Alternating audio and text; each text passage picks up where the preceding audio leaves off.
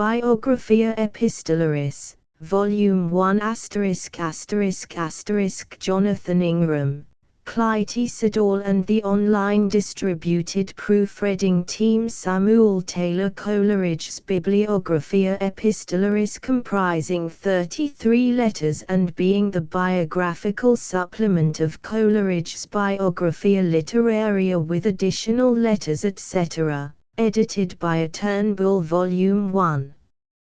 On the whole, this was surely the mightiest genius since Milton.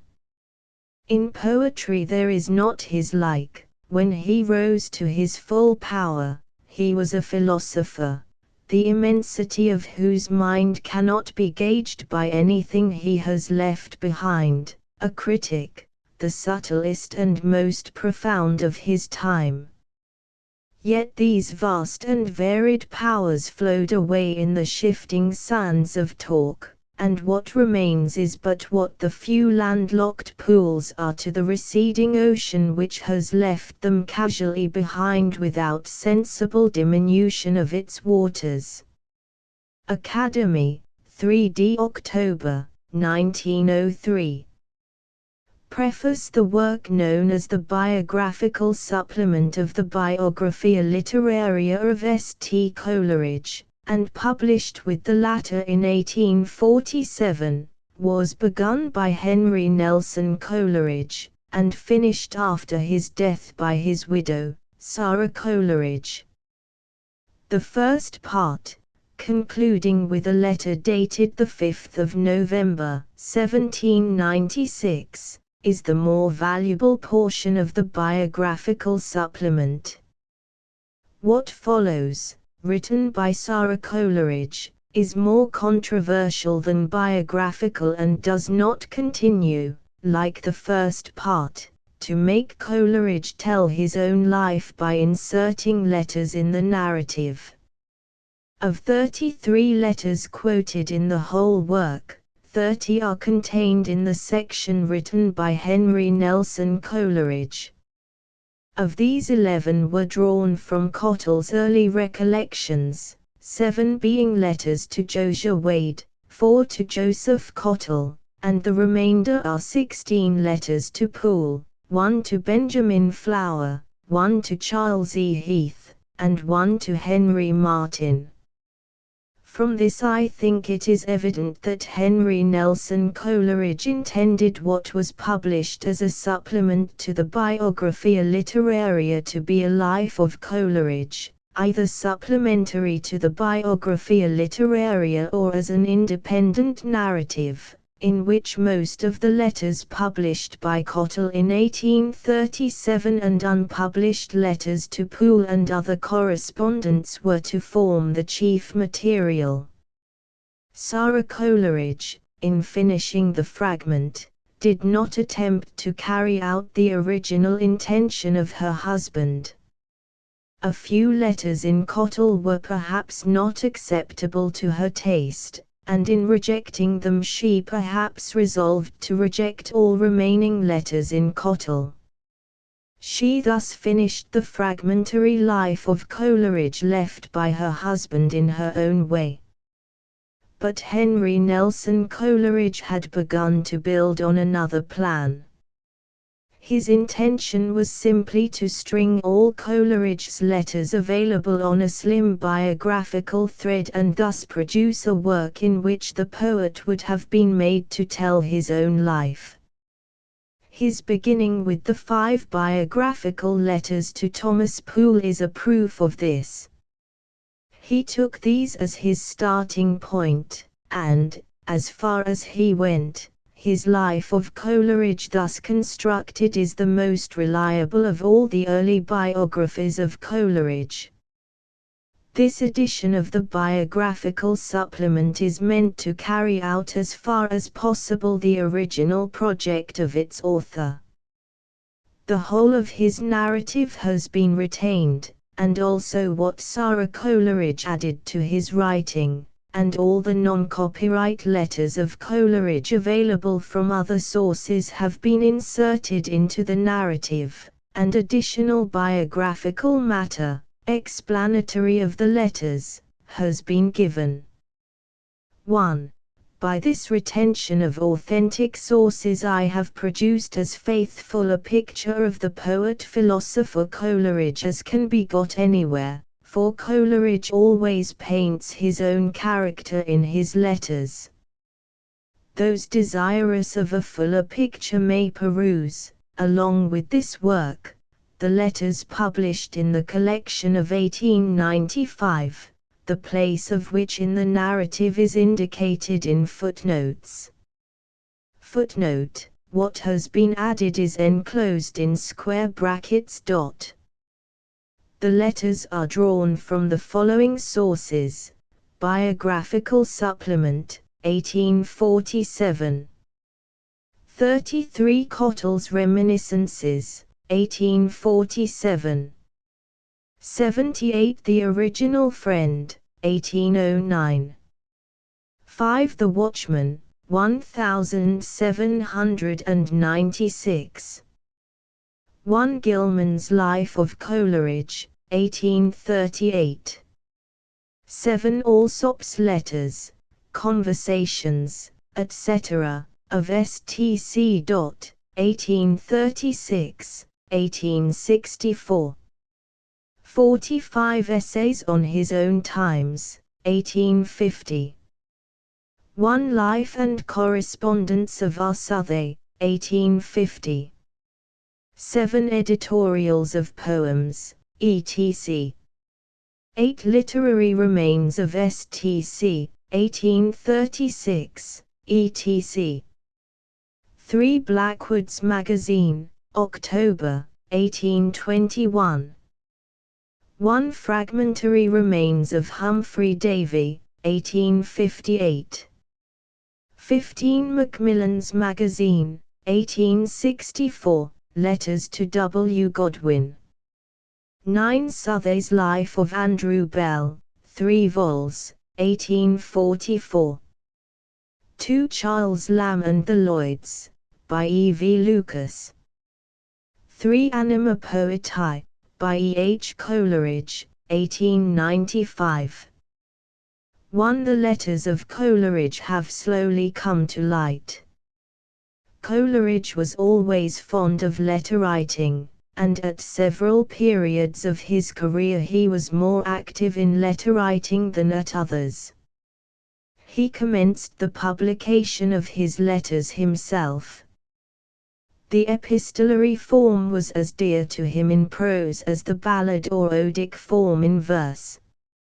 From his earliest publications we can see he loved to launch a poem with a letter to the editor or to the recipient, as preface.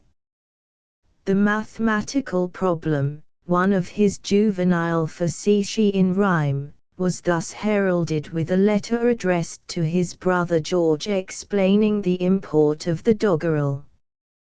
His first printed poem, To Fortune, Dykes Campbell's edition of the poems, p. 27, was also prefaced by a short letter to the editor of the Morning Chronicle.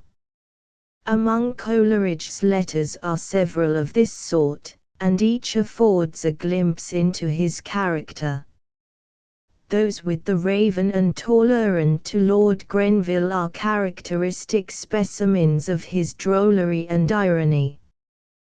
Coleridge's greatest triumphs in letter writing were gained in the field of politics. His 2 letters to Fox, his letters on the Spaniards, and those to Judge Fletcher, are his highest specimens of epistolary eloquence, and constitute him the rival of Rousseau as an advocate of some great truth in a letter addressed to a public personage.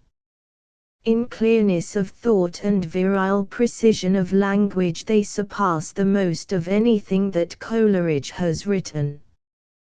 They never wander from the point at issue. The evolution of their ideas is perfect, their idiom the purest Mother English written since the refined vocabulary of Hooker, Jeremy Taylor, and Harrington was coined. Besides the political letters, Coleridge published during his lifetime 4 important letters of great length written during his sojourn in Germany. 3 of these appeared in The Friend of 1809, and indeed were the finest part of that periodical, and one was first made public in The Amulet of 1829. 6 letters published in Blackwood's magazine of 1820–21, and a few others of less importance, brought up the number of letters published by Coleridge to 46. The following is a list of them. The 7th of November, 1793, to Fortune Needy Morning Chronicle. 1. The 22nd of September, 1794, dedication to Robespierre to H. Martin. 1. The 1st of April, 1796, letter to Caius Gracchus the watchman. 1. The 26th of December, 1796, dedication to the Ode to the Departing Year to T. Poole. 1. 1798, ed. Monthly Magazine, Remonody on Chatterton. 1. 1799, ed. Morning Post with the Raven. 1. The 21st of December, 1799, ed. Morning Post with Love. 1. The 10th of January, 1800, ed. Morning Post, Tolerant to Lord Grenville. 1. The 18th of November, 1800, Monthly Review on Wallenstein. 1. 1834, to George Coleridge, with Mathematical Problem. 1. Political Letters to the Morning Post and Courier.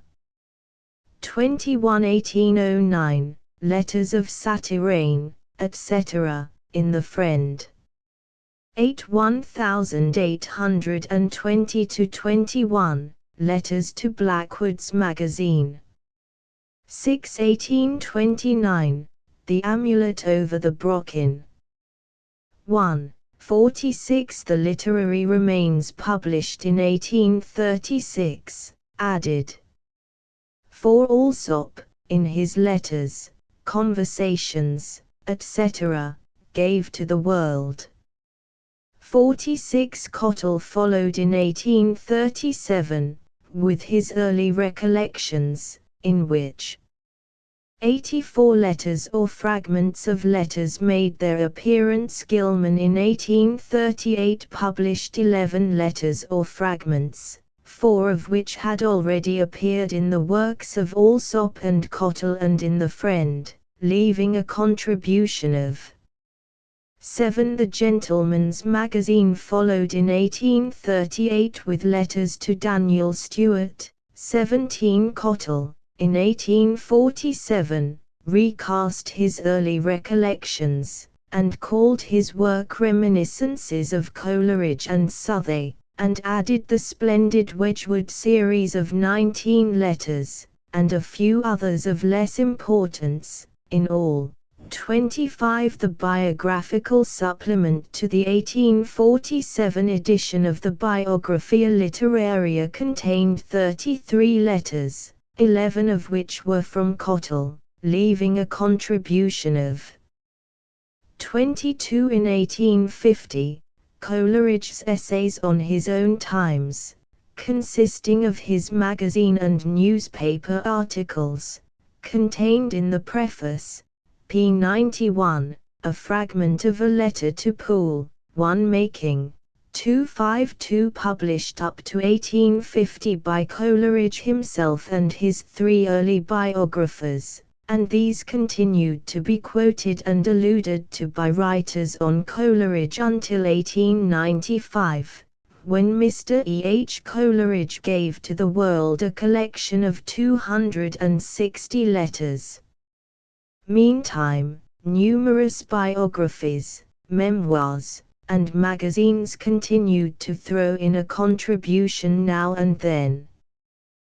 The following, as far as I have been able to ascertain, is the number of letters or fragments of letters contributed by the various works enumerated: 1836 to 8. Lockhart's Life of Sir Walter Scott 1 1841, Life of Charles Matthews 1 The Mirror, Letter to George Dyer 1 1844, Southey's Life of Dr. Andrew Bell 5 1847, Memoir of Carey, translator of Dante, 1 1848, Memoir of William Collins, R.A. 1 1849, Life and Correspondence of R. Southey 7 1851, Memoirs of W. Wordsworth 8 1858, Fragmentary Remains of Sir H. Davy 15 1860, Autobiography of C. R. Leslie 1 1864, Macmillan's Magazine, Letters to Win.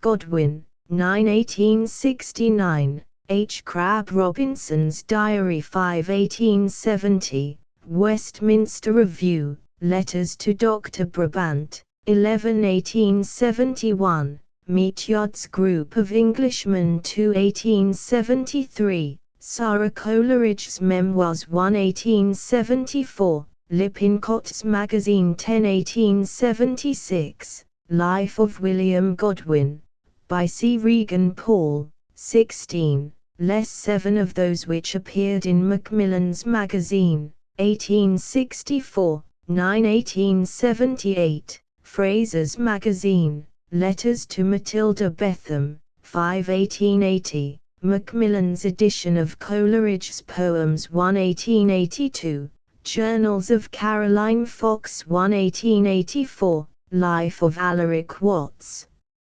5 1886, Brandel's Life of Coleridge 10 1887, Memorials of Coleyorton 20 1888, Thomas Poole and His Friends, Mrs. Sanford, 75 1889, Professor Knight's Life of Wordsworth 12 1889, Rogers and His Contemporaries 1 1890, Memoir of John Murray 4 1891, De Quincey Memorials 4 1893, Life of Washington Allston, Flag, 4 Friends Quarterly Magazine 1 Illustrated London News 19 1893, J. Dykes Campbell's edition of Coleridge's Poems 8 1894, Life of Coleridge, Fragments, 36.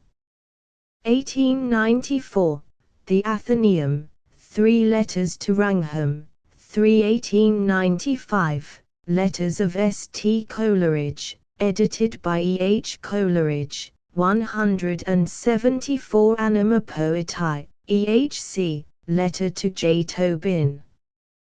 1 The Gilmans of Highgate, A. W. Gilman, 3 Athenaeum of the 18th of May, 1895 1 1897, William Blackwood and His Sons, by Mrs. Oliphant 6 1898, Charles Lamb and the Lloyds, E. V. Lucas, 3 1899, J. H. Frere and His Friends 7 1903, Tom Wedgwood, by R. B. Litchfield 1 1907, Christabel, edited by E. H. Coleridge 1 1910, The Bookman, May 1, total 747. Besides these there are privately printed letters and letters not yet published to be taken account of.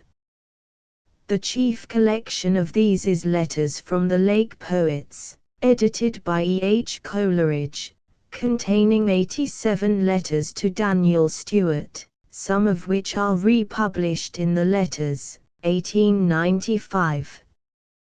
The remainder of letters not published, from the information given by Mr. E. H. Coleridge in his preface, I make out to be about 300.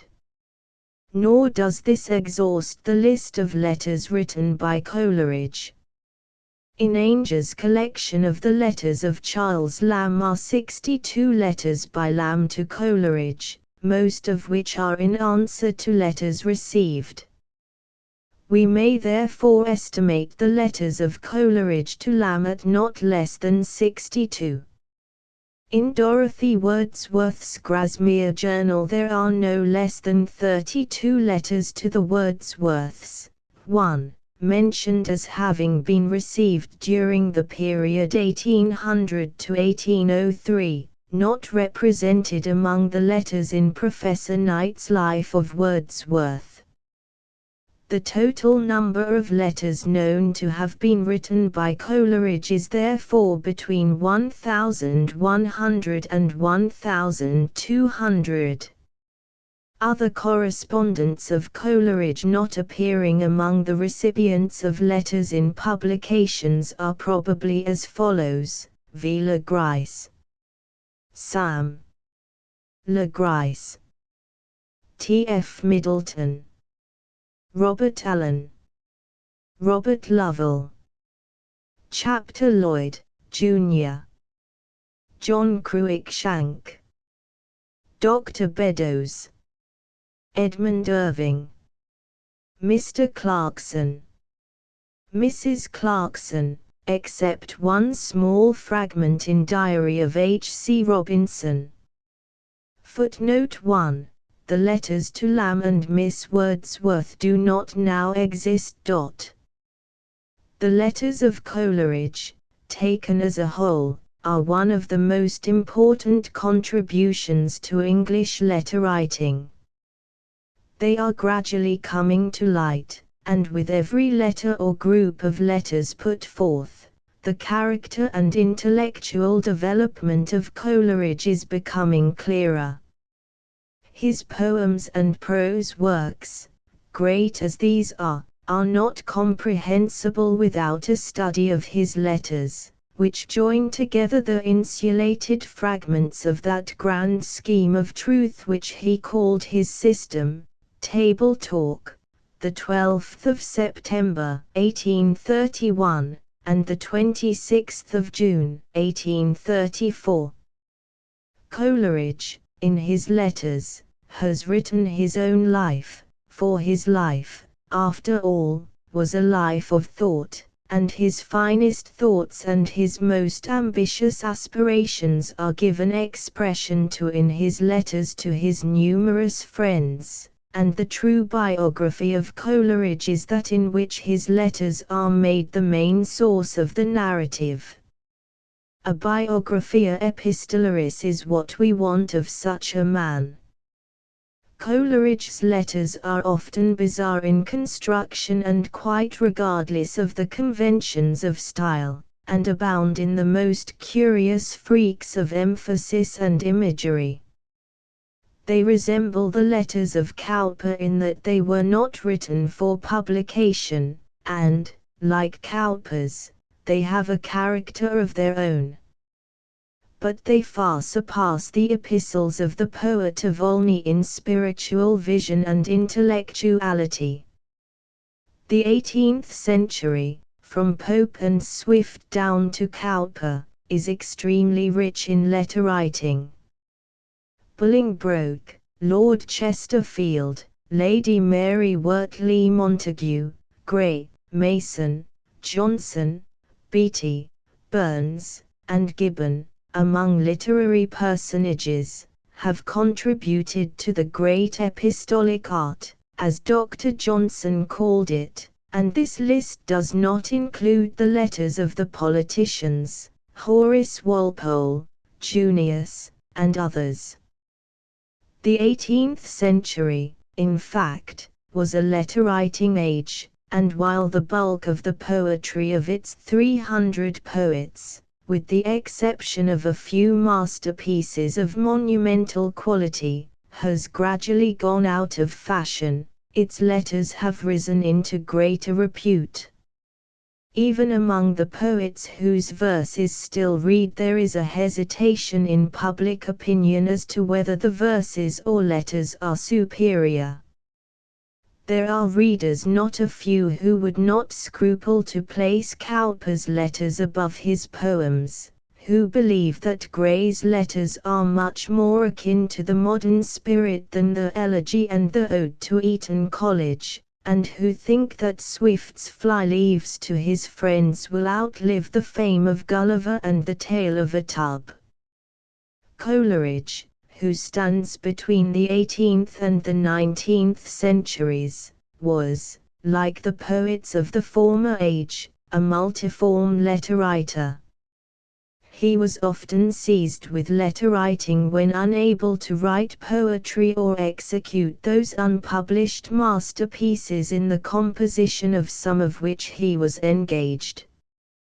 Coleridge's letters are of the utmost importance as a part of the literature of the opening of the 19th century.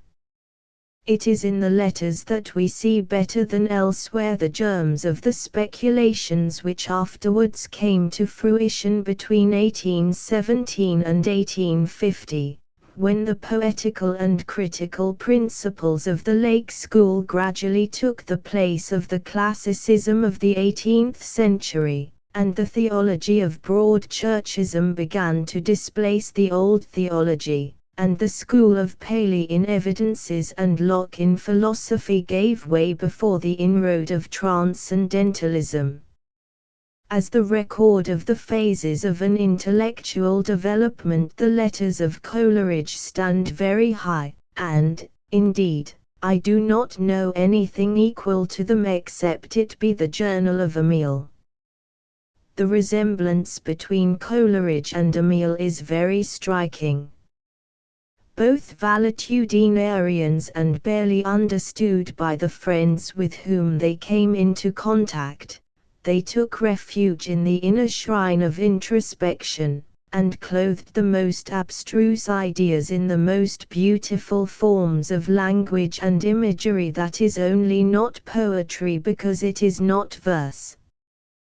While one wrote the story of his own intellectual development in secret and retained the record of it hidden from all eyes, the other scattered his to the winds in the shape of letters, which thus, widely distributed, kept his secret until they were gathered together by later hands. The Letters of Coleridge as a collection is one of the most engaging psychological studies of the history of an individual mind. The text of the letters in the present volume is reproduced from the original sources, the Biographical Supplement, Cottle, Gilman, Alsop, and the Life and Correspondence of Robert Southey. Fuller texts of some of the letters will be found in Letters of STC of 1895, Lichfield's Tom Wedgwood, and other recent publications. One of the objects of the present work is to preserve the text of the letters as presented in these authentic sources of the life of Coleridge. Letters numbers 44, 45, and 46, from Charles Lamb and the Lloyds, by Mr. E. V. Lucas, Smith, Elder and Company, number 130 from Anima Poetae, W. Heinemann, are printed here by arrangement with the poet's grandson, Ernest Hartley Coleridge, Esquire, to whom my sincere thanks are also due for his kindness in reading the proofs. Mr. Coleridge, of course, is not responsible for any of the opinions expressed in this work, but he has taken great pains in putting me right regarding certain views of others who had written on Coleridge, and also on some of the mistakes made by Henry Nelson Coleridge and Sarah Coleridge, who had insufficient data on the matters on which they wrote, and definite information on which, indeed, could not be ascertainable in 1847. Coming from Mr. Coleridge, the chief living authority on the life, letters, and published and unpublished writings of S. T. Coleridge, the corrections in the footnotes and elsewhere may be taken as authoritative, and I have to acknowledge my indebtedness to him accordingly. Arthur Turnbull. Kirkcaldy, the 31st of January, 1911. Works relating to Coleridge: Early Years and Late Reflections. By Clement Carlyon, M.D. 4 vols. 1836 to 1858. Letters, Conversations, and Recollections of S.T. Coleridge. With a preface by the editor. Moxon, 1836. 2 vols. Second edition. By Thomas Alsop. 1858. Third edition, 1864. Early Recollections, chiefly relating to the late S.T. Coleridge during his long residence in Bristol. By Joseph Cottle. 2 vols. 1837. The Letters of Charles Lamb with a Sketch of his Life. By Sir Thomas Noon Talfourd, 1837, and Final Memorials, 1848. Reminiscences of S.T. Coleridge and Robert Southey. By Joseph Cottle. 1847. 1 volume. Biographia Literaria, or Biographical Sketches of My Literary Life and Opinions. By S.T. Coleridge. Second edition, prepared for publication in part by the late H. N. Coleridge, completed and published by his widow. 2 vols. 1847. The Life and Correspondence of Robert Southey. 6 vols. 1849 to 1850. Essays on His Own Times. By Samuel Taylor Coleridge. Edited by his daughter. London, William Pickering. 3 vols. 1850. Memoirs of William Wordsworth. By Christopher Wordsworth, D.D. 2 vols. 1851. The Complete Works of Samuel Taylor Coleridge. New York, Harper and Brothers. 7 vols. 1853. Oxford and Cambridge Essays. Professor Hort on Coleridge. 1856. Selections from the Letters of Robert Southey. 4 vols. 1856. Fragmentary Remains, Literary and Scientific, of Sir Humphrey Davy, Bart. Edited by his brother, John Davy, M.D. 1858. Dissertations and Discussions. John Stuart Mill. 4 vols. 1859 to 1875. Autobiographical Recollections by the late Charles Robert Leslie, R.A. Edited by Tom Taylor. 2 vols. 1860. Beaten Paths. By T. Colley Grattan. 2 vols. 1862. Studies in Poetry and Philosophy. By J. C. Shebb. 1868. Diary, Reminiscences, and Correspondence of Henry Crabb Robinson. Selected and edited by Thomas Sadler, Ph.D. 3 vols. 1869. A Group of Englishmen, 1795 to 1815, being records of the younger Wedgwoods and their friends. By Eliza Meatyard, 1 volume 1871. Memoir and Letters of Sarah Coleridge, 1 volume 1873. Life of William Godwin. By C. Kegan Paul. 2 vols. 1876 Journals and Letters of Caroline Fox. 2 vols. 1884 Life and Works of William Wordsworth.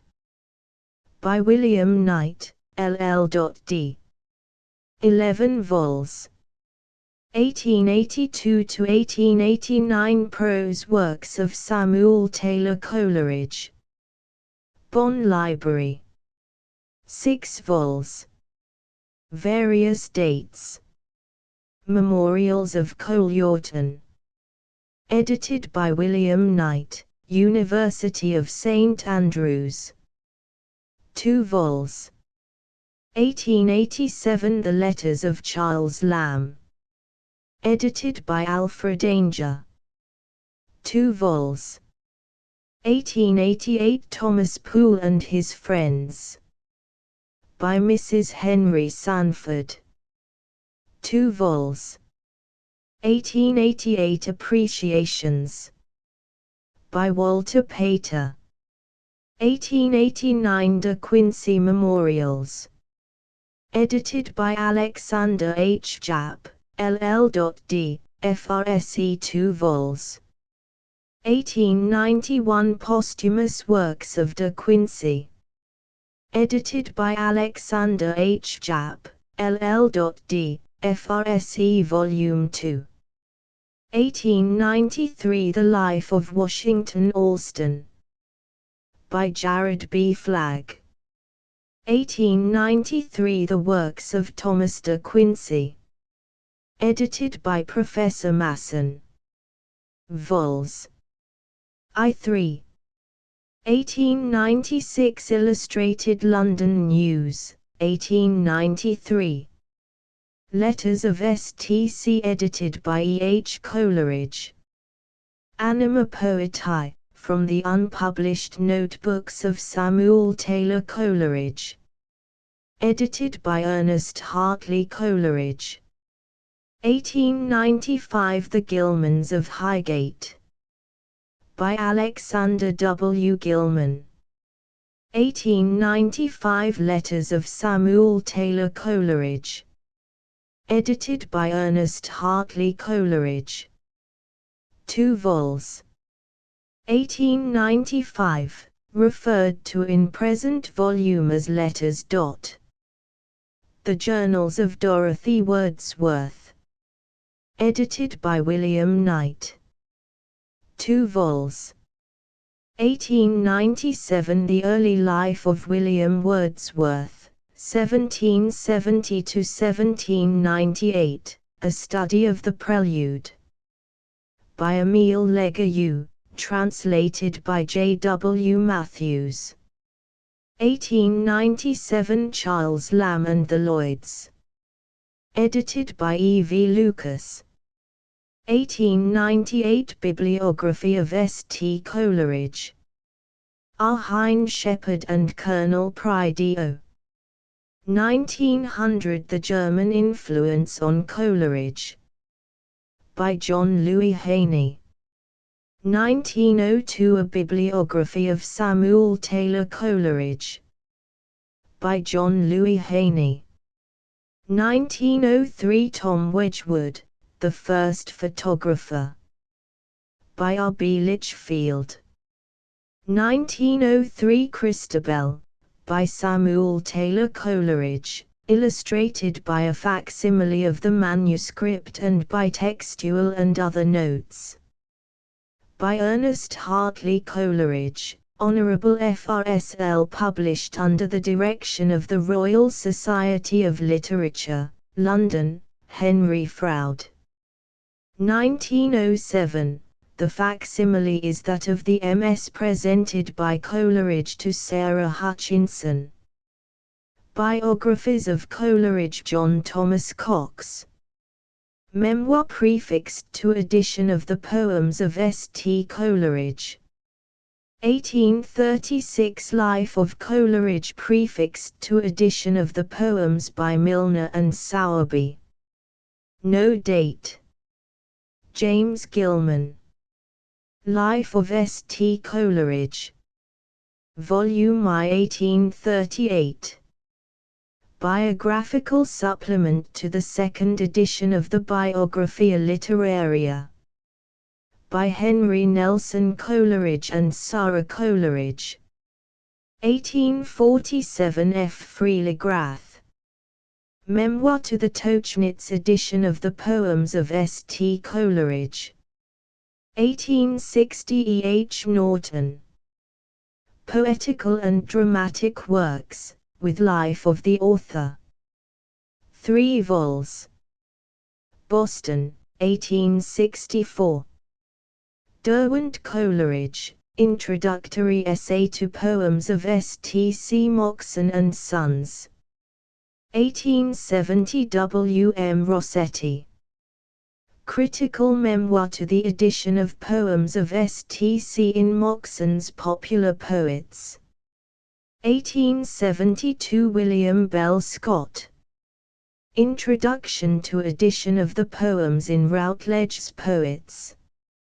Memoir prefixed to the edition of the poems of S. T. C. in Lansdowne Poets.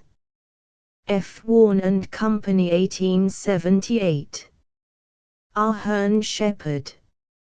Life of S. T. C. prefixed to Macmillan's edition of the poems of S. T. C. 4 vols.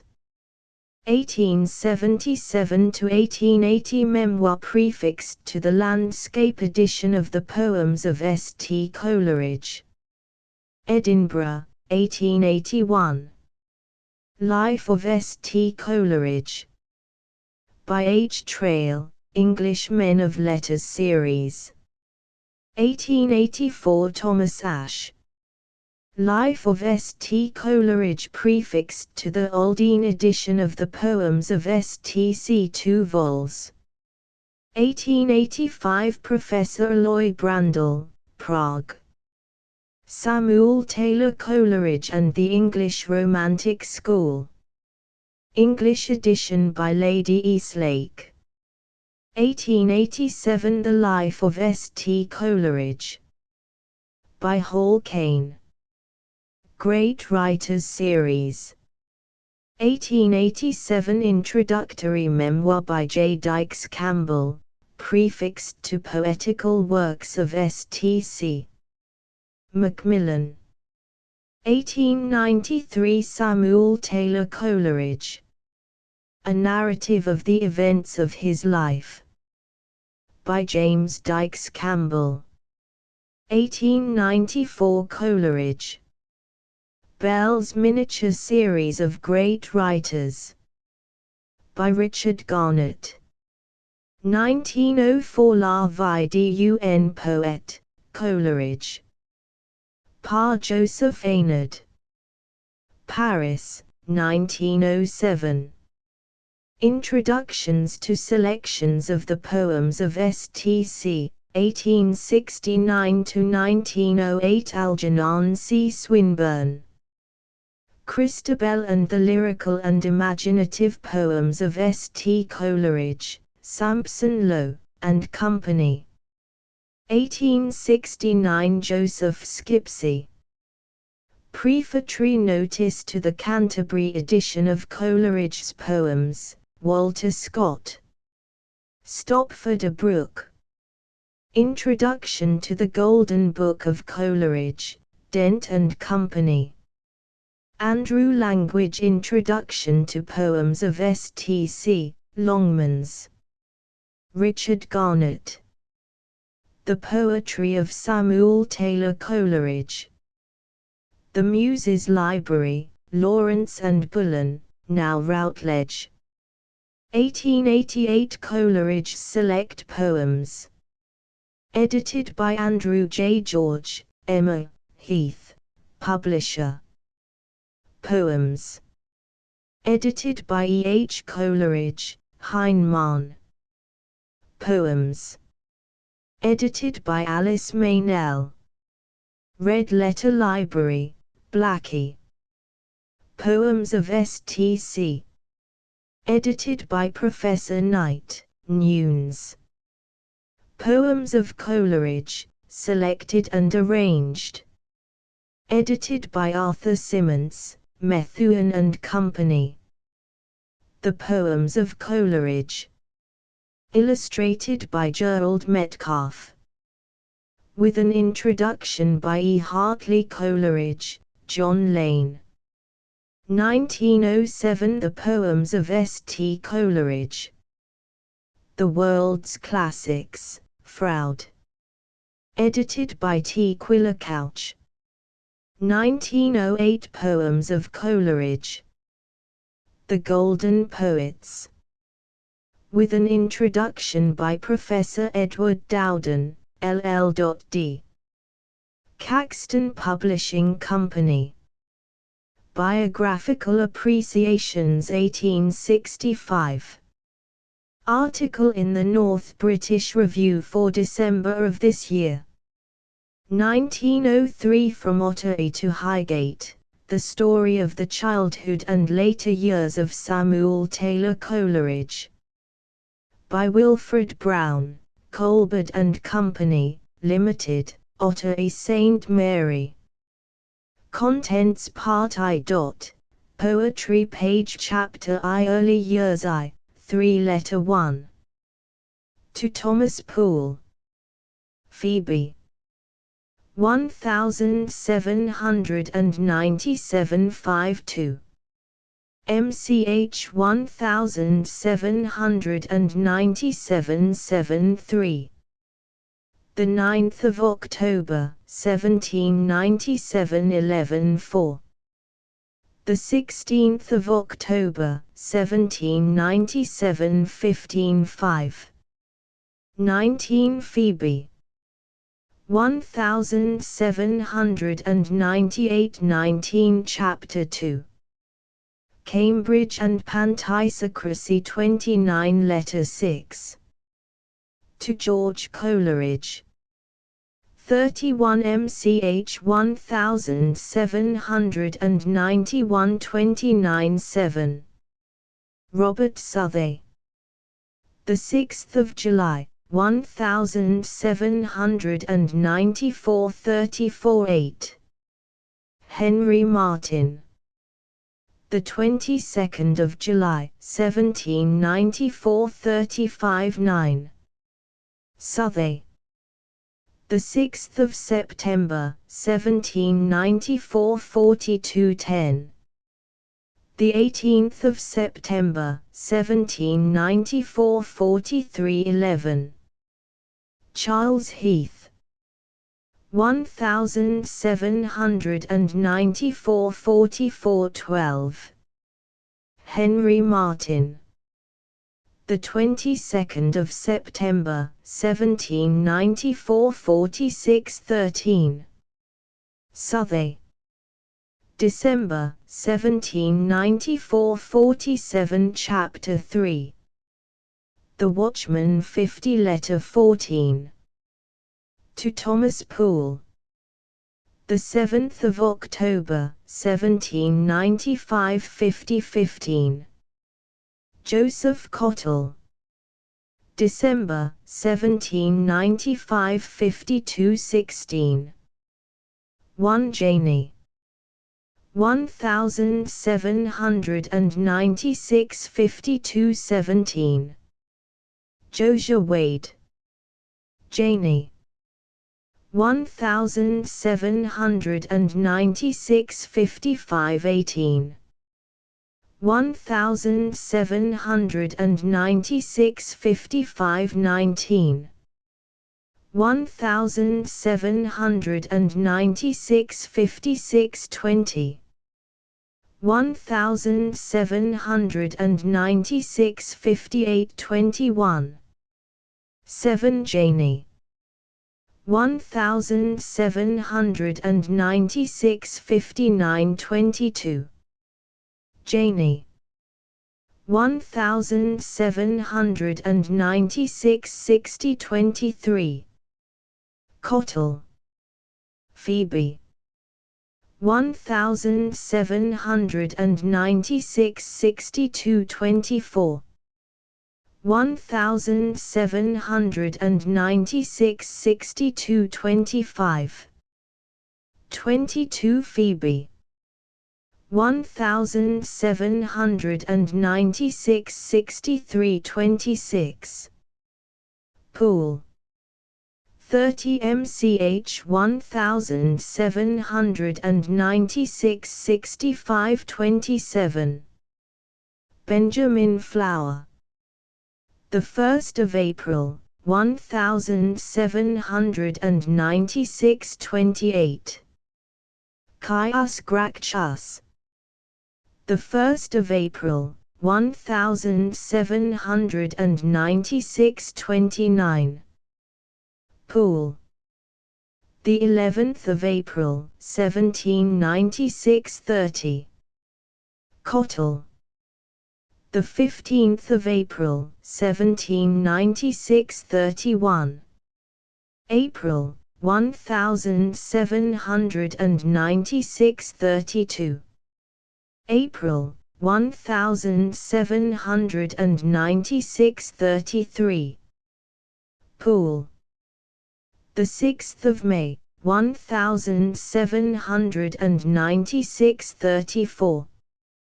The 12th of May, 1796 35. The 29th of May, 1796 36. The 4th of July, 1796 37.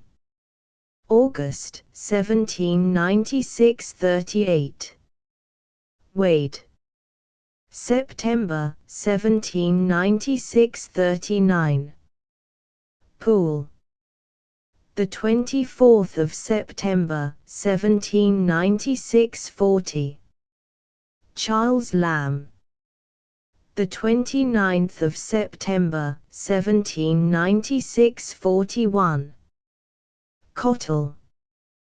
The 18th of October, 1796 42. Poole. The 1st of November, 1796 43. The 5th of November, 1796 44. Charles Lloyd, Sen. The 15th of October, 1796 45. The 14th of November, 1796 46. The 4th of December, 1796 47. Poole. The 26th of December, 1796 Chapter 4. Contemporary Portraits of Coleridge Chapter V Stowe Letter 48. To Cottle. Janey. 1797 49. 3 Janey.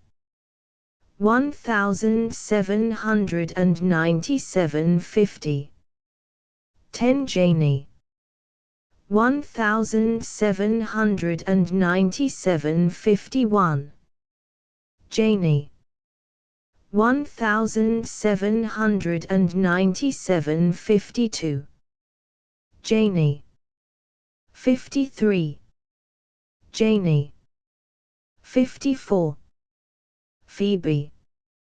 Or MCH 1797 55.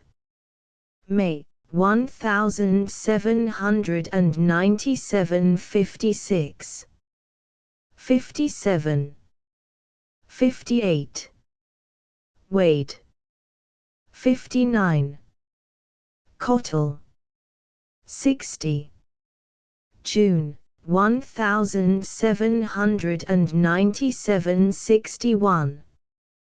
The 8th of June 1797 62. 29. 63. 3 to 17 July 1797 64. Wade. 17 to 20 July 1797 Letter 65. To Cottle. September 1797 66. The 3rd of September 1797 67. 10 to 15 September 1797 68. The 28th of November 1797 69. The 2nd of December 1797 70. Janey 1798 71. Wedgwood. Janey 1798 72. Cottle 24 Janey 1798 73. The Editor, Monthly Mag. Janey 1798 Chapter 6. The Lyrical Ballads and Germany Letter 74. To Cottle. The 18th of February 1798 75.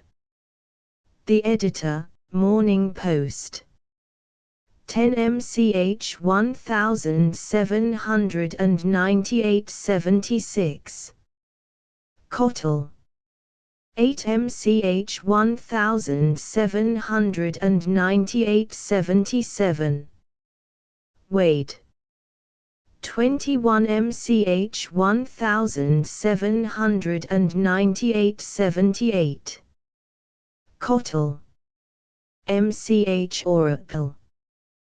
1798 79. The 14th of April 1798 80. April 1798 81. May 1798 82. Mrs. Coleridge. 14 Janey 1799 83. The 23rd of April 1799 Chapter 7. The Religion of the Pinewoods Letter 84. To Mrs. Coleridge. The 17th of May 1799 Chapter 8. Return to England, Wallenstein, and the Morning Post Letter 85. To Josiah Wedgwood. The 21st of May 1799 86. The Editor, Morning Post. The 21st of December 1799 87. 10 Janey 1888. Thomas Wedgwood. Janey 1889. Josiah Wedgwood. Phoebe 1890. Thomas Poole. MCH 1800 Chapter 9 Keswick Letter 91. To William Godwin. The 21st of May 1892. Humphrey Davy. June 1893. Josiah Wedgwood. The 24th of July 1894. Davy. The 25th of July 1895. Godwin. The 22nd of September 1896. Davy. The 9th of October 1897. Godwin. The 13th of October 1898. Davy. The 18th of October 1899. Josiah Wedgwood. The 1st of November 100. the 12th of November, 1800 101. The Editor, Monthly Review 18 November, 1800 102. Davy. The 2nd of December, 1800 103. 3 Phoebe. 1801 104. Wade. The 6th of March, 1801 105. Godwin. The 25th of March, 1801 Part 2. The permanent chapter X ill health, Southey comes to Keswick letter 106. To Southey. The 13th of April, 1801 107. Davy. The 4th of May, 1801 108. The 20th of May, 1801 109. Godwin. The 23rd of June, 1801 110. Davy. The 31st of October, 1801 111. Those. Wedgwood. The 20th of October, 1802 112. The 3rd of November, 1802 113. 9 Janey. L803 114. 14 Janey. 1803 115. 10 Phoebe. 1803 116. 10 Phoebe. 1803 117. 17 Phoebe. 1803 118. 17 Phoebe. 1803 119. Godwin. The 4th of June, 1803 120. The 10th of July, 1803 121. Southey. July, 1803 122. Those. Wedgwood. The 16th of September, 1803 123. Miss Cruikshank. 1803 124. Those. Wedgwood. Janey. 1804 125. 28 Janey. 1804 126. Davy. 6 MCH 1804 127. Sarah Hutchinson.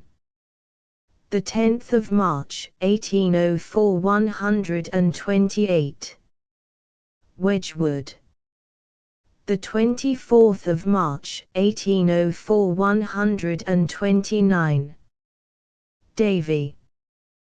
The 25th of March, 1804 Part I Poetry Biographia Epistolaris Chapter I Early Years, 1772 to 1791. While here, thou feddest upon ethereal beams, as if thou hadst not a terrestrial birth. Beyond material objects was thy sight. In the clouds woven was thy lucid robe. Ah! Who can tell how little for this sphere that frame was fitted of empyreal fire? 1. Samuel Taylor Coleridge was the youngest child of the Reverend John Coleridge, chaplain priest and vicar of the parish of Ottery St. Mary, in the county of Devon, and master of the Free Grammar, or King's School, as it is called, founded by Henry VIII in that town. His mother's maiden name was Anne Bowden. He was born at Ottery on the 21st of October, 1772, about 11 o'clock in the forenoon, as his father, the vicar, has, with rather unusual particularity, entered it in the register.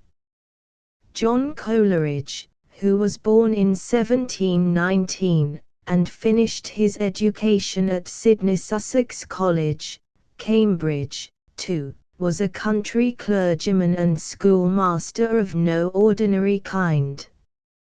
He was a good Greek and Latin scholar, a profound Hebraist, and, according to the measure of his day, an accomplished mathematician.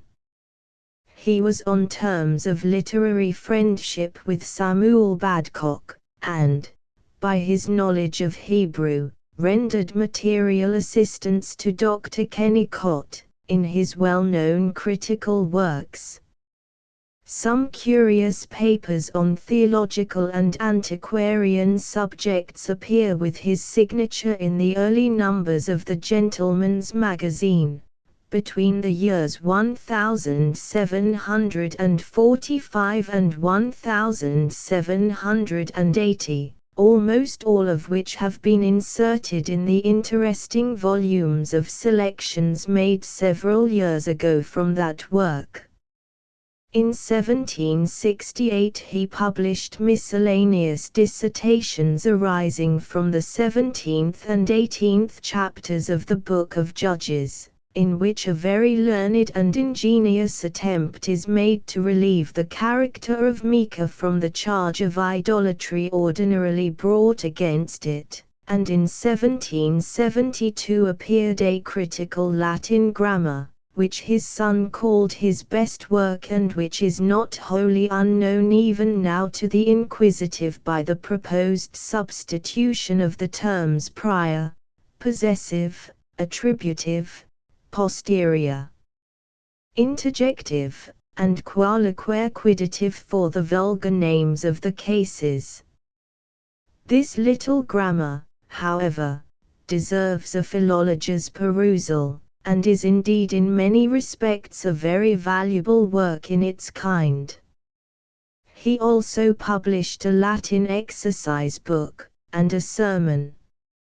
His school was celebrated, and most of the country gentlemen of that generation, belonging to the south and east parts of Devon, had been his pupils.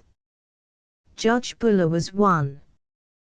The amiable character and personal eccentricities of this excellent man are not yet forgotten amongst some of the elders of the parish and neighborhood, and the latter, as is usual in such cases, have been greatly exaggerated. He died suddenly in the month of October, 1781, after riding to Ottery from Plymouth, to which latter place he had gone for the purpose of embarking his son Francis, as a midshipman, for India. Many years afterwards, in 1797, St. Coleridge commenced a series of letters to his friend Thomas Poole, of Netherstowey, in the county of Somerset, in which he proposed to give an account of his life up to that time. 5 only were written, and unfortunately they stop short of his residence at Cambridge. This series will properly find a place here. Footnote 1. From a sonnet to Coleridge by Sir Egerton Brydges, written the 16th of February, 1837. SC. Footnote 2. He was matriculated at Sydney Assizor on the 18th of March, 1748, but does not appear to have taken any degree at the university. SC. Letter 1. To Mr. Poole. My dear Poole, I could inform the dullest author how he might write an interesting book. Let him relate the events of his own life with honesty, not disguising the feelings that accompanied them.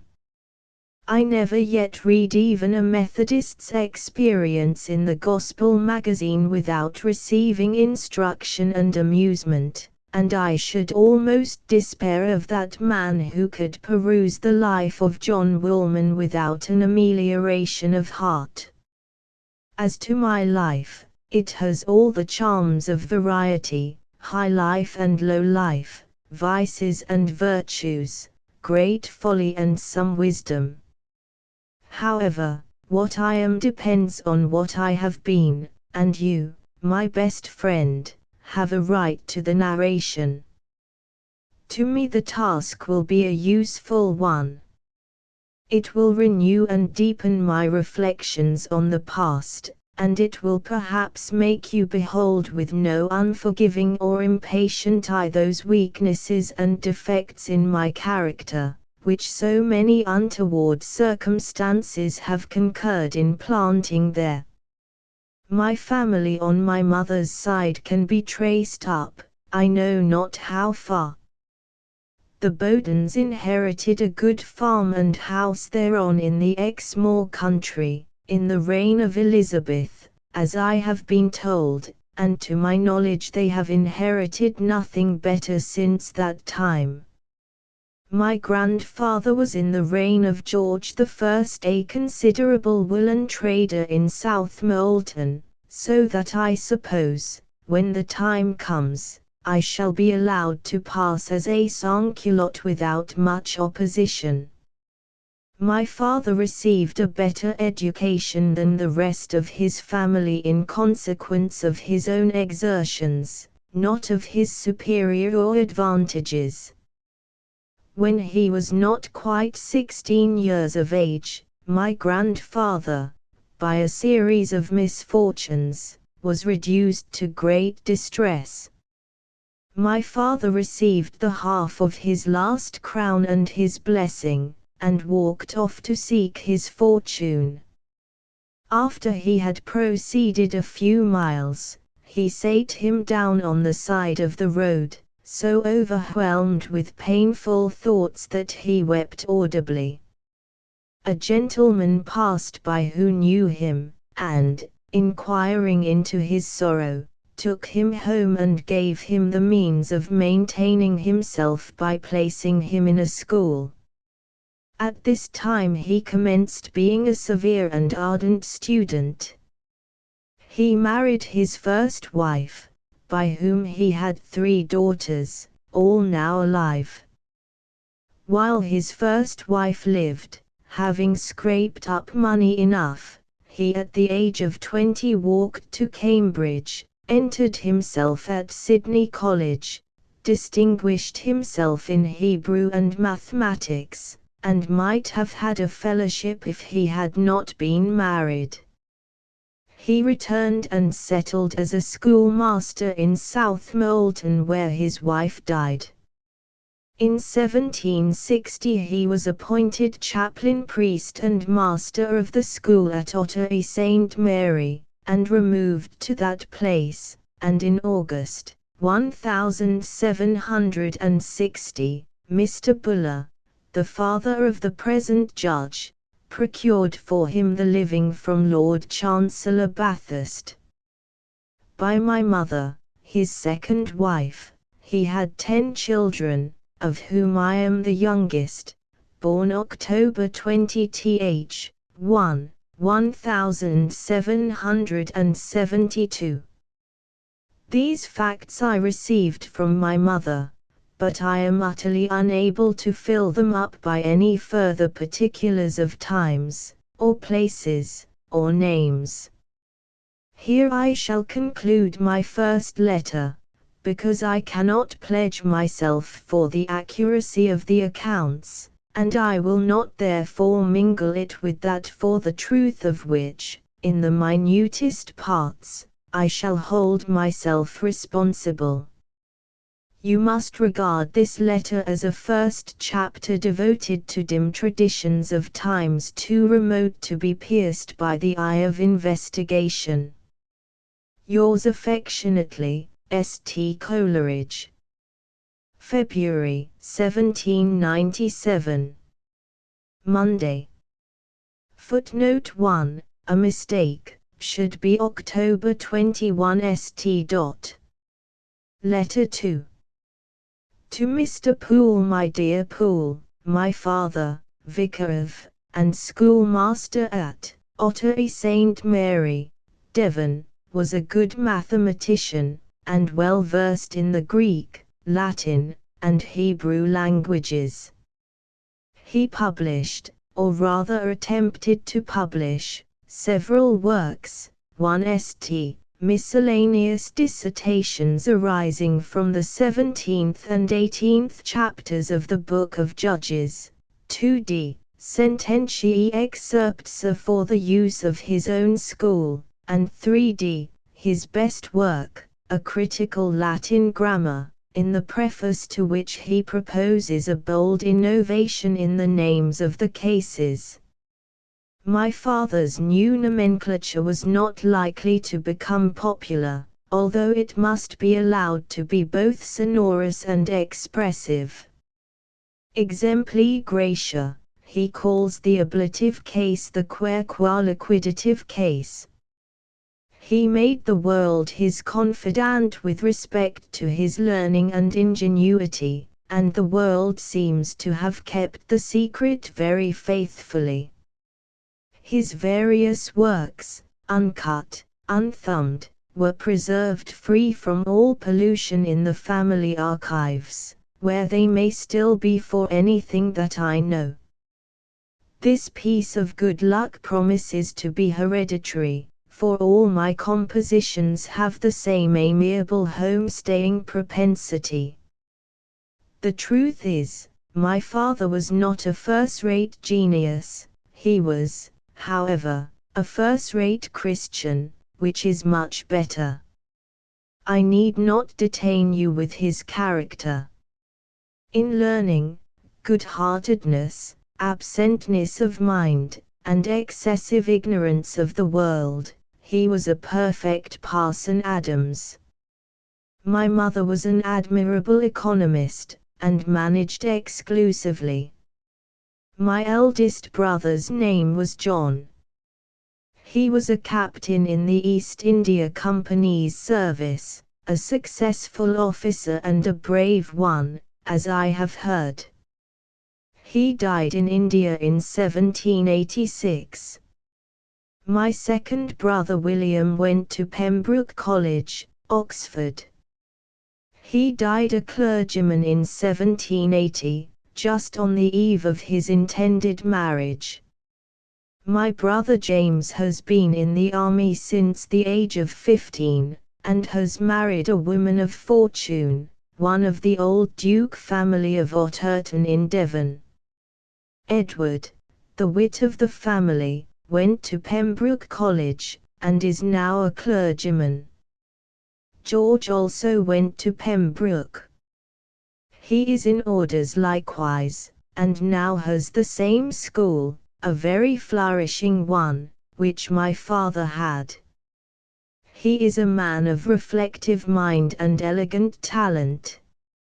He possesses learning in a greater degree than any of the family, excepting myself.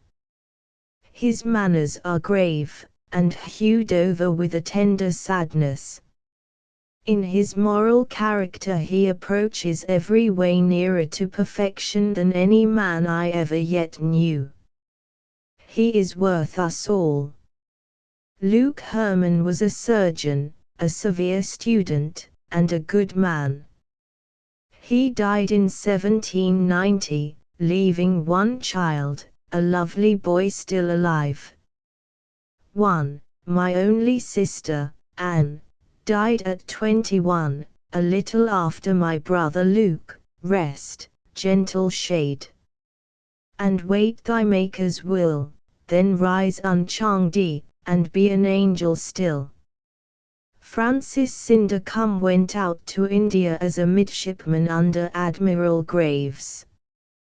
He accidentally met his brother John on board ship abroad, who took him ashore, and procured him a commission in the company's army.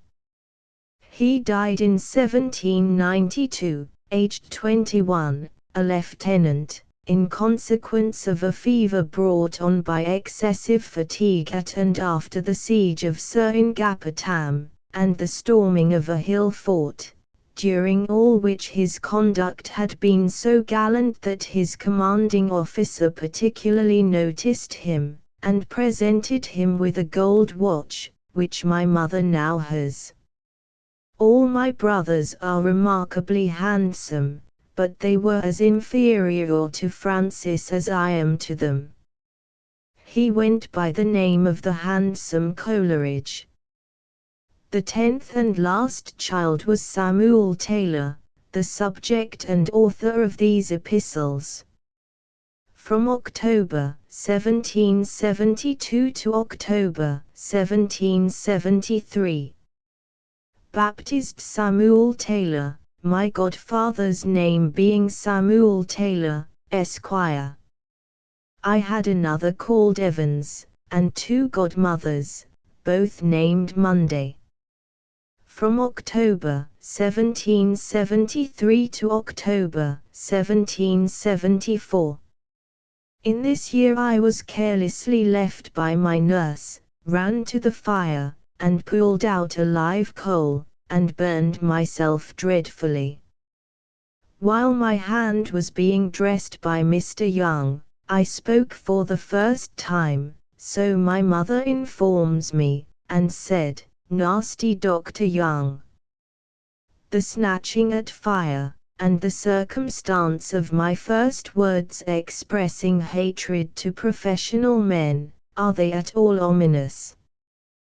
This year I went to school. My schoolmistress, the very image of Shenstone's, was named Old Dame Key. She was nearly related to Sir Joshua Reynolds. From October 1774 to 1775. I was inoculated, which I mention, because I distinctly remember it, and that my eyes were bound, at which I manifested so much obstinate indignation, that at last they removed the bandage, and unaffrighted I looked at the lancet, and suffered the scratch. At the close of this year I could read a chapter in the Bible. Here I shall end, because the remaining years of my life all assisted to form my particular mind. The first 3 years had nothing in them that seems to relate to it. God bless you and your sincere St. Coleridge. Sunday, March 1797. Footnote 1. William Hart Coleridge, Bishop of Barbados and the Leeward Islands. He was appointed to that see in 1824, retired from it in 1842, and afterwards accepted the wardenship of St. Augustine's College, Canterbury. Sc. He died in 1849. A letter from Francis S. Coleridge to his sister has been preserved in the family, in which a particular account is given of the chance meeting of the 2 brothers in India, mentioned shortly in the preceding letter. There is something so touching and romantic in the incident that the reader will, it is hoped, pardon the insertion of the original narrative here. Dear Nancy, you are very right, I have neglected my absent friends, but do not think I have forgot them, and indeed it would be ungrateful in me if I did not write to them. You may be sure, Nancy, I thank Providence for bringing about that meeting, which has been the cause of all my good fortune and happiness, which I now in fullness enjoy. It was an affectionate meeting, and I will inform you of the particulars. There was in our ship one Captain Mordaunt, who had been in India before, when we came to Bombay. Finding a number of his friends there he went often ashore. The day before the fleet sailed he desired one Captain Welsh to go aboard with him, who was an intimate friend of your brother's. I will, said Welsh, and will write a note to Coleridge to go with us. Upon this Captain Mordaunt, recollecting me, said there was a young midshipman, a favourite of Captain Hicks, of that name on board. Upon that they agreed to inform my brother of it, which they did soon after, and all three came on board. I was then in the lower deck, and, though you won't believe it, I was sitting upon a gun and thinking of my brother, that is, whether I should ever see or hear anything of him, when seeing a lieutenant, who had been sent to inform me of my brother's being on board, I got up off the gun, but instead of telling me about my brother, he told me that Captain Hicks was very angry with me and wanted to see me. Captain Hicks had always been a father to me, and loved me as if I had been his own child. I therefore went up shaking like an aspen leaf to the lieutenant's apartments, when a gentleman took hold of my hand. I did not mind him at first, but looked round for the captain, but the gentleman still holding my hand, I looked, and what was my surprise, when I saw him too full to speak and his eyes full of tears. Whether crying is catching I know not, but I began a crying too, though I did not know the reason, till he caught me in his arms, and told me he was my brother, and then I found I was paying nature her tribute, for I believe I never cried so much in my life. There is a saying in Robinson Crusoe, I remember very well, viz. Sudden joy like grief confounds at first. We directly went ashore, having got my discharge, and having took a most affectionate leave of Captain Hicks, I left the ship for good and all. My situation in the army is that I am one of the oldest ensigns, and before you get this must in all probability be a lieutenant. How many changes there have been in my life, and what lucky ones they have been, and how young I am still. I must be 7 years older before I can properly style myself a man, and what a number of officers do I command, who are old enough to be my father already. Letter 3. To Mr. Poole, the 9th of October, 1797. My dearest Poole, from March to October, a long silence. But it is possible that I may have been preparing materials for future letters, and the time cannot be considered as altogether subtracted from you. From October 1775 to October 1778. These 3 years I continued at the reading school, because I was too little to be trusted among my father's schoolboys. After breakfast I had a halfpenny given me, with which I bought 3 cakes at the baker's shop close by the school of my old mistress, and these were my dinner every day except Saturday and Sunday, when I used to dine at home, and wallowed in a beef and pudding dinner. I am remarkably fond of beans and bacon, and this fondness I attribute to my father's giving me a penny for having eaten a large quantity of beans on Saturday. For the other boys did not like them, and, as it was an economic food, my father thought my attachment to it ought to be encouraged. He was very fond of me, and I was my mother's darling, in consequence whereof I was very miserable. For Molly, who had nursed my brother Francis, and was immoderately fond of him, hated me because my mother took more notice of me than of Frank. and Frank hated me because my mother gave me now and then a bit of cake when he had none, quite forgetting that for one bit of cake which I had and he had not, he had 20 sops in the pan, and pieces of bread and butter with sugar on them from Molly, from whom I received only thumps and ill names. So I became fretful, and timorous, and a telltale, and the schoolboys drove me from play, and were always tormenting me. And hence I took no pleasure in boyish sports, but read incessantly. I read through all gilt-cover little books that could be had at that time, and likewise all the uncovered tales of Tom Hiker-Thrift, Jack the Giant Killer, and the like.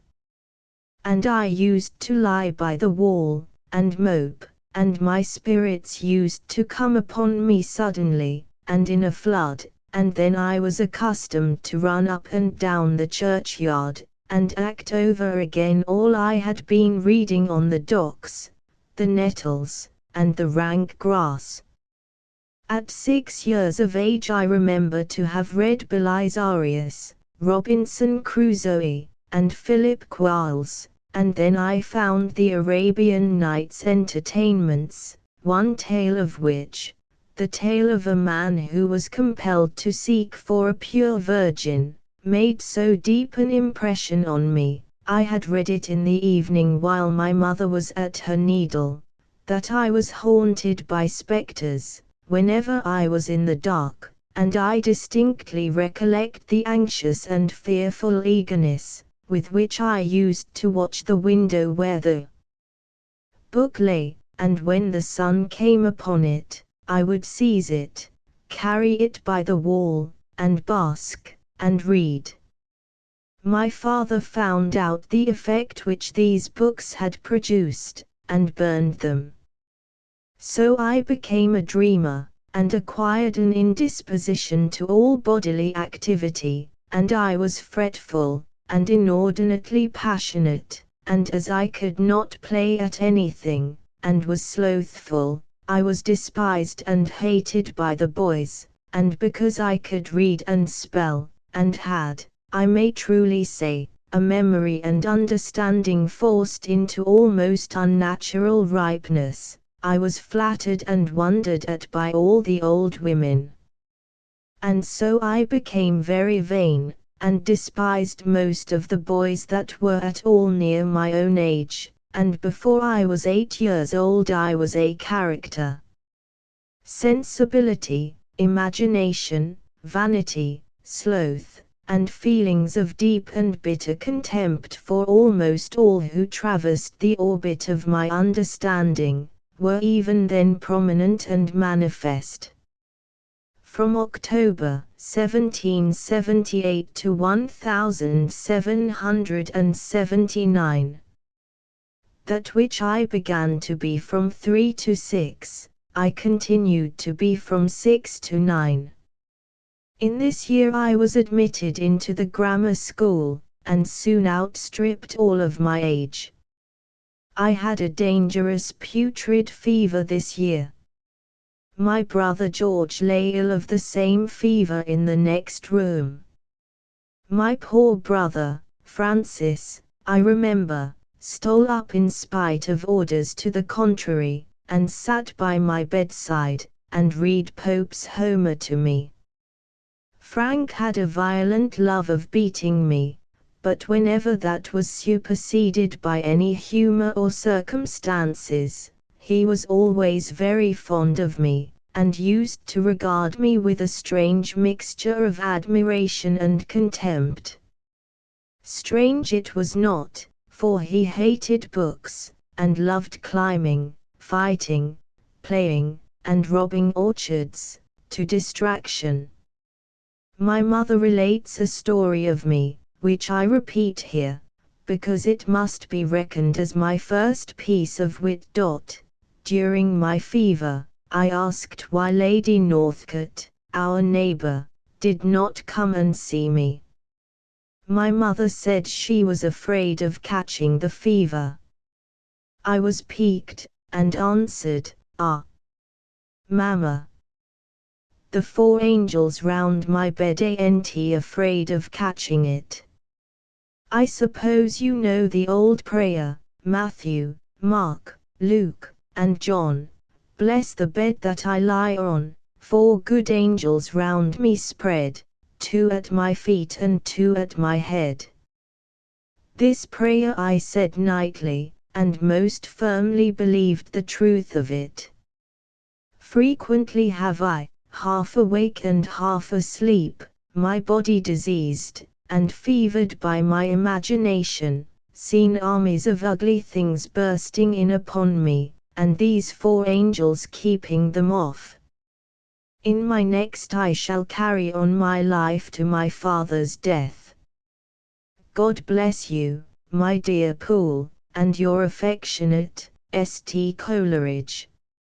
In a note written in after life, Mr. Coleridge speaks of this period of his life in the following terms: being the youngest child, I possibly inherited the weakly state of health of my father, who died, at the age of 62, before I had reached my 9th year, and from certain jealousies of old Molly, my brother Frank's dotingly fond nurse. And if ever child by beauty and loveliness deserved to be doted on, my brother Francis was that child, and by the infusion of her jealousies into my brother's mind, I was in earliest childhood huffed away from the enjoyments of muscular activity in play, to take refuge at my mother's side on my little stool, to read my little book, and to listen to the talk of my elders.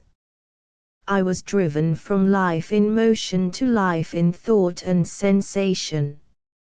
I never played except by myself, and then only acted over what I had been reading or fancying, or half one, half the other, with a stick cutting down weeds and nettles, as one of the 7 champions of Christendom.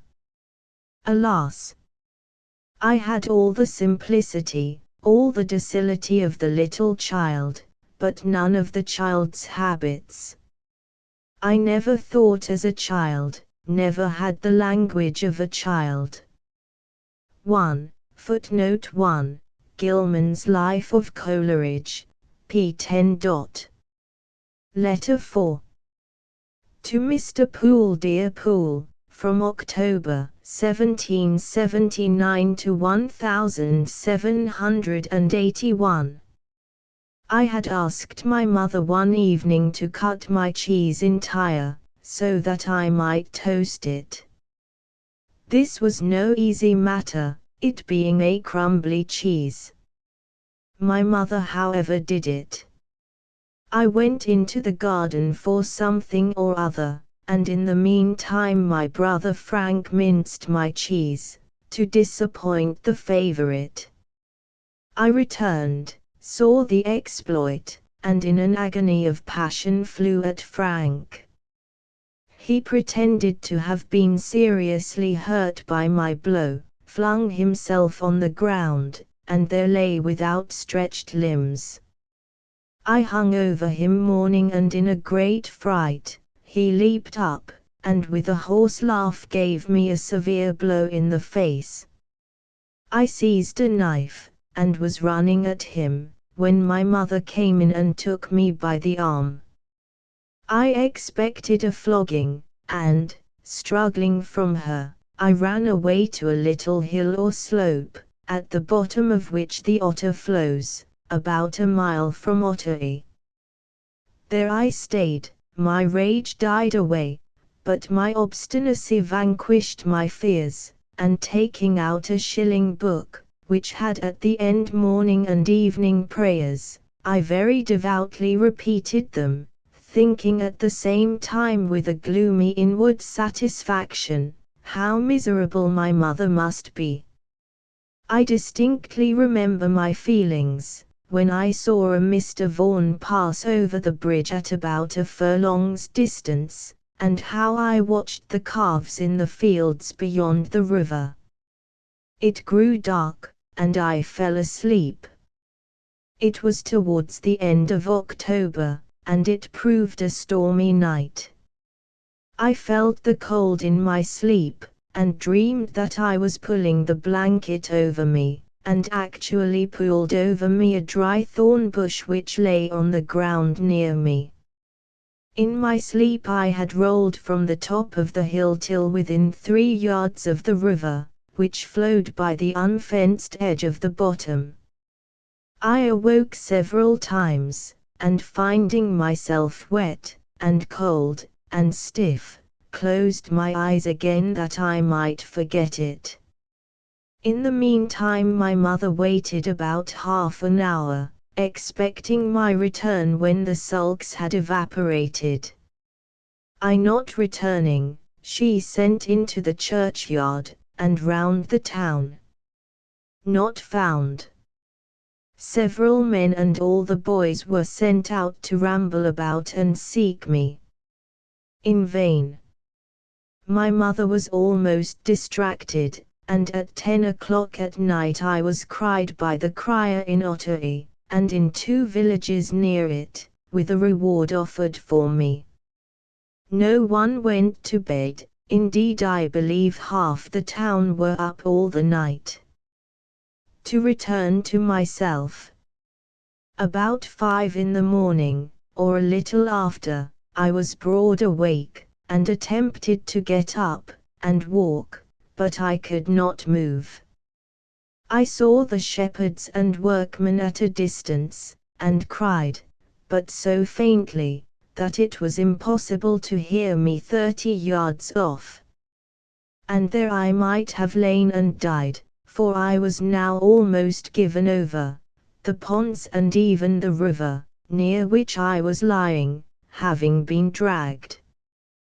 But providentially Sir Stafford Northcote, who had been out all night, resolved to make one other trial, and came so near that he heard me crying.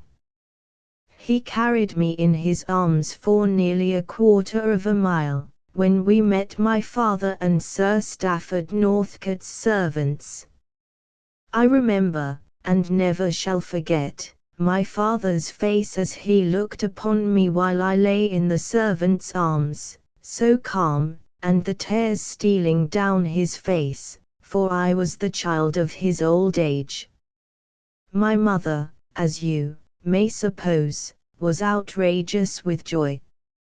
Meantime in rushed a young lady, crying out, "I hope you'll whip him, Mrs. Coleridge."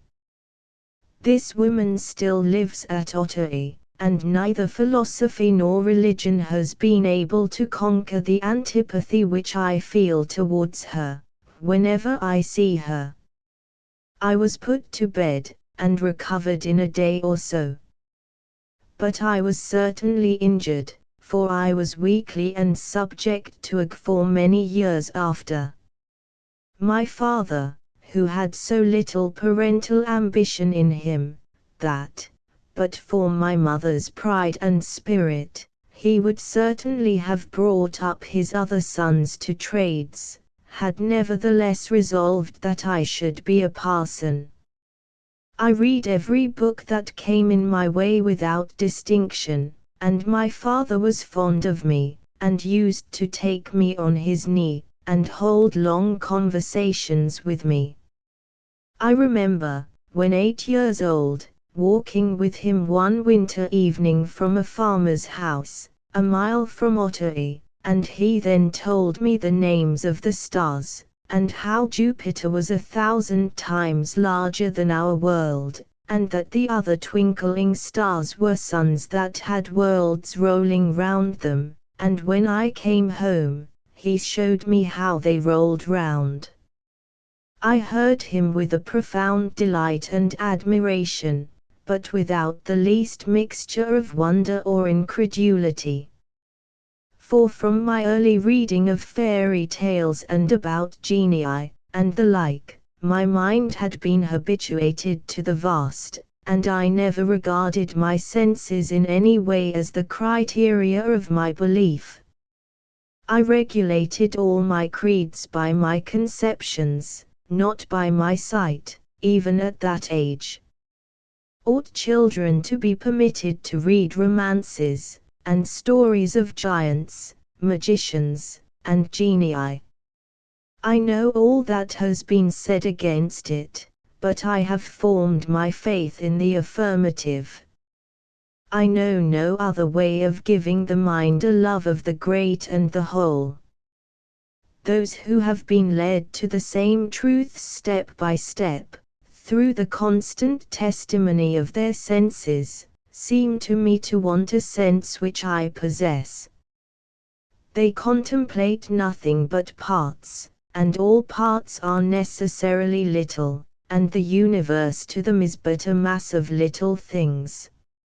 It is true, the mind may become credulous and prone to superstition by the former method, but are not the experimentalists credulous even to madness in believing any absurdity, rather than believe the grandest truths, if they have not the testimony of their own senses in their favor? I have known some who have been rationally educated, as it is styled. They were marked by a microscopic acuteness, but when they looked at great things, all became a blank, and they saw nothing, and denied that anything could be seen, and uniformly put the negative of a power for the possession of a power, and called the want of imagination, judgment, and the never being moved to rapture, philosophy. Towards the latter end of September 1781, my father went to Plymouth with my brother Francis, who was to go out as midshipman under Admiral Graves, who was a friend of my father's. He settled Frank as he wished, and returned on the 4th of October 1781. He arrived at Exeter about 6 o'clock, and was pressed to take a bed there by the friendly family of the Harts, but he refused, and to avoid their entreaties he told them that he had never been superstitious, but that the night before he had had a dream, which had made a deep impression on him. He dreamed that death had appeared to him, as he is commonly painted, and had touched him with his dart. Well, he returned home, and all his family, I excepted, were up. He told my mother his dream, but he was in high health and good spirits, and there was a bowl of punch made, and my father gave a long and particular account of his travel, and that he had placed Frank under a religious captain, and so forth. At length he went to bed, very well and in high spirits. A short time after he had lain down, he complained of a pain in his bowels, to which he was subject, from wind. My mother got him some peppermint water, which he took, and after a pause, he said, "I am much better now, my dear," and lay down again. In a minute my mother heard a noise in his throat, and spoke to him, but he did not answer, and she spoke repeatedly in vain. Her shriek awaked me, and I said, "Papa is dead." I did not know my father's return, but I knew that he was expected. How I came to think of his death, I cannot tell, but so it was. Dead he was. Some said it was gout in the heart, probably it was a fit of apoplexy. He was an Israelite without guile, simple, generous, and, taking some scripture texts in their literal sense, he was conscientiously indifferent to the good and the evil of this world. God love you and St. Coleridge. He was buried at Ottery on the 10th of October, 1781. "Oh, that I might so pass away," said Coleridge, 30 years afterwards, if, like him, I were an Israelite without guile. The image of my father, very reverend, kind, learned, simple-hearted father, is a religion to me. At his father's death Coleridge was nearly 9 years old. He continued with his mother at Ottery till the spring of 1782, when he was sent to London to wait the appointed time for admission into Christ's Hospital, to which a presentation had been procured from Mr. John Way through the influence of his father's old pupil Sir Francis Buller. 10 weeks he lived in London with an uncle, and was entered in the books on the 8th of July, 1782. Letter 5. To Mr. Poole from October, 1781 to October, 1782. After the death of my father, we, of course, changed houses, and I remained with my mother till the spring of 1782, and was a day scholar to Parson Warren, my father's successor. He was not very deep, I believe, and I used to delight my poor mother by relating little instances of his deficiency in grammar knowledge, every detraction from his merits seeming an oblation to the memory of my father, especially as Warren did certainly pulpit is much better. Somewhere I think about April, 1782, Judge Buller, who had been educated by my father, sent for me, having procured a Christ's Hospital presentation. I accordingly went to London, and was received and entertained by my mother's brother, Mr. Bowden. He was generous as the air, and a man of very considerable talents, but he was fond, as others have been, of his bottle. He received me with great affection, and I stayed 10 weeks at his house, during which I went occasionally to Judge Buller's.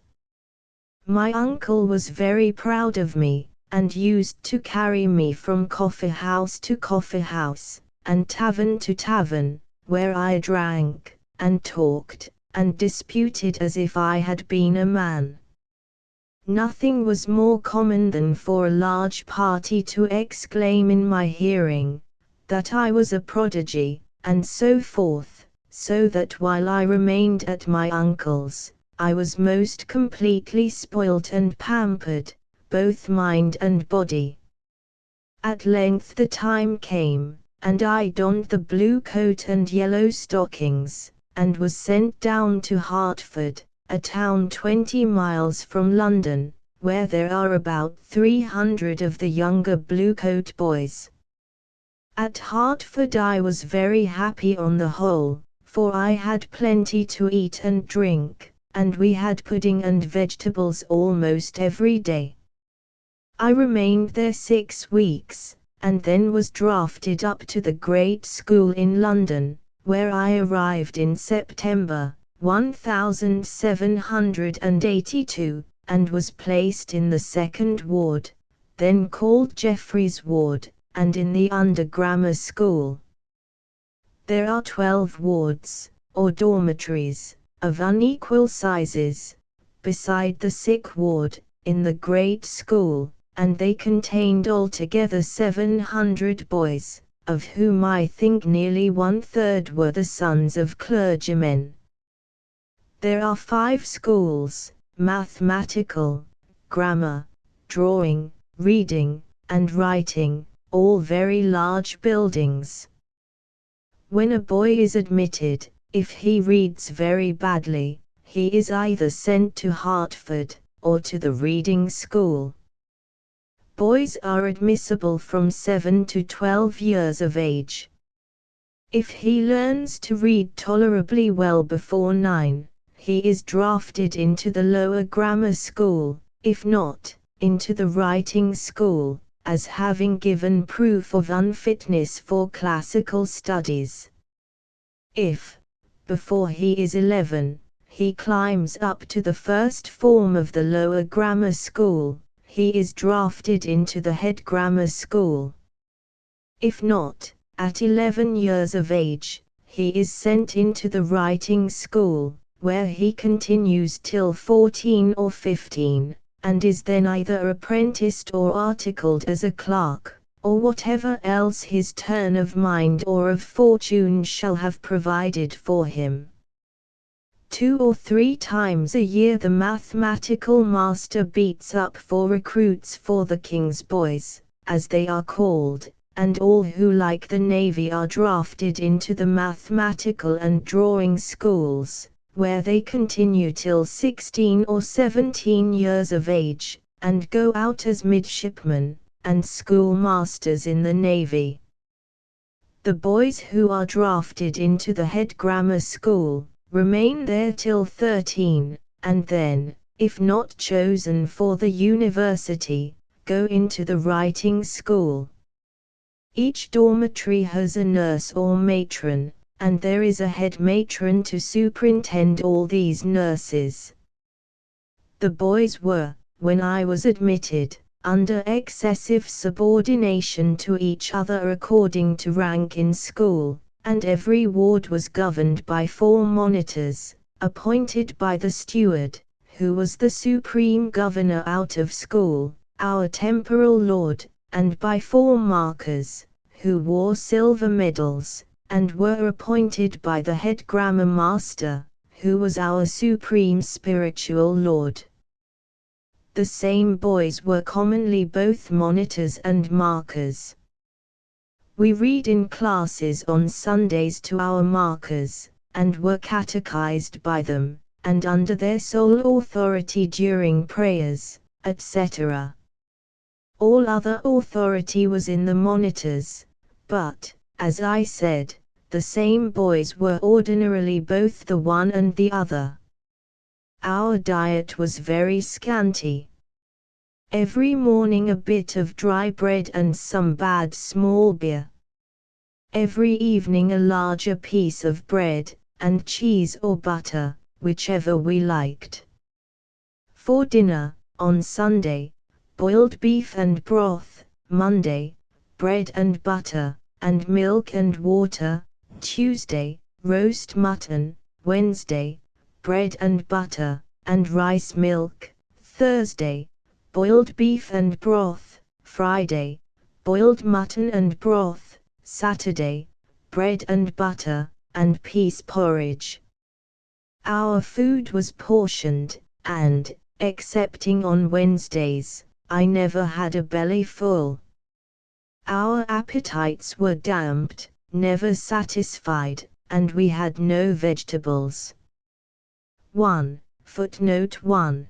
The above 5 letters are IV of Mr. E. H. Coleridge's Letters of St.C.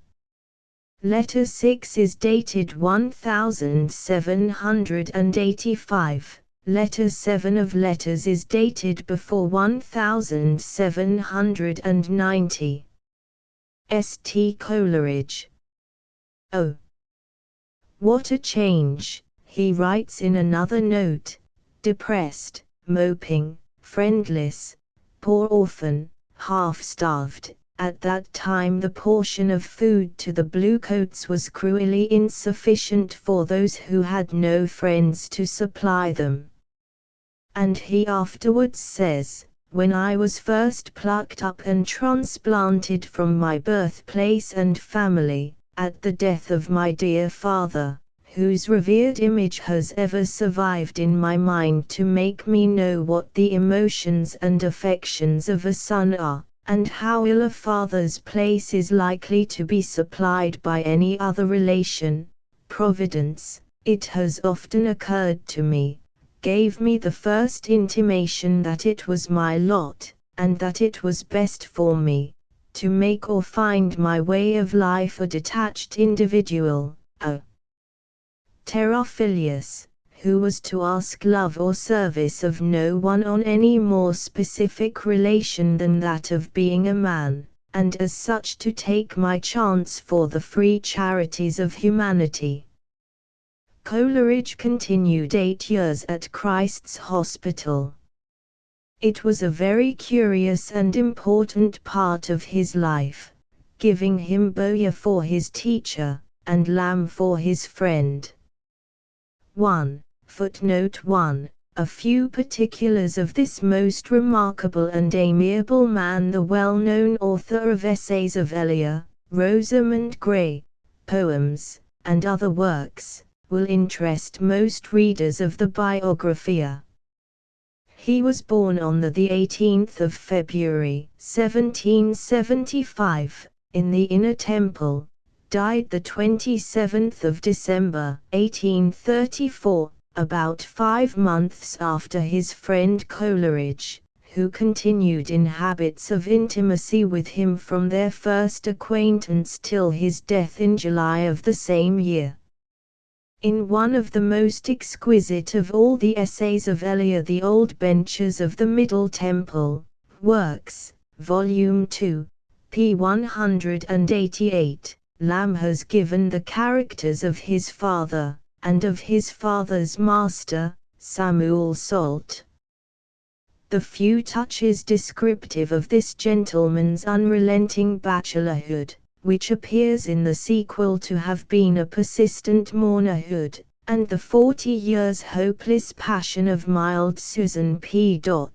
which very permanence redeems and almost dignifies, is in the author's sweetest vein of mingled humor and pathos, wherein the latter, as the stronger ingredient, predominates.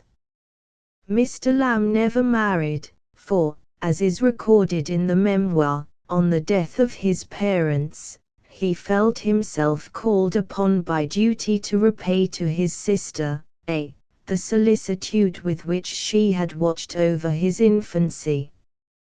To her, from the age of 21 he devoted his existence, seeking thenceforth no connection which could interfere with her supremacy in his affections, or impair his ability to sustain and to comfort her.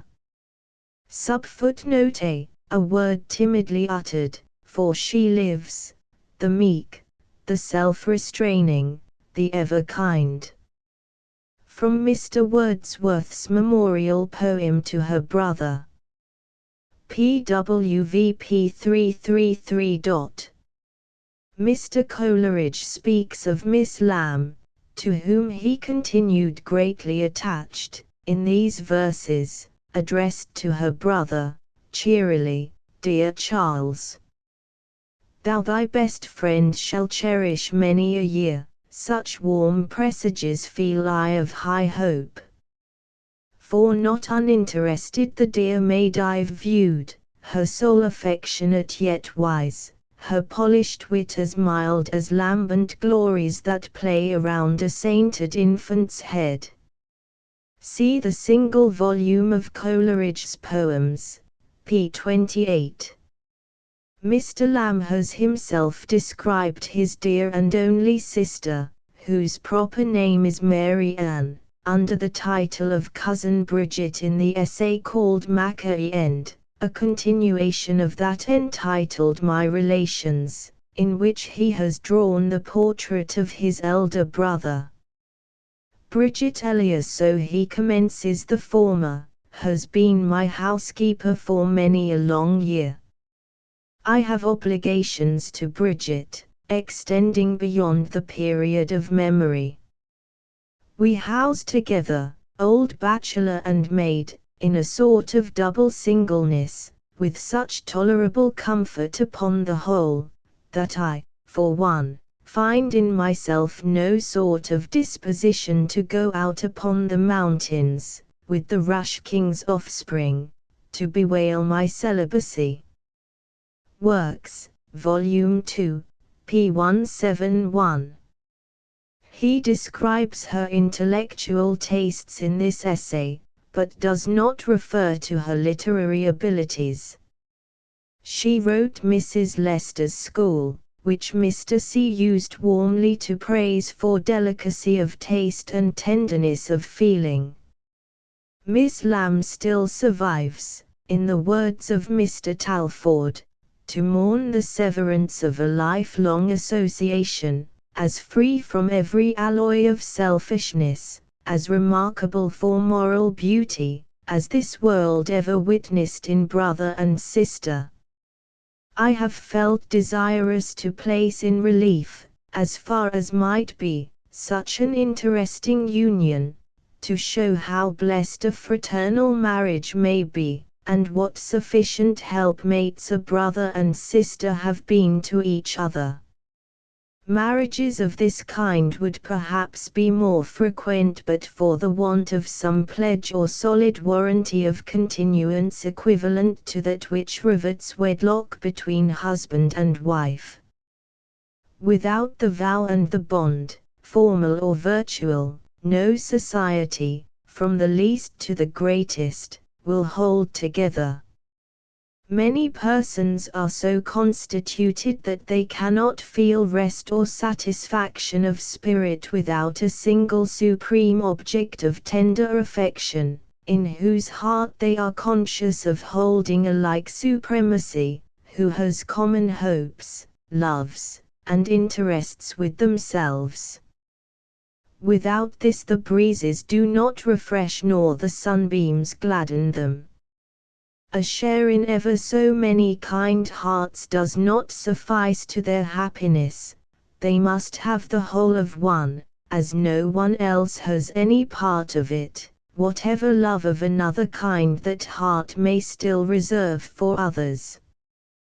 There is no reason why a brother and sister might not be to each other this second self, this dearer half, though such an attachment is beyond mere fraternal love, and must have something in it of choice and election superadded to the natural tie, but it is seldom found to exist, because the durable cement is wanting, the sense of security and permanence, without which the body of affection cannot be consolidated, nor the heart commit itself to its whole capacity of emotion.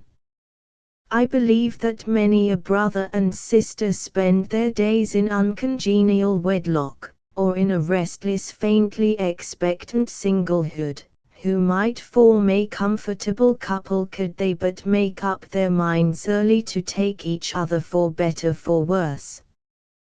Two other poems of Mr. C besides the one in which his sister is mentioned, are addressed to Mr. Lamb, this lime tree bower my prison, and the lines to a friend, who had declared his intention of writing no more poetry. Poetical works, I. p. 201 and p. 205. In a letter to the author, Ainger, I. p. 121, Lamb inveighs against the soft epithet applied to him in the first of these. He hoped his virtues had done sucking, and declared such praise fit only to be a cordial to some green sick sonneteer. Yes, they wander on in gladness all, but thou, methinks, most glad, my gentle-hearted Charles. For thou hast pined and hungered after nature, many a year, in the great city pent, winning thy way with sad yet patient soul through evil and pain and strange calamity. In the next poem he is called Wild-eyed Boy.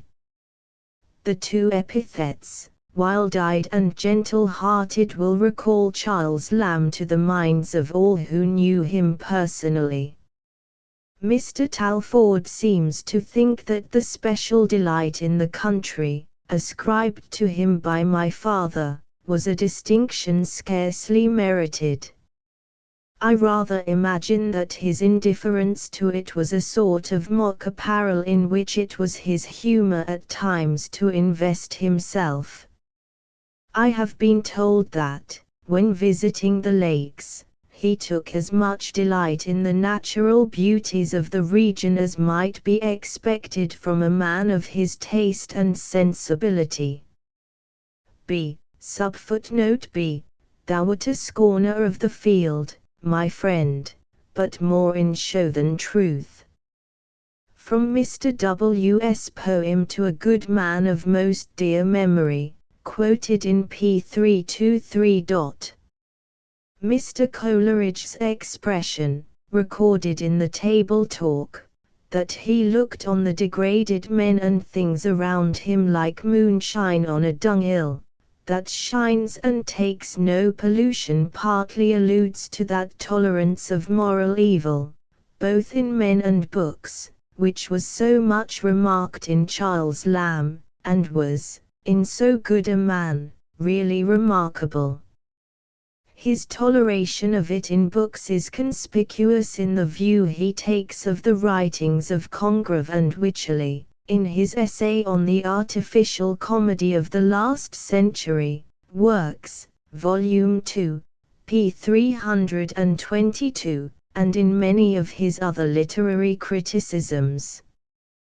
His toleration of it in men, at least his faculty of merging some kinds and degrees of it in concomitant good, or even beholding certain errors rather as objects of interest, or of a meditative pity and tenderness, than of pure aversion and condemnation, Mr. Talfourd has feelingly described in his Memoir, Volume 2, p. 326-9. Not only to opposite opinions, he says, and devious habits of thought was Lamb indulgent, he discovered the soul of goodness in things evil so vividly, that the surrounding evil disappeared from his mental vision. This characteristic of his mind is not to be identified with the idolizing propensity common to many ardent and imaginative spirits. He not only loved his friends in spite of their errors, as Mr. Talfourd observes, but loved them, errors and all, which implies that he was not unconscious of their existence. He saw the failings as plainly as anyone else, nay, fixed his gentle but discerning eye upon them, whereas the idolizers behold certain objects in a bedarkening blaze of light, or rather of light confounding brightness, the multiplied and heightened reflection of whatever is best in them, to the obscurity or transmutation of all their defects. Whence it necessarily follows that the world presents itself to their eyes divided, like a chessboard, into black and white compartments, a moral and intellectual chequerwork. Not that they love to make darkness, but that they luxuriate too eagerly in light, and their overmuchness towards some men involves an overlittleness towards others, whom they involuntarily contrast, in all their poor and peccant reality, with gorgeous idealisms. The larger half of mankind is exiled for them into a hemisphere of shadow, as dim, cold, and negative as the unlit portion of the crescent moon. Lamb's general tendency, though he too could warmly admire, was in a different direction. He was ever introducing streaks and gleams of light into darkness, rather than drowning certain objects in floods of it, and this, I think, proceeded in him from indulgence toward human nature rather than from indifference to evil. To his friend the disposition to exalt and glorify coexisted, in a very remarkable manner, with a power of severe analysis of character and poignant exhibition of it, a power which few possess without exercising it some time or other to their own sorrow and injury. The consequence to Mr. Coleridge was that he sometimes seemed untrue to himself, when he had but brought forward, one after another, perfectly real and sincere moods of his mind. In his fine poem commemorating the deaths of several poets, Mr. Wordsworth thus joins my father's name with that of his almost lifelong friend. Nor has the rolling year twice measured, from sign to sign, its steadfast course, since every mortal power of Coleridge was frozen at its marvelous source. The rapt one of the godlike forehead, the heaven-eyed creature sleeps in earth, and Lamb, the frolic and the gentle, has vanished from his lonely hearth. SC footnote 1 ends. Main text resumes. Happy Smiley. Numerous retrospective notices by himself and others exist of this period, but none of his really boyish letters have been preserved. The exquisite essay entitled, Christ's Hospital 35 Years Ago, by Lamb, is principally founded on that delightful writer's recollections of the boy Coleridge, and that boy's own subsequent descriptions of his school days. Coleridge is Lamb's poor friendless boy. My parents and those who should care for me, were far away. Those few acquaintances of theirs, which they could reckon upon being kind to me in the great city, after a little forced notice, which they had the grace to take of me on my first arrival in town, soon grew tired of my holiday visits. They seemed to them to recur too often, though I thought them few enough, and, one after another, they all failed me, and I felt myself alone among 600 playmates. Oh, the cruelty of separating a poor lad from his early homestead! The yearnings which I used to have toward it in those unfledged years! How, in my dreams, would my native town, far in the west, come back with its church, its trees, and faces! How I would wake weeping, and in the anguish of my heart exclaim upon sweet Calne in Wiltshire. Yet it must not be supposed that Coleridge was an unhappy boy. He was naturally of a joyous temperament, and in one amusement, swimming, he excelled and took singular delight. Indeed, he believed, and probably with truth, that his health was seriously injured by his excess in bathing, coupled with such tricks as swimming across the New River in his clothes, and drying them on his back, and the like. But reading was a perpetual feast to him.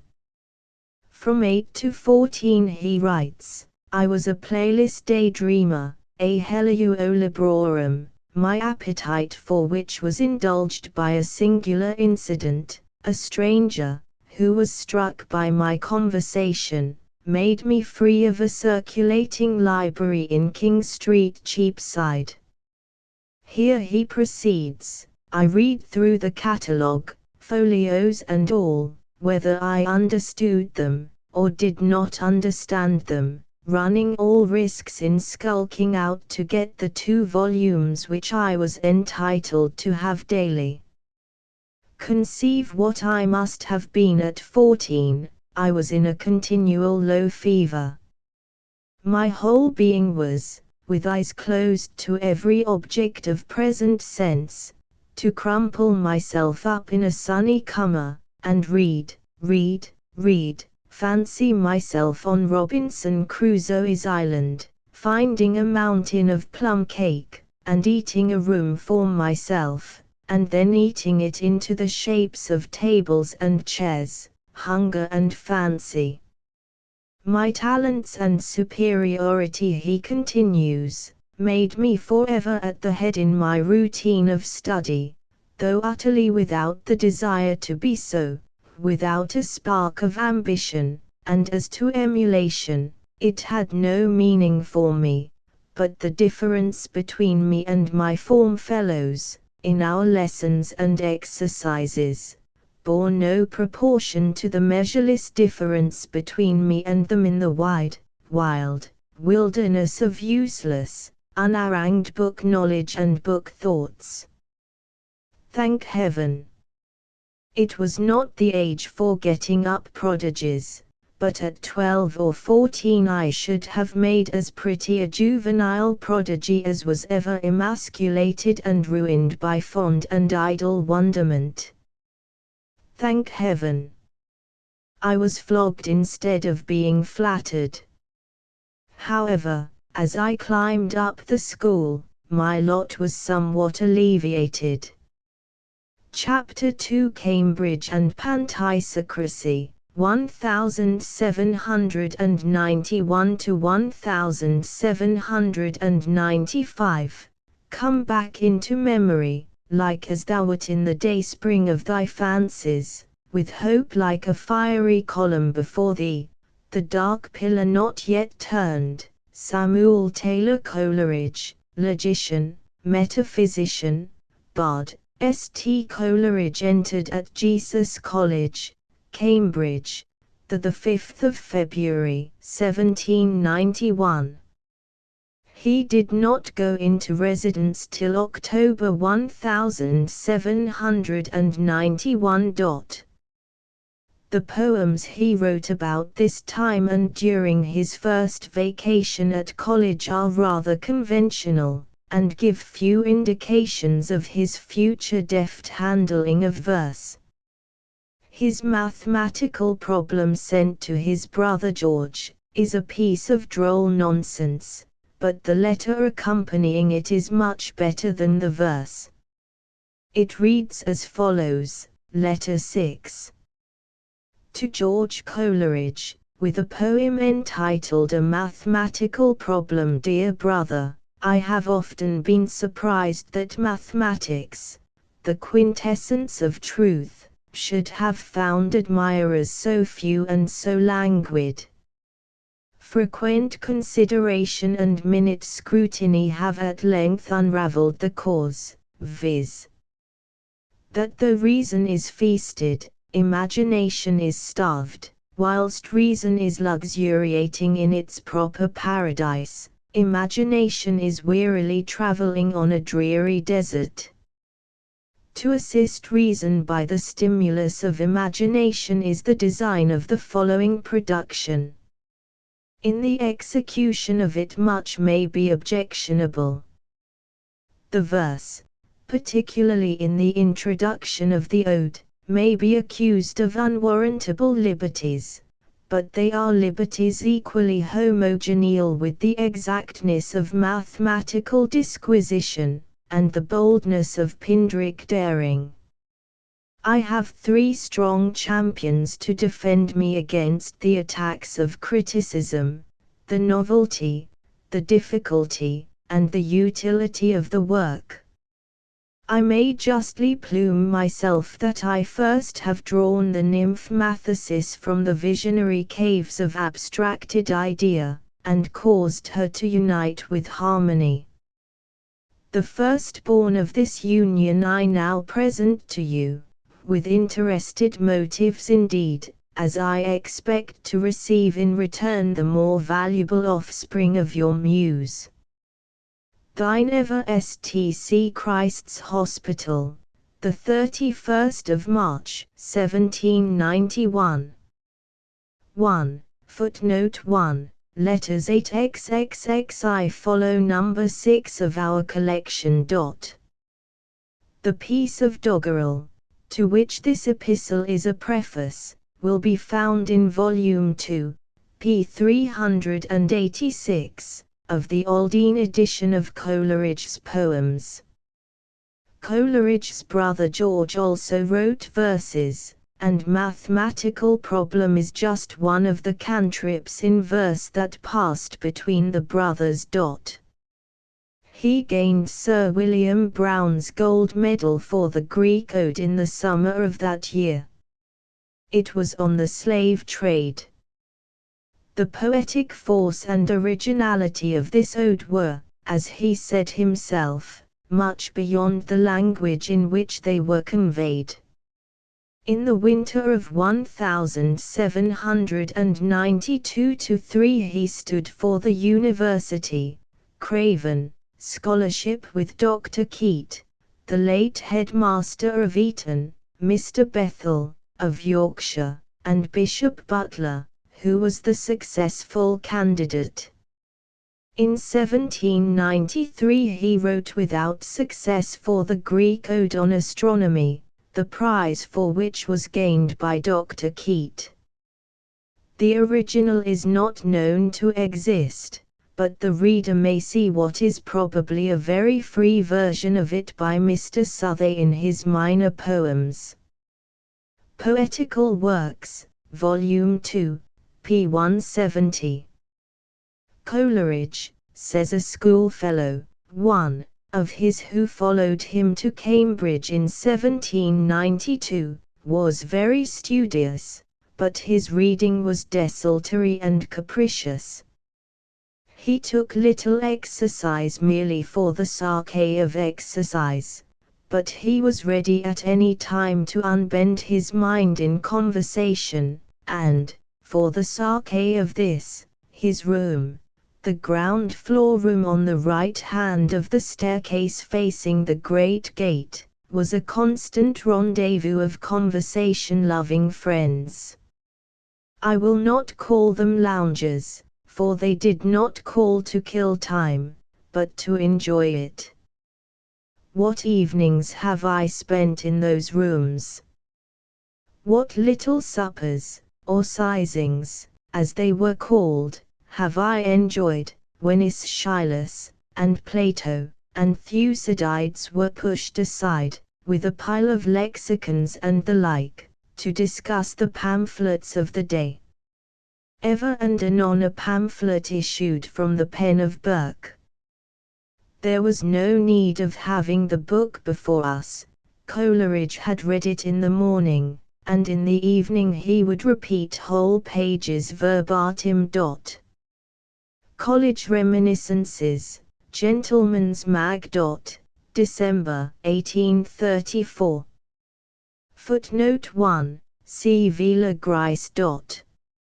In May and June, 1793, Friend's trial took place in the Vice-Chancellor's Court, and in the Court of Delegates, at Cambridge. Friend was a Fellow of Jesus, and a slight acquaintance had existed between him and Coleridge, who however soon became his partisan. Mr. C. used to relate a remarkable incident, which is thus preserved by Mr. Gilman. The trial was observed by Coleridge to be going against Friend, when some observation or speech was made in his favor, a dying hope thrown out, as it appeared, to Coleridge, who in the midst of the Senate House, whilst sitting on one of the benches, extended his hands and clapped them. The proctor in a loud voice demanded who had committed this indecorum. Silence ensued. The proctor, in an elevated tone, said to a young man sitting near Coleridge, "'Twas you, sir." The reply was as prompt as the accusation, for, immediately holding out the stump of his right arm, it appeared that he had lost his hand. "I would, sir," said he, "that I had the power. That no innocent person should incur blame." Coleridge went directly afterwards to the proctor, who told him that he saw him clap his hands, but fixed on this person, who he knew had not the power. "You have had," said he, "a narrow escape." Life of St. I. p. 55. Coleridge passed the summer of 1793 at Ottery, and whilst there wrote his Songs of the Pixies, Poetical Works, I. p. 13, and some other little pieces. He returned to Cambridge in October, but, in the following month, in a moment of despondency and vexation of spirit, occasioned principally by some debts not amounting to £100, he suddenly left his college and went to London. In a few days he was reduced to want, and observing a recruiting advertisement he resolved to get bread and overcome a prejudice at the same time by becoming a soldier. He accordingly applied to the sergeant, and after some delay was marched down to Reading, where he regularly enlisted as a private in the 15th Light Dragoons on the 3d of December, 1793. He kept his initials under the names of Silas Tomkine Comerback. "I sometimes," he writes in a letter, "compare my own life with that of Steele, yet oh, how unlike! Led to this from having myself also for a brief time borne arms, and written private after my name, or rather another name, for, being at a loss when suddenly asked my name, I answered Cumberback, and verily my habits were so little equestrian, that my horse, I doubt not, was of that opinion." Coleridge continued 4 months a light dragoon, during which time he saw and suffered much. He rode his horse ill, and groomed him worse, but he made amends by nursing the sick, and writing letters for the sound. His education was detected by one of his officers, Captain Nathaniel Ogle, who observed the words, "Au quam infortunii miserim amist fuis felicem," freshly written in pencil on the stable wall or door, and ascertained that Comerback was the writer. But the termination of his military career was brought about by a chance recognition in the street. His family was apprised of his situation, and after some difficulty he was duly discharged on the both of April, 1794, at Hounslow. Coleridge now returned to Cambridge, and remained there till the commencement of the summer vacation. But the adventures of the preceding 6 months had broken the continuity of his academic life, and given birth to new views of future exertion. His acquaintance with Friend had materially contributed to his adoption of the system called Unitarianism, which he now openly professed, and this alone made it imperative on his conscience to decline availing himself of any advantages dependent on his entering into holy orders, or subscribing the articles of the English Church. He lived, nevertheless, to see and renounce his error, and to leave on record his deep and solemn faith in the Catholic doctrine of trinal unity, and the redemption of man through the sacrifice of Christ, both God and man. Indeed, his Unitarianism, such as it was not of the ordinary quality. "I can truly say," were Coleridge's words in after life, "that I never falsified the Scripture. I always told the Unitarians that their interpretations of the Scripture were intolerable upon any principles of sound criticism, and that if they were to offer to construe the will of a neighbor as they did that of their Maker, they would be scouted out of society. I said then plainly and openly that it was clear enough that John and Paul were not Unitarians. But at that time I had a strong sense of the repugnancy of the doctrine of vicarious atonement to the moral being, and I thought nothing could counterbalance that. What care I said, for the Platonisms of John, or the Rabbinisms of Paul, my conscience revolts. That was the ground of my Unitarianism." Table Talk, Bonn Library Edition, p. 290. At the commencement of the long vacation, in June, 1794, Coleridge went to Oxford on a visit to an old schoolfellow, intending probably to proceed afterwards to his mother at Ottery. But an accidental introduction to Robert Southey, then an undergraduate at Balliol College, first delayed, and ultimately prevented, the completion of this design, and became, in its consequences, the hinge on which a large part of Coleridge's afterlife was destined to turn. The first letter to Southey was written from Gloucester on the 6th of July, 1794, and it shows the degree of intimacy on which the two undergraduates stood at this time.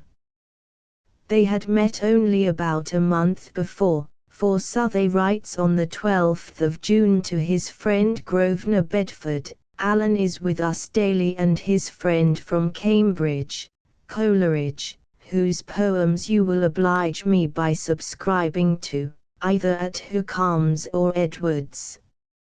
He is of most uncommon merit, of the strongest genius, the clearest judgment, the best heart. My friend he already is, and must hereafter be yours." Life and Correspondence of Southey, I. 210. The poems mentioned were a projected volume of imitations from modern Latin poets, of which an ode after Casimir is the only relic. Coleridge's first letter to Southey reads as follows: Letter 7. To Southey, the 6th of July, 1794. You are averse to gratitudinarian flourishes, else would I talk about hospitality, attention, and see. However, as I must not thank you, I will thank my stars. Verily, Southey, I like not Oxford, nor the inhabitants of it. I would say thou art a nightingale among owls, but thou art so songless and heavy towards night that I will rather liken thee to the matin lark. Thy nest is in a blighted cornfield, where the sleepy poppy nods its red-cowled head, and the weak-eyed mole plies his dark work, but thy soaring is even unto heaven. Or let me add, for my appetite for similes is truly canine at this moment, that as the Italian nobles their new-fashioned doors, so thou dost make the adamantine gate of democracy turn on its golden hinges to most sweet music. 1. Footnote 1. Letter XXI gives the full text of number 7. Letter XXXIII is dated the 15th of July, 1794. For the next 15 months Coleridge and Southey were close companions, Coleridge being the elder by 2 years. Upon the present occasion, however, he left Oxford with an acquaintance, Mr. Hucks, for a pedestrian tour in Wales. 2. Two other friends, Brooks and Birdmore, joined them in the course of their ramble, and at Carnarvon Mr. Coleridge wrote the following letter to Mr. Martin, of Jesus College.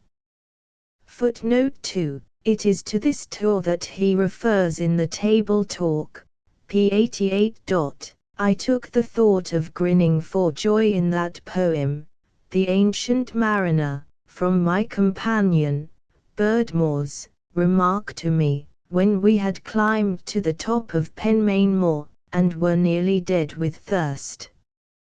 We could not speak from the constriction, till we found a little puddle under a stone. He said to me, "You grinned like an idiot." He had done the same. Letter 8. To Henry Martin, 1, July 22 d. 1794. Dear Martin, from Oxford to Gloucester plus to Ross plus to Hereford, to Leominster, to Bishop's Castle plus to Montgomery, to Welshpool, Llanfyling plus Llanganog, Bulla plus Druid House plus Llangollen, Wrexham plus Andrithin, Denbigh plus St Asaph, Holywell plus Rutland, Abergele plus Aberconway plus Abbia plus over a ferry to Beaumaris plus Anglesea, Amloch plus Copper Mines, Gwyndu, Mo Eldon, over a ferry to Carnarvon, have I journeyed, now philosophizing with Hucks, one now melancholizing by myself, or else indulging those daydreams of fancy, that make realities more gloomy. To whatever place I have affixed the mark plus, there we slept. The first part of our tour was intensely hot. The roads, white and dazzling, seemed to undulate with heat, and the country, bare and unhedged, presenting nothing but stone fences, dreary to the eye and scorching to the touch. At Ross we took up our quarters at the King's Arms, once the house of Mr. Kill, the celebrated man of Ross. I gave the window shutter a few verses, which I shall add to the end of the letter.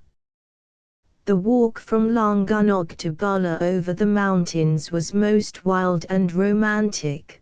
There are immense and rugged clefts in the mountains, which in winter must form cataracts most tremendous. Now there is just enough sun-glittering water dashed down over them to soothe, not disturb the ear. I climbed up a precipice on which was a large thorn tree, and slept by the side of one of them near 2 hours. At Bulla I was apprehensive that I had caught the itch from a Welsh Democrat, who was charmed with my sentiments. He bruised my hand with a grasp of ardour, and I trembled lest some discontented citizens of the animalcular republic might have emigrated.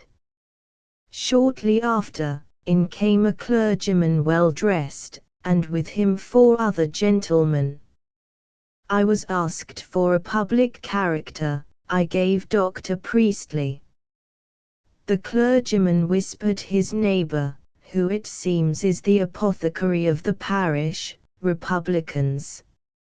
Accordingly, when the doctor, as they call apothecaries, was to have given a name, I gives a sentiment, Gemen. May all Republicans be guillotined. Up starts the Democrat, may all fools be guillotined, and then you will be the first. Fool, rogue, traitor, liar, and C flew in each other's faces in hailstorms of vociferation. This is nothing in Wales. They make if necessary vent holes for the sulphurous fumes of their temper. I endeavoured to calm the tempest by observing that however different our political opinions might be, the appearance of a clergyman assured me that we were all Christians, though I found it rather difficult to reconcile the last sentiment with the spirit of Christianity. Foh, quoth the clergyman, Christianity. Why we ain't at church now, are we? The gentleman's sentiment was a very good one, because it shows him to be sincere in his principles.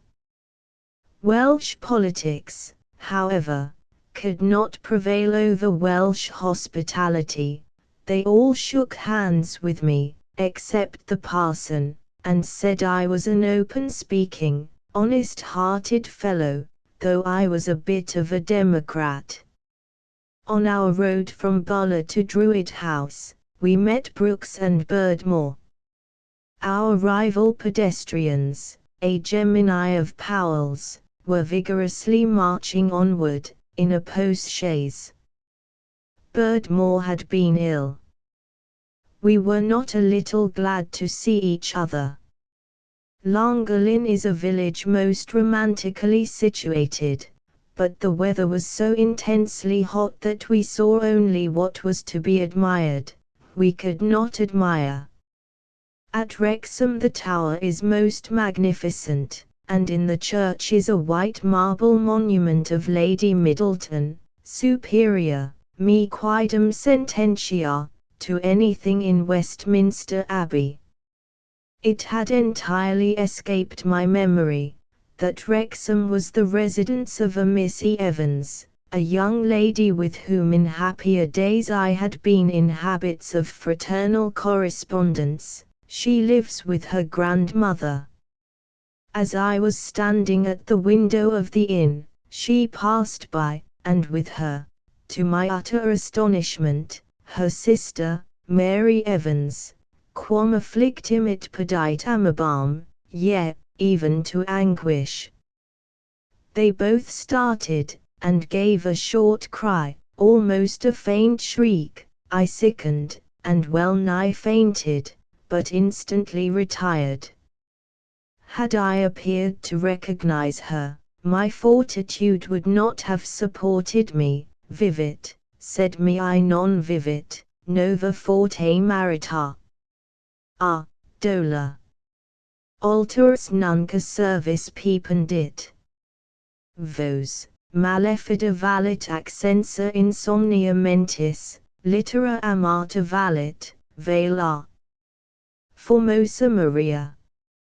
Hux informed me that the two sisters walked by the window 4 or 5 times, as if anxiously. Doubtless they think themselves deceived by some face strikingly like me. God bless her. Her image is in the sanctuary of my bosom, and never can it be torn from thence, but by the strings that grapple my heart to life. This circumstance made me quite ill. I had been wandering among the wildwood scenery and terrible graces of the Welsh mountains to wear away, not to revive, the images of the past, but love is a local anguish. I am 50 miles distant, and am not half so miserable. At Denby is the finest ruined castle in the kingdom. It surpassed everything I could have conceived. I wandered there 2 hours in a still evening, feeding upon melancholy. 2 well-dressed young men were roaming there. I will play my flute here, said the first, it will have a romantic effect. Bless thee, man of genius and sensibility, I silently exclaimed. He sate down amid the most awful part of the ruins. The moon just began to make her rays predominant over the lingering daylight. I pretuned my feelings to emotion, and the romantic youth instantly struck up the sadly pleasing tunes of Miss Carey. The British Lion is my sign, a roaring trade I drive on, and see. 3 miles from Denby, on the road to St. Asaph, is a fine bridge with one arch of great grandeur. Stand at a little distance, and through it you see the woods waving on the hill bank of the river in a most lovely point of view. A beautiful prospect is always more picturesque when seen at some little distance through an arch. I have frequently thought of Michael Taylor's way of viewing a landscape between his thighs. Under the arch was the most perfect echo I ever heard. Hux sang sweet echo with great effect. At Holywell I bathed in the famous St. Winifred's well. It is an excellent cold bath. At Rutland is a fine ruined castle. Abergele is a large village on the sea coast. Walking on the sea sands I was surprised to see a number of fine women bathing promiscuously with men and boys perfectly naked. Doubtless the citadels of their chastity are so impregnably strong, that they need not the ornamental bulwarks of modesty, but, seriously speaking, where sexual distinctions are least observed, men and women live together in the greatest purity. Concealment sets the imagination a-working, and as it were, cantharidizes our desires. Just before I quitted Cambridge, I met a countryman with a strange walking stick, 5 feet in length. I eagerly bought it, and a most faithful servant it has proved to me. My sudden affection for it has mellowed into settled friendship. On the morning of our leaving Abergele, just before our final departure, I looked for my stick in the place in which I had left it overnight. It was gone. I alarmed the house. No one knew anything of it. In the flurry of anxiety I sent for the crier of the town, and gave him the following to cry about the town and the beach, which he did with a gravity for which I am indebted to his stupidity. Missing from the Inn, Abergele, a curious walking stick. On one side it displays the head of an eagle, the eyes of which represent rising suns, and the ears Turkish crescents. On the other side is the portrait of the owner in woodwork. Beneath the head of the eagle is a Welsh wig, and around the neck of the stick is a Queen Elizabeth's ruff in tin. All down it waves the line of beauty in very ugly carving. If any gentleman, or lady, has fallen in love with the above described stick, and secretly carried off the same, he, or she, is hereby earnestly admonished to conquer a passion, the continuance of which must prove fatal to his, or her, honesty. And if the said stick has slipped into such gentleman's, or lady's, hand through inadvertence, he, or she, is required to rectify the mistake with all convenient speed. God save the King. Abergele is a fashionable Welsh watering place, and so singular a proclamation excited no small crowd on the beach, among the rest a lame old gentleman, in whose hands was descried my dear stick. The old gentleman, who lodged at our inn, felt great confusion, and walked homewards, the solemn crier before him, and a various cavalcade behind him. I kept the muscles of my face in tolerable subjection. He made his lameness an apology for borrowing my stick, supposed he should have returned before I had wanted it, and see. Thus it ended, except that a very handsome young lady put her head out of a coach window, and begged my permission to have the bill which I had delivered to the crier. I acceded to the request with a compliment, that lighted up a blush on her cheek, and a smile on her lip. We passed over a ferry to Aberconway. We had scarcely left the boat ere we descried Brooks and Birdmore, with whom we have joined parties, nor do we mean to separate. Our tour through Anglesea to Carnarvon has been repaid by scarcely one object worth seeing. Tomorrow we visit Snowdon. Brooks, Birdmore, and myself, at the imminent hazard of our lives, scaled the very summit of Penmaen Moor. It was a most dreadful expedition. I will give you the account in some future letter. I sent for Bowles's works while at Oxford. How was I shocked!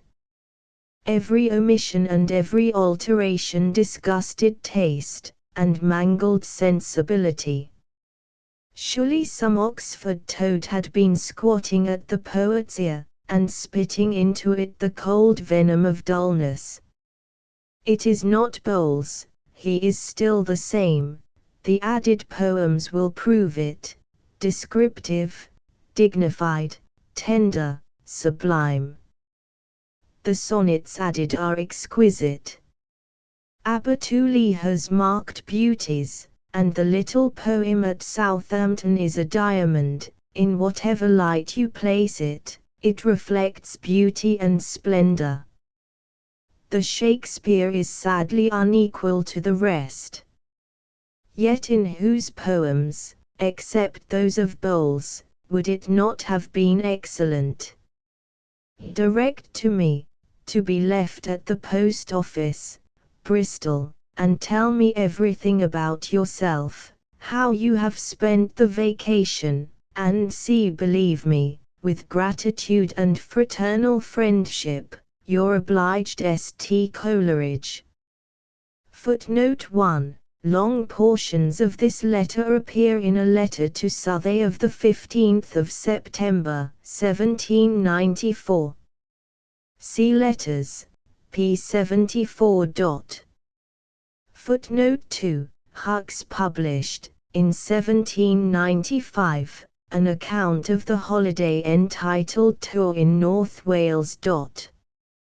On his return from this excursion Coleridge went, by appointment, to Bristol for the purpose of meeting Southey, whose person and conversation had excited in him the most lively admiration.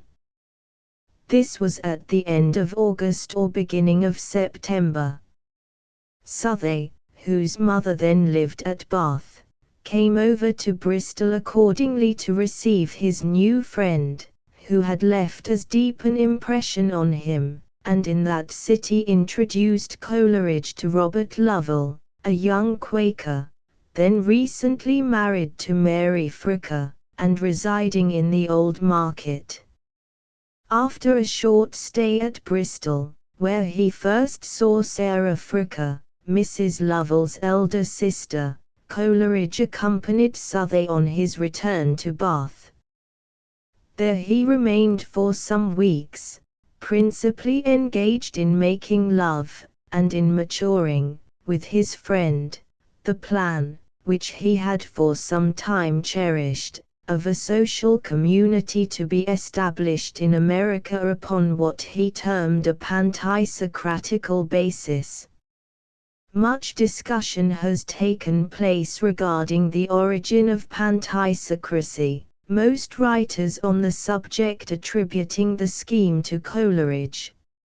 A perusal of the letters of Southey, however, leads to a different conclusion.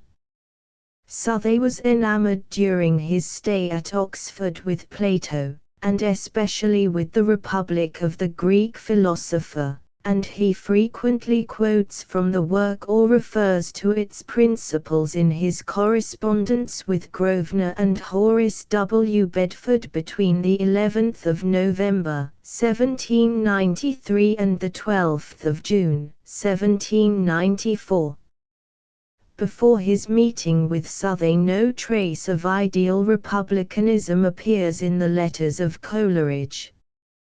His leaning notwithstanding this was already towards republicanism, and the friendship struck up between him and Southey was a natural consequence of flint coming into contact with steel. The next two letters, to Southey, indicate the fiery nature of the young Republicans. Letter 9.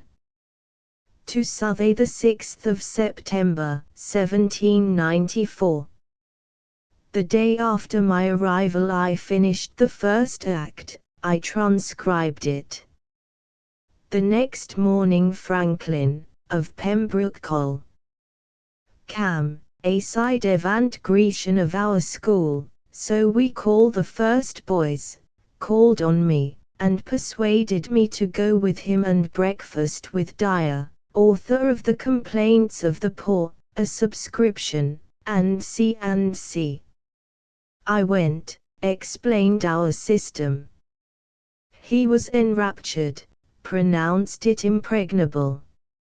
He is intimate with Dr. Priestley, and doubts not that the doctor will join us. He showed me some poetry, and I showed him part of the first act, which I happened to have about me, He liked it hugely, it was a nail that would drive. Every night I meet a most intelligent young man, who has spent the last 5 years of his life in America, and is lately come from thence as an agent to sell land. He was of our school.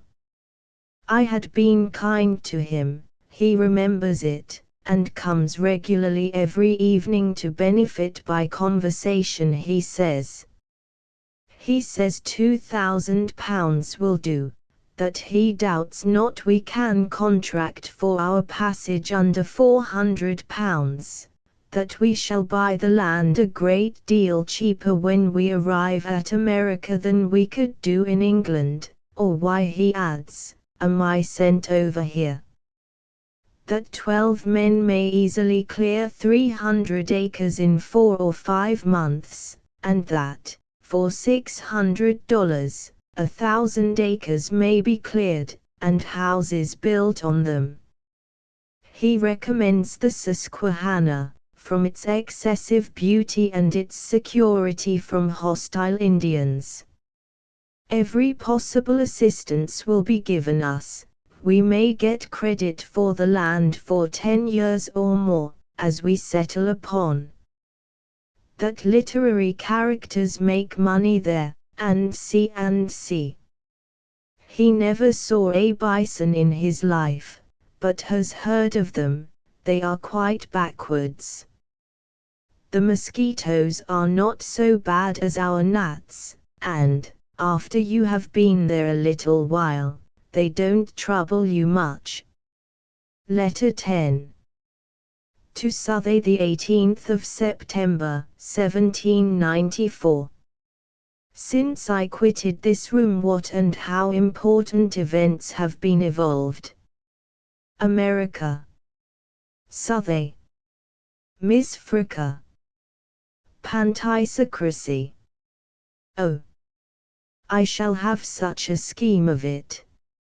My head, my heart, are all alive. I have drawn up my arguments in battle array. They shall have the tactician excellence of the mathematician, with the enthusiasm of the poet.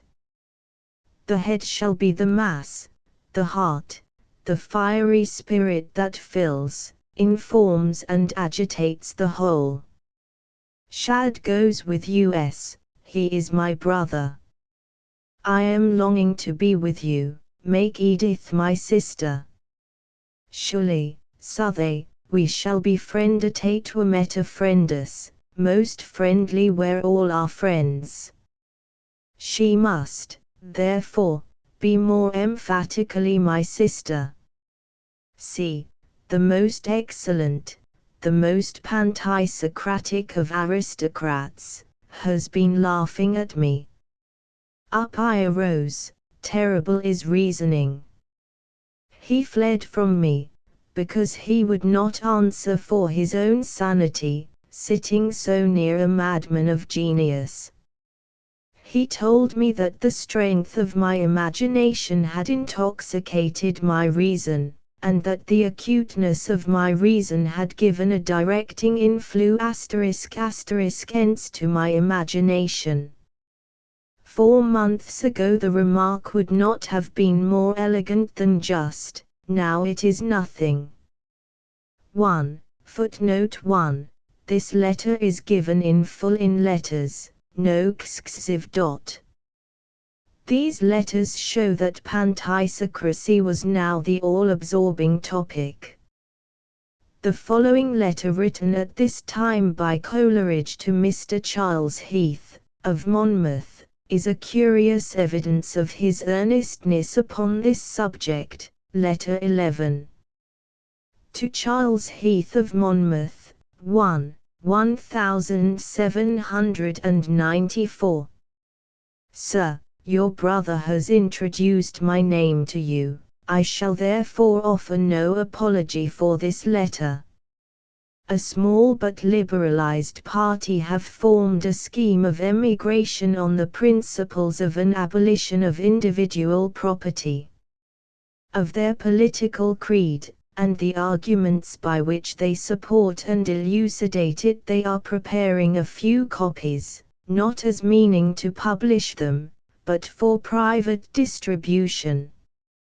In this work they will have endeavored to prove the exclusive justice of the system and its practicability, nor will they have omitted to sketch out the code of contracts necessary for the internal regulation of the society, all of which will of course be submitted to the improvements and approbation of each component member. As soon as the work is printed, one or more copies shall be transmitted to you. Of the characters of the individuals who compose the party I find it embarrassing to speak, yet, vanity apart, I may assert with truth that they have each a sufficient strength of head to make the virtues of the heart respectable, and that they are all highly charged with that enthusiasm which results from strong perceptions of moral rectitude, called into life and action by ardent feelings. With regard to pecuniary matters, it is found necessary, if 12 men with their families emigrate on this system, that £2,000 should be the aggregate of their contributions, but infer not from hence that each man's quota is to be settled with the littleness of arithmetical accuracy. No, all will strain every nerve, and then, I trust, the surplus money of some will supply the deficiencies of others. The minutiae of topographical information we are daily endeavoring to acquire. At present our plan is to settle at a distance, but at a convenient distance, from Cooperstown on the banks of the Susquehanna. This, however, will be the object of future investigation. For the time of emigration we have fixed on next March. In the course of the winter those of us whose bodies, from habits of sedentary study or academic indolence, have not acquired their full tone and strength, intend to learn the theory and practice of agriculture and carpentry, according as situation and circumstances make one or the other convenient. Your fellow citizen, St. Coleridge. Footnote: Letter XXXV is dated the 19th of September 1794. Footnote 1. One of the Pantisocrats.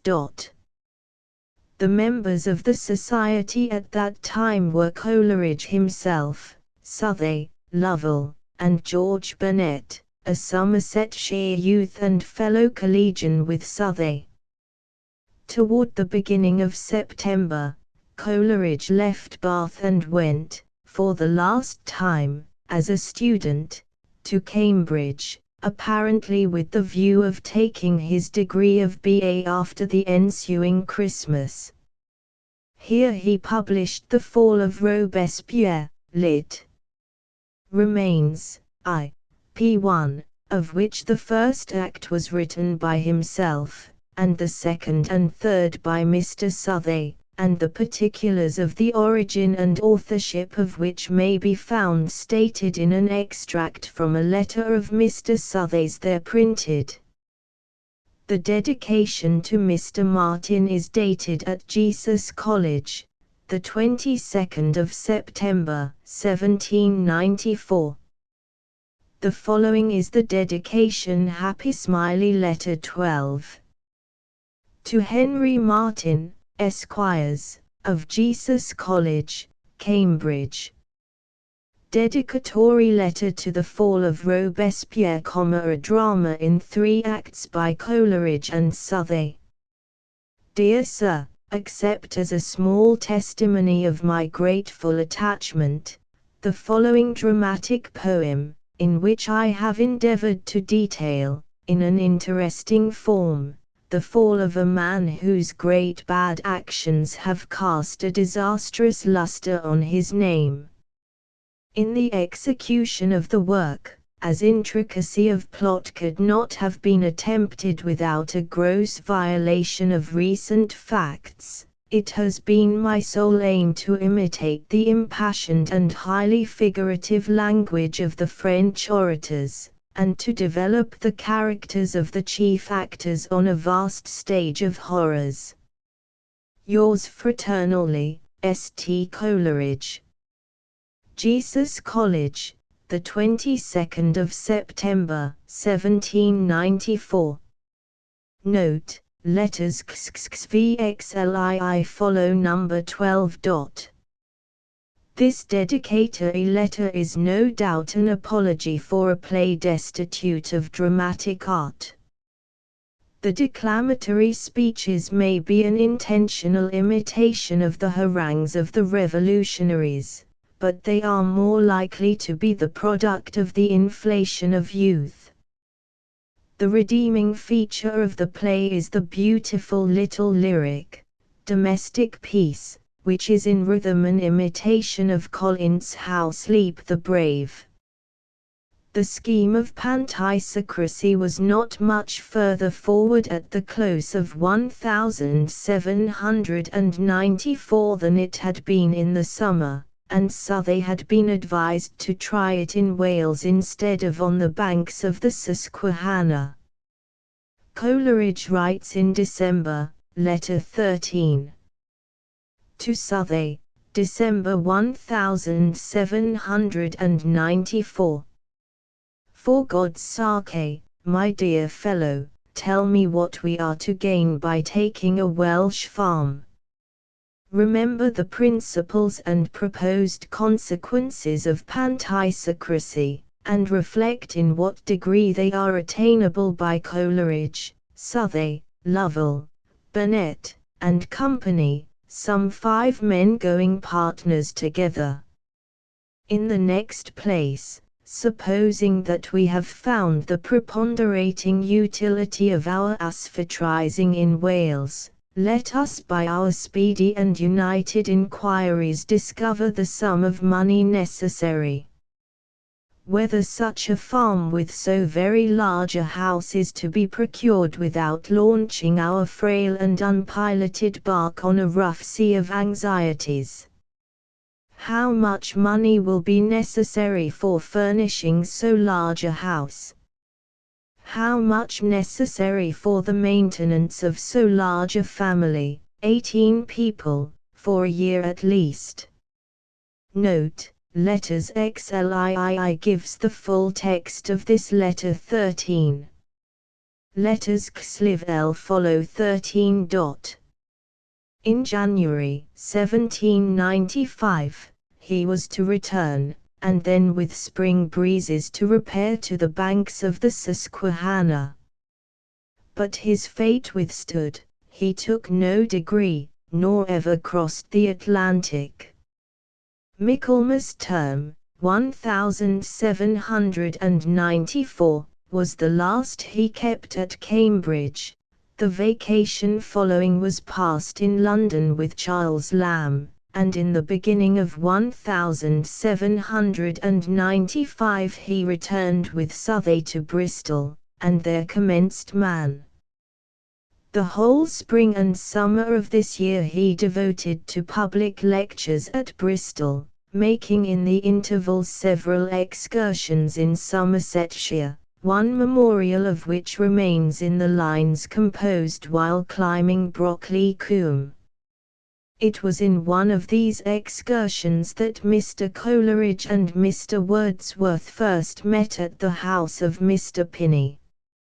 1. The first 6 of those lectures constituted a course presenting a comparative view of the Civil War under Charles I and the French Revolution. 3 of them, or probably the substance of 4 or 5, were published at Bristol in the latter end of 1795, the first 2 together, with the title of Conscience ad Populum, and the third with that of The Plot Discovered. The eloquent passage in conclusion of the first of these addresses was written by Mr. Southey.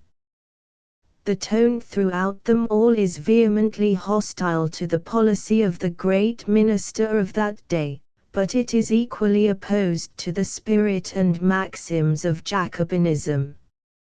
It was late in life that, after a reperusal of these conscience, Coleridge wrote on a blank page of one of them the following words: "Except the 2 or 3 pages involving the doctrine of philosophical necessity and Unitarianism, I see little or nothing in these outbursts of my youthful zeal to retract, and with the exception of some flame-colored epithets applied to persons, as to Mr. Pitt and others, or rather to personifications, for such they really were to me, as little to regret."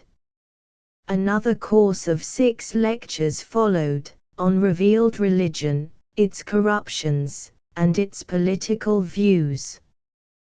The prospectus states that these lectures are intended for 2 classes of men, Christians and infidels, the former, that they may be able to give a reason for the hope that is in them, the latter, that they may not determine against Christianity from arguments applicable to its corruptions only. Nothing remains of these addresses, nor of 2 detached lectures on the slave trade and the hair powder tax, which were delivered in the interval between the 2 principal courses. They were all very popular amongst the opponents of the governments, and those on religion in particular were highly applauded by his Unitarian auditors, amongst whom Dr. and Mrs. Estlin and Mr. Hort were always remembered by Coleridge with regard and esteem. The transatlantic scheme, though still a favorite subject of conversation, was now in effect abandoned by these young Pantisocrats. Mr. C. was married at St. Mary Redcliffe Church to Sarah Fricker on the 4th of October, 1795, and went to reside in a cottage at Clevedon on the Bristol Channel, and 6 weeks afterwards Mr. Southey was also married to Edith Fricker, and left Bristol on the same day on his route to Portugal. At Clevedon Mr. and Mrs. Coleridge resided with one of Mrs. C.'s unmarried sisters and Burnett until the beginning of December. Footnote 1. This statement of H. N. Coleridge, and a remark by Wordsworth in a letter to Wrangham of 20 November, 1795, are the only evidence on which rests the belief that Coleridge and Wordsworth met before 1797. The letter is quoted in the Athenaeum of 8 December, 1894. See also Letterxy, to Estlin, May 1798. Chapter 3 The Watchman, 1795 to 1796, R. Quiet Dell, Dear Cot, and Mount Sublime. I was constrained to quit you. Was it right, while my unnumbered brethren toiled and bled, that I should dream away entrusted hours on rose-leaf beds pampering the coward heart with feelings all too delicate for use? I therefore go, and join head, heart and hand active and firm, to fight the bloodless fight of science, freedom, and the truth in Christ. Coleridge had in the course of the summer of 1795 become acquainted with that excellent and remarkable man, the late Thomas Poole of Netherstowey, Somerset. In a letter written to him on the 7th of October, C. speaks of the prospect from his cottage, and of his future plans in the following way, Letter 14. To Thomas Poole, my dear sir, God bless you, or rather God be praised for that he has blessed you. On Sunday morning I was married at St. Mary's, Redcliffe, from Chatterton's Church. The thought gave a tinge of melancholy to the solemn joy which I felt, united to the woman, whom I love best of all created beings. We are settled, nay, quite domesticated, at Clevedon, our comfortable cot. The prospect around is perhaps more various than any in the kingdom, mine eye gluttonizes. The sea, the distant islands, the opposite coast, I shall assuredly write rhymes, let the 9 muses prevent it if they can. I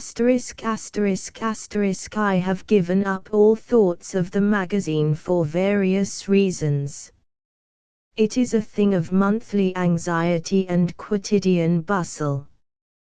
To publish a magazine for 1 year would be nonsense, and, if I pursue what I mean to pursue, my school plan, I could not publish it for more than 1 year. In the course of half a year I mean to return to Cambridge, having previously taken my name off from the university's control, and, hiring lodgings there for myself and wife, finish my great work of imitations in 2 volumes. My former works may, I hope, prove somewhat of genius and of erudition. This will be better. It will show great industry and manly consistency. At the end of it I shall publish proposals for a school. My next letter will be long and full of something. This is inanity and egotism. Believe me, dear Poole, your affectionate and mindful friend, shall I so soon have to say? Believe me, my heart prompts it. 1. St. Coleridge. In spite of this letter, Coleridge had not abandoned the project of starting a magazine. His school plan, as well as a project to become tutor to the sons of the Earl of Buchan at Edinburgh, see letter to George Dyer, bookman for May 1910, came to nothing. A meeting was held among his chief friends one evening, says Cottle, at the Rummer Tavern, to determine on the size, price, and time of publishing, with all other preliminaries essential to the launching this first-rate vessel on the mighty deep. Having heard of the circumstance the next day, I rather wondered at not having also been requested to attend, and while ruminating on the subject, I received from Mr. C. the following communication. Footnote 1, letter Lee is our number 14. LII is dated the 13th of November 1795. Letter 15. To Cottle, December 1795. My dear friend, I am fearful that you felt hurt at my not mentioning to you the proposed watchman, and from my not requesting you to attend the meeting. My dear friend, my reasons were these. All who met were expected to become subscribers to a fund. I knew there would be enough without you, and I knew, and felt, how much money had been drawn from you lately. God Almighty love you. It is unknown, says Cottle, when the following letter was received, although quite certain that it was not the evening in which Mr. Coleridge wrote his ode to the departing year, and it is printed in this place at something of an uncertainty. The probable date is the 1st of January, 1796. Letter 16. To Cottle, the 1st of January, 1796. My dear Cottle, I have been forced to disappoint not only you, but Dr. Beddoes, on an affair of some importance. Last night I was induced by strong and joint solicitation, to go to a card club to which Mr. Morgan belongs, and, after the playing was over, to sup, and spend the remainder of the night, having made a previous compact, that I should not drink. However, just on the verge of 12, I was desired to drink only one wine glass of punch, in honor of the departing year, and, after 12, one other in honor of the new year. Though the glasses were very small, yet such was the effect produced during my sleep, that I awoke unwell, and in about 20 minutes after had a relapse of my bilious complaint. I am just now recovered, and with care, I doubt not, shall be as well as ever tomorrow. If I do not see you then, it will be from some relapse, which I have no reason, thank Heaven, to anticipate. Yours affectionately, S.T. Coleridge. The Mr. Morgan referred to in the above letter was John James Morgan, with whom Coleridge afterwards lived in London, at Hammersmith, and at Calne. Dr. Beddoes was the founder of the Pneumatic Institution, and the friend of the Wedgwoods and Humphrey Davy, and it was he who was instrumental in introducing Coleridge to these acquaintances. The monthly anxiety of a magazine justly alarmed Coleridge on the 7th of October. Yet in the December following he courageously engaged to conduct a weekly political miscellany. This was the Watchman, of which the following prospectus was in that month printed and circulated. To supply at once the places of a review, newspaper, and annual register. On Tuesday, the ist of March, 1796, will be published number 1. Price 4d, of a miscellany, to be continued every 8th day, under the name of the Watchman, by Samuel Taylor Coleridge. This miscellany will be comprised in 2 sheets, or 32 pages, closely printed in 8vo, the type, long primer. Its contents: 1. A history of the domestic and foreign policy of the preceding days. 2. The speeches in both Houses of Parliament, and, during the recess, select parliamentary speeches from the commencement of the reign of Charles I to the present era, with notes historical and biographical. 3. Original essays and poetry. 4. Review of interesting and important publications. Its advantages: 1. There being no advertisements, a greater quantity of original matter will be given, and the speeches in Parliament will be less abridged. 2. From its form it may be bound up at the end of a year, and become an annual register.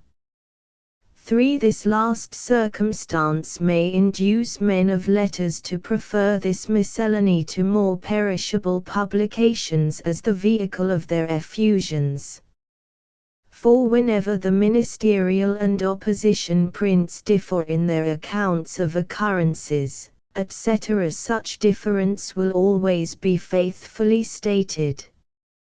Mr. C. went to Bristol in the beginning of December for the purpose of arranging the preliminaries of this undertaking, and at the close of the month he set off upon the tour mentioned in Chapter X of the Biographia Literaria, to collect subscribers.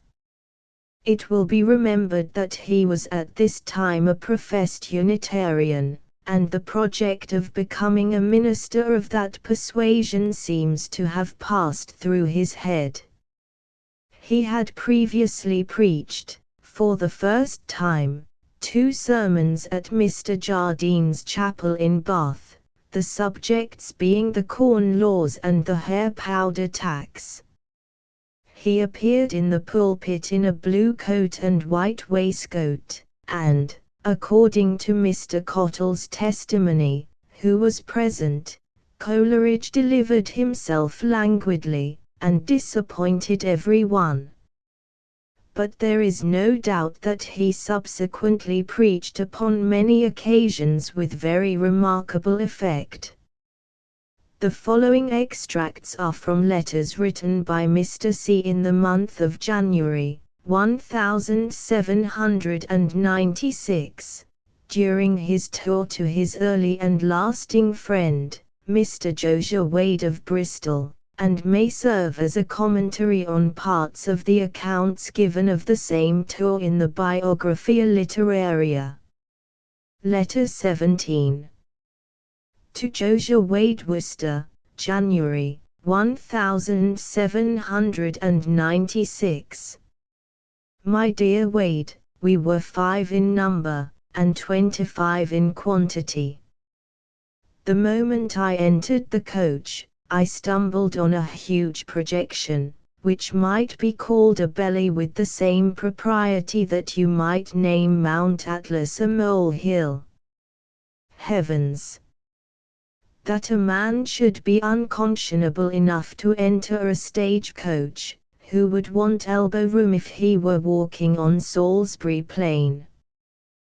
The said citizen was a most violent aristocrat, but a pleasant humorous fellow in other respects, and remarkably well informed in agricultural science, so that the time passed pleasantly enough. We arrived at Worcester at 2:30. I, of course, dined at the inn, where I met Mr. Stevens. After dinner I Christianized myself, that is, washed and changed, and marched in finery and clean linen to High Street. With regard to business, there is no chance of doing anything at Worcester. The aristocrats are so numerous, and the influence of the clergy is so extensive, that Mr. Barr thinks no bookseller will venture to publish The Watchman. ****St Coleridge. P.S. I hope and trust the young Sighthighsness is well, and also Mrs. Wade. Give my love to the latter, and a kiss for me to Miss Bratinella. Letter 18, Birmingham, January, 1796. My dear friend, my exertions here have been incessant, for in whatever company I go, I am obliged to be the figurant of the circle. Yesterday I preached twice, and, indeed, performed the whole service, morning and afternoon. There were about 1,400 persons present, and my sermons, great part extempore, were preciously peppered with politics. I have here at least double the number of subscribers I had expected. It was at Birmingham that Coleridge met the tallow chandler whom he has immortalized in his Biographia Literaria. The sketch of the Taper Man of Lights is one of the masterpieces of English humor. Letter 19. To Josiah Wade, Nottingham, January, 1796. My dear friend, you will perceive by this letter I have changed my route. From Birmingham on Friday last, 4 o'clock in the morning, I proceeded to Derby, stayed there till Monday morning, and am now at Nottingham. From Nottingham I go to Sheffield, from Sheffield to Manchester, from Manchester to Liverpool, from Liverpool to London, from London to Bristol. Ah, what a weary way! My poor crazy ark has been tossed to and fro on an ocean of business, and I long for the Mount Ararat on which it is to rest. At Birmingham I was extremely unwell. A violent cold in my head and limbs confined me for 2 days. Business succeeded very well, about 100 subscribers I think. At Derby, also, I succeeded tolerably well. Mr. Joseph Strutt, the successor of Sir Richard Arkwright, tells me I may count on 40 or 50 in Derby. Derby is full of curiosities, the cotton and silk mills, Wright the painter, and Dr. Darwin, the everything but Christian. Dr. Darwin possesses, perhaps, a greater range of knowledge than any other man in Europe, and is the most inventive of philosophical men. He thinks in a new train on all subjects but religion. He bantered me on the subject of religion. I heard all his arguments, and told him it was infinitely consoling to me, to find that the arguments of so great a man, adduced against the existence of a God, and the evidences of revealed religion, were such as had startled me at 15, but had become the objects of my smile at 20. Not one new objection, not even an ingenious one. He boasted that he had never read one book in favor of such stuff, but that he had read all the works of infidels. What would you think, Mr. Wade, of a man who, having abused and ridiculed you, should openly declare that he had heard all that your enemies had to say against you, but had scorned to inquire the truth from any one of your friends? Would you think him an honest man? I am sure you would not. Yet such are all the infidels whom I have known. They talk of a subject, yet are proud to confess themselves profoundly ignorant of it.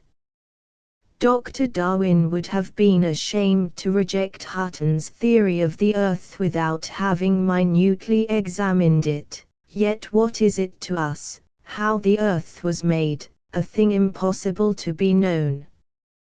This system the doctor did not reject without having severely studied it, but all at once he makes up his mind on such important subjects, as whether we be the outcasts of a blind idiot called nature, or the children of an all-wise and infinitely good God, whether we spend a few miserable years on this earth, and then sink into a clod of the valley, or endure the anxieties of mortal life, only to fit us for the enjoyment of immortal happiness.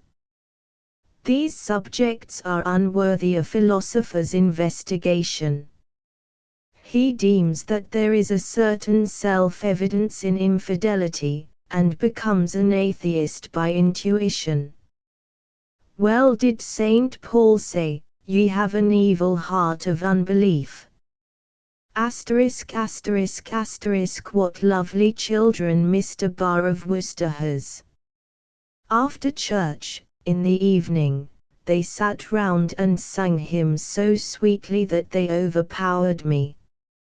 It was with great difficulty that I abstained from weeping aloud, and the infant in Mrs. B.'s arms leaned forward, and stretched his little arms, and stared, and smiled.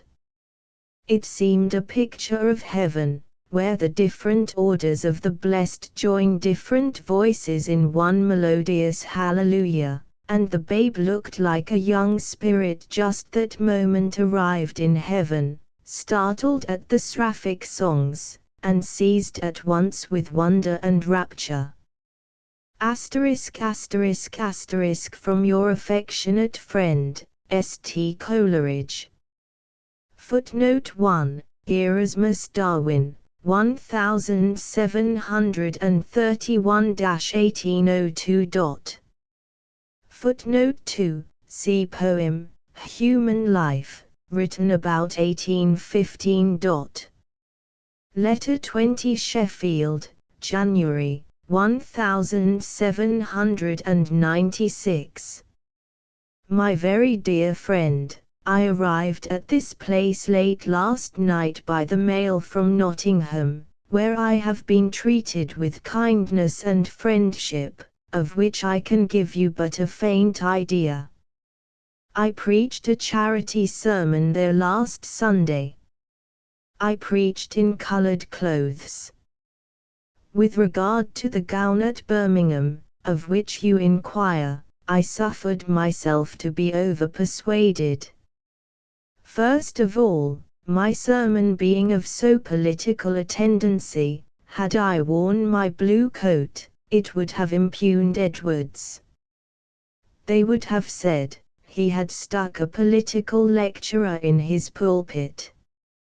Secondly, the society is of all sorts, Socinians, Arians, Trinitarians, etc., and I must have shocked a multitude of prejudices. And thirdly, there is a difference between an inn and a place of residence. In the first, your example is of little consequence. In a single instance only, it ceases to operate as example, and my refusal would have been imputed to affectation, or an unaccommodating spirit. Assuredly I would not do it in a place where I intended to preach often. And even in the vestry at Birmingham, when they at last persuaded me, I told them I was acting against my better knowledge, and should possibly feel uneasy afterwards. So these accounts of the matter you must consider as reasons and palliations, concluding, I plead guilty, my lord. Indeed I want firmness, I perceive I do. I have that within me which makes it difficult to say, no, repeatedly to a number of persons who seem uneasy and anxious. ******* My kind remembrances to Mrs. Wade. God bless her and you, and, like a bad shilling slipped in between 2 guineas, your faithful and affectionate friend, St. Coleridge. Note 1, letter LIII is our 19. Letter 21 Manchester, the 7th of January, 1796. My dear friend, I arrived at Manchester last night from Sheffield, to which place I shall only send about 30 numbers. I might have succeeded there, at least equally well with the former towns, but I should injure the sale of the Iris, the editor of which paper, a very amiable and ingenious young man of the name of James Montgomery, is now in prison for a libel on a bloody-minded magistrate there.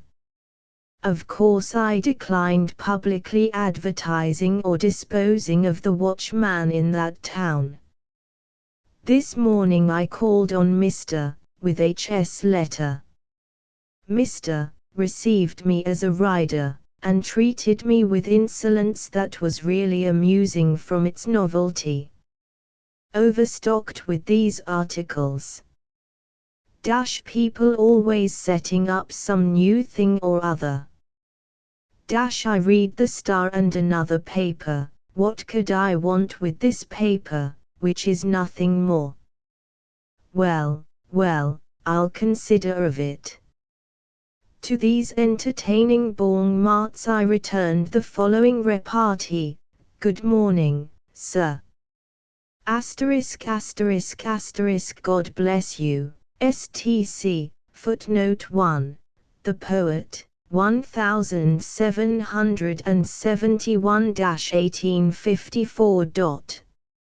Mr. C went to Liverpool and was as successful there as elsewhere generally in procuring subscribers to the Watchman. The late Dr. Crompton found him out, and became his friend and patron.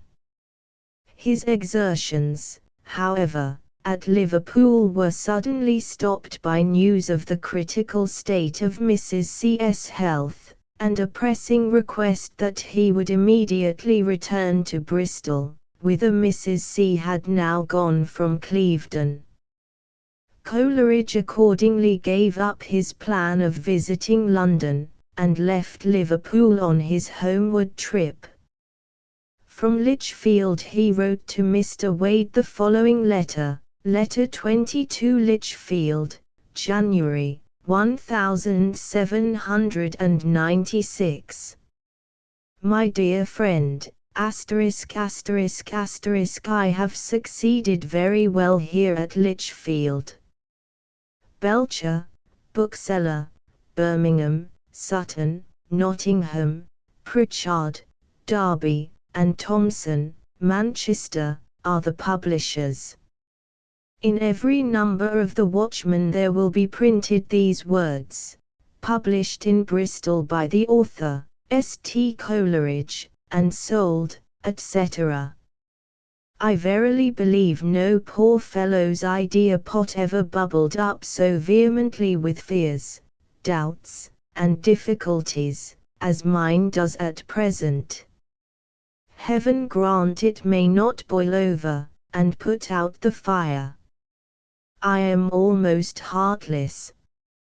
My past life seems to me like a dream, a feverish dream, all one gloomy huddle of strange actions and dim-discovered motives, friendships lost by indolence, and happiness murdered by mismanaged sensibility. The present hour I seem in a quickset hedge of embarrassments. For shame! I ought not to mistrust God, but, indeed, to hope is far more difficult than to fear. Bulls have horns, lions have talons, the fox and statesman subtle wiles ensure, the cit and polecat stink and are secure, toads with their venom, doctors with their drug, the priest and hedgehog in their robes are snug. O, Nature! Cruel stepmother and hard to thy poor naked, fenceless child, the bard. No horns but those by luckless high men worn, and those, alas! Not a Maltea's horn. With naked feelings, and with aching pride, he bears the unbroken blast on every side, vampire booksellers drain him to the heart, and scorpion critics cureless venom dart. St. Coleridge on his return to Bristol resided for a short time on Redcliffe Hill, in a house occupied by Mrs. C.'s mother. He had procured upwards of 1,000 subscribers' names to the Watchman, and had certainly some ground for confidence in his future success. His tour had been a triumph, and the impression made by his personal demeanor and extraordinary eloquence was unprecedented, and such as was never effaced from the recollection of those who met with him at this period. He seems to have employed the interval between his arrival in Bristol and the 1st of March, the day fixed for the appearance of the Watchman, in preparing for that work, and also in getting ready the materials of his first volume of poems, the copyright of which was purchased by Mr. Cottle for 30 guineas. Coleridge was a student all his life. He was very rarely indeed idle in the common sense of the term, but he was constitutionally indolent, averse from continuous exertion externally directed, and consequently the victim of a procrastinating habit, the occasion of innumerable distresses to himself and of endless solicitude to his friends, and which materially impaired, though it could not destroy, the operation and influence of his wonderful abilities. Hence, also, the fits of deep melancholy which from time to time seized his whole soul, during which he seemed an imprisoned man without hope of liberty. In February 1796, whilst his volume was in the press, he wrote the following letter to Mr. Cottle. Letter 23. My dear Cottle, I have this night and tomorrow for you, being alone, and my spirits calm.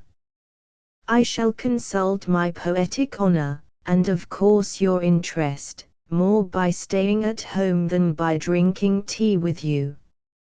I should be happy to see my poems out even by next week, and I shall continue in stirrups, that is, shall not dismount my Pegasus, till Monday morning, at which time you will have to thank God for having done with your affectionate friend always, but author evanescent, STC.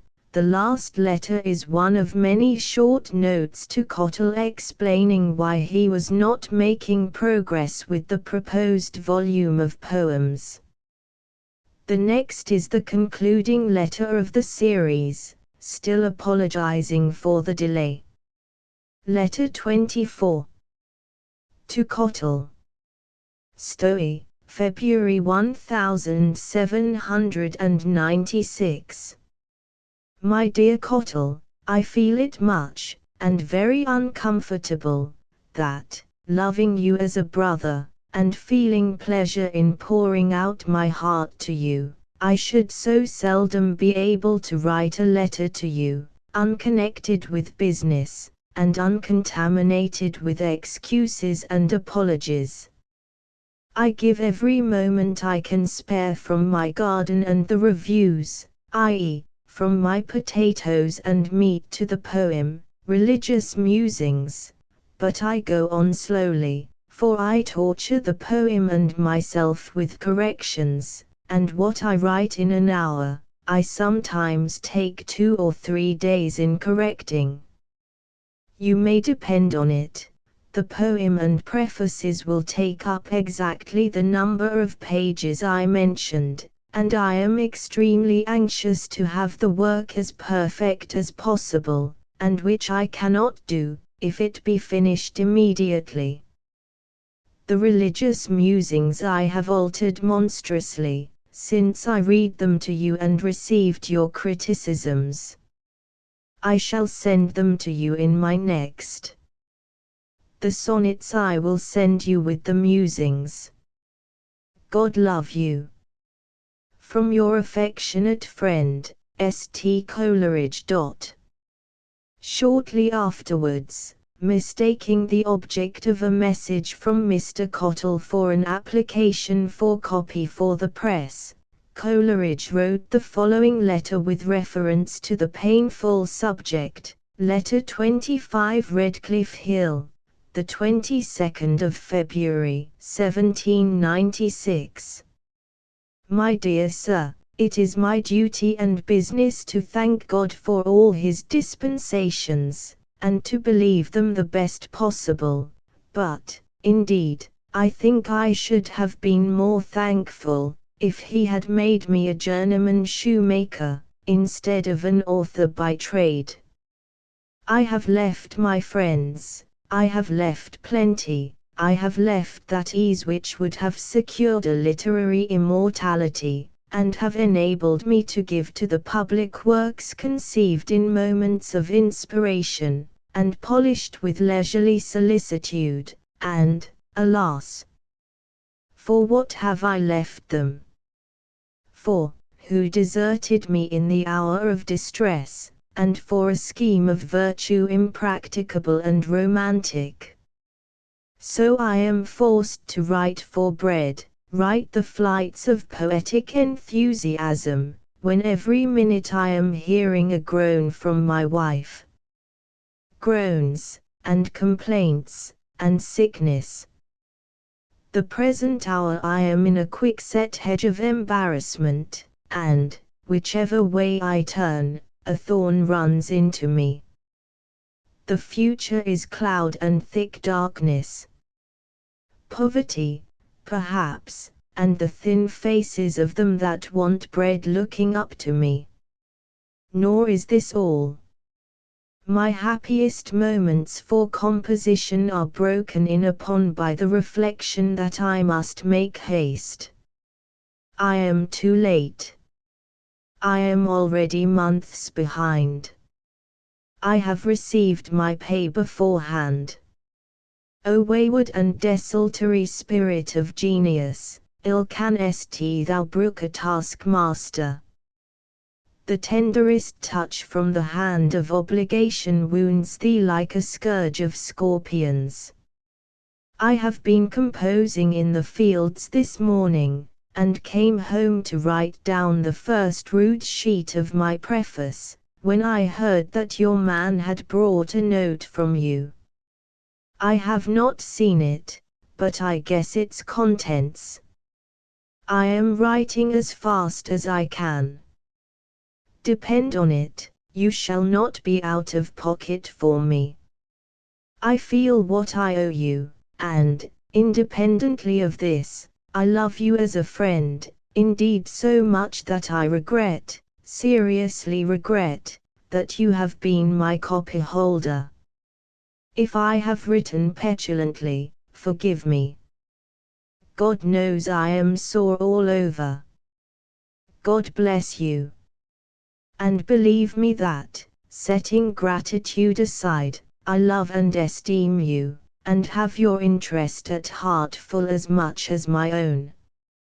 St. Coleridge. 1. On the 1st of March, 1796, The Watchman was published. It ended with the 10th number on the 13th of May following. In March Mr. C removed to a house in Oxford Street in Kingsdown, and thence wrote the following letter to Mr. Poole. 1. Letter live is our 25. Letter 26 the 30th of March, 1796. My dear Poole, for the neglect in the transmission of The Watchman, you must blame George Burnet, who undertook the business. I however will myself see it sent this week with the preceding numbers. I am greatly obliged to you for your communication, on the slave trade in Novi, it appears in this number. I am anxious to receive more from you, and likewise to know what you dislike in The Watchman, and what you like, but particularly the former. You have not given me your opinion of the plot discovered. Since you last saw me, I have been well nigh distracted. The repeated and most injurious blunders of my printer out of doors, and Mrs. Coleridge's danger at home, added to the gloomy prospect of so many mouths to open and shut, like puppets, as I move the string in the eating and drinking way. But why complain to you? Misery is an article with which every market is so glutted that it can answer no one's purpose to export it. I have received many abusive letters, post-paid, thanks to the friendly malignants. But I am perfectly callous to disapprobation, except when it tends to lessen profit. Then indeed I am all one tremble of sensibility, marriage having taught me the wonderful uses of that vulgar commodity, yclept bread. The Watchman succeeds so as to yield a bread and cheese-ish profit. Mrs. Coleridge is recovering apace, and deeply regrets that she was deprived of the pleasure of seeing you. We are in our new house, where there is a bed at your service whenever you will please to delight us with a visit. Surely in spring you might force a few days into a sojourning with us. Dear Poole, you have borne yourself towards me most kindly with respect to my epistolary ingratitude. But I know that you forbade yourself to feel resentment towards me, because you had previously made my neglect ingratitude. A generous temper endures a great deal from one whom it has obliged deeply. My poems are finished. I will send you 2 copies the moment they are published. In number 3 of The Watchman there are a few lines entitled, "The hour when we shall meet again, dim hour, that sleep st on pillowing clouds afar," which I think you will like. I have received 2 or 3 letters from different anonymi, requesting me to give more poetry. One of them writes thus: "Sir, I detest your principles, your prose I think very so-so, but your poetry is so beautiful that I take in your Watchman solely on account of it. In justice therefore to me and some others of my stamp, I entreat you to give us more verse, and less democratic scurrility. Your admirer, not esteemer." Have you read over Dr. Lardner on the Logos? It is, I think, scarcely possible to read it, and not be convinced. I find that the Watchman comes more easy to me, so that I shall begin about my Christian lectures, meaning a publication of the course given in the preceding year. I will immediately order for you, unless you immediately countermand it, Count Rumford's Essays. In no V of the Watchman you will see why. That number contained a critique on the essays. I have enclosed Dr. Beddoes's late pamphlets, neither of them as yet published. The doctor sent them to me. My dutiful love to your excellent mother, whom, believe me, I think of frequently and with a pang of affection. God bless you. I'll try and contrive to scribble a line and half every time the man goes with the Watchman to you. N.B. The essay on fasting I am ashamed of, in number 2 of the Watchman, but it is one of my misfortunes that I am obliged to publish extempore as well as compose.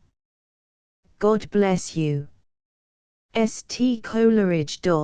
1. Footnote 1. Letter LV is our 26.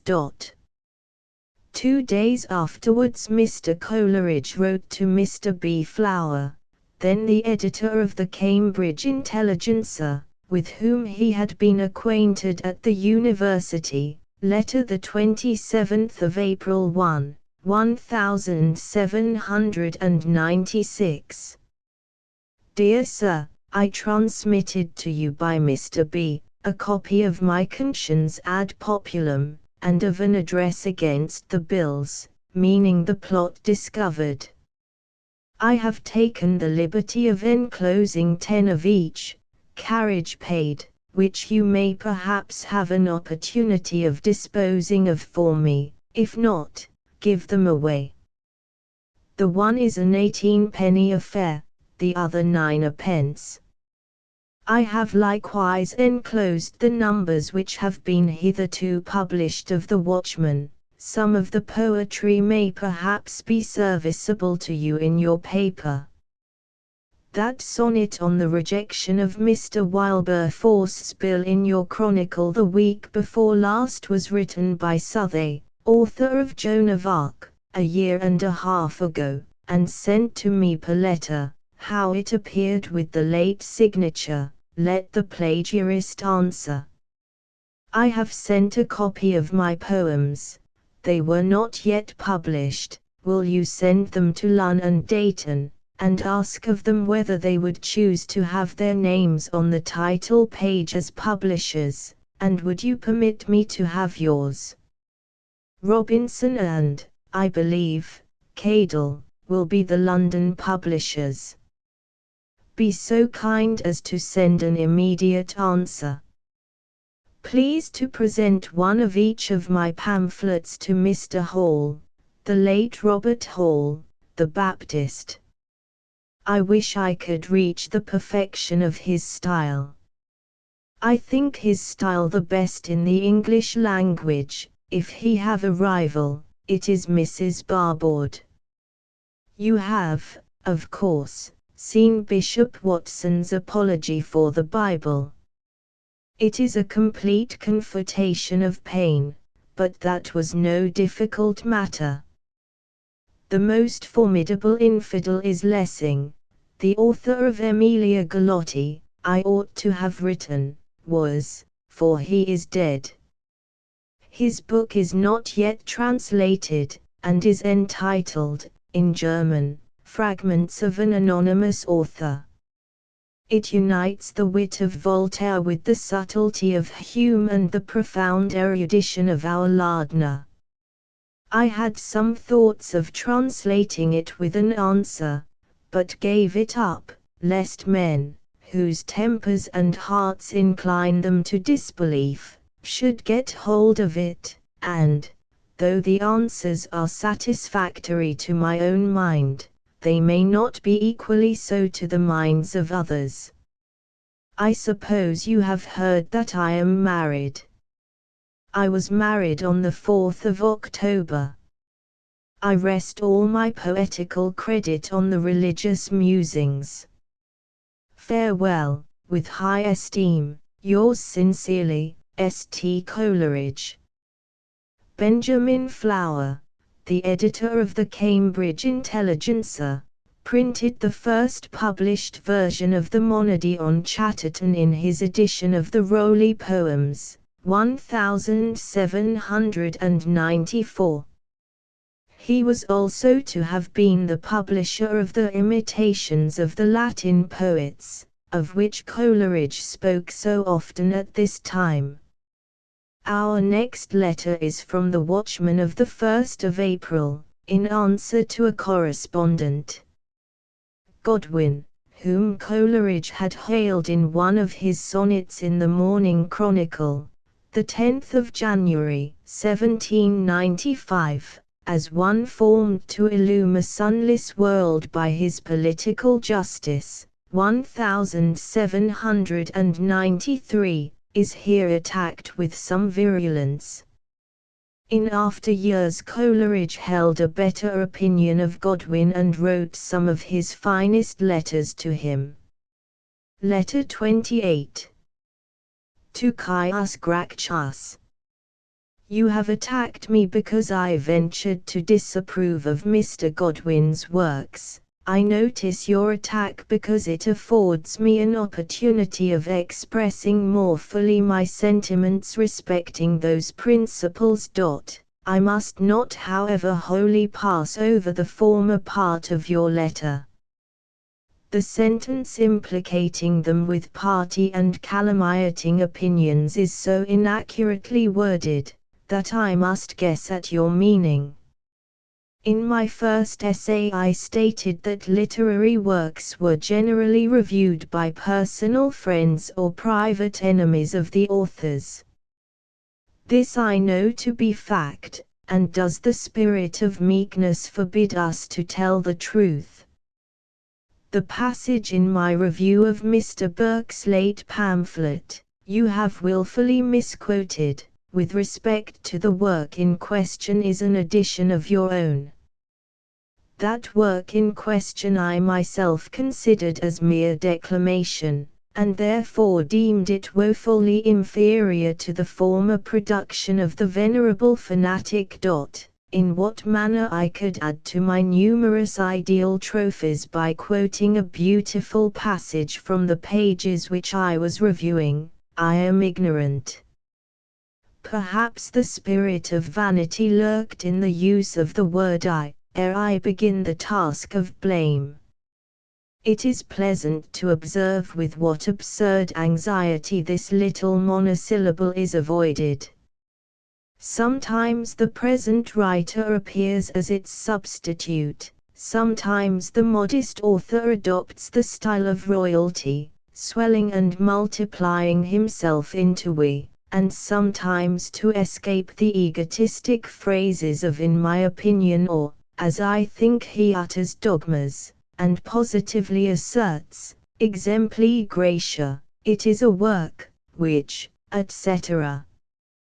You deem me inconsistent, because, having written in praise of the metaphysician, I afterwards appear to condemn the essay on political justice. Would an eulogist of medical men be inconsistent, if he should write against vendors of, what he deemed, poisons? Without even the formality of a since or a for or a because, you make an unqualified assertion, that this essay will be allowed by all, except the prejudiced, to be a deep, metaphysical work, though abstruse, etc. etc. Caius Gracchus must have been little accustomed to abstruse disquisitions, if he deem Mr. Godwin's work abstruse. A chief, and certainly not a small, merit is its perspicuous and popular language. My chapter on modern patriotism is that which has irritated you. You condemn me as prejudiced, O this enlightened age.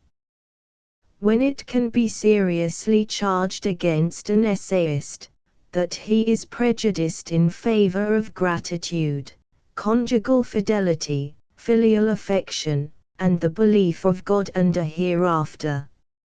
Of smart pretty fellows in Bristol are numbers, some who so modish are grown, that they think plain sense cumbersome, and lest they should seem to be queer or ridiculous, they affect to believe neither God nor old Nicholas. 1. I do consider Mr. Godwin's principles as vicious, and his book as a pander to sensuality. Once I thought otherwise, nay, even addressed a complimentary sonnet to the author, in the Morning Chronicle, of which I confess with much moral and poetical contrition, that the lines and the subject were equally bad. I have since studied his work, and long before you had sent me your contemptuous challenge, had been preparing an examination of it, which will shortly appear in the Watchman in a series of essays. You deem me an enthusiast, I presume, because I am not quite convinced with yourself and Mr. Godwin that mind will be omnipotent over matter, that a plough will go into the field and perform its labor without the presence of the agriculturist, that man may be immortal in this life, and that death is an act of the will. You conclude with wishing that the Watchman for the future may be conducted with less prejudice and greater liberality. I ought to be considered in two characters, as editor of the Miscellany, and as a frequent contributor. In the latter I contribute what I believe to be the truth. Let him who thinks it error, contribute likewise, that where the poison is, there the antidote may be. In my former, that is, as the editor, I leave to the public the business of canvassing the nature of the principles, and assume to myself the power of admitting or rejecting any communications according to my best judgment of their style and ingenuity. The Miscellany is open to all ingenious men whatever their opinions may be, whether they be the disciples of Filmer, of Locke, of Paley, or of Godwin. One word more of the spirit of meekness. I meant by this profession to declare my intention of attacking things without expressing malignity to persons. I am young, and may occasionally write with the intemperance of a young man's zeal. Let me borrow an apology from the great and excellent Dr. Hartley, who of all men least needed it. I can truly say, that my free and unreserved manner of speaking has flowed from the sincerity and earnestness of my heart. But I will not undertake to justify all that I have said. Some things may be too hasty and censorious, or however, be unbecoming my age and station. I heartily wish that I could have observed the true medium. For want of candor is not less an offense against the gospel of Christ, than false shame and want of courage in his cause. St. Coleridge. Footnote 1. The lines are by Coleridge. Letter 29. To Mr. Poole. The 11th of April, 1796. My dear, very dear friend, I have sent the 5th, 6th, and part of the 7th number, all as yet printed. Your censures are all right, I wish your praises were equally so. The essay on fasts I am ashamed of. It was conceived in the spirit, and clothed in the harsh scoffing, of an infidel. You wish to have one long essay, so should I wish, but so do not my subscribers wish. I feel the perplexities of my undertaking increase daily. In London and Bristol the Watchman is read for its original matter, the news and debates barely tolerated. The people of Liverpool, Manchester, and Birmingham, etc., take it as a newspaper, and regard the essays and poems as intruders unwished for and unwelcome. In short, each subscriber, instead of regarding himself as a point in the circumference entitled to some one diverging ray, considers me as the circumference, and himself as the center to which all the rays ought to converge. To tell you the truth, I do not think the Watchman will succeed. Hitherto I have scarcely sold enough to pay the expenses. No wonder, when I tell you that on the 200 which Parsons in Paternoster Row sells weekly, he gains 8 shillings more than I do. Nay, I am convinced that at the end of the half-year he will have cleared considerably more by his 200 than I by the proprietorship of the whole work. Coulson has been indefatigable in my service, and writes with such zeal for my interests, and such warmth of sorrow for my sufferings, as if he wrote with fire and tears. God bless him. I wish above all things to realize a school. I could be well content to plod from morning to night, if only I could secure a secure competence, but to toil incessantly for uncertain bread weighs me down to earth. Your night dream has been greatly admired. Dr. Beddoes spoke in high commendation of it. Your thoughts on elections I will insert whenever Parliament is dissolved. I will insert them as the opinions of a sensible correspondent, entering my individual protest against giving a vote in any way or for any person. If you had an estate in the swamps of Essex, you could not prudently send an aguish man there to be your manager, he would be unfit for it. You could not honestly send a hale-hearty man there, for the situation would to a moral certainty give him the ague. So with the Parliament, I will not send a rogue there, and I would not send an honest man, for it is 20 to 1 that he will become a rogue. Count Rumford's essays you shall have by the next parcel. I thank you for your kind permission with respect to books. I have sent down to you elegiac stanzas by Bowles. They were given to me, but are altogether unworthy of Bowles.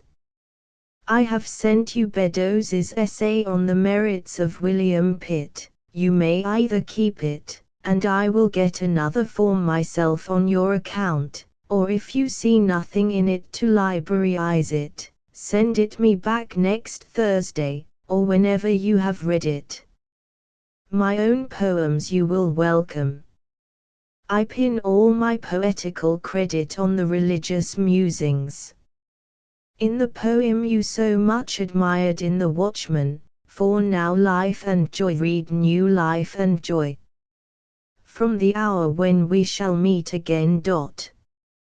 Chatterton shall appear modernized. Dr. Beddoes intends, I believe, to give a course of chemistry in a most elementary manner, the price, 2 guineas. I wish, ardently wish, you could possibly attend them, and live with me. My house is most beautifully situated, an excellent room and bed are at your service. If you had any scruple about putting me to additional expense, you should pay me 7 shillings a week, and I should gain by you. Mrs. Coleridge is remarkably well, and sends her kind love. Pray, my dear Poole, do not neglect to write to me every week. Your critique on Joan of Arc and the religious musings I expect. Your dear mother I long to see. Tell her I love her with filial respectfulness. Excellent woman. Farewell, God bless you and your grateful and affectionate St. Coleridge. Mr. C.'s first volume of poems was published by Mr. Cottle in the beginning of April, 1796, and his sense of the kind conduct of the latter to him throughout the whole affair was expressed in the following manner on a blank leaf in a copy of the work, Letter 30.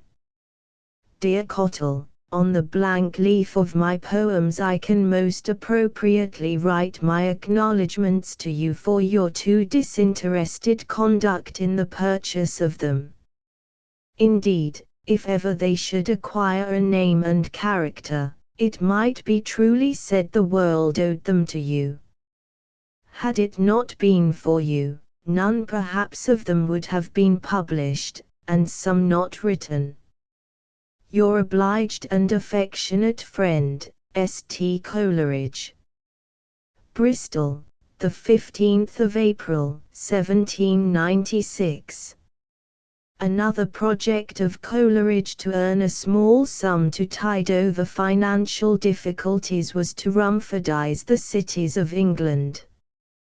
Coleridge reviewed Rumford's essays in The Watchman of the 2nd of April.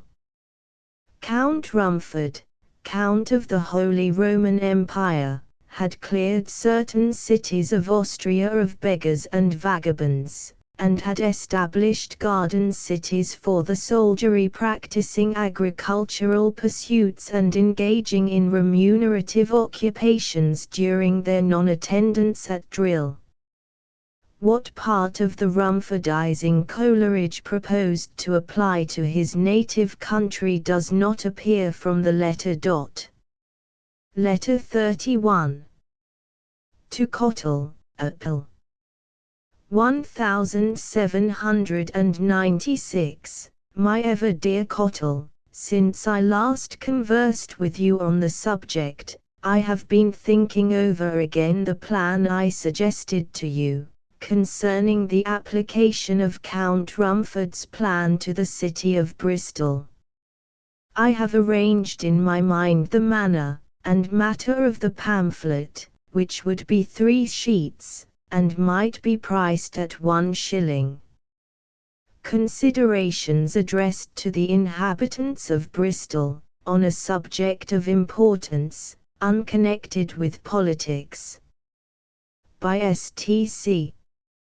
Now I have by me the history of Birmingham, and the history of Manchester.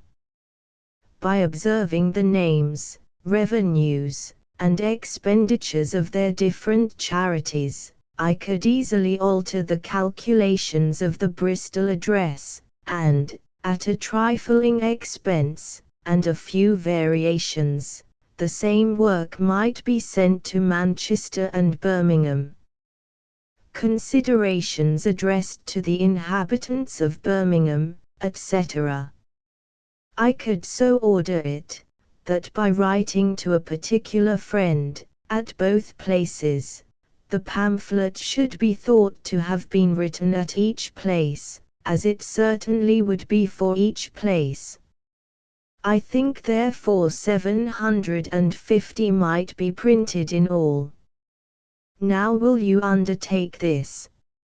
Either to print it and divide the profits, or, which indeed I should prefer, would you give me 3 guineas, for the copyright?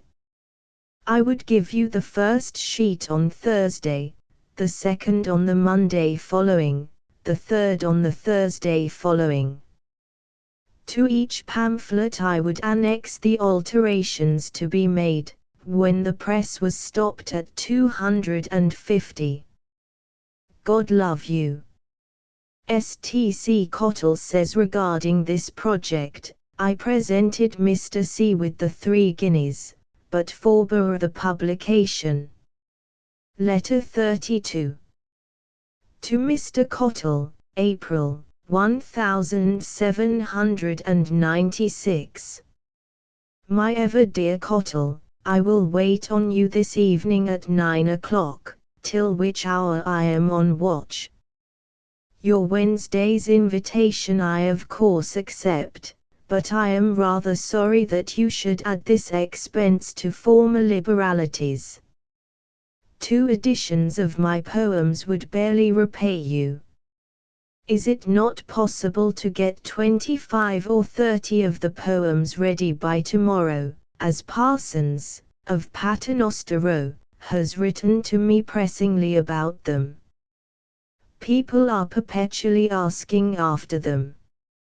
All admire the poetry in the Watchman, he says. I can send them with 100 of the first number, which he has written for. I think if you were to send half a dozen Joans of Arc, 4 to £1 1s0d, on sale or return, it would not be amiss.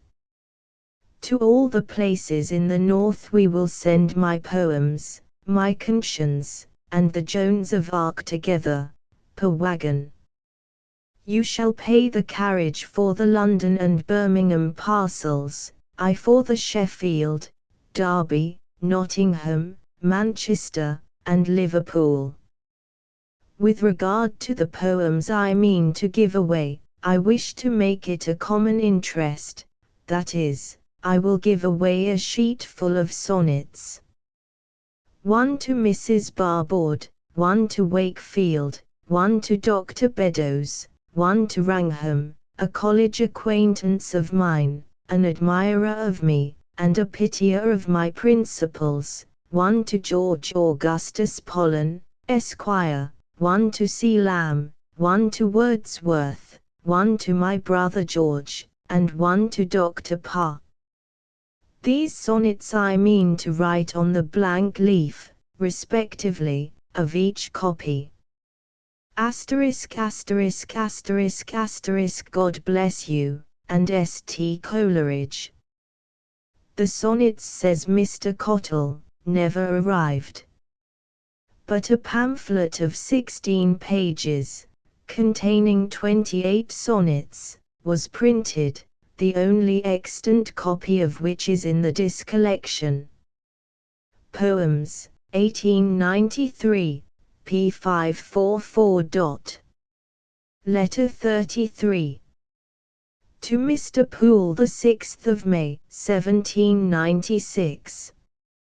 My very dear friend, the heart is a little relieved, when vexation converts itself into anger. but from this privilege I am utterly precluded by my own epistolary sins and negligences.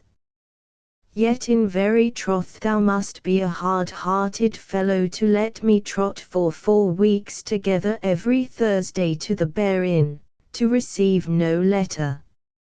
I have sometimes thought that Milton the carrier did not deliver my last parcel, but he assures me he did.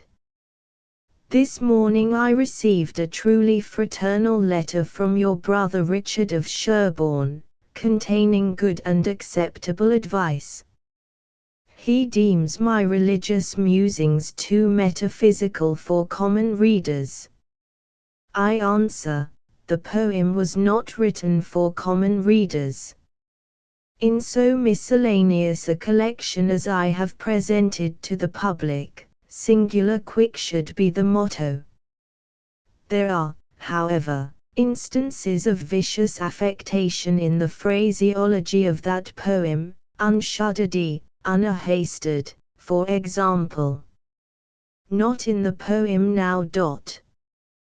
Good writing is produced more effectually by rapidly glancing the language as it already exists than by a hasty recourse to the mint of invention.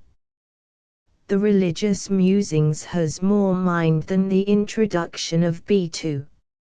Of Joan of Arc, Destiny of Nations, poet. WIP 98, but its versification is not equally rich. It has more passages of sublimity, but it has not that diffused air of severe dignity which characterizes my epic slice. Have I estimated my own performances rightly? With regard to my own affairs, they are as bad as the most rampant fellow-despot could wish in the moment of cursing. After number 12 I shall cease to cry the state of the political atmosphere. It is not pleasant, Thomas Poole, to have worked 14 weeks for nothing, nay, to have given to the public in addition to that toil, £45. When I began the Watchman I had £40 worth of paper given to me, yet with this I shall not have received a farthing at the end of the quarter. To be sure I have been somewhat fleeced and overreached by my London publisher. In short, my tradesmen's bills for the Watchman, including what paper I have bought since the 7th number, the printing, etc., amount exactly to £5 more than the whole of my receipts. O Watchman, thou hast watched in vain. Said the prophet Ezekiel, when, I suppose, he was taking a prophetic glimpse of my sorrow-sallowed cheeks. My plans are reduced to 2, the first unpracticable, the second not likely to succeed. Plan 1. I am studying German, and in about 6 weeks shall be able to read that language with tolerable fluency.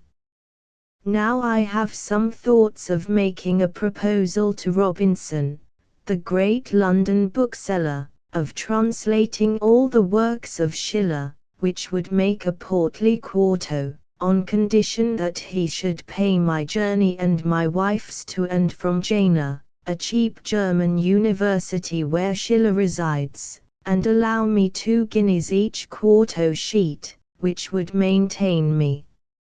If I could realize this scheme, I should there study chemistry and anatomy, and bring over with me all the works of Simler and Michaelis, the German theologians, and of Kant, the great German metaphysician. On my return I would commence a school for either young men at £105 each, proposing to perfect them in the following studies in this order. 1. Man as an animal, including the complete knowledge of anatomy, chemistry, mechanics, and optics. 2. Man as an intellectual being, including the ancient metaphysics, the system of Locke and Hartley, of the Scotch philosophers, and the new Kantian system. 3. Man as a religious being, including an historic summary of all religions, and of the arguments for and against natural and revealed religion. Then proceeding from the individual to the aggregate of individuals, and disregarding all chronology, except that of mind, I should perfect them, 1. In the history of savage tribes, 2. Of semi-barbarous nations, 3. Of nations emerging from semi-barbarism, 4. Of civilized states, 5. Of luxurious states, 6. Of revolutionary states, 7. Of colonies. During these studies I should intermix the knowledge of languages, and instruct my scholars in belles lettres, and the principles of composition. Now, seriously, do you think that one of my scholars, thus perfected, would make a better senator than perhaps any one member in either of our houses? Bright bubbles of the age, ebullient brain! Gracious heaven! That a scheme so big with advantage to this kingdom, therefore to Europe, therefore to the world, should be demolishable by one monosyllable from a bookseller's mouth. My second plan is to become a dissenting minister, and adjure politics and casual literature. Preaching for hire is not right, because it must prove a strong temptation to continue to profess what I may have ceased to believe, if ever maturer judgment with wider and deeper reading should lessen or destroy my faith in Christianity. But though not right in itself, it may become right by the greater wrongness of the only alternative, the remaining in neediness and uncertainty. That in the one case I should be exposed to temptation is a mere contingency, that under necessitous circumstances I am exposed to great and frequent temptations is a melancholy certainty. Right, my dear Poole. Or I will crimp all the rampant Billingsgate of Burke to abuse you. Count Rumford is being reprinted. God bless you and St. Coleridge. On Friday, the 13th of May, 1796, the 10th and last number of The Watchman appeared, the author having wisely accelerated the termination of a hopeless undertaking, the plan of which was as injudicious as the execution of it by him for any length of time impracticable. Of the 324 pages, of which The Watchman consists, not more than 100 contain original matter by Coleridge, and this is perhaps more remarkable as a test of the marvelous spring of his mind almost immediately afterwards than for any very striking merit of its own. Still, however, the nascent philosopher may be discovered in parts, and the essay on the slave trade, in the 4th number, may be justly distinguished as comprising a perfect summary of the arguments applicable on either side of that question. In the meantime Mr. Poole had been engaged in circulating a proposal amongst a few common friends for purchasing a small annuity and presenting it to Mr. Coleridge. The plan was not in fact carried into execution, winking sad smiley one, but it was communicated to Mr. C by Mr. Poole, and the following letter refers to it. Footnote 1, an error.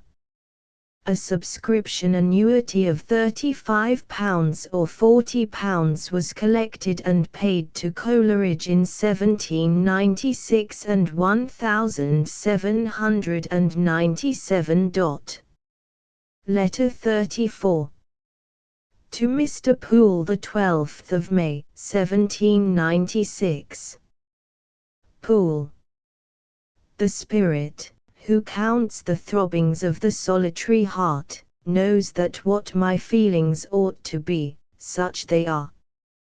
If it were in my power to give you anything, which I have not already given, I should be oppressed by the letter now before me.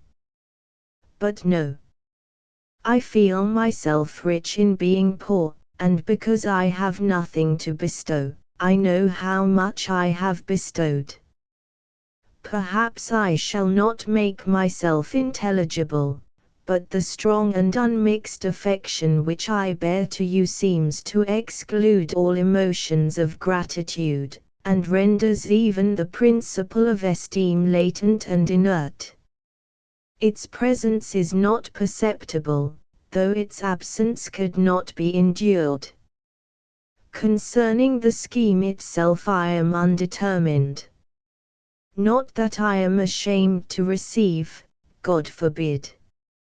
I will make every possible exertion, my industry shall be at least commensurate with my learning and talents. If these do not procure for me and mine the necessary comforts of life, I can receive as I would bestow, and, in either case, receiving or bestowing, be equally grateful to my almighty benefactor. I am undetermined therefore, not because I receive with pain and reluctance, but because I suspect that you attribute to others your own enthusiasm of benevolence, as if the sun should say, with how rich a purple those opposite windows are burning.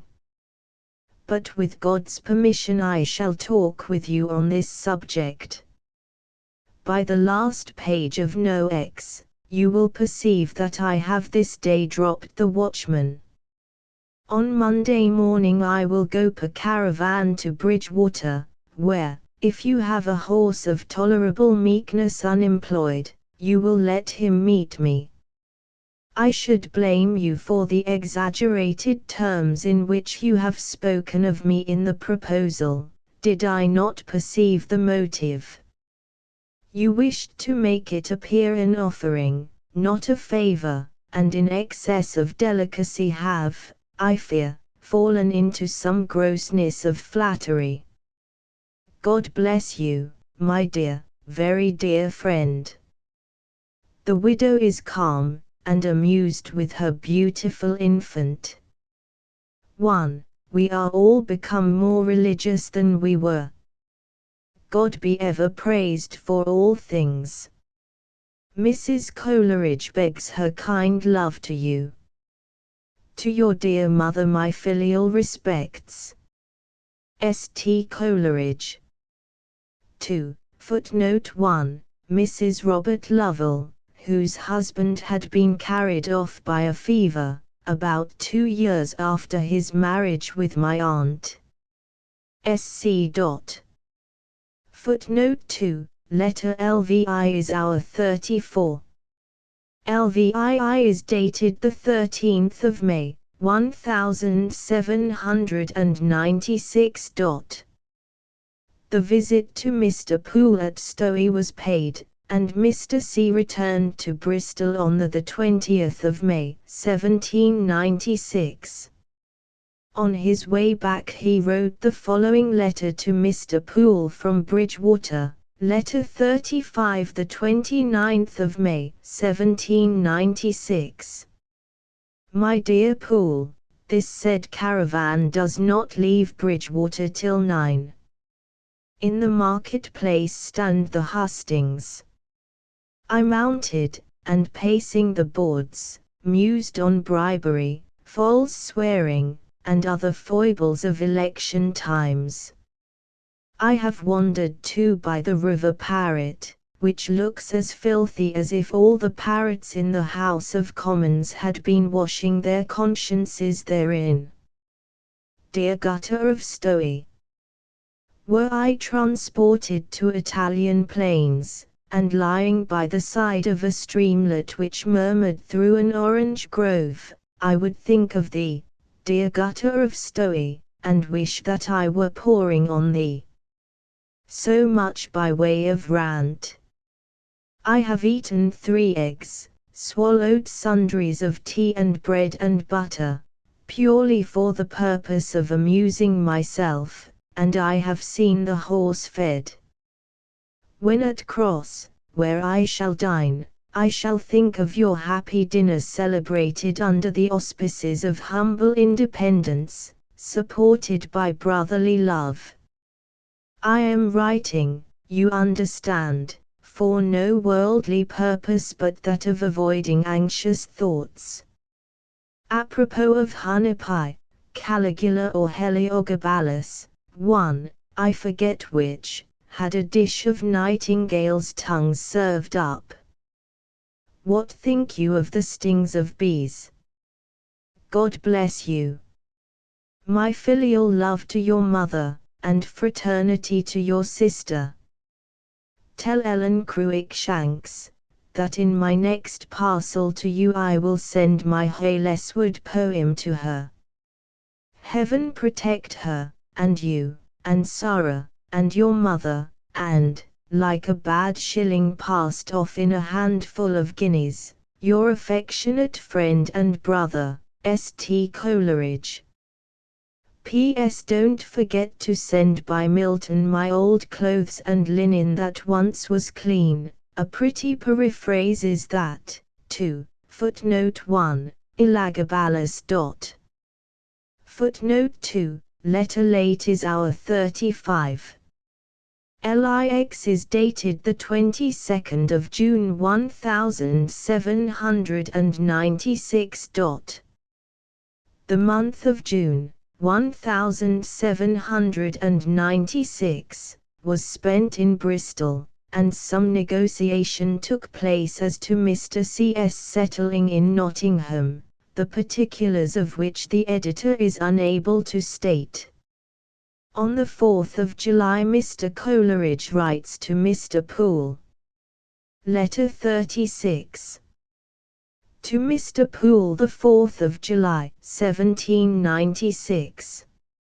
My very dear Poole, do not attribute it to indolence that I have not written to you.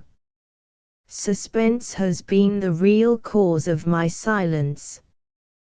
Day after day I have confidently expected some decisive letter, and as often have been disappointed. Certainly I shall have one tomorrow noon, and then I will write. Thus I contemplated the time of my silence in its small component parts, forgetful into what a sum total they were swelling. As I have heard nothing from Nottingham, notwithstanding I have written a pressing letter, I have, by the advice of Cottle and Dr. Beddoes, accepted a proposal of Mr. Perry's, the editor of the Morning Chronicle, accepted it with a heavy and reluctant heart. On Thursday Perry was at Bristol for a few hours, just time enough to attend the dying moments of his associate in the editorship, Mr. Gray, whom Dr. Beddoes attended. Perry desired Dr. B to inform me that, if I would come up to London and write for him, he would make me a regular compensation adequate to the maintenance of myself and Mrs. Coleridge, and requested an immediate answer by the post. Mr. Estlin, and Charles Danvers, and Mr. Wade were all out of town. I had no one to advise with except Dr. Beddoes and Cottle. Dr. B thinks it a good opening on account of Gray's death, but I rather think that the intention is to employ me as a mere hackney without any share of the profits. However, as I am doing nothing, and in the prospect of doing nothing settled, I was afraid to give way to the openings of my heart, and accordingly I accepted his proposal in general terms, requesting a line from him expressing the particulars both of my proposed occupation and stipend. This I shall receive tomorrow, I suppose, and if I do, I think of hiring a horse for a couple of days, and galloping down to you to have all your advice, which indeed, if it should be for rejecting the proposals, I might receive by post, but if for finally accepting them, we could not interchange letters in a time sufficiently short for Perry's needs, and so he might procure another person possibly. At all events I should not like to leave this part of England, perhaps forever, without seeing you once more. I am very sad about it, for I love Bristol, and I do not love London, and besides, local and temporary politics have become my aversion. They narrow the understanding, and at least acidulate the heart, but those two giants, yclept bread and cheese, bend me into compliance. I must do something. If I go, farewell, philosophy. Farewell, the muse. Farewell, my literary fame. My poems have been reviewed. The monthly has cataracted panegyric on me, the critical cascaded it, and the analytical dribbled it with civility. As to the British critic, they durst not condemn, and they would not praise, so contented themselves with commending me as a poet, and allowed me tenderness of sentiment and elegance of fiction. I am so anxious and uneasy that I really cannot write any further. My kind and fraternal love to your sister, and my filial respects to your dear mother, and believe me to be in my head, heart, and soul, yours most sincerely. St. Coleridge. The editor can find no further trace of the proposed connection with the Morning Chronicle, but almost immediately after the date of the preceding letter, Mr. Coleridge received an invitation from Mrs. Evans, then of Barley, near Derby, to visit her with a view to his undertaking the education of her sons. He and Mrs. C accordingly went to Barley, where the matter was arranged to the satisfaction of both parties, and Mr. C returned to Bristol alone with the intention of visiting his mother and brother at Ottery before leaving the south of England for what promised to be a long absence. But this project, like others, ended in nothing. The other guardians of Mrs. E.'s sons considered a public education proper for them, and the announcement of this resolution to Mr. C. at Bristol stopped his further progress, and recalled him to Darley. After a stay of some 10 days, he left Darley with Mrs. C., and visited Mr. Thomas Hawkes at Moseley, near Birmingham, and thence he wrote to Mr. Poole, Letter 37. To Mr. Poole, August, 1796. My beloved friend, I was at Matlock, the place monodized by Bowles, when your letter arrived at Darley, and I did not receive it till near a week afterwards. My very dear Poole, I wrote to you the whole truth.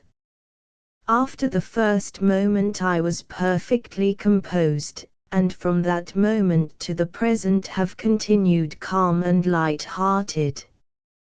I had just quitted you, and I felt myself rich in your love and esteem, and you do not know how rich I feel myself. O ever found the same, and trusted and beloved. The last sentences of your letter affected me more than I can well describe. Words and phrases which might perhaps have adequately expressed my feelings, the cold-blooded children of this world have anticipated and exhausted in their unmeaning gabble of flattery. I use common expressions, but they do not convey common feelings. My heart has thanked you. I preached on faith yesterday. I said that faith was infinitely better than good works, as the cause is greater than the effect, as a fruitful tree is better than its fruits, and as a friendly heart is of far higher value than the kindnesses which it naturally and necessarily prompts. It is for that friendly heart that I now have thanked you, and which I so eagerly accept, for with regard to settlement, I am likely to be better off now than before, as I shall proceed to tell you. I arrived at Darley on the Sunday. Monday I spent at Darley.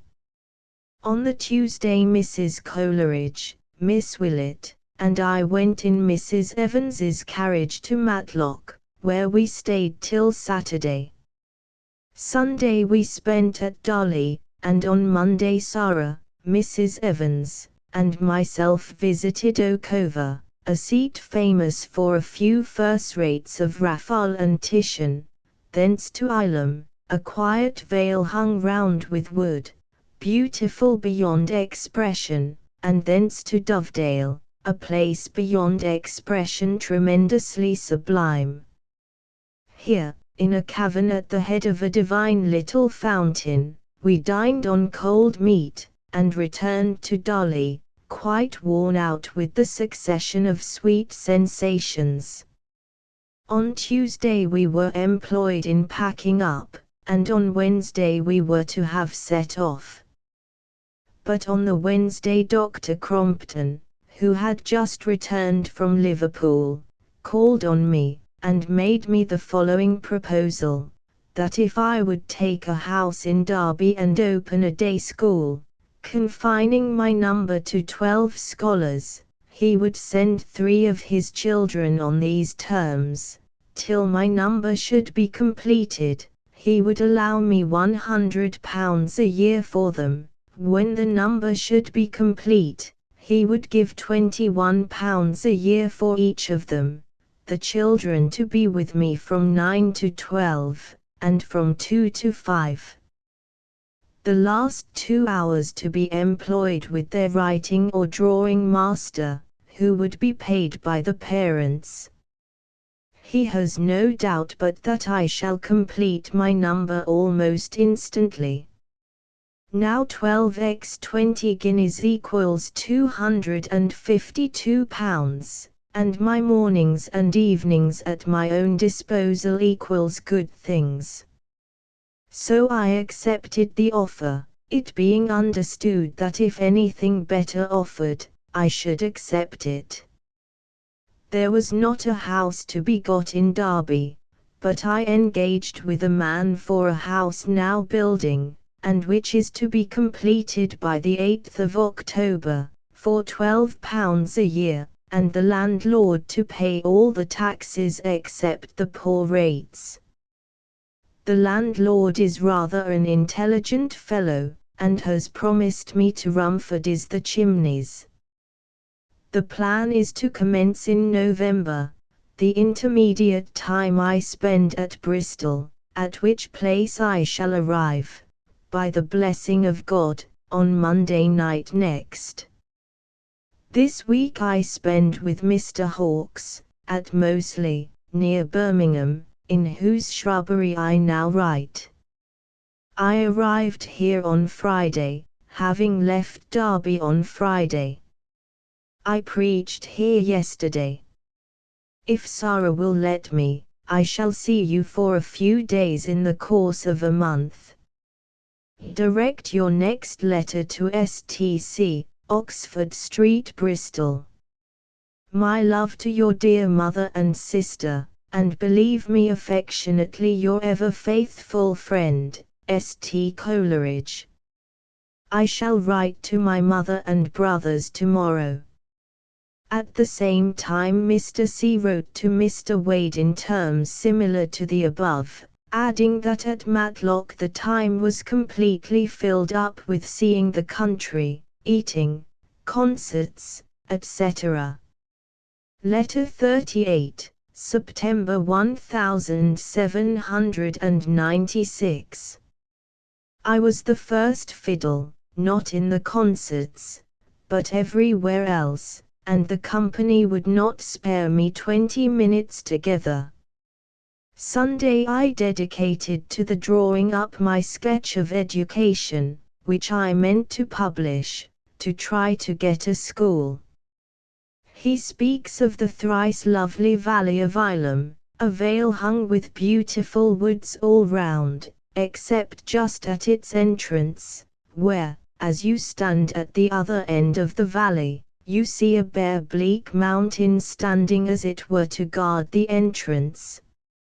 It is without exception the most beautiful place I ever visited. He concludes, I have seen a letter from Mr. William Roscoe, author of the Life of Lorenzo the Magnificent, a work in 2 volumes, of which the whole first edition sold in a month. It was addressed to Mr. Edwards, the minister here, and entirely related to me. Of me and my compositions he writes in terms of high admiration, and concludes by desiring Mr. Edwards to let him know my situation and prospects, and saying that if I would come and settle at Liverpool, he thought a comfortable situation might be procured for me. This day Edwards will write to him. Whilst at Birmingham, on the Watchman tour, Mr. C. had been introduced to Mr. Charles Lloyd, the eldest son of Mr. Lloyd, an eminent banker of that place. At Moseley they met again, and the result of an intercourse for a few days together was an ardent desire on the part of Lloyd to domesticate himself permanently with a man whose conversation was to him a revelation from heaven. Nothing, however, was settled on this occasion, and Mr. and Mrs. C. returned to Bristol in the beginning of September. On the 24th of September he writes to Mr. Poole, letter 39. To Mr. Poole, the 24th of September, 1796. My dear, very dear Poole, the heart thoroughly penetrated with the flame of virtuous friendship is in a state of glory, but lest it should be exalted above measure, there is given to it a thorn in the flesh. I mean that where the friendship of any person forms an essential part of a man's happiness, he will at times be pestered with the little jealousies and solicitudes of imbecile humanity. Since we last parted I have been gloomily dreaming that you did not leave me so affectionately as you were wont to do. Pardon this littleness of heart, and do not think the worse of me for it. Indeed my soul seems so mantled and wrapped round with your love and esteem, that even a dream of losing but the smallest fragment of it makes me shiver, as if some tender part of my nature were left uncovered and in nakedness. Last week I received a letter from Lloyd, informing me that his parents had given their joyful concurrence to his residence with me, but that, if it were possible that I could be absent from home for 3 or 4 days, his father wished particularly to see me.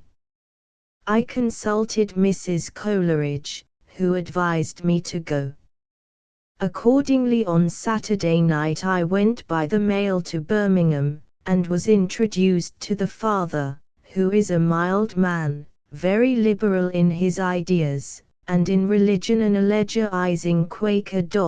1. I mean that all the apparently irrational parts of his sect he allegorizes into significations, which for the most part you or I might assent to. We became well acquainted, and he expressed himself thankful to heaven, that his son was about to be with me. He said he would write to me concerning money matters, after his son had been some time under my roof. On Tuesday morning I was surprised by a letter from Mr. Maurice, our medical attendant, informing me that Mrs. C was delivered on Monday, the 19th of September, 1796, 2:30 in the morning, of a son, and that both she and the child were uncommonly well. I was quite annihilated with the suddenness of the information, and retired to my room to address myself to my Maker, but I could only offer up to him the silence of stupefied feelings. I hastened home, and Charles Lloyd returned with me. When I first saw the child, I did not feel that thrill and overflowing of affection which I expected. I looked on it with a melancholy gaze. My mind was intensely contemplative, and my heart only sad. But when 2 hours after, I saw it at the bosom of its mother, on her arm, and her eye tearful and watching its little features, then I was thrilled and melted, and gave it the kiss of a father. ********* The baby seems strong, and the old nurse has over-persuaded my wife to discover a likeness to me in its face, no great compliment to me, for in truth I have seen handsomer babies in my lifetime. Its name is David Hartley Coleridge. I hope that ere he be a man, if God destines him for continuance in this life, his head will be convinced of, and his heart saturated with, the truths so ably supported by that great master of Christian philosophy. Charles Lloyd wins upon me hourly, his heart is uncommonly pure, his affections delicate, and his benevolence enlivened, but not sicklied, by sensibility. He is assuredly a man of great genius, but it must be in a tête-à-tête with one whom he loves and esteems that his colloquial powers open, and this arises not from reserve or want of simplicity, but from having been placed in situations, where for years together he met with no congenial minds, and where the contrariety of his thoughts and notions to the thoughts and notions of those around him induced the necessity of habitually suppressing his feelings. His joy and gratitude to heaven for the circumstance of his domestication with me, I can scarcely describe to you, and I believe his fixed plans are of being always with me. His father told me, that if he saw that his son had formed habits of severe economy, he should not insist upon his adopting any profession, as then his fair share of his, the father's, wealth would be sufficient for him. My dearest Poole, can you conveniently receive Lloyd and me in the course of a week? I have much, very much, to say to you, and to consult with you about, for my heart is heavy respecting Derby, and my feelings are so dim and huddled, that though I can, I am sure, communicate them to you by my looks and broken sentences, I scarcely know how to convey them in a letter. C. Lloyd also wishes much to know you personally.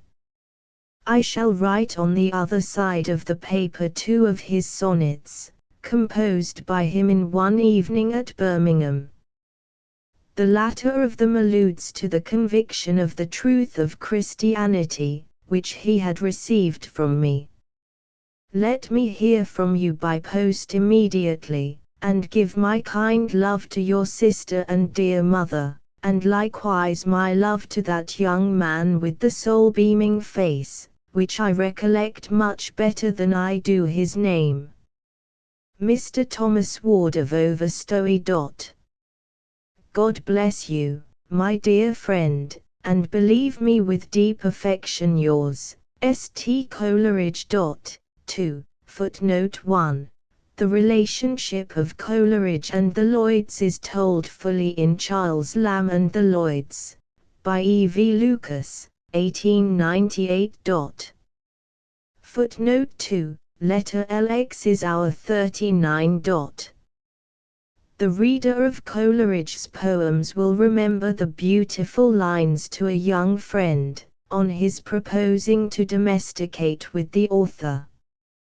They were written at this time and addressed to Lloyd, and it may be easily conceived what a deep impression of delight they would make on a mind and temperament so refined and enthusiastic as his.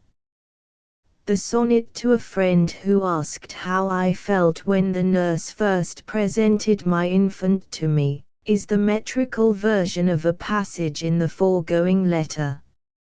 A short time before the birth of little Hartley C., Mr. Southey had returned to Bristol from Portugal, and was in lodgings nearly opposite to Mr. Coleridge's house in Oxford Street. There had been a quarrel between them on the occasion of the abandonment of the American scheme, which was first announced by Mr. Southey, and he and Coleridge had ceased to have any intercourse. But a year's absence had dissipated all angry feelings, and after Mr. C.'s return from Birmingham in the end of September, Southey took the first step, and sent over a slip of paper with a word or two of conciliation. 1. This was immediately followed by an interview, and in an hour's time these two extraordinary youths were arm in arm again.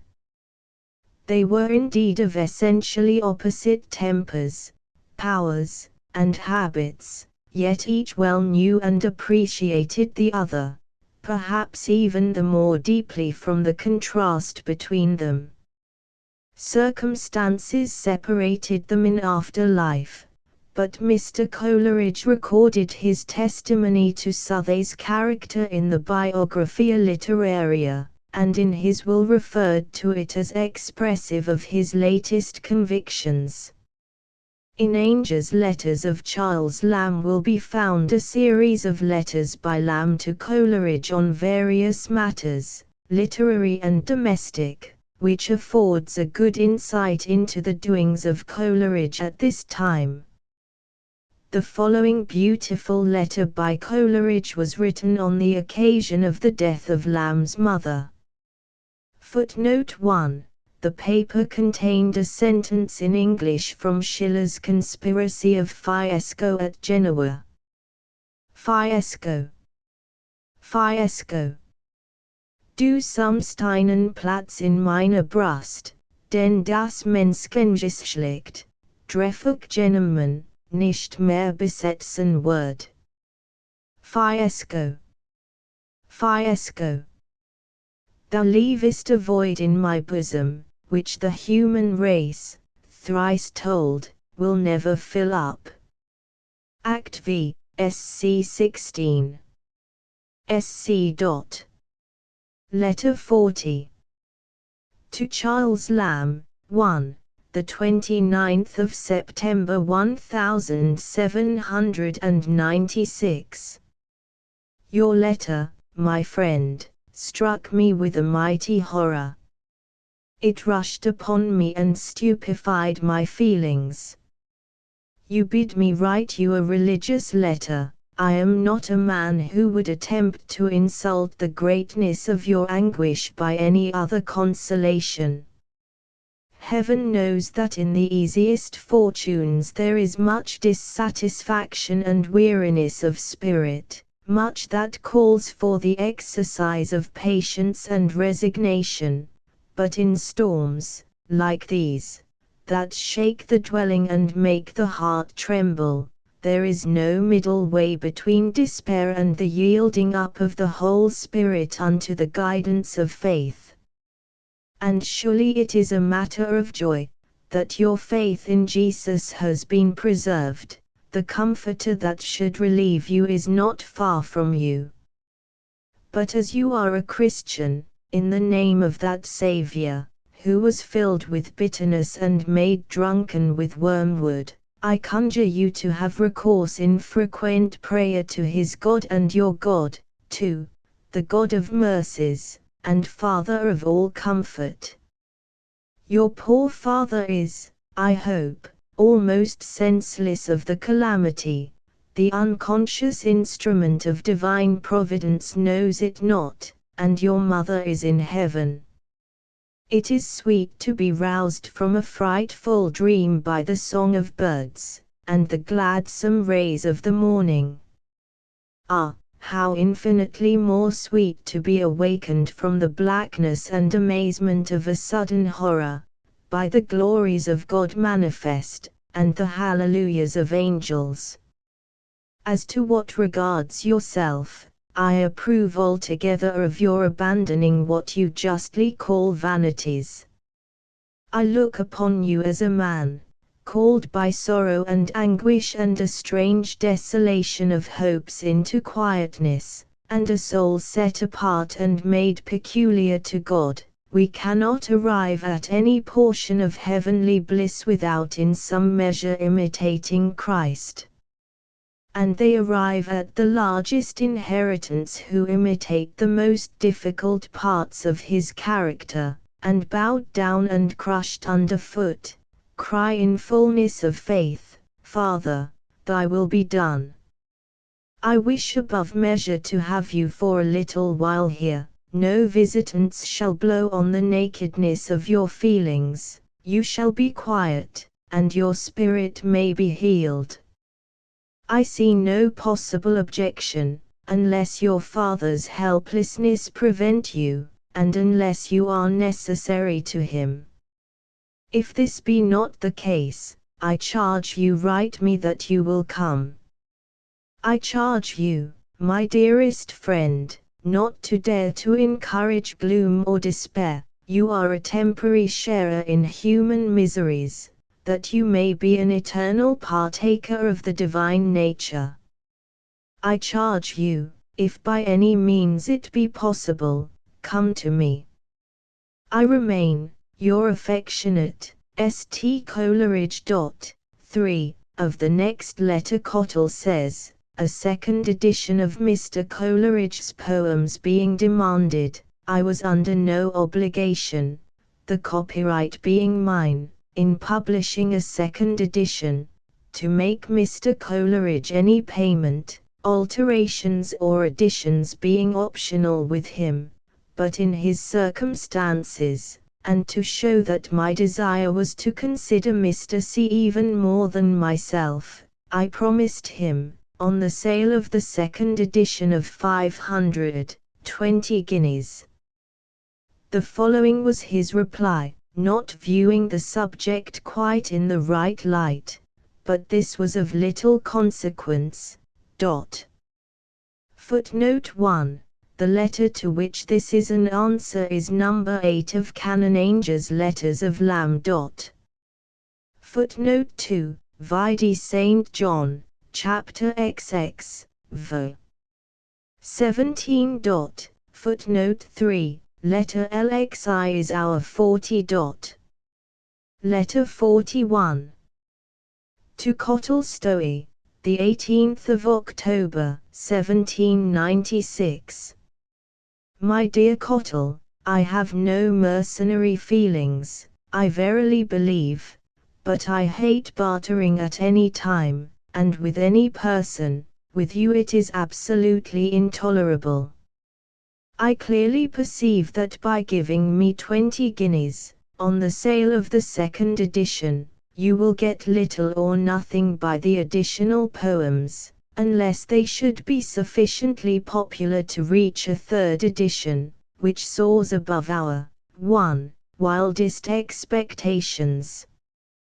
The only advantage you can derive therefore from the purchase of them on such terms, is, simply, that my poetry is more likely to sell when the whole may be had in one volume, price 5 shillings, than when it is scattered in 2 volumes, the one 4 shillings, the other possibly 3 shillings. In short, you will get nothing directly, but only indirectly, from the probable circumstance that these additional poems added to the former will give a more rapid sale to the second edition than could otherwise be expected, and cause it possibly to be reviewed at large. Add to this, that by omitting everything political, I widen the sphere of my readers. So much for you. Now for myself. You must see, Cottle, that whatever money I should receive from you, would result from the circumstances that would give me the same, or more, if I published them on my own account. I mean the sale of the poems. I can therefore have no motive to make such conditions with you, except the wish to omit poems unworthy of me, and the circumstance that our separate properties would aid each other by the union, and whatever advantage this might be to me, it would, of course, be equally so to you. The only difference between my publishing the poems on my own account, and yielding them up to you, the only difference, I say, independent of the above stated differences, is, that, in one case, I retain the property forever, in the other case, I lose it after 2 editions. However, I am not solicitous to have anything omitted, except the sonnet to Lord Stanhope and the ludicrous poem Winking Sad Smiley One, only I should like to publish the best pieces together, and those of secondary splendor, at the end of the volume, and think this is the best quietus of the whole affair. Yours affectionately, St. Coleridge. Footnote 1, My in early recollections. Footnote 2, written before supper. On the 1st of November, 1796, Coleridge wrote the following letter to his friend. Letter 42, the 1st of November, 1796. My beloved Poole, many causes have concurred to prevent my writing to you, but altogether they do not amount to a reason. I have seen a narrow-necked bottle, so full of water, that when turned upside down not a drop has fallen out. Something like this has been the case with me. My heart has been full, yet crammed with anxieties about my residence near you. I so ardently desire it, that any disappointment would chill all my faculties, like the fingers of death. And entertaining wishes so irrationally strong, I necessarily have daymare dreams that something will prevent it, so that since I quitted you, I have been gloomy as the month which even now has begun to lower and rave on us. I verily believe, or rather I have no doubt that I should have written to you within the period of my promise, if I had not pledged myself for a certain gift of my muse to poor Tommy, and alas! She has been too sunk on the ground in dimmest heaviness to permit me to trifle. Yet intending it hourly I deferred my letter alarm mode the procrastinator. Ah! Me, I wonder not that the hours fly so sweetly by me, for they pass unfreighted with the duties which they came to demand. I wrote a long letter to Dr. Crompton, and received from him a very kind letter, which I will send you in the parcel I am about to convey by Milton. My poems are come to a second edition, that is, the first edition is sold. I shall alter the lines of the Joan of Arc, and make one poem entitled Progress of European Liberty, a Vision, the first line Auspicious Reverence. Hush all meaner song etc. and begin the volume with it.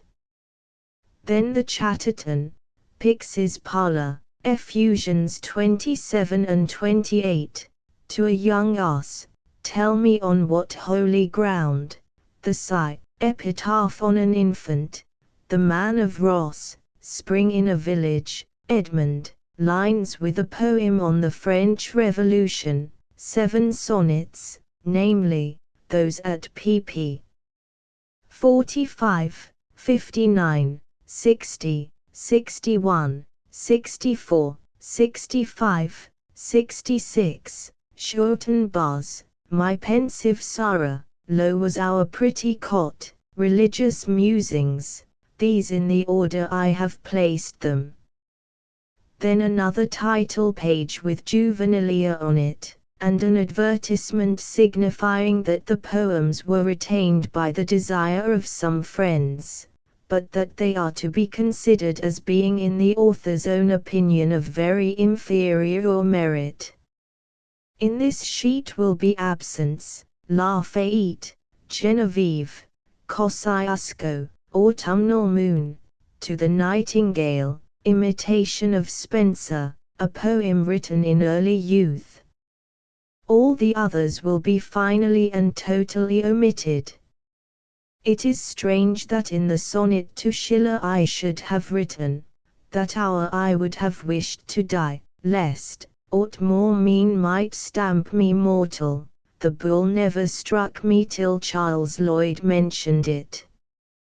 The sense is evident enough, but the word is ridiculously ambiguous. Lloyd is a very good fellow, and most certainly a young man of great genius. He desires his kindest love to you. I will write again by Milton, for I really can write no more now, I am so depressed. But I will fill up the letter with poetry of mine, or Lloyd's, or Southey's.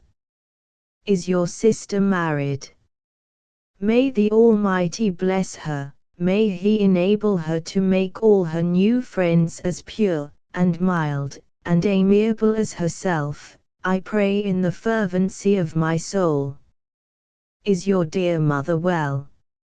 My filial respects to her. Remember me toward David Hartley. Coleridge is stout, healthy, and handsome. He is the very miniature of me. Your grateful and affectionate friend and brother, S.T. Coleridge. Speaking of lines by Mr. Southey, called Inscription for the Cenotaph at Amenonville, 1, written in his letter, Mr. C. says, "This is beautiful, but instead of Amenonville and Rousseau put Valchiusa and Petrarch. I do not particularly admire Rousseau. Bishop Taylor, Old Baxter, David Hartley, and the Bishop of Cloyne are my men." The following sonnet, transcribed in the foregoing letter, has not been printed. It puts in, he says, no claim to poetry, but it is a most faithful picture of my feelings on a very interesting event.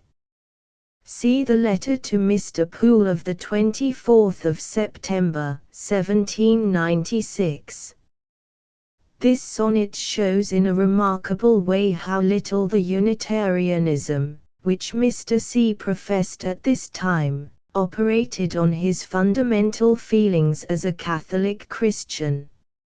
On receiving a letter informing me of the birth of a son, when they did greet me, Father, sudden or weighed down my spirit, I returned and knelt seeking the throne of grace, but inly felt no heavenly visitation upwards draw my feeble mind, nor cheering ray impart. Me. Before the eternal Sire I brought th unquiet silence of confused thought and hopeless feelings, my overwhelmed heart trembled, and vacant tears streamed down my face. And now once more, O Lord. To thee I bend, lover of souls, and groan for future grace, that, ere my babe youth's perilous maze have trod, thy overshadowing Spirit may descend, and he be born again, a child of God. It was not till the summer of 1797 that the second edition of Mr. C.'s poems actually appeared, before which time he had seen occasion to make many alterations in the proposed arrangement of, and had added some of his most beautiful compositions to, the collection. It is curious, however, that he never varied the diction of the sonnet to Schiller in the particular to which he refers in the preceding letter. 2. Footnote 1, afterwards included among the minor poems of Mr. S.Sc. Footnote 2, see Dykes Gamble's edition of Coleridge's poems, p. 572. Letter 43. To Mr. Poole 5, November, 1796. Thanks, my heart's warm thanks to you, my beloved friend, for your tender letter. Indeed I did not deserve so kind a one, but by this time you have received my last. To live in a beautiful country, and to inure myself as much as possible to the labors of the field, have been for this year past my dream of the day, my sigh at midnight. But to enjoy these blessings near you, to see you daily, to tell you all my thoughts in their first birth, and to hear yours, to be mingling identities with you, as it were, the vision-weaving fancy has indeed often pictured such things, but hope never dared whisper a promise. Disappointment. Disappointment. Dash not from my trembling hand this bowl, which almost touches my lips. Envy me not this immortal draught, and I will forgive thee all thy persecutions. Forgive thee, impious. I will bless thee, black-vested minister of optimism, stern pioneer of happiness. Thou hast been the cloud before me from the day that I left the flesh-pots of Egypt, and was led through the way of a wilderness, the cloud that had been guiding me to a land flowing with milk and honey, the milk of innocence, the honey of friendship. I wanted such a letter as yours, for I am very unwell. On Wednesday night I was seized with an intolerable pain from my right temple to the tip of my right shoulder, including my right eye, cheek, jaw, and that side of the throat. I was nearly frantic, and ran about the house almost naked, endeavoring by every means to excite sensation in different parts of my body, and so to weaken the enemy by creating a division. It continued from 1 in the morning till 5:30, and left me pale and fainty. It came on fitfully, but not so violently, several times on Thursday, and began severe threats towards night. But I took between 60 and 70 drops of laudanum, and sopped the Cerberus just as his mouth began to open. On Friday it only niggled, as if the chief had departed, as from a conquered place, and merely left a small garrison behind, or as if he had evacuated the Corsica, and a few straggling pains only remained. But this morning he returned in full force, and his name is Legion. Giant fiend of 100 hands, with a shower of arrowy death pangs he transpierced me, and then he became a wolf and lay gnawing my bones. I am not mad, most noble Festus. but in sober sadness I have suffered this day more bodily pain than I had before a conception of. My right cheek has certainly been placed with admirable exactness under the focus of some invisible burning glass, which concentrated all the rays of a Tartarian sun. My medical attendant decides it to be altogether nervous, and that it originates either in severe application, or excessive anxiety. My beloved Poole, in excessive anxiety I believe it might originate. I have a blister under my right ear, and I take 25 drops of laudanum every 5 hours. The ease and spirits gained by which have enabled me to write to you this flighty, but not exaggerating, account. With a gloomy wantonness of imagination I had been coquetting with the hideous possibles of disappointment.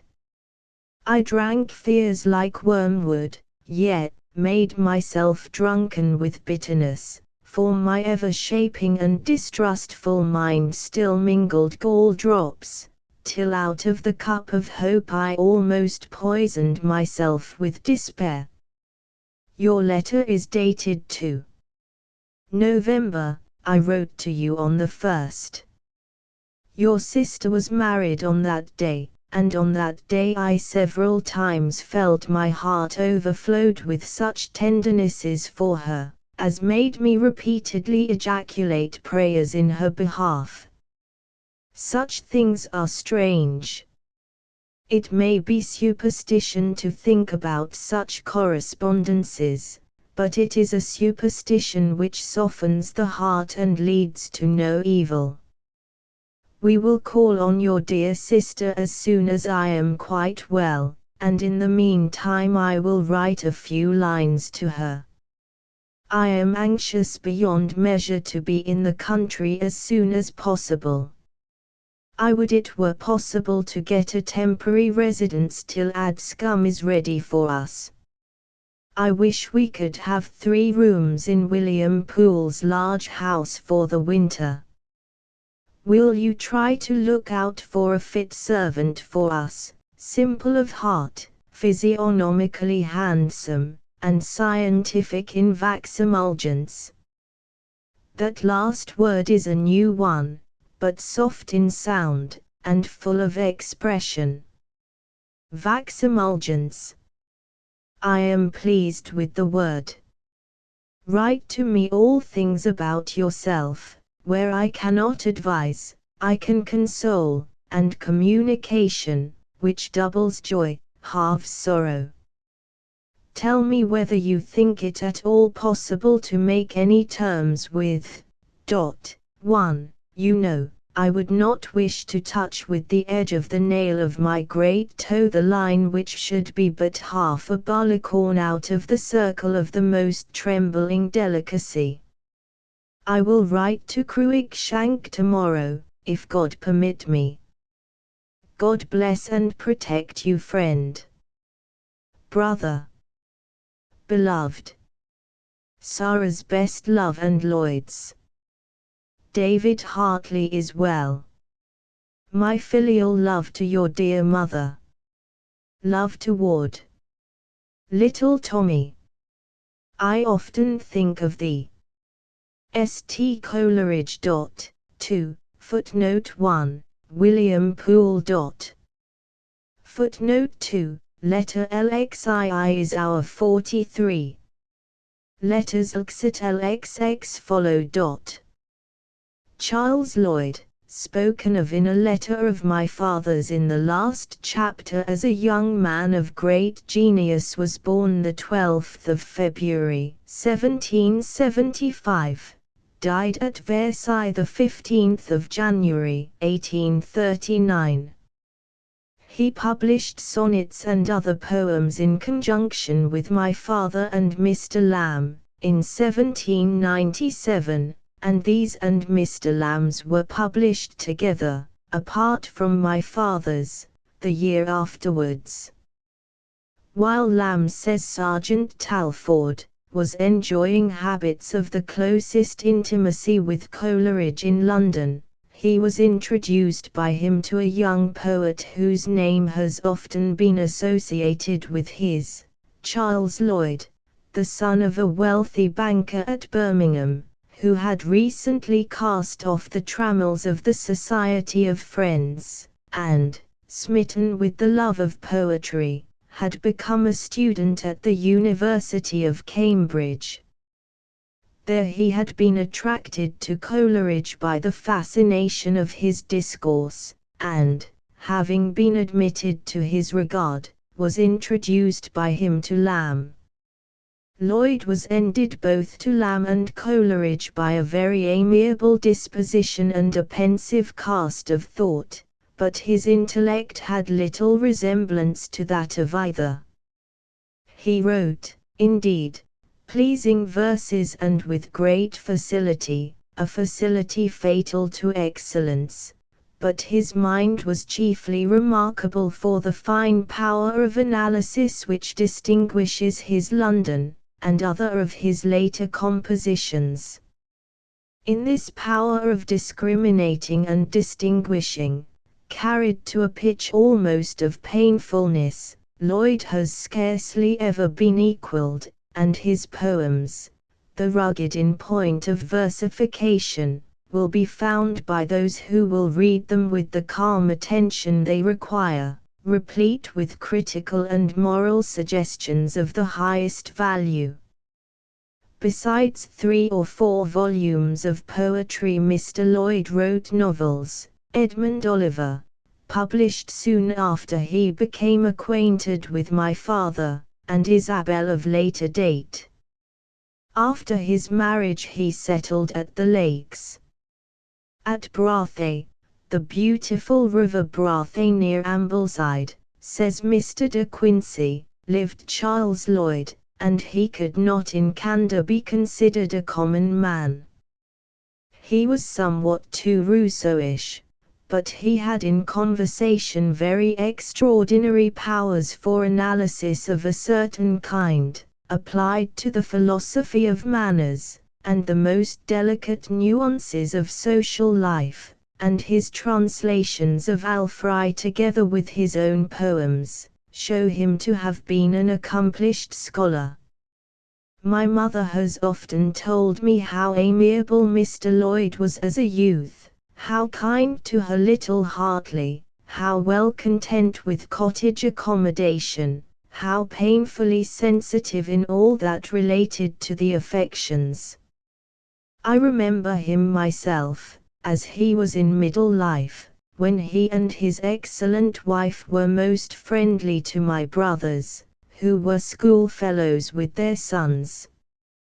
I did not at that time fully appreciate Mr. Lloyd's intellectual character, but was deeply impressed by the exceeding refinement and sensibility marked in his countenance and manners, for he was a gentleman of the old school without its formality, by the fluent elegance of his discourse, and, above all, by the eloquent pathos with which he described his painful mental experiences and wild waking dreams, caused by a deranged state of the nervous system.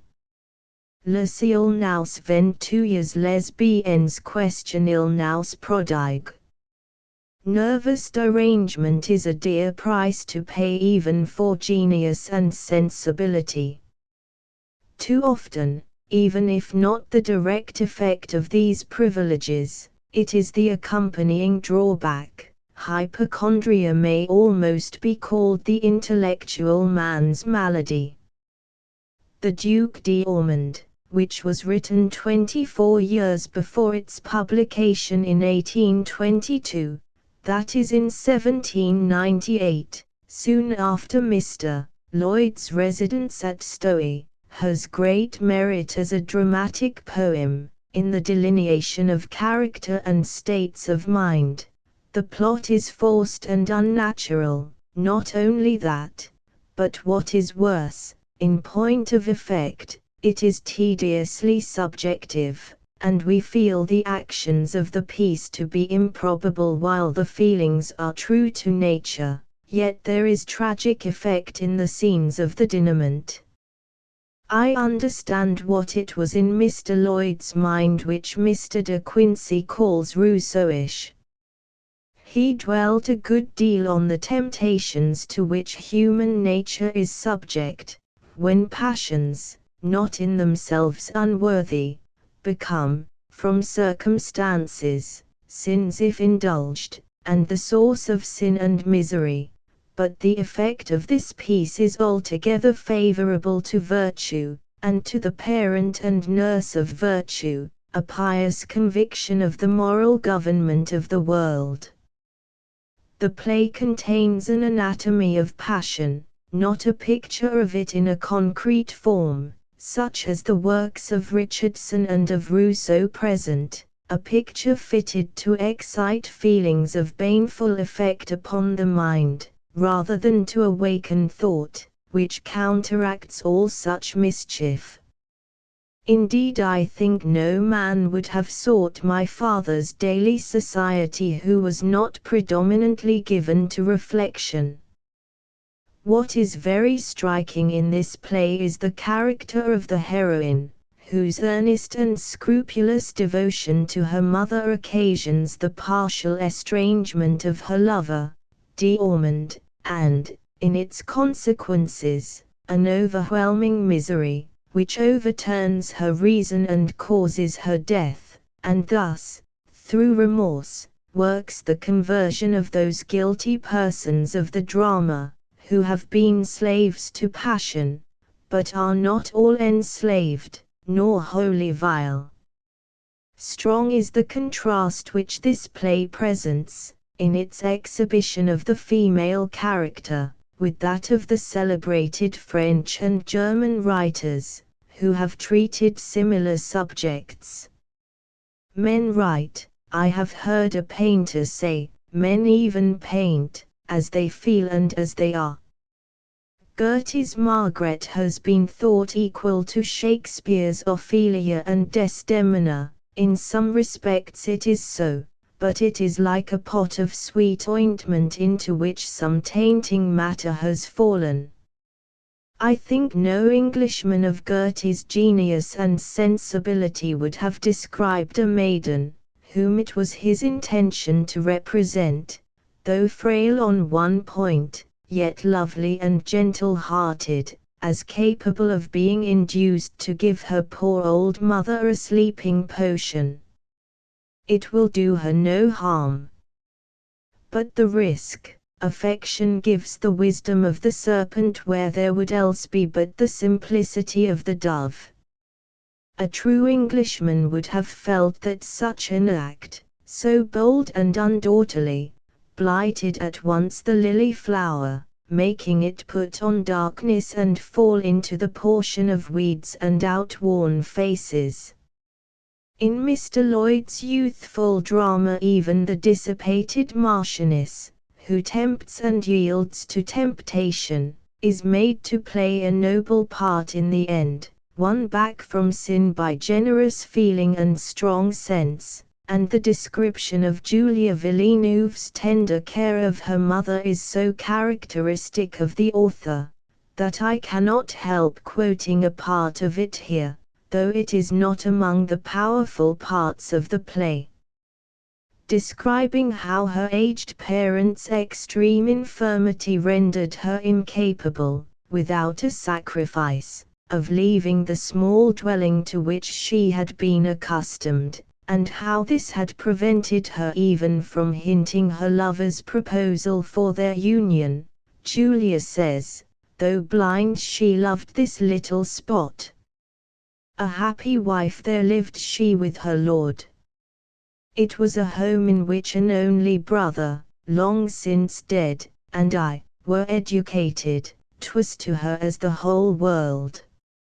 Its scanty garden plot, the hum of bees hived there, which still she heard on a warm summer's day, the scent of flowers, the honeysuckle which trailed around its porch, its orchard, field, and trees, her universe, I knew she could not long be spared to me. Her sufferings, when alleviated best, were most acute, and I could best perform that sacred task. I wished to lengthen out, by consecrating to her every moment, her being to myself, etc. Could I leave her, I might have seen her, such was de Ormond's plea, each day. But who her evening hours could cheer? Her long and solitary evening hours, talk her, or haply sing her, to her sleep. Read to her. Smooth her pillow. Lastly make morning seem morning with a daughter's welcome. For morning's light ne'er visited her eyes, well. I refused to quit her. De Ormond grew absent, reserved, nay splenetic and petulant. He left the province, nor has he once sent a kind enquiry so to alleviate his heavy absence. Beritola is Italian in form, as much as Wieland's Oberon, but the spirit is that of the Englishman, Charles Lloyd. It contains the same vivid descriptions of mental suffering, the same reflective display of the lover's passion, the same sentiments of deep domestic tenderness, uttered as from the heart and with a special air of reality, as the Duke de Ormond and the author's productions in general. The versification is rather better than that of his earlier poems, but the want of ease and harmony in the flow of the verse is a prevailing defect in Mr. Lloyd's poetry, and often makes it appear prosaic, even where the thought is not so. This pathetic sonnet is one of a very interesting set, on the death of Priscilla Farmer, the author's maternal grandmother, included in the joint volume. Oh, she was almost speechless, nor could hold awakening converse with me. I shall bless no more the modulated tenderness of that dear voice. Alas, 'twas shrunk and cold her honour'd face. Yet, when I sought to speak, through her half-opened eyelids she did send faint looks, that said, I would be yet thy friend. And, O my choked breast, on that shrunk cheek I saw one slow tear roll. My hand she took, placing it on her heart, I heard her sigh, "'Tis too much. 'Twas love's last agony. I tore me from her. 'Twas her latest look, her latest accents, O my heart, retain that look, those accents, till we meet again." Meantime Coleridge had written to Charles Lloyd's father 3 letters about his son, highly interesting as glimpses of his own character. These letters were first published in Charles Lamb and the Lloyds, by E.V. Lucas. They are as follows. Letter 44. To Charles Lloyd, Sen. Dear Sir, as the father of Charles Lloyd you are of course in some measure interested in any alteration of my schemes of life, and I feel it a kind of duty to give you my reasons for any such alteration. I have declined my Derby connection, and determined to retire once for all and utterly from cities and towns, and am about to take a cottage and half a dozen acres of land in an enchanting situation about 8 miles from Bridgewater. My reasons are, that I have cause to believe my health would be materially impaired by residing in a town, and by the close confinement and anxieties incident to the education of children, that as my days would be dedicated to Dr. Crompton's children, and my evenings to a course of study with my admirable young friend, I should have scarcely a snatch of time for literary occupation, and, above all, because I am anxious that my children should be bred up from earliest infancy in the simplicity of peasants, their food, dress, and habits completely rustic. I never shall, and I never will, have any fortune to leave them. I will leave them therefore hearts that desire little, heads that know how little is to be desired, and hands and arms accustomed to earn that little. I am peculiarly delighted with the 2st verse of the 4th chapter of Tobit, and fear not, my son, that we are made poor, for thou hast much wealth, if thou fear God, and depart from all sin and do that which is pleasing in his sight. Indeed, if I live in cities, my children, if it please thee all good to preserve the one I have, and to give me more, my children, I say, will necessarily become acquainted with politicians and politics, a set of men and a kind of study which I deem highly unfavorable to all Christian graces. I have myself erred greatly in this respect, but, I trust, I have now seen my error. I have accordingly snapped my squeaking baby trumpet of sedition, and have hung up its fragments in the chamber of penitences. Your son and I are happy in our connection, our opinions and feelings are as nearly alike as we can expect, and I rely upon the goodness of the all-good that we shall proceed to make each other better and wiser. Charles Lloyd is greatly averse from the common run of society, and so am I, but in a city I could scarcely avoid it. And this, too, has aided my decision in favor of my rustic scheme. We shall reside near a very dear friend of mine, a man versed from childhood in the toils of the garden and the field, and from whom I shall receive every addition to my comfort which an earthly friend and adviser can give. My wife requests to be remembered to you, if the word remember can be properly used. You will mention my respects to your wife and your children, and believe that I am with no mean esteem and regard your friend, St. Coleridge. Saturday, the 15th of October, 1796. Letter 45. To Charles Lloyd, Sen. Dear Sir, I received your letter, and thank you for that interest which you take in my welfare. The reasons which you urge against my present plan are mostly well-founded, but they would apply equally against any other scheme of life which my conscience would permit me to adopt. I might have a situation as a Unitarian minister, I might have lucrative offices as an active politician, but on both of these the voice within puts a firm and unwavering negative.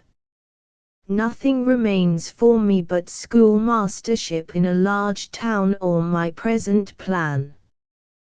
To the success of both, and indeed even to my subsisting in either, health and the possession of my faculties are necessary requisites.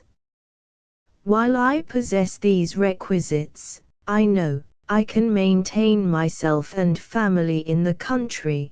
The task of educating children suits not the activity of my mind, and the anxieties and confinement incident to it, added to the living in a town or city, would to a moral certainty ruin that health and those faculties which, as I said before, are necessary to my gaining my livelihood in any way.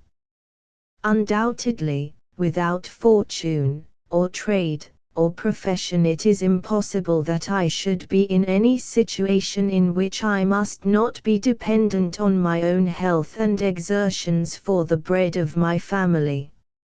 I do not regret it, it will make me feel my dependence on the Almighty, and it will prevent my affections from being made earthly altogether. I praise God in all things, and feel that to His grace alone it is owing that I am enabled to praise Him in all things. You think my scheme monastic rather than Christian. Can he be deemed monastic who is married, and employed in rearing his children, who personally preaches the truth to his friends and neighbors, and who endeavors to instruct though absent by the press? In what line of life could I be more actively employed? And what titles, that are dear and venerable, are there which I shall not possess? God permit my present resolutions to be realized. Shall I not be an agriculturist, an husband, a father, and a priest after the order of peace? An hireless priest. Christianity teaches us to let our lights shine before men. It does so, but it likewise bids us say, Our Father, lead us not into temptation. Which how can he say with a safe conscience who voluntarily places himself in those circumstances in which, if he believe Christ, he must acknowledge that it would be easier for a camel to go through the eye of a needle than for him to enter into the kingdom of heaven? Does not that man mock God who daily prays against temptations, yet daily places himself in the midst of the most formidable? I meant to have written a few lines only respecting myself, because I have much and weighty matter to write concerning my friend, Charles Lloyd, but I have been seduced into many words from the importance of the general truths on which I build my conduct. While your son remains with me, he will, of course, be acquiring that knowledge and those powers of intellect which are necessary as the foundation of excellence in all professions, rather than the immediate science of any. Languages will engross 1 or 2 hours in every day, the elements of chemistry, geometry, mechanics, and optics the remaining hours of study. After tolerable proficiency in these, we shall proceed to the study of man and of men, I mean, metaphysics and history, and finally, to a thorough examination of the Jewish and Christian dispensations, their doctrines and evidences, an examination necessary for all men, but peculiarly so to your son, if he be destined for a medical man. A physician who should be even a theist, still more a Christian, would be a rarity indeed. I do not know one, and I know a great many physicians. They are shallow animals, having always employed their minds about body and gut. They imagine that in the whole system of things there is nothing but gut and body. I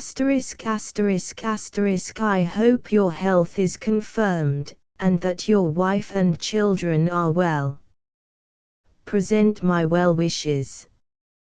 You are blessed with children who are pure in heart. Add to this health, competence, social affections, and employment, and you have a complete idea of human happiness. Believe me, with esteem and friendly-heartedness, your obliged St. Coleridge. Monday, the 14th of November, 1796.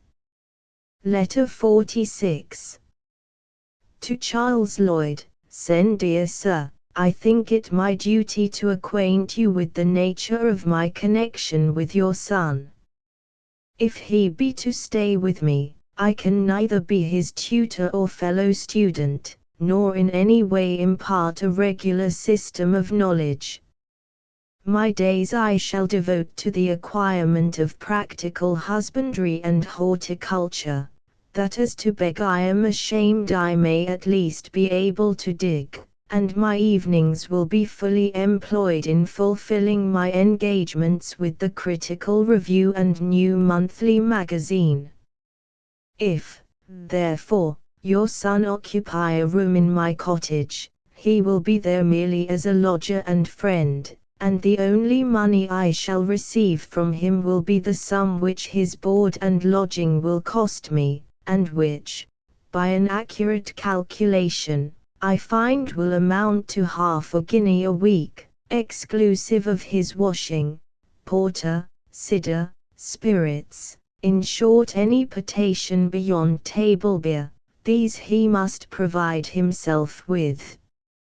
I shall keep no servant. I must add that Charles Lloyd must furnish his own bedroom. It is not in my power to do it myself without running into debt, from which may heaven amid its most angry dispensations preserve me. When I mentioned the circumstances which rendered my literary engagement impracticable, when, I say, I first mentioned them to Charles Lloyd, and described the severe process of simplification which I had determined to adopt, I never dreamt that he would have desired to continue with me, and when at length he did manifest such a desire, I dissuaded him from it. But his feelings became vehement, and in the present state of his health it would have been as little prudent as humane in me to have given an absolute refusal. Will you permit me, sir, to write of Charles Lloyd with freedom?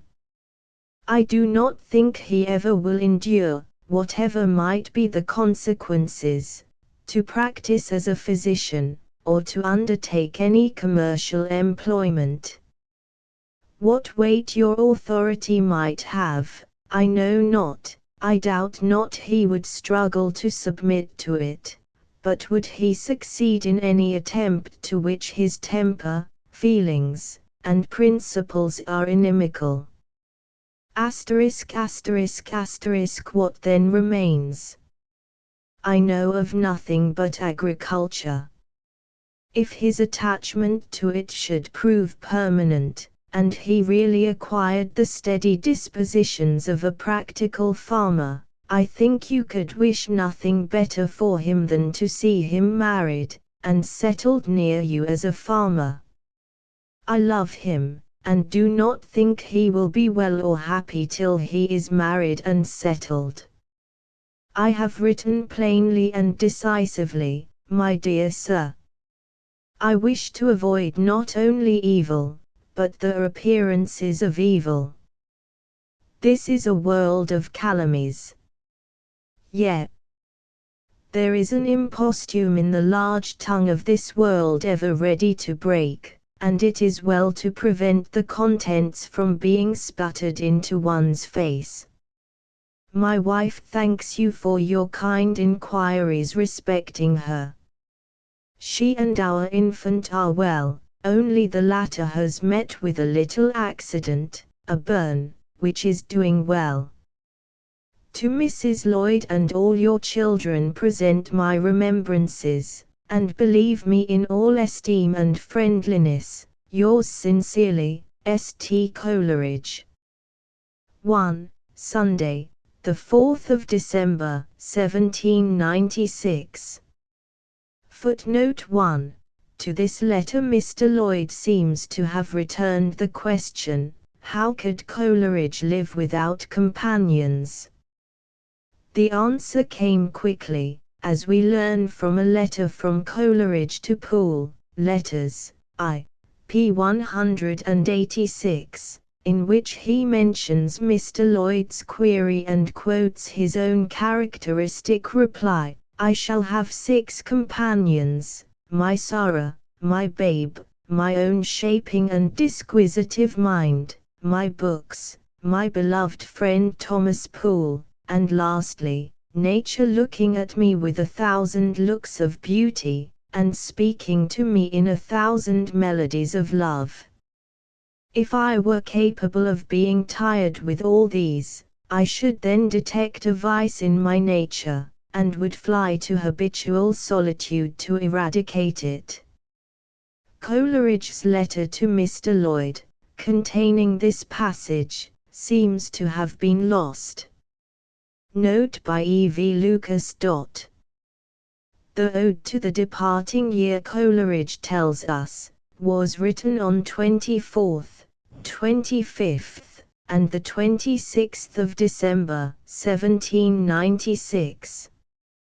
It was first printed in the Cambridge Intelligencer of the 31st of December, and then republished, along with the lines to a young man who abandoned himself to a causeless melancholy, probably Charles Lloyd, in quarto form of 16 pages.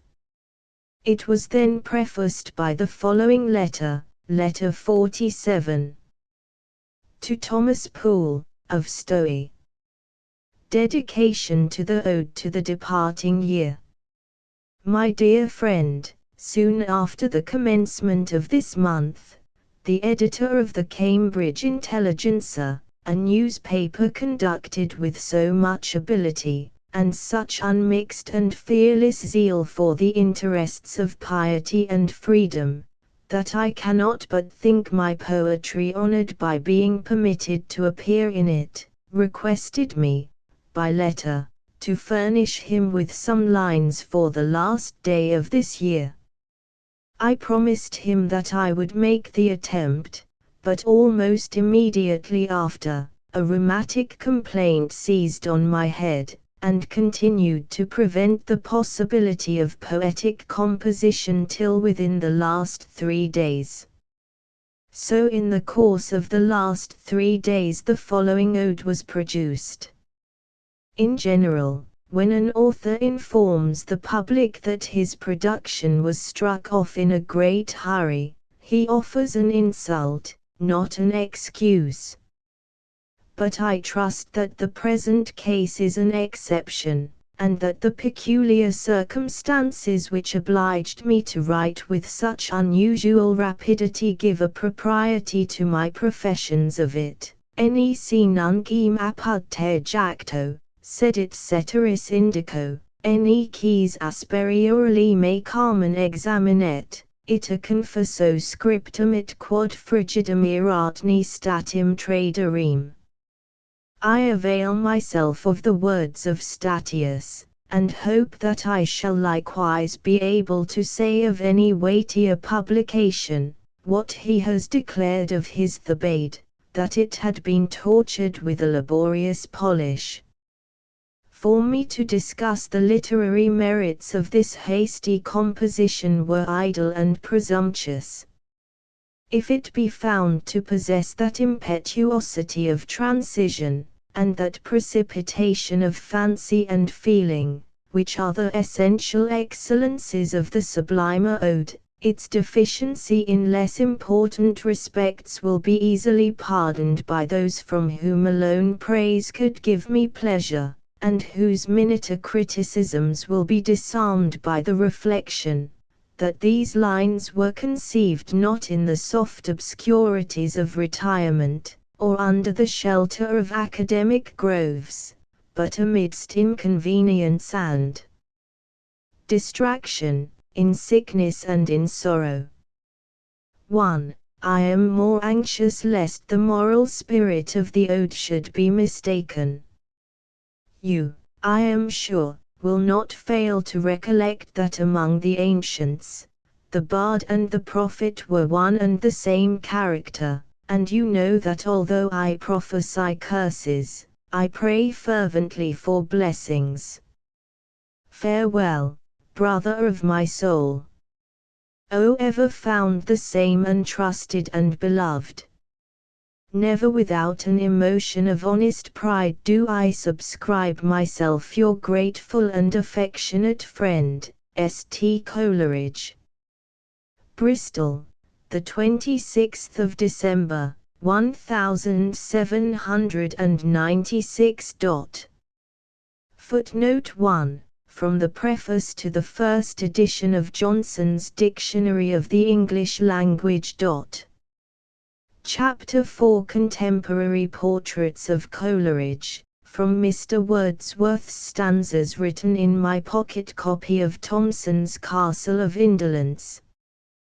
With him there often walked in friendly guise, or lay upon the moss by brook or tree, a noticeable man with large grey eyes, and a pale face that seemed undoubtedly as if a blooming face it ought to be. Heavy his low-hung lip did oft appear, depressed by weight of musing fantasy.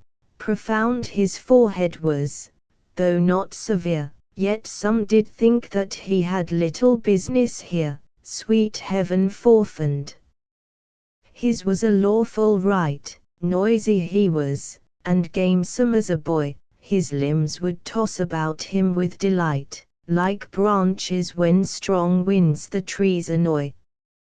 Nor lacked his calmer hours device or toy to banish listlessness and irksome care. He would have taught you how you might employ yourself, and many did to him repair, and certes not in vain, he had inventions rare. For Josiah Wade, the gentleman to whom the letters, placed at the beginning of the last chapter, were written, the fine portrait of Mr. Coleridge by Alston, nearly full length, in oils, was painted at Rome in 1806, I believe in the spring of that year. Mr. Alston himself spoke of it, as in his opinion faithfully representing his friend's features and expression, such as they commonly appeared. His countenance, he added, in his high poetic mood, was quite beyond the painter's art, it was indeed spirit made visible. Mr. Coleridge was 33 years old when this portrait was painted, but it would be taken for that of a man of 40.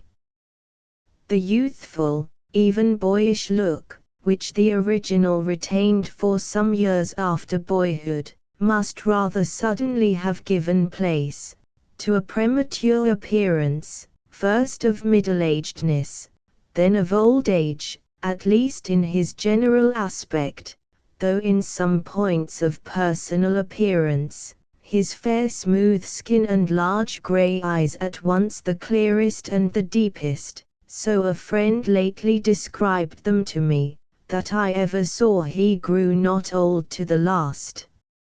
Sergeant Talfourd thus speaks of what he was at 3 or 44. Lamb used to say that he was inferior to what he had been in his youth, but I can scarcely believe it. At least there is nothing in his early writing which gives any idea of the richness of his mind so lavishly poured out at this time in his happiest moods. Although he looked much older than he was, his hair being silvered all over, and his person tending to corpulency, there was about him no trace of bodily sickness or mental decay, but rather an air of voluptuous repose. His benignity of manner placed his auditors entirely at their ease, and inclined them to listen delighted to the sweet low tone in which he began to discourse on some high theme. At first his tones were conversational, he seemed to dally with the shallows of the subject and with fantastic images which bordered it, but gradually the thought grew deeper, and the voice deepened with the thought. The stream gathering strength seemed to bear along with it all things which opposed its progress, and blended them with its current, and stretching away among regions tinted with ethereal colors, was lost at airy distance in the horizon of fancy.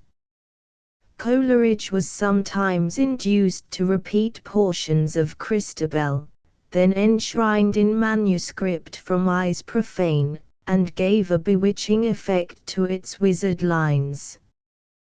but more peculiar in its beauty than this was his recitation of Kubla Khan. As he repeated the passage, "A damsel with a dulcimer in a vision once I saw, it was an Abyssinian maid, and on her dulcimer she played singing of Mount Abora." His voice seemed to mount and melt into air, as the images grew more visionary, and the suggested associations more remote. 2. Mr. De Quincey thus describes him at 34, in the summer season of 1807, about a year and a half after the date of Mr. Alston's portrait. "I had received directions for finding out the house where Coleridge was visiting, and in riding down a main street of Bridgewater, I noticed a gateway corresponding to the description given me. Under this was standing, and gazing about him, a man whom I shall describe. In height he might seem to be above 5 feet 8, he was in reality about an inch and a half taller, winking smiley. His person was broad and full, and tended even to corpulence. His complexion was fair, though not what painters technically style fair, because it was associated with black hair. His eyes were large and soft in their expression, and it was from the peculiar appearance of haze or dreaminess, which mixed with their light, that I recognized my object. This was Coleridge. I examined him steadfastly for a minute or more, and it struck me that he saw neither myself nor any object in the street. He was in a deep reverie, for I had dismounted, made 2 or 3 trifling arrangements at an inn door, and advanced close to him, before he had apparently become conscious of my presence. The sound of my voice, announcing my own name, first awoke him. He started, and for a moment, seemed at a loss to understand my purpose or his own situation, for he repeated rapidly a number of words which had no relation to either of us. There was no mauvaise honte in his manner, but simple perplexity, and an apparent difficulty in recovering his position among daylight realities. This little scene over, he received me with a kindness of manner so marked that it might be called gracious. Coleridge led me to a drawing-room and rang the bell for refreshments, and omitted no point of a courteous reception. He told me that there would be a very large dinner party on that day, which perhaps might be disagreeable to a perfect stranger, but, if not, he could assure me of a most hospitable welcome from the family. I was too anxious to see him, under all aspects, to think of declining this invitation. And these little points of business being settled, Coleridge, like some great river, the Orellana, or the St. Lawrence, that had been checked and fretted by rocks or thwarting islands, and suddenly recovers its volume of waters, and its mighty music, swept, at once, as if returning to his natural business, into a continuous strain of eloquent dissertation, certainly the most novel, the most finely illustrated, and traversing the most spacious fields of thought, by transitions, the most just and logical, that it was possible to conceive. I will now present him as he appeared to William Hazlitt in the February of 1798, when he was little more than 25. It was in January, 1798, that I rose one morning before daylight, to walk 10 miles in the mud, to hear this celebrated person preach. Never, the longest day I have to live, shall I have such another walk as this cold, raw, comfortless one, in the winter of the year 1798. Il y a des impressions que ni le temps ni les circonstances pouvant effacer. Das je vive des siècles entiers, le deux temps de ma jeunesse n'y pent renatre pour moi, ni s'efface jamais dans ma mémoire. When I got there, the organ was playing the 100th Psalm, and when it was done, Mr. Coleridge rose and gave out his text. He departed again into a mountain himself alone. As he gave out this text his voice rose like a stream of rich distilled perfumes, and when he came to the two last words, which he pronounced loud, deep, and distinct, it seemed to me, who was then young, as if the sounds had echoed from the bottom of the human heart, and as if that prayer might have floated in solemn silence through the universe. The idea of St. John came into my mind, of one crying in the wilderness, who had his loins girt about, and whose food was locusts, and wild honey. The preacher then launched into his subject, like an eagle dallying with the wind. The sermon was upon peace and war, upon church and state, not their alliance, but their separation, on the spirit of the world, and the spirit of Christianity, not as the same, but as opposed to one another. He talked of those who had inscribed the cross of Christ on banners dripping with human gore. He made a poetical and pastoral excursion, and to show the fatal effects of war, drew a striking contrast between the simple shepherd boy, driving his team afield, or sitting under the hawthorn, piping to his flock, as though he should never be old, and the same poor country lad, crimped, kidnapped, brought into town, made drunk at an ale-house, turned into a wretched drummer boy, with his hair sticking on end with powder and pomatum, a long queue at his back, and tricked out in the finery of the profession of blood. Such were the notes our once loved poet sung, and for myself, I could not have been more delighted if I had heard the music of the spheres. Poetry and philosophy had met together, truth and genius had embraced, under the eye and with the sanction of religion. This was even beyond my hopes. I returned home well satisfied. The sun that was still laboring pale and wan through the sky, obscured by thick mists, seemed an emblem of the good cause, and the cold dank drops of dew, that hung half melted on the beard of the thistle, had something genial and refreshing in them. 3. A glowing dawn was his, but noon's full blaze of perfect day ne'er filled his heaven with radiance. Scarce were the flowrets on their stems upraised when sudden shadows cast an evening gloom o'er those bright skies, yet still those skies were lovely.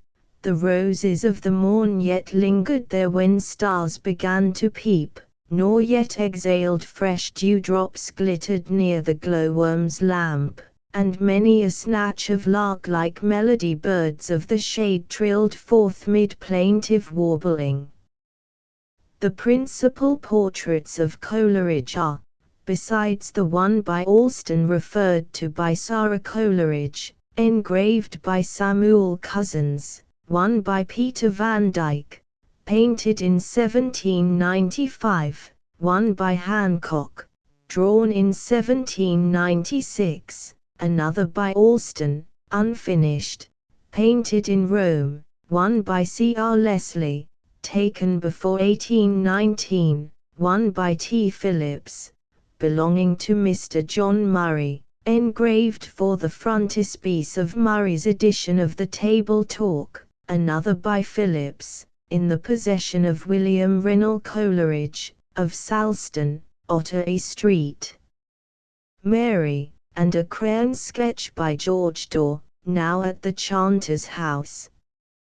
These portraits have often been engraved for biographies and editions of Coleridge's poems. Van Dyck's portrait appears in Brandel's Life and Dykes Gamble's edition of the poems, Hancock's in the Aldine edition of the poems, and Leslie's in the Bonn Library Friend and in E. H. Coleridge's Letters of St.C. Alston's portrait of 1814 is given in Flagg's Life of Alston. The two best reproductions of Van Dyck's and Hancock's portraits are to be found in Cottle's Early Recollections. A small portrait in oils, 3 replicas, taken by a Bristol artist, circ. 1798, engraved for Moxon's edition of 1863. A portrait in oils by James Northcote, taken in 1804 for Sir G. Beaumont, engraved in Metzatint by William Say. A portrait in oils taken at the Argyle Baths, circ. 1828, see Letters, 1895, 758. A pencil sketch of St.C. It. 61, by J. Caser, see Letters, 2, frontispiece. Bust by Sperheim. Bust by Hamo Thornycroft, Westminster Abbey. Footnote 1, an error of Sarah Coleridge.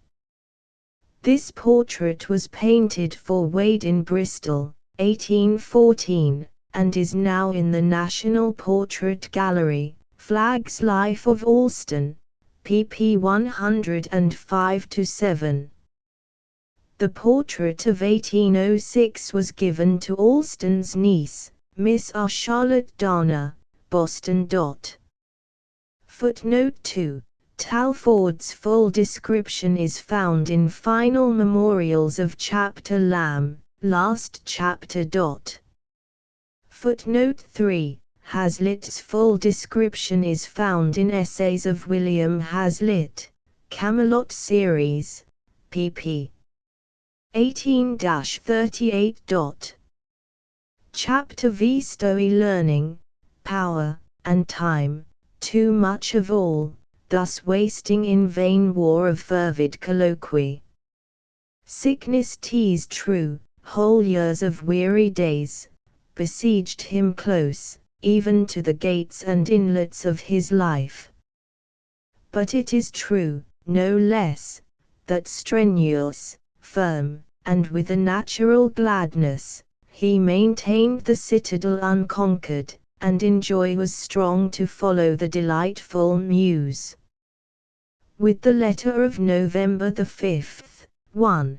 The biographical sketch left by Mr. Coleridge's late editor comes to an end, and at the present time I can carry it no further than to add, that in January, 1797, my father removed with his wife and child, the latter then 4 months old, to a cottage at Stowe, which was his home for 3 years, that from that home, in company with Mr. and Miss Wordsworth, he went, in September, 1798, to Germany, and that he spent 14 months in that country, during which period the letters called Satiranes were written. Footnote 1, number 43. Sarah Coleridge now continues the narrative for 10 lines. Cottle, in his Reminiscences, says Mr. Coleridge sent him the following letter from Stowe, letter 48, January, 1797. Dear Cottle, I write under great agony of mind, Charles Lloyd being very ill. He has been seized with his fits 3 times in the space of 7 days, and just as I was in bed last night, I was called up again, and from 12 o'clock at night, to 5 this morning, he remained in one continued state of agonized delirium. What with bodily toil, exerted in repressing his frantic struggles, and what with the feelings of agony for his sufferings, you may suppose that I have forced myself from bed, with aching temples, and a feeble frame. We offer petitions, not as supposing we influence the immutable, but because to petition the Supreme Being, is the way most suited to our nature, to stir up the benevolent affections in our hearts. Christ positively commands it, and in St. Paul you will find unnumbered instances of prayer for individual blessings, for kings, rulers, etc. etc. We indeed should all join to our petitions, but thy will be done, omniscient, all-loving immortal God. Believe, 1. Me to have towards you, the inward and spiritual gratitude and affection, though I am not always an adept in the outward and visible signs. God bless you, STC. Footnote 1. My respects to your good mother, and to your father, and believe me, etc. Early recollections. The next letter refers to the second edition of the poems, and must have been written early in January, 1797. Letter 49, the 3rd of January, 1797. My dear Cottle, if you delay the press it will give me the opportunity I so much wish, of sending my visions of the Maid of Arc to Wordsworth, who lives, 1. Not above 20 miles from this place, and to Charles Lamb, whose taste and judgment, I see reason to think more correct and philosophical than my own, which yet I place pretty high. We arrived safe. Our house is set to rights. We are all, wife, brattling, and self, remarkably well. Mrs. Coleridge likes Stowe, and loves Thomas Poole and his mother, who love her. A communication has been made from our orchard into T. Poole's garden, and from thence to Cruikshank's, a friend of mine, and a young married man, whose wife is very amiable, and she and Sarah are already on the most cordial terms. From all this you will conclude we are happy. By the by, what a delightful poem is Southey's Musings on a Landscape of Caspar Passin. I love it almost better than his Hymn to the Penates. In his volume of poems, the following, namely, the 6 sonnets on the slave trade. The Ode to the Genius of Africa. To my own miniature picture. The 8 inscriptions. Eleanor, Botanabe Eclogue. Frederick, ditto. The 10 sonnets. pp. 107-116, on the death of an old spaniel. The soldier's wife, Dactylix, the widow, Sapphics. The chapel bell. The race of Banco.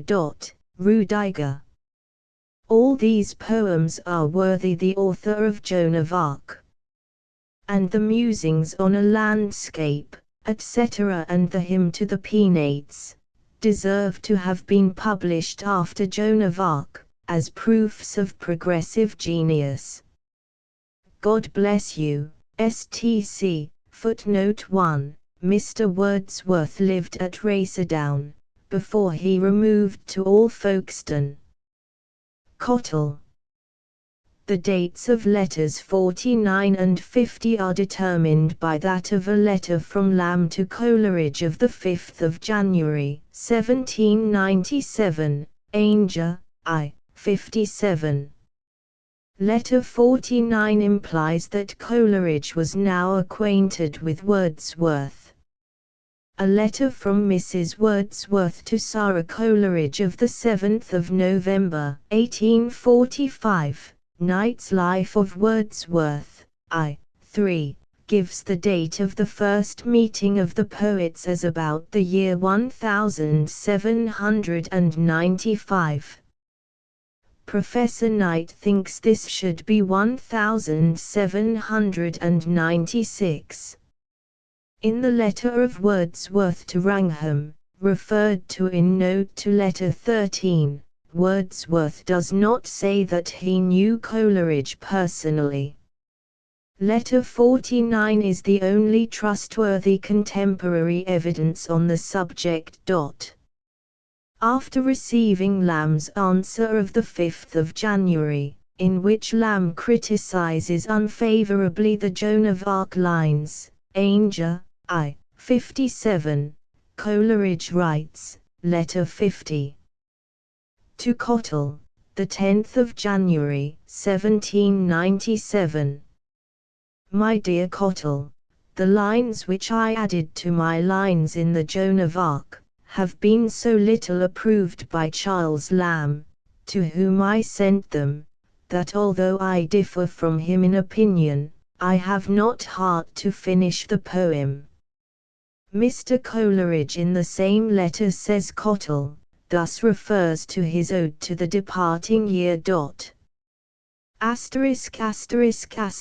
So much for an ode, which some people think superior to the Bard of Grey, and which others think a rant of turgid obscurity, and the latter are the more numerous class. It is not obscure. My religious musings I know are, but not this ode. Coleridge, in 1797, as in 1796, was invariably behind time with his copy for the second edition. He thus writes Cottle, letter 51. To Cottle, Janie 1797. My dear Cottle, on Thursday morning, by Milton, the Stowey carrier, I shall send you a parcel, containing the book of my poems interleaved, with the alterations, and likewise the prefaces, which I shall send to you, for your criticisms. Letter 52. To Cottle Stowey, Friday morning, 1797. My dear Cottle, if you do not like the following verses, or if you do not think them worthy of an edition in which I profess to give nothing but my choicest fish, picked, gutted, and cleaned, please to get someone to write them out and send them, with my compliments to the editor of the new monthly magazine. But if you think as well of them as I do, most probably from parental dotage for my last born, let them immediately follow the kiss. God love you, STC to an unfortunate young woman, whom I had known in the days of her innocence. Maiden, that with sullen brow, sit behind those virgins gay, like a scorched, and mildewedy bough, leafless mid the blooms of May. Inly gnawing, thy distresses mock those starts of wanton glee, and thy inmost soul confesses chaste affection's majesty. Loathing thy polluted lot, hie thee, maiden, hie thee hence. Seek thy weeping mother's cot, with a wiser innocence. Mute the love-rack, one, and forlorn while she moulds those firstling plumes that had skimmed the tender corn, or the bean-field's odorous blooms, soon with renovating wing, shall she dare a loftier flight, upwards to the day-star sing, and embathe in heavenly light. Allegorical lines on the same subject. Myrtle leaf, that, ill-besped, pinest in the gladsome ray, soiled beneath the common tread, far from thy protecting spray, when the scythesman o'er his sheaf carolled in the yellow vale, sad, I saw thee, heedless leaf, love the dalliance of the gale. Lightly didst thou, poor fond thing, heave and flutter to his sighs, while the flatterer on his wing wooed thee, and whispered thee to rise. Gaily from thy mother stalk would thou danced and wafted high, soon on this unsheltered walk, flung to fade, and rot, and die. Footnote 1. The Skylark. Cottle subjected the two poems to severe criticism, and Coleridge replied, Letter 53. To Cottle, Wednesday morning, 10 o'clock. January, 1797. My dearest Cottle, ill-besped is indeed a sad blotch, but after having tried at least 100 ways, before I sent the poem to you, and often since, I find it incurable. This first poem is but a so-so composition. I wonder I could have been so blinded by the ardor of recent composition, as to see anything in it. Your remarks are perfectly just on the allegorical lines, except that, in this district, corn is as often cut with a scythe, as with a hook. However, for scythesman read rustic. For poor fond thing, read foolish thing, and for flung to fade, and rot, and die, read flung to wither and to die. ******** Milton, the carrier, waits impatiently. STC 1, footnote 1, letters LXXILXY follow letter 53. Only the second poem was included in the second edition. The next letter, which contains an unrealized prophecy regarding Southey, speaks of the joint partnership of the volume of 1797. Letter 54. To Cottle Stowey, Phoebe or MCH 1797. My dear Cottle, public affairs are in strange confusion. I am afraid that I shall prove, at least, as good a prophet as Bard. Oh, doomed to fall, my country! Enslaved and vile. But may God make me a foreboder of evils never to come. I have heard from Sheridan, desiring me to write a tragedy. I have no genius that way, Robert Southey has. I think highly of his Joan of Arc, and cannot help prophesying that he will be known to posterity, as Shakespeare's great-grandson. I think he will write a tragedy or tragedies. Charles Lloyd has given me his poems, which I give to you, on condition that you print them in this volume, after Charles Lamb's poems, the title page, Poems, by S.T. Coleridge. Second edition, to which are added poems, by C. Lamb, and C. Lloyd. C. Lamb's poems will occupy about 40 pages, Celoids at least 100, although only his choice fish. P.S. I like your lines on Savage. God bless you, St. Coleridge. During his stay at Stowe, Coleridge remained a subscriber to Catcott's Library, Bristol, and the following letter to the librarian is worth preserving. Letter 55. To Cottle Stowe, May, 1797.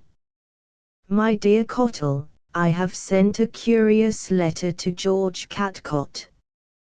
He has altogether made me pay 5 shillings for postage, by his letters sent all the way to Stowe, requiring me to return books to the Bristol Library. Mr. Catcott, I beg your acceptance of all the enclosed letters.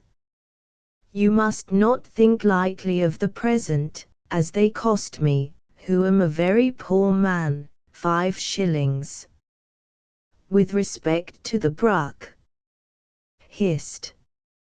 Crit. Although by accident they were registered on the 23d of March, yet they were not removed from the library for a fortnight after, and when I received your first letter, I had had the books just 3 weeks. Our learned and ingenious committee may read through 2 quartos, that is, 1,400 pages of close-printed Latin and Greek, in 3 weeks, for aught I know to the contrary. I pretend to no such intenseness of application, or rapidity of genius. I must beg you to inform me, by Mr. Cottle, what length of time is allowed by the rules and customs of our institution for each book. Whether their contents, as well as their size, are consulted, in apportioning the time, or whether, customarily, any time at all is apportioned, except when the committee, in individual cases, choose to deem it proper. I subscribe to your library, Mr. Catcott, not to read novels, or books of quick reading and easy digestion, but to get books which I cannot get elsewhere, books of massy knowledge, and as I have few books of my own, I read with a commonplace book, so that if I be not allowed a longer period of time for the perusal of such books, I must contrive to get rid of my subscription, which would be a thing perfectly useless, except so far as it gives me an opportunity of reading your little expensive notes and letters. Yours in Christian fellowship, St. Coleridge. Whether Coleridge had given Southey the opportunity to try his skill at the drama or not does not appear, but the following letter to Cottle shows that he had addressed himself to the task of composing a tragedy, evidently Osorio. Letter 56. To Cottle Stowe, May, 1797. My dearest Cottle, I love and respect you as a brother, and my memory deceives me woefully, if I have not evidenced, by the animated tone of my conversation when we have been tête-à-tête, how much your conversation interested me. But when last in Bristol, the day I meant to devote to you, was such a day of sadness, I could do nothing. On the Saturday, the Sunday, and 10 days after my arrival at Stowe, I felt a depression too dreadful to be described.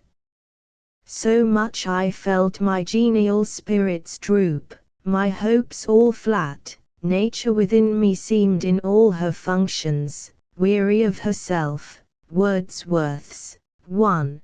Conversation aroused me somewhat, but even now I am not the man I have been, and I think I never shall. a sort of calm hopelessness diffuses itself over my heart. Indeed, every mode of life which has promised me bread and cheese, has been, one after another, torn away from me, but God remains. I have no immediate pecuniary distress, having received £10 from Lloyd. I employ myself now on a book of morals in answer to Godwin, and on my tragedy. There are some poets who write too much at their ease, from the facility with which they please themselves.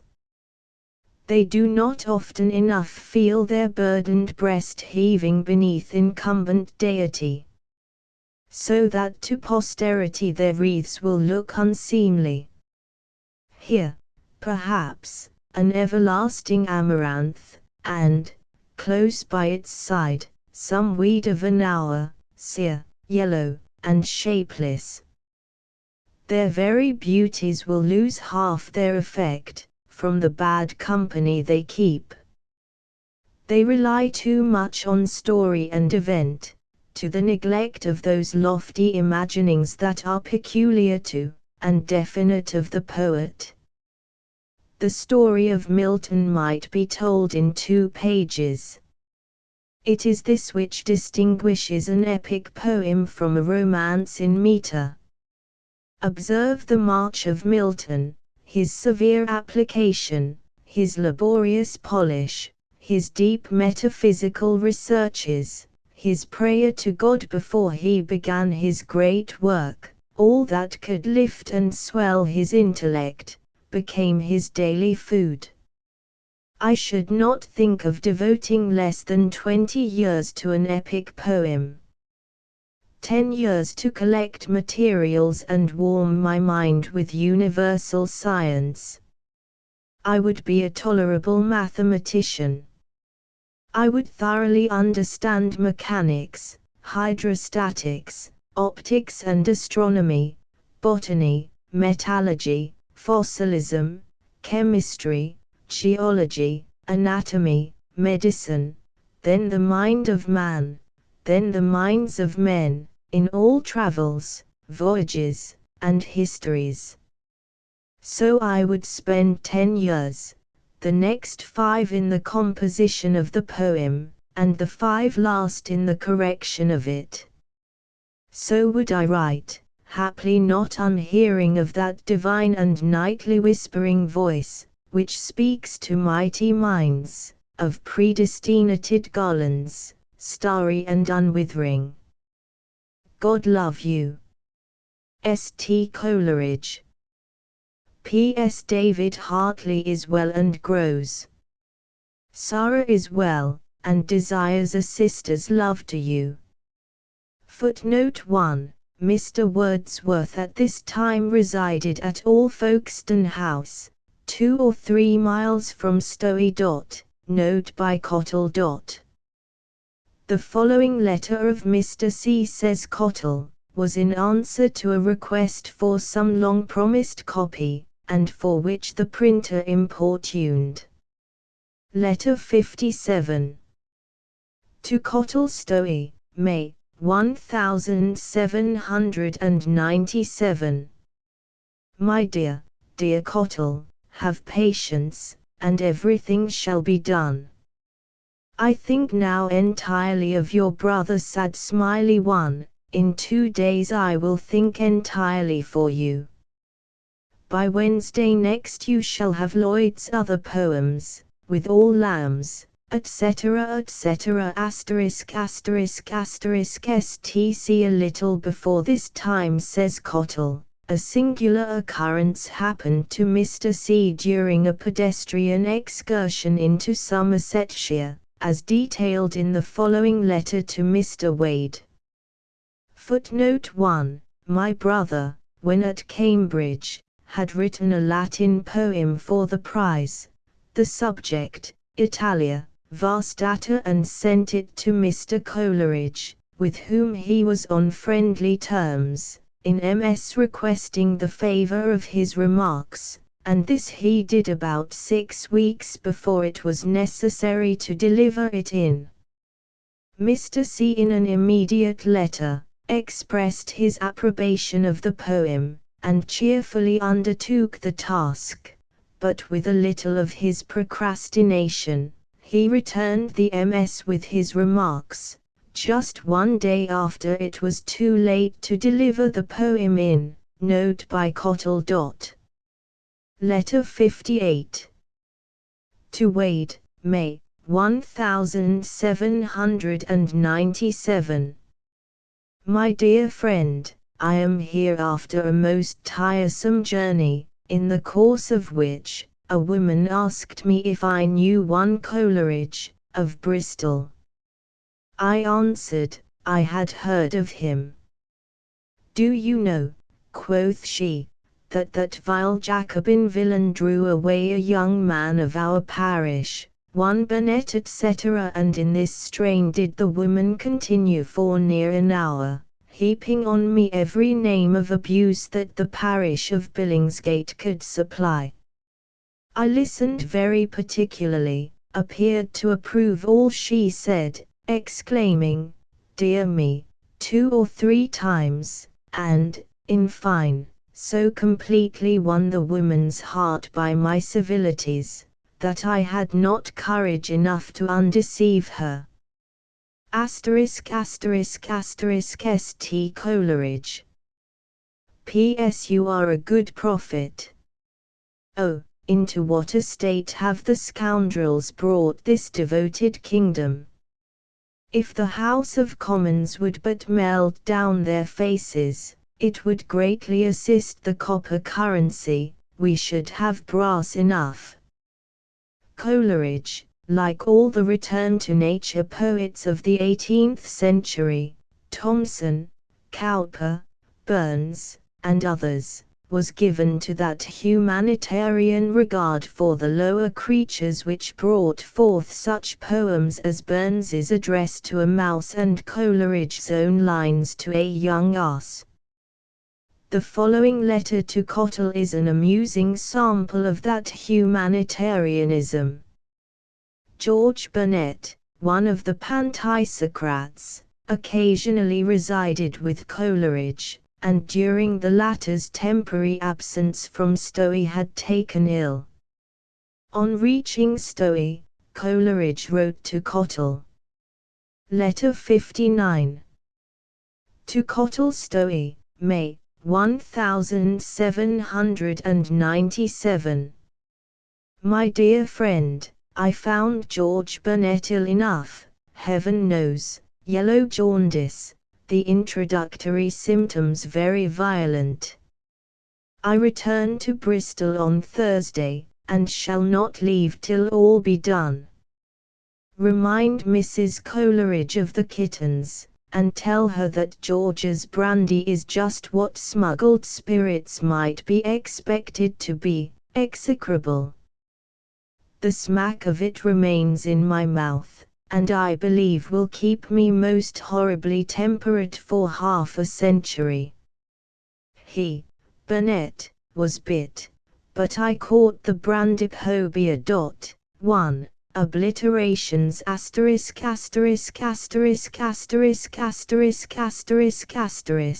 scratched out, well knowing that you never allow such things to pass, uncensured.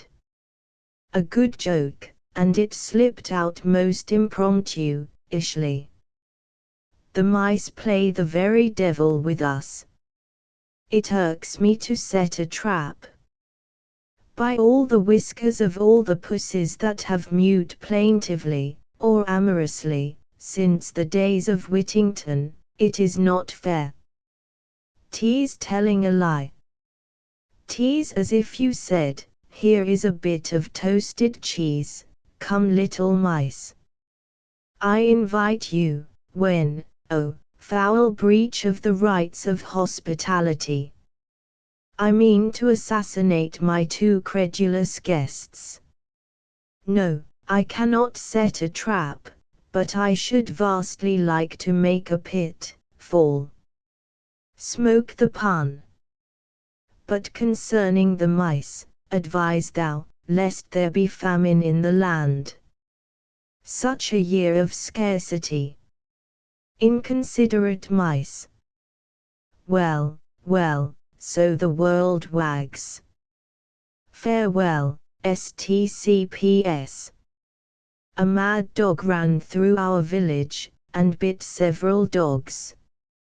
I have desired the farmers to be attentive, and tomorrow shall give them, in writing, the first symptoms of madness in a dog. I wish my pockets were as yellow as George's fizz. Footnote 1. It appears that Mr. Bennet had been prevailed upon by smugglers to buy some prime cheap brandy, but which Mr. Coleridge affirmed to be a compound of hellebore, kitchen grease, and asafoetida, or something as bad. Cottle's note. The next letter must belong to the end of May or beginning of June. Cottle's note shows that the second edition of the poems was now published.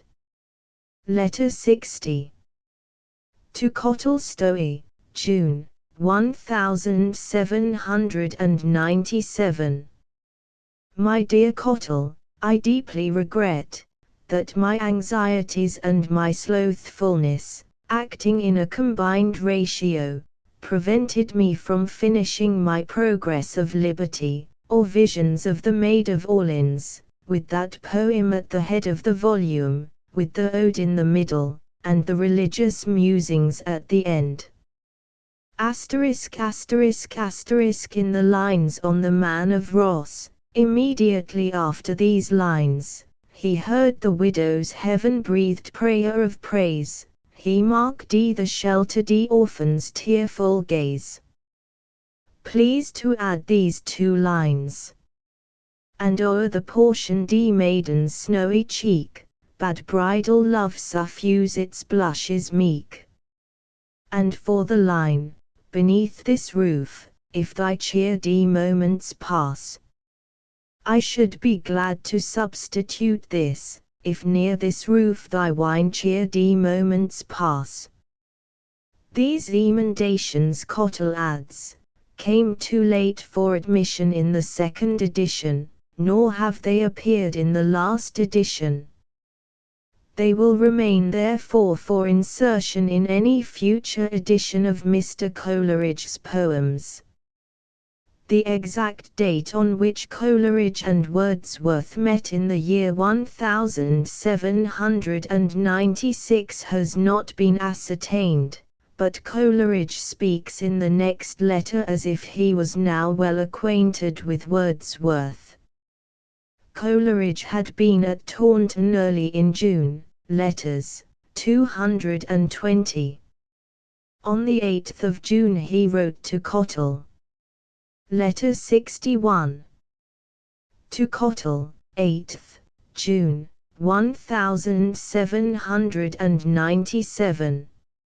My dear Cottle, I am sojourning for a few days at Racerdown, Dorset, the mansion of our friend Wordsworth, who presents his kindest respects to you. Wordsworth admires my tragedy, which gives me great hopes. Wordsworth has written a tragedy himself. I speak with heartfelt sincerity, and I think, unblinded judgment, when I tell you that I feel myself a little man by his side, and yet I do not think myself a less man than I formerly thought myself. His drama is absolutely wonderful. You know I do not commonly speak in such abrupt and unmingled phrases, and therefore will the more readily believe me. There are, in the piece, those profound touches of the human heart, which I find 3 or 4 times in the Robbers of Schiller, and often in Shakespeare, but in Wordsworth there are no inequalities. God bless you, and eke. 1. St. Coleridge. 2. Footnote 1. The reader will have observed a peculiarity in most of Mr. Coleridge's conclusions to his letters. He generally says, "God bless you," and, or eke, stc, so as to involve a compound blessing. Cottle. Footnote 2. Letter LXXIII is our 61. Shakespeare evidently occupied an important place in Coleridge's mind even at this early date. His discovery of rivals to the prince of English dramatists in his friends Southey and Wordsworth only indicates how largely Shakespeare already bulked in his view of the dramatic art. The next letter to Cottle is of a milder type, and leads up to an interesting meeting, famous in the lives of Lamb, Coleridge, and Wordsworth. Letter 62. To Cottle Stowey, the 29th of June, 1797. My very dear Cottle, *******, Charles Lamb will probably be here in about a fortnight. Could you not contrive to put yourself in a Bridgewater coach, and T. Poole would fetch you in a one-horse chaise to Stowey? What delight would it not give us? Still more interesting is the often quoted letter describing Dorothy Wordsworth. Letter 63. To Cottle Stowey, 3 to 17 July, 1797. My dear Cottle, Wordsworth and his exquisite sister are with me. She is a woman indeed.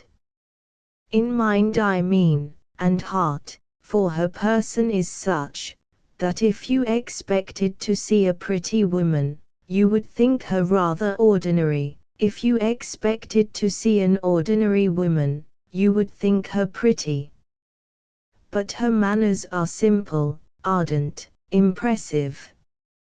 In every motion, her most innocent soul outbeams so brightly, that whoso would say, guilt was a thing impossible in her.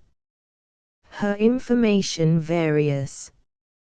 Her eye watchful in minutest observation of nature, and her taste, a perfect electrometer. It bends, protrudes, and draws in, at subtlest beauties, and most recondite faults. She and W desire their kindest respects to you. Give my love to your brother Amos. I condole with him in the loss of the prize, but it is the fortune of war. The finest Greek poem I ever wrote lost the prize, and that which gained it was contemptible. An ode may sometimes be too bad for the prize, but very often too good. Your ever affectionate friend. STC. 1. 1. Letalxiv follows 63.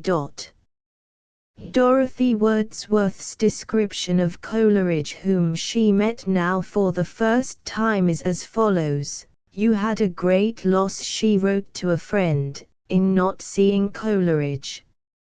He is a wonderful man. His conversation teems with soul, mind, and spirit. Then he is so benevolent, so good-tempered and cheerful, and, like William, interests himself so much about every little trifle.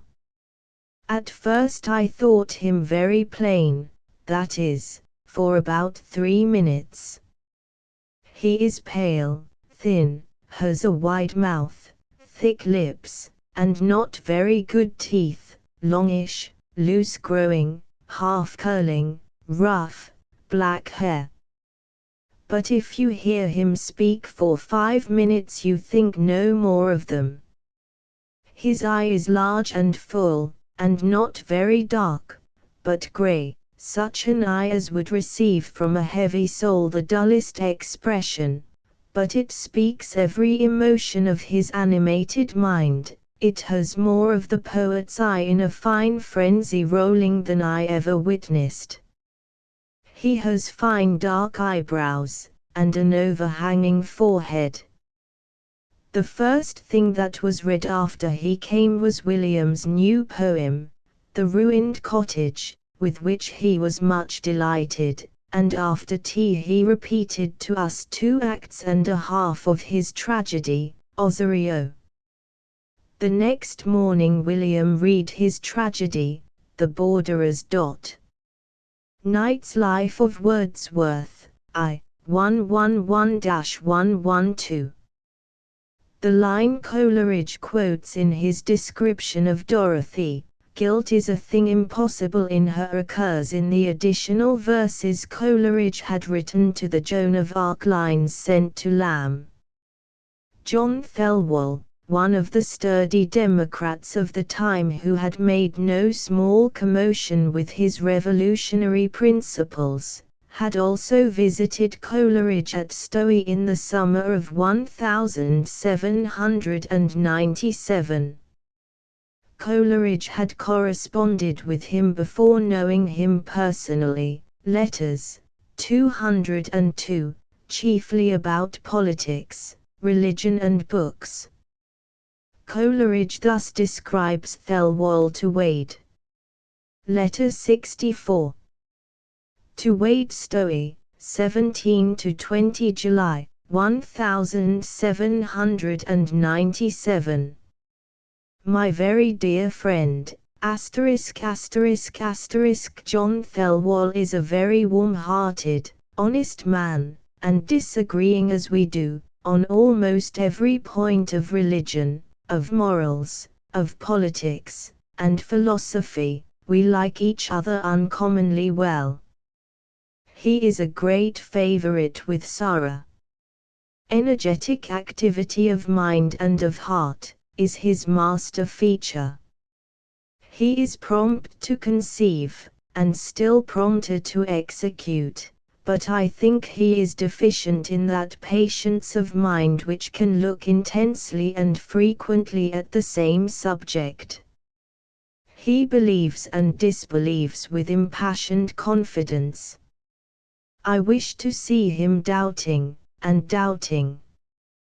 He is intrepid, eloquent, and honest. Perhaps, the only acting Democrat that is honest, for the patriots are ragged cattle, a most execrable herd. Arrogant because they are ignorant, and boastful of the strength of reason, because they have never tried it enough to know its weakness. Oh, my poor country! The clouds cover thee. There is not one spot of clear blue in the whole heaven. My love to all whom you love, and believe me, with brotherly affection, with esteem and gratitude, and every warm emotion of the heart, your faithful St. Coleridge. The next letter closes the visit of Thelwall. Letter 65. To Cottle Stowey, September, 1797. My very dear Cottle, your illness afflicts me, and unless I receive a full account of you by Milton, I shall be very uneasy, so do not fail to write. Herbert Croft is in Exeter Gaol. This is unlucky. Poor devil! He must now be unpeppered. We are all well.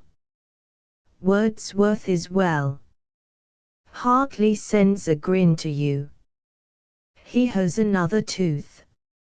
In the wagon, there was brought from Bath, a trunk, in order to be forwarded to Stowey, directed, St. Coleridge, Stowey, near Bridgewater.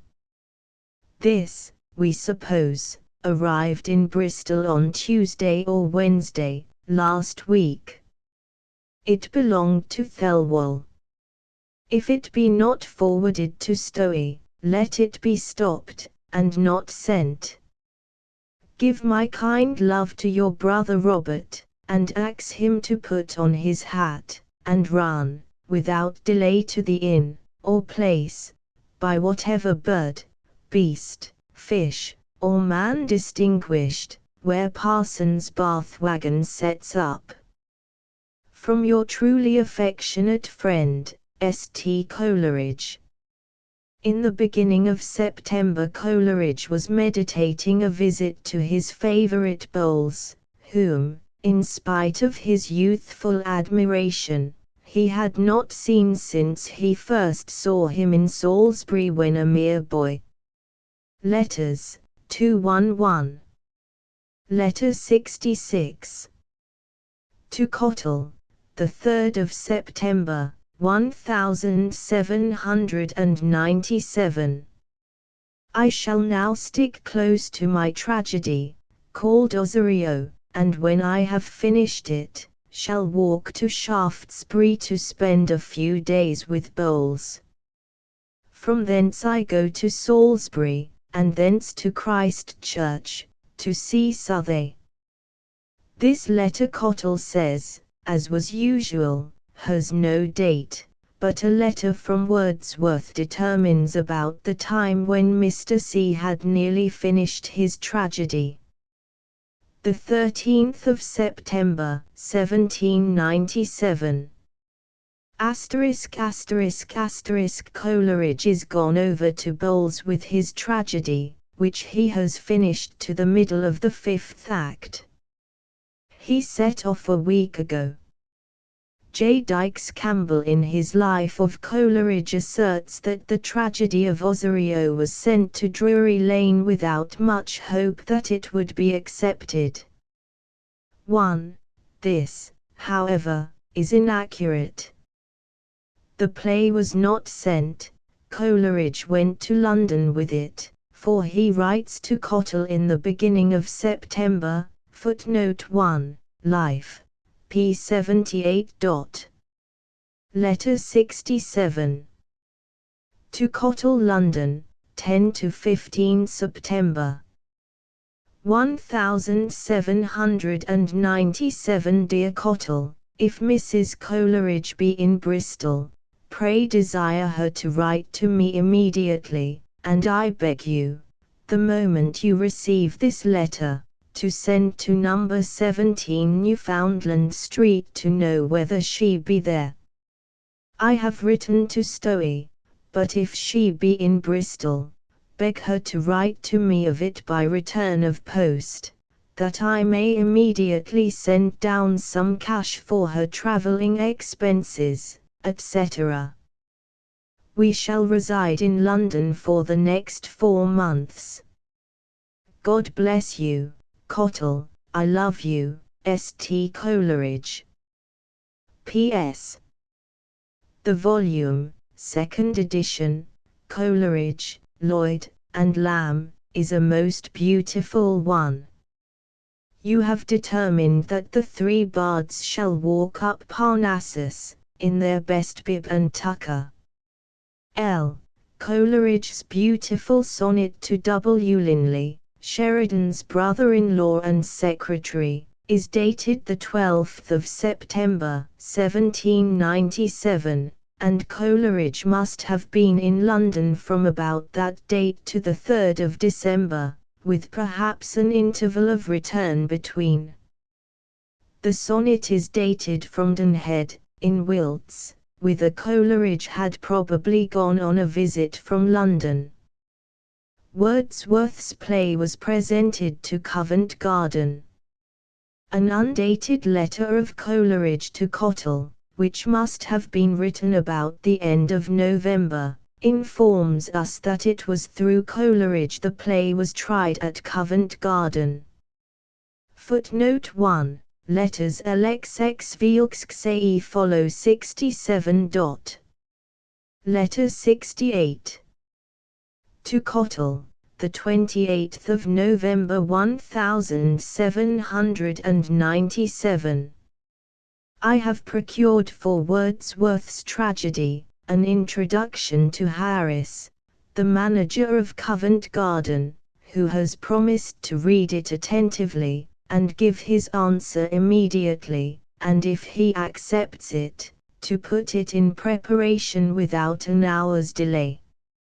A letter by Dorothy Wordsworth of 20th November, 1, confirms the fact that The Borderers was sent to Covent Garden.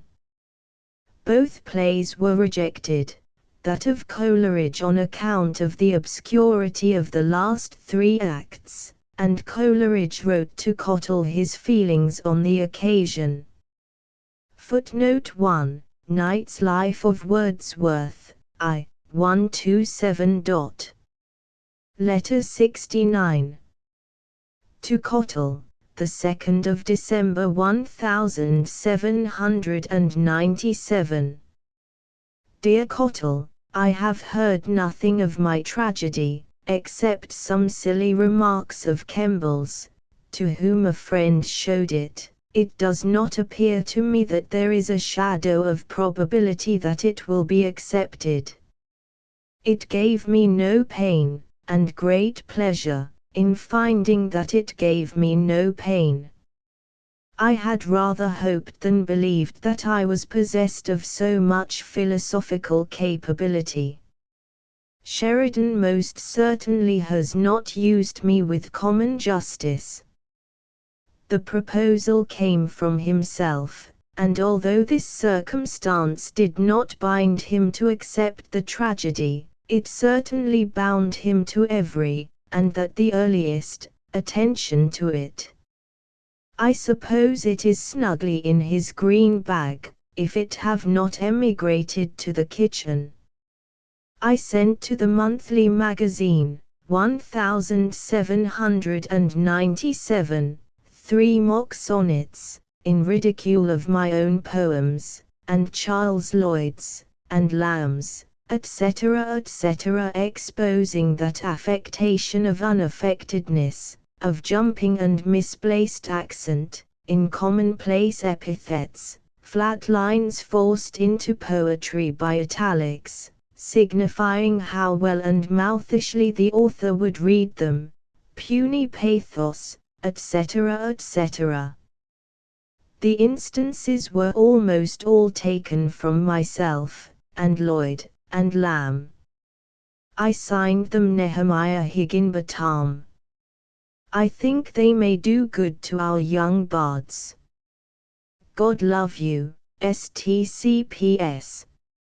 I am translating the Oberon of Wieland. It is a difficult language, and I can translate at least as fast as I can construe. I have made also a very considerable proficiency in the French language, and study it daily, and daily study the German, so that I am not, and have not been idle. Coleridge had been introduced through Poole to the Wedgwoods, and hearing that Coleridge was in need of funds, Tom Wedgwood offered Coleridge £100, sending an order for the amount.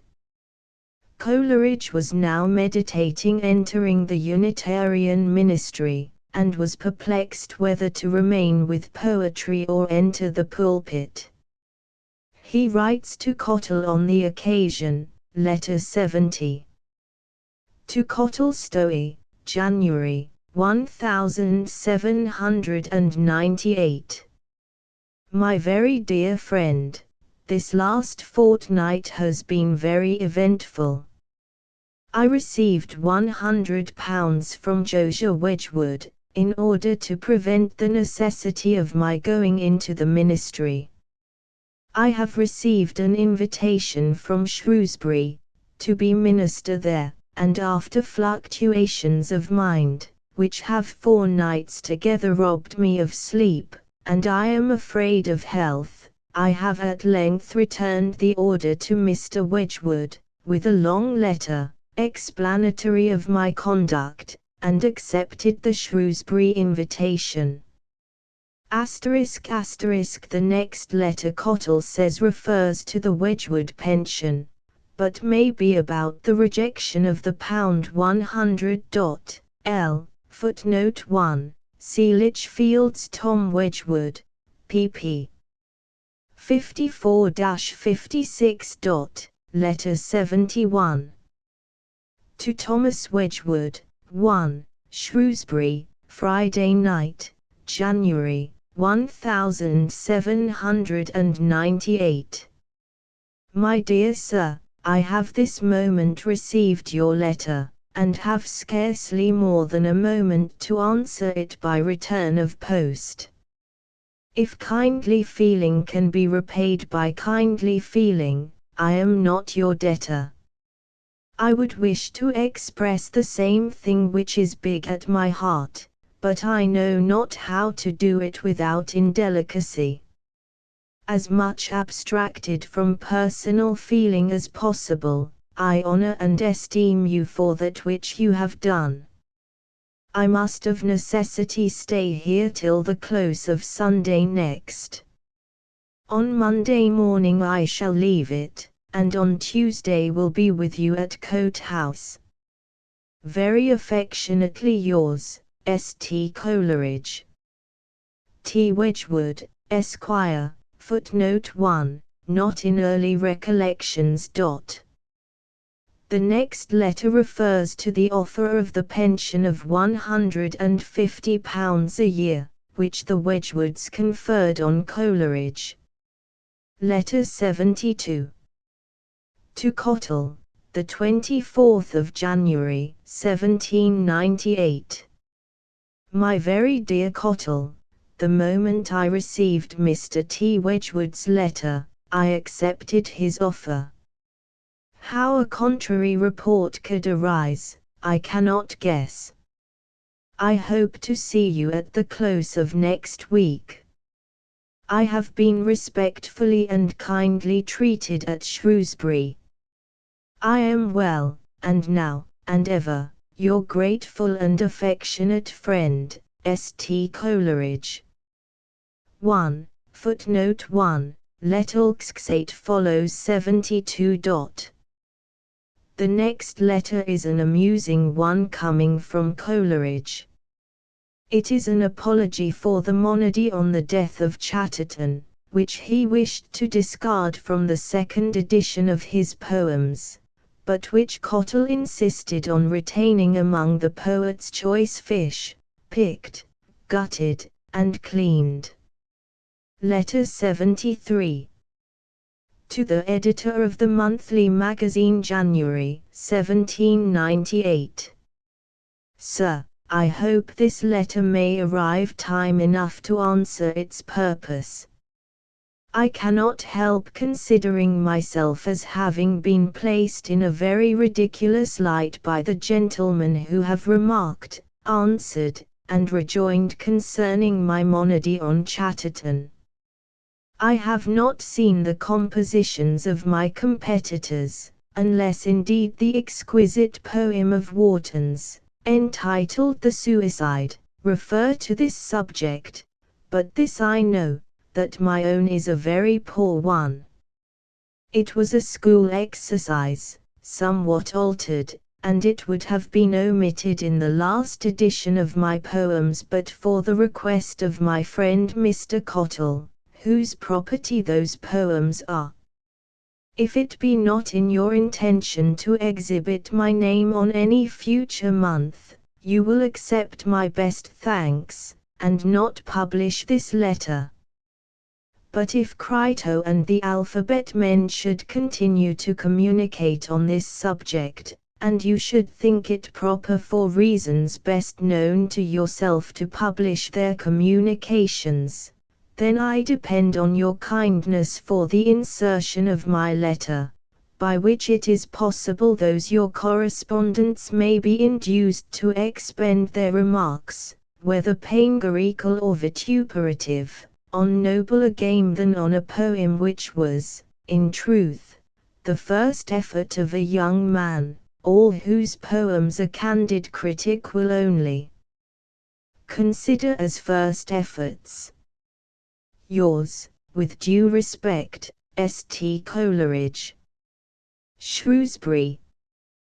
Coleridge, even at this date, shows signs of a Catholicism in literary taste beyond the average man of his time, but it is an intellectual hospitality to all sorts and conditions of minds and men rather than a wide or deep enlightenment.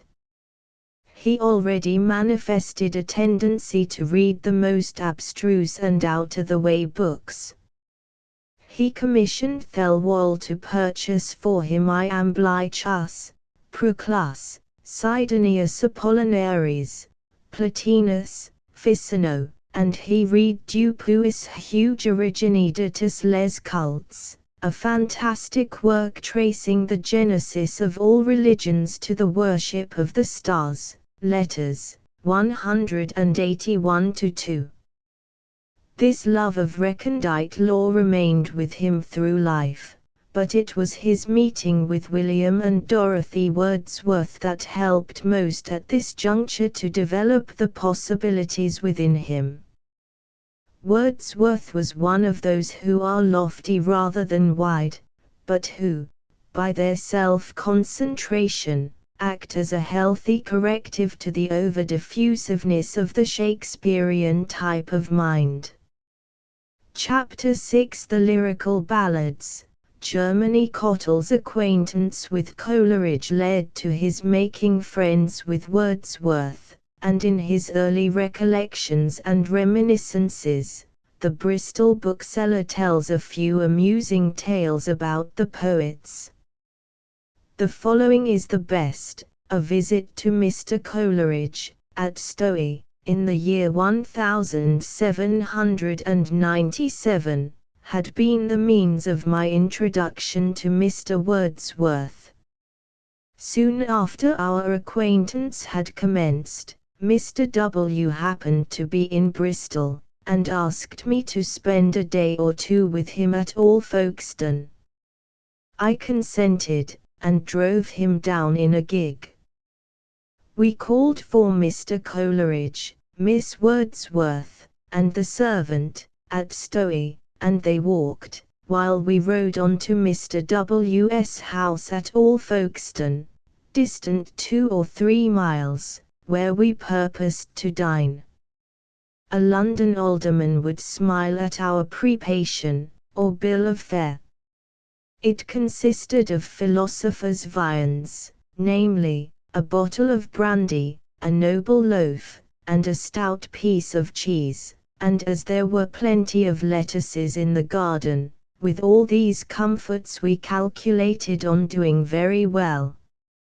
Our fond hopes, however, were somewhat damped, by finding that our stout piece of cheese had vanished.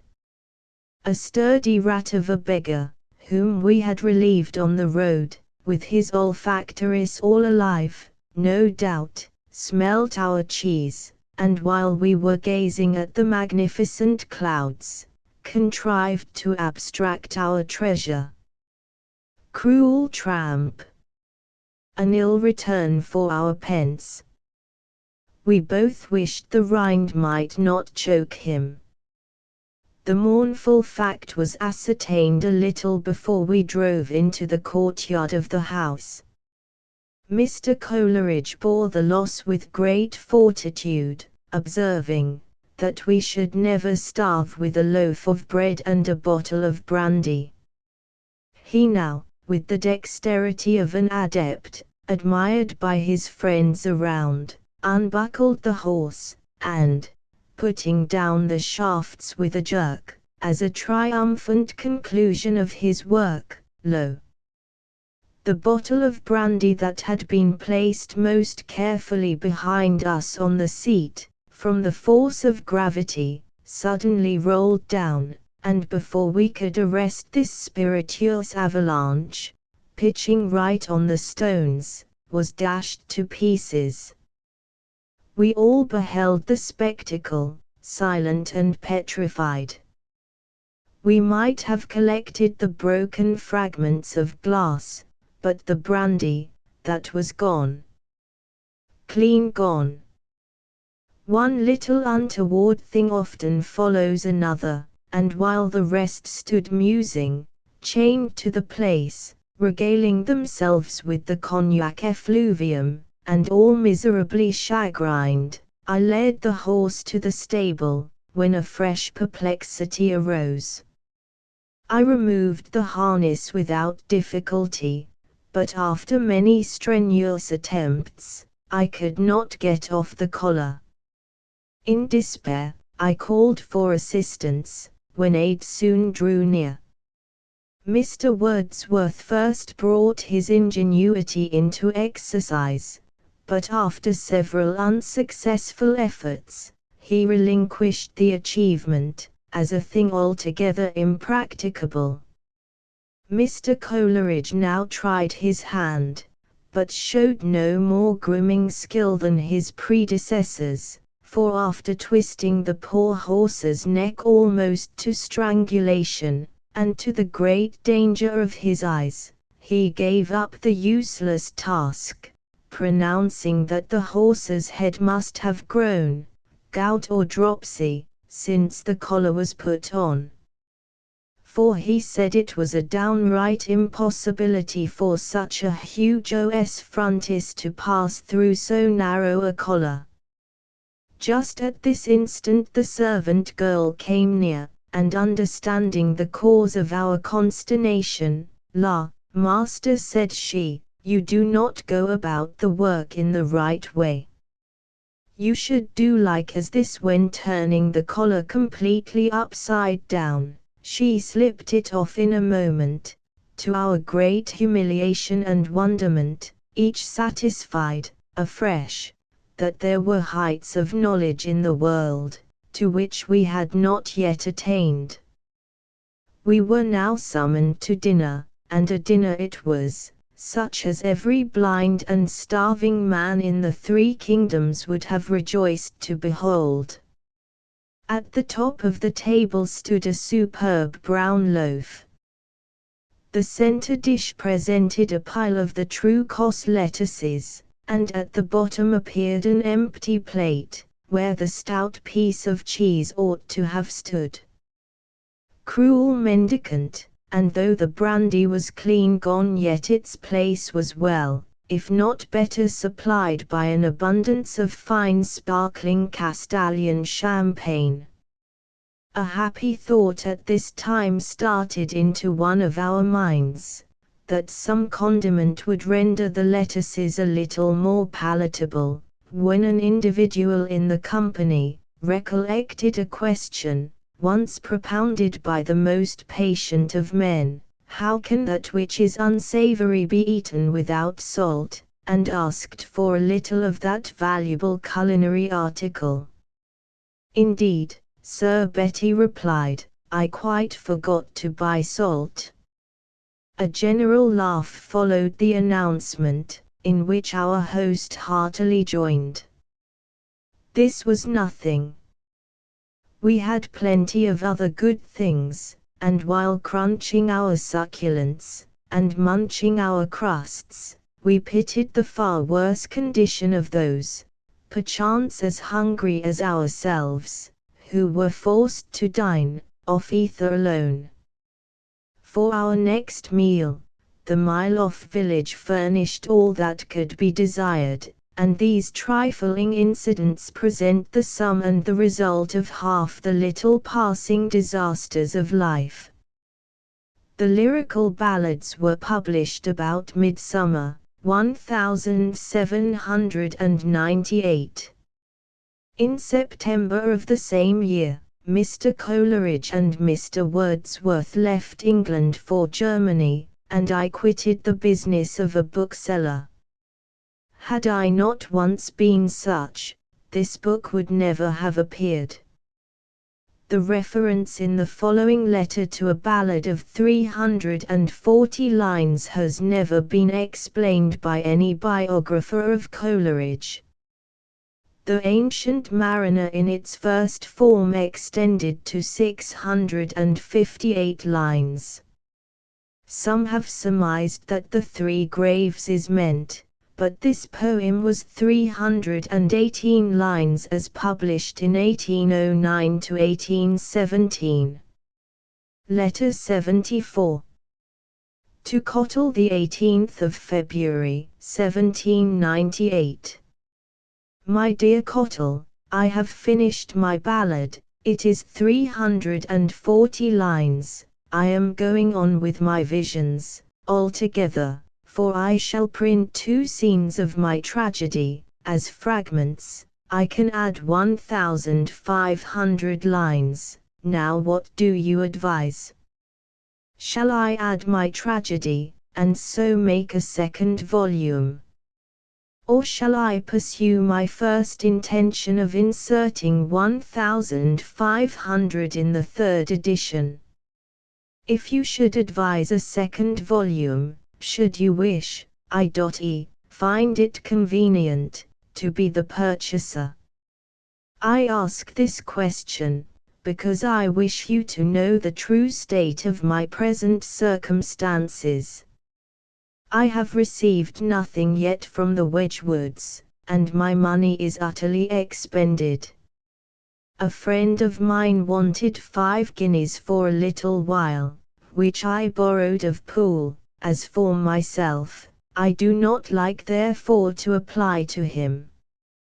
Mr. Estlin has some little money, I believe, in his hands, but I received from him before I went to Shrewsbury, £15, and I believe that this was an anticipation of the 5-guinea presents, which my friends would have made in March.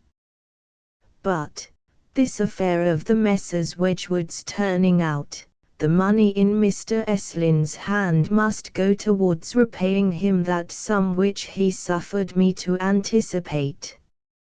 Meantime I owe Biggs £5, which is heavy on my thoughts, and Mrs. F. has not been paid her last quarter, which is still heavier. As to myself, I can continue to go on here, but this £10 I must pay somehow. That is £5 to Biggs, and £5 to Mrs. F. God bless you, St. Coleridge. P.S. This week I purpose offering myself to the Bridgewater Socinian congregation, as assistant minister, without any salary, directly, or indirectly, but of this say not a word to any one, unless you see Mr. Estlin. Coleridge sent his poem of the Raven to the Morning Post at this time with the following curious letter to the editor. The poem appeared in the paper of the 10th of March. Letter 75. To the editor of the Morning Post, with the Raven, a poem. The 10th of March, 1798. Sir, I am not absolutely certain that the following poem was written by Edmund Spenser, and found by an angler buried in a fishing box, under the foot of Mole, that mountain hoar, mid the green alders, by the Muller's shore, but a learned antiquarian of my acquaintance has given it as his opinion that it resembles Spenser's minor poems as nearly as Vortigern and Rowena the tragedies of William Shakespeare.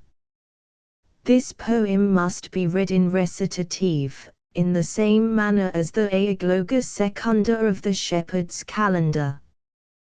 Cuddy. The Latin motto Cottle says, prefixed to the 2nd edition of Mr. C.'s poems, puzzled everybody to know from what author it was derived. One and another inquired of me, to no purpose, and expressed a wish that Mr. C. had been clearer in his citation, as no one could understand it. On my naming this to Mr. Coleridge, he laughed heartily, and said, it was all a hoax. Not meeting, said he, with a suitable motto, I invented one, and with references purposely obscure, as will be explained in the next letter. Letter 76. To Cottle, the 8th of March, 1798.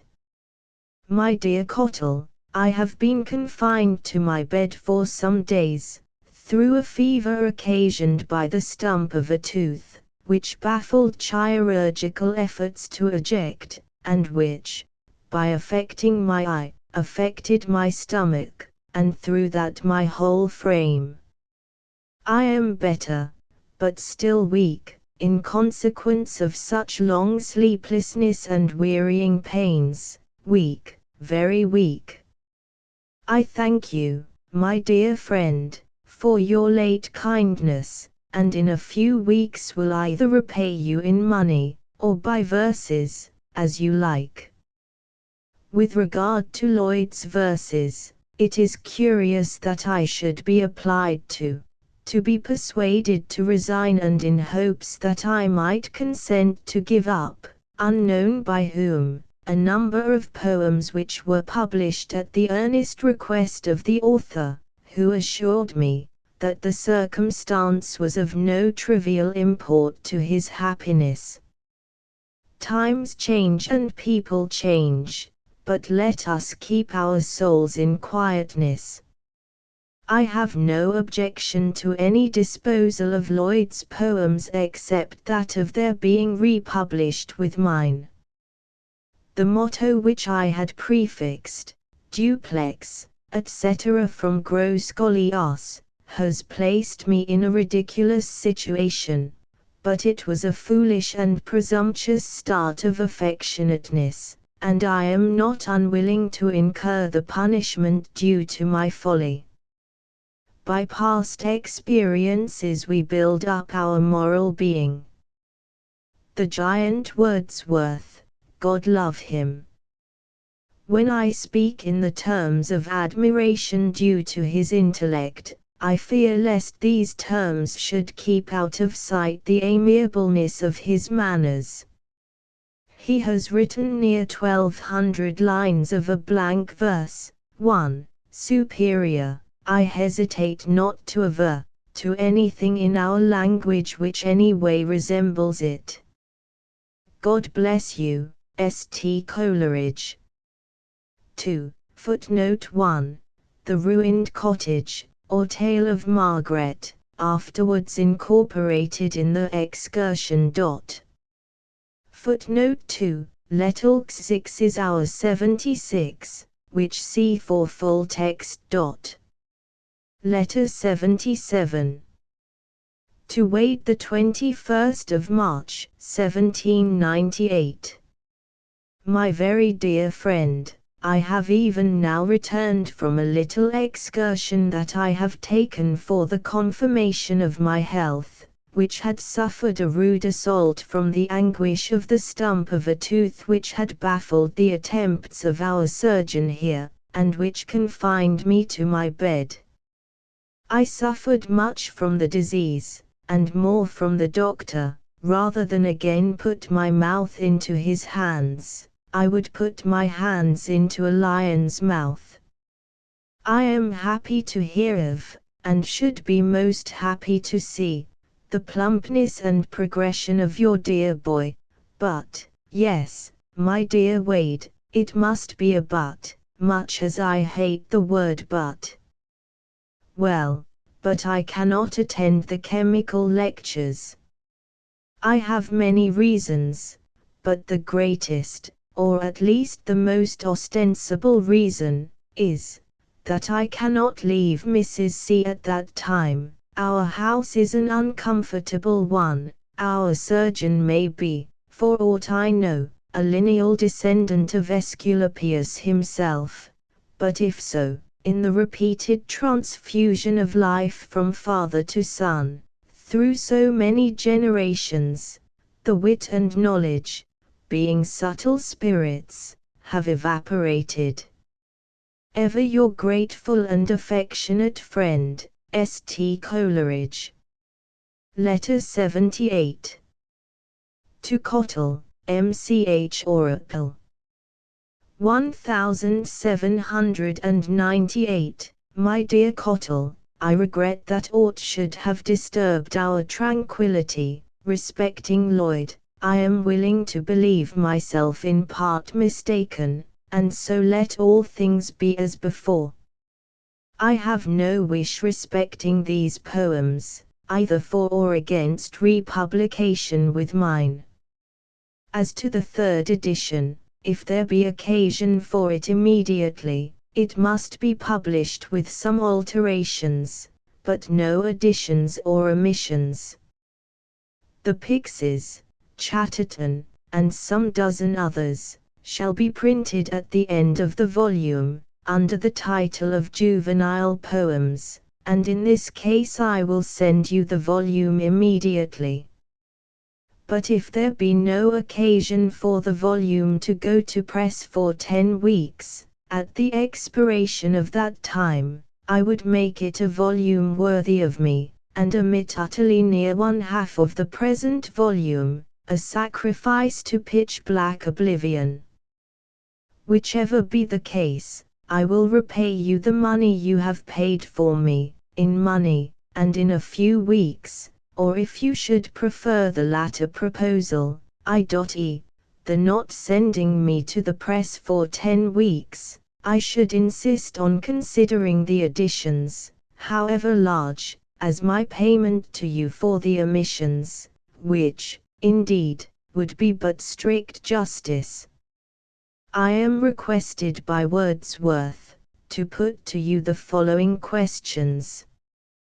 What could you, conveniently and prudently, and what would you give for, first, our 2 tragedies, with small prefaces, containing an analysis of our principal characters?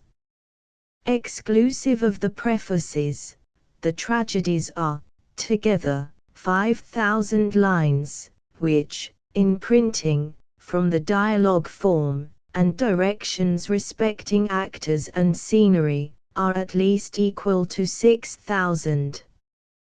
To be delivered to you within a week of the date of your answer to this letter, and the money which you offer, to be paid to us at the end of 4 months from the same date, none to be paid before, all to be paid then. Second. Wordsworth's Salisbury Plain, and Tale of a Woman, which 2 poems, with a few others which he will add, and the notes, will make a volume. This to be delivered to you within 3 weeks of the date of your answer, and the money to be paid as before, at the end of 4 months from the present date.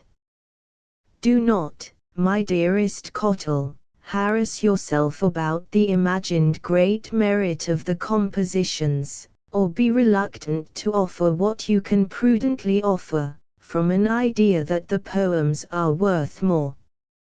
But calculate what you can do, with reference simply to yourself, and answer as speedily as you can, and believe me your sincere, grateful, and affectionate friend and brother, S.T. Coleridge.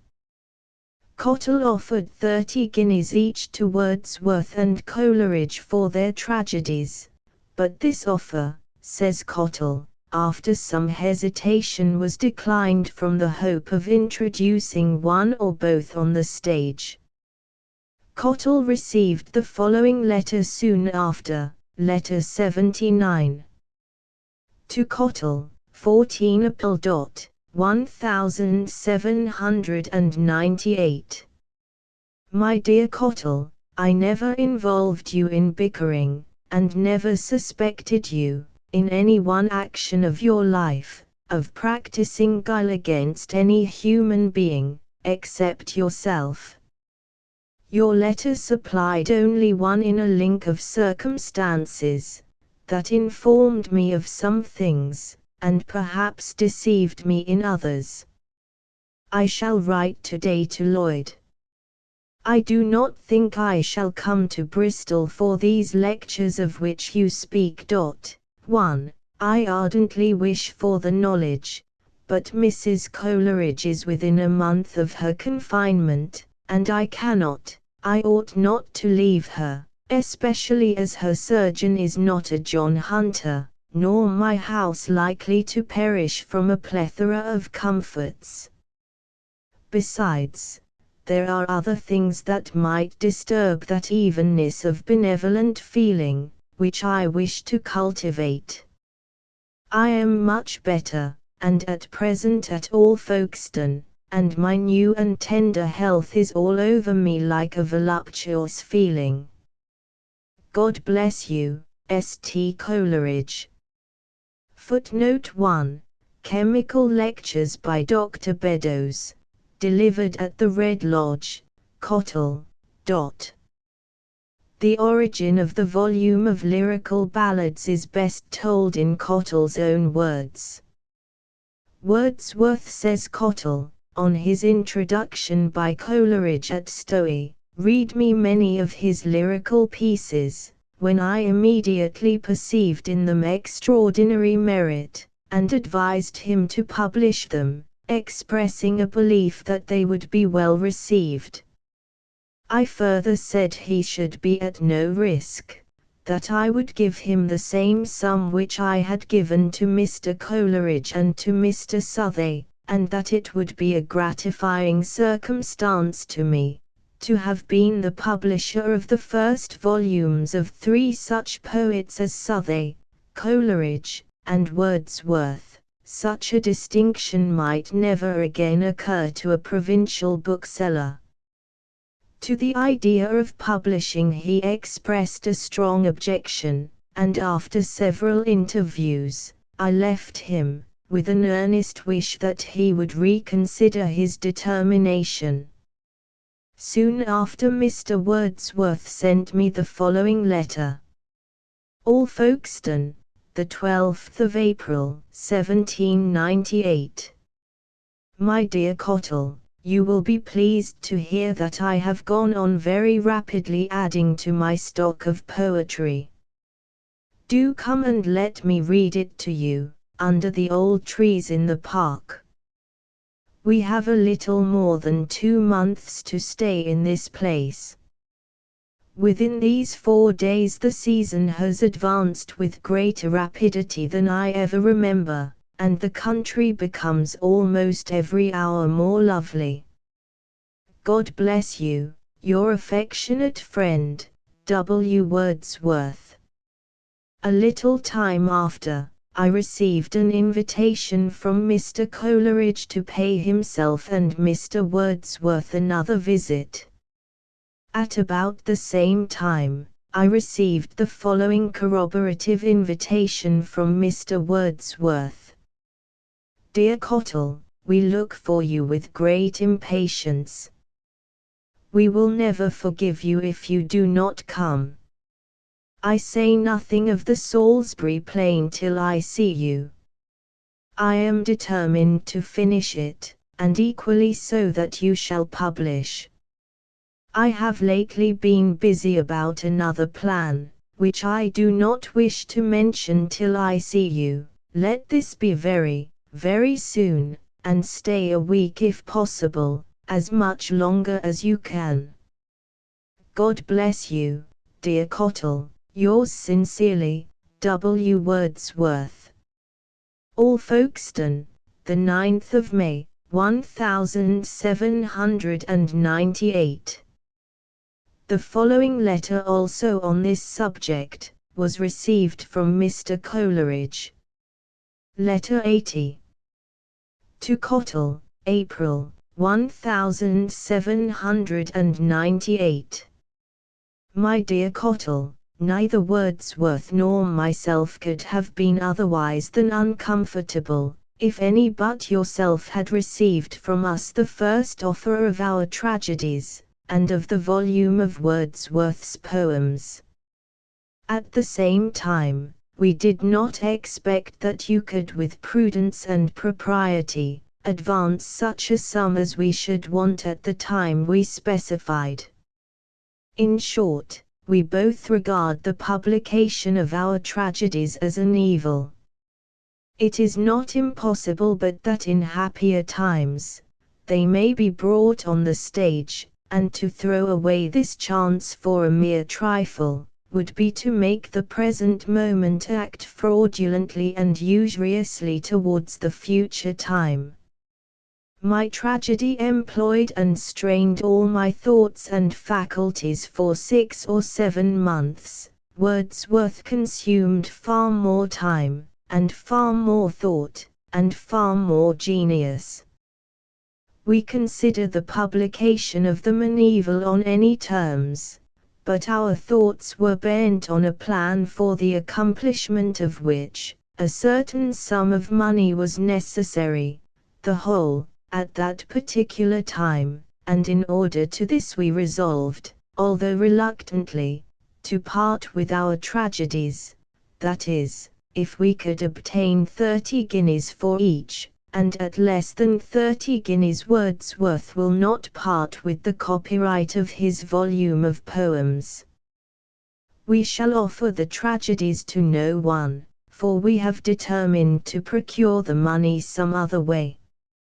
If you choose the volume of poems, at the price mentioned, to be paid at the time specified, i.e. 30 guineas, to be paid some time in the last fortnight of July, you may have them, but remember, my dear fellow, I write to you now merely as a bookseller, and entreat you, in your answer, to consider yourself only, as to us, although money is necessary to our plan, that of visiting Germany, yet the plan is not necessary to our happiness, and if it were, W could sell his poems for that sum to someone else, or we could procure the money without selling the poems. So I entreat you, again and again, in your answer, which must be immediate, consider yourself only. Wordsworth has been caballed against so long and so loudly, that he has found it impossible to prevail on the tenant of the Alfoxden estate, to let him the house, after their first agreement is expired, so he must quit it at midsummer. Whether we shall be able to procure him a house and furniture near Stowey, we know not, and yet we must, for the hills, and the woods, and the streams, and the sea, and the shores would break forth into reproaches against us, if we did not strain every nerve, to keep their poet among them. Without joking, and in serious sadness, Poole and I cannot endure to think of losing him.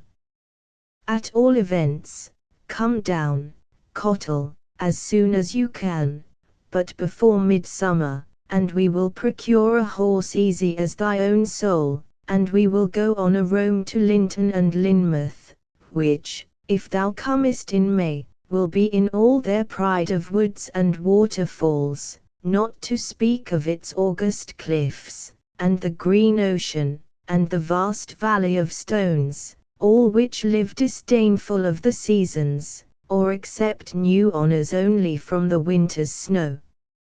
At all events come down, and cease not to believe me much and affectionately your friend.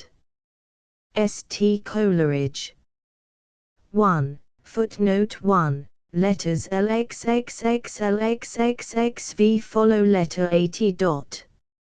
In consequence of these conjoint invitations, I spent a week with Mr. C and Mr. W at Alfoxden House, and during this time, beside the reading of MS poems, they took me to Lynmouth, and Linton, and the Valley of Stones. At this interview it was determined, that the volume should be published under the title of Lyrical Ballads on the terms stipulated in a former letter, that this volume should not contain the poem of Salisbury Plain, but only an extract from it, that it should not contain the poem of Peter Bell, but consist rather of sundry shorter poems, and, for the most part, of pieces more recently written. I had recommended 2 volumes, but one was fixed on, and that to be published anonymously. It was to be begun immediately, and with the Ancient Mariner, which poem I brought with me to Bristol, a day or two after I received the following letter 81. To Cottle, May, 1798. My dear Cottle, you know what I think of a letter, how impossible it is to argue in it. You must therefore take simple statements, and in a week or two, I shall see you, and endeavour to reason with you. Wordsworth and I have duly weighed your proposal, and this is an answer. He would not object to the publishing of Peter Bell or the Salisbury Plain, singly, but to the publishing of his poems in 2 volumes, he is decisively repugnant and oppugnant. He deems that they would want variety, etc., etc. If this apply in his case, it applies with tenfold more force to mine. We deem that the volumes offered to you are, to a certain degree, one work in kind, though not in degree, as an ode is one work, and that our different poems are, as stanzas, good, relatively rather than absolutely, mark you, I say in kind, though not in degree. As to the tragedy, when I consider it in reference to Shakespeare's, and to one other tragedy, it seems a poor thing, and I care little what becomes of it. When I consider it in comparison with modern dramatists, it rises, and I think it too bad to be published, too good to be squandered. I think of breaking it up. The planks are sound, and I will build a new ship of the old materials. The dedication to the Wedgwoods, which you recommend, would be indelicate and unmeaning.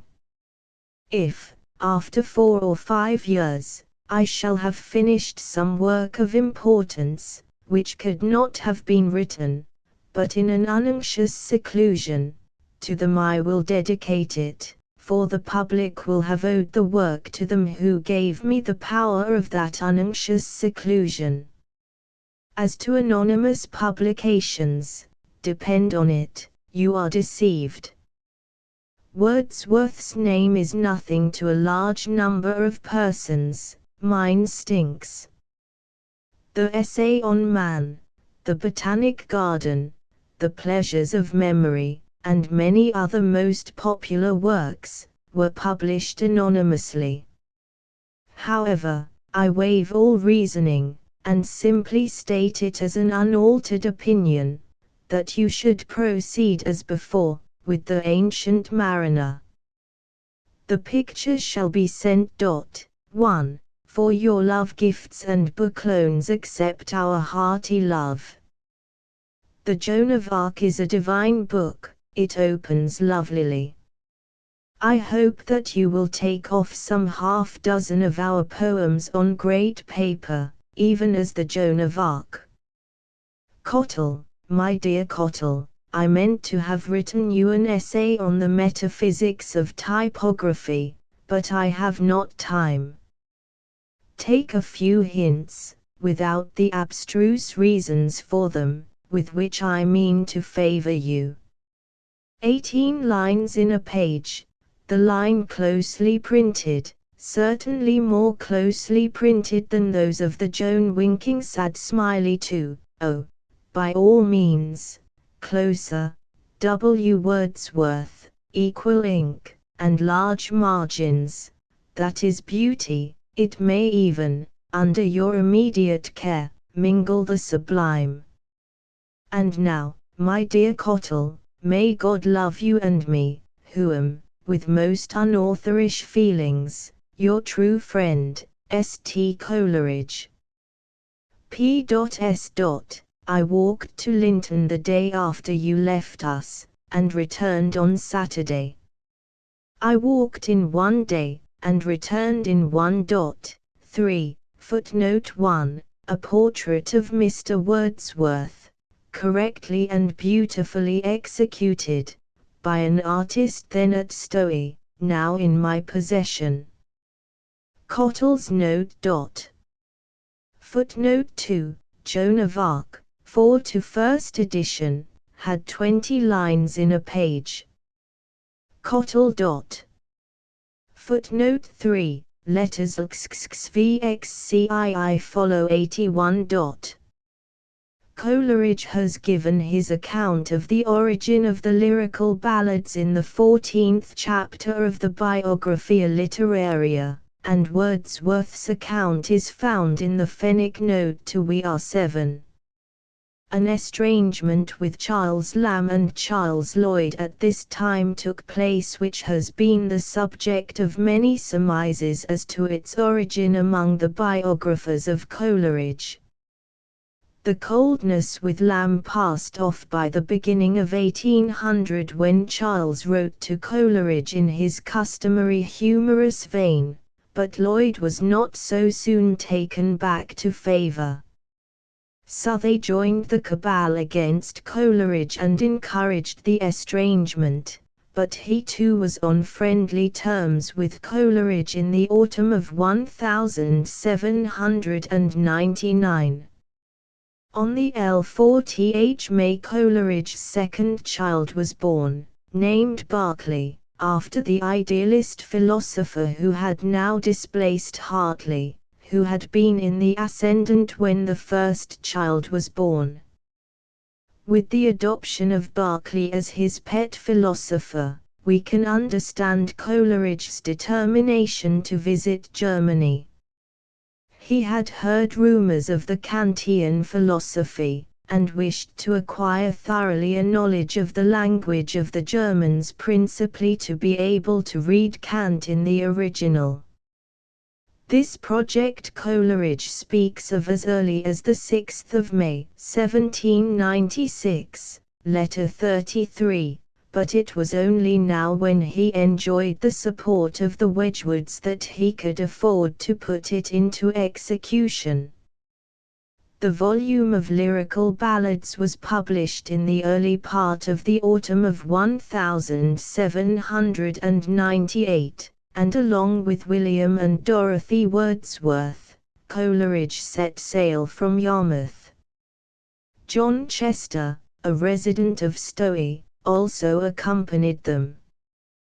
Coleridge arrived at Cuxhaven on the 19th of September, from which place he wrote Mrs. Coleridge an account of the voyage and his first impressions of Germany. This account is more fully given in the letters of Satyrane in the Biographia Literaria. He took up his quarters at Ratzeburg, staying with the pastor of that town, while Wordsworth and his sister went to Goslar. From Ratzeburg Coleridge repaired to Göttingen on the 12th of February, 1799, to attend lectures at the university. He worked hard while in Göttingen to acquire a knowledge of the literature of Germany, and made himself proficient in the dialects as well as of classical German. He met two of the Parrys, brothers of the Arctic explorer, at Göttingen, and, later, Clement Carlyon, an Englishman from Pembroke College, joined the group. Carlyon afterwards, in later life, in his early years and late reflections, depicted Coleridge as the life and soul of the party, incessantly talking, discussing, and philosophizing, and diving into his pocket German dictionary for the right word. Carlyon devotes 270 pages of the first volume of his book to Coleridge. Berkeley Coleridge died in February, and the news depressed Coleridge and threw his studies for some time into disorder, but the Wordsworths visited him at Göttingen, and they had some talk about the future place of their abode in England. The Wordsworths were desirous of staying in the north of England, but Coleridge at this time had resolved to remain at Stowe, to be near Poole, in whom he felt his anchor, as he expressed it. J. Dykes Gamble's Life, Chap. v. Coleridge during his stay in Germany wrote a good many letters to his wife, to Poole, and the Wedgwoods. We can quote only two fragments from those to his wife, and the long one, over the Brocken. Letter 82. To Mrs. Coleridge 14 Janey, 1799. The whole lake of Ratzeburg is one mass of thick transparent ice, a spotless mirror of 9 miles in extent. The lowness of the hills, which rise from the shores of the lake, preclude the awful sublimity of alpine scenery, yet compensate for the want of it by beauties, of which this very lowness is a necessary condition. Yestermorning I saw the lesser lake completely hidden by mist, but the moment the sun peeped over the hill, the mist broke in the middle, and in a few seconds stood divided, leaving a broad road all across the lake, and between these two walls of mist the sunlight burnt upon the ice, forming a road of golden fire, intolerably bright. And the mist walls themselves partook of the blaze in a multitude of shining colors. This is our second frost. About a month ago, before the thaw came on, there was a storm of wind, during the whole night. Such were the thunders and howlings of the breaking ice, that they have left a conviction on my mind, that there are sounds more sublime than any sight can be, more absolutely suspending the power of comparison, and more utterly absorbing the mind's self-consciousness in its total attention to the object working upon it. Part of the ice which the vehemence of the wind had shattered, was driven shoreward and frozen anew. On the evening of the next day, at sunset, the shattered ice thus frozen, appeared of a deep blue, and in shape like an agitated sea. Beyond this, the water, that ran up between the great islands of ice which had preserved their masses entire and smooth, shone of a yellow-green, but all these scattered ice islands, themselves, were of an intensely bright blood color. They seemed blood and light in union.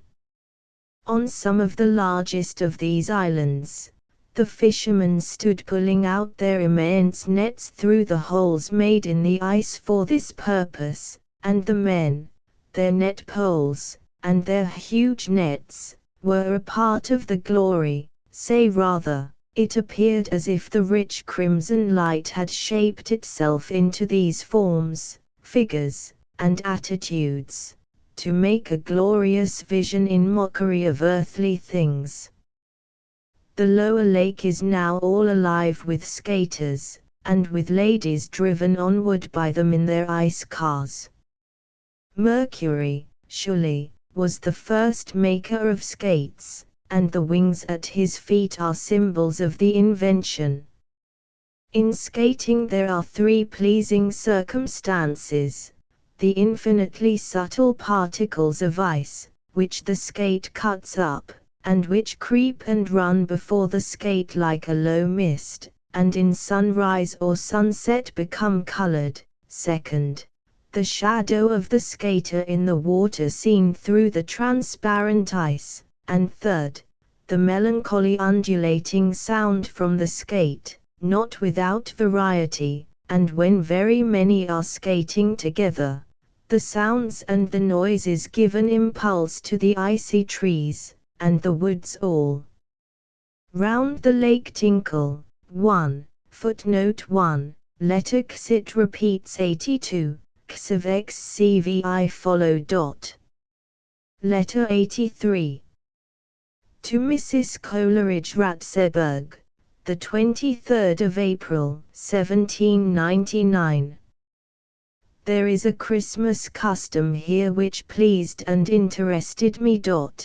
The the children make little presents to their parents, and to each other, and the parents to the children.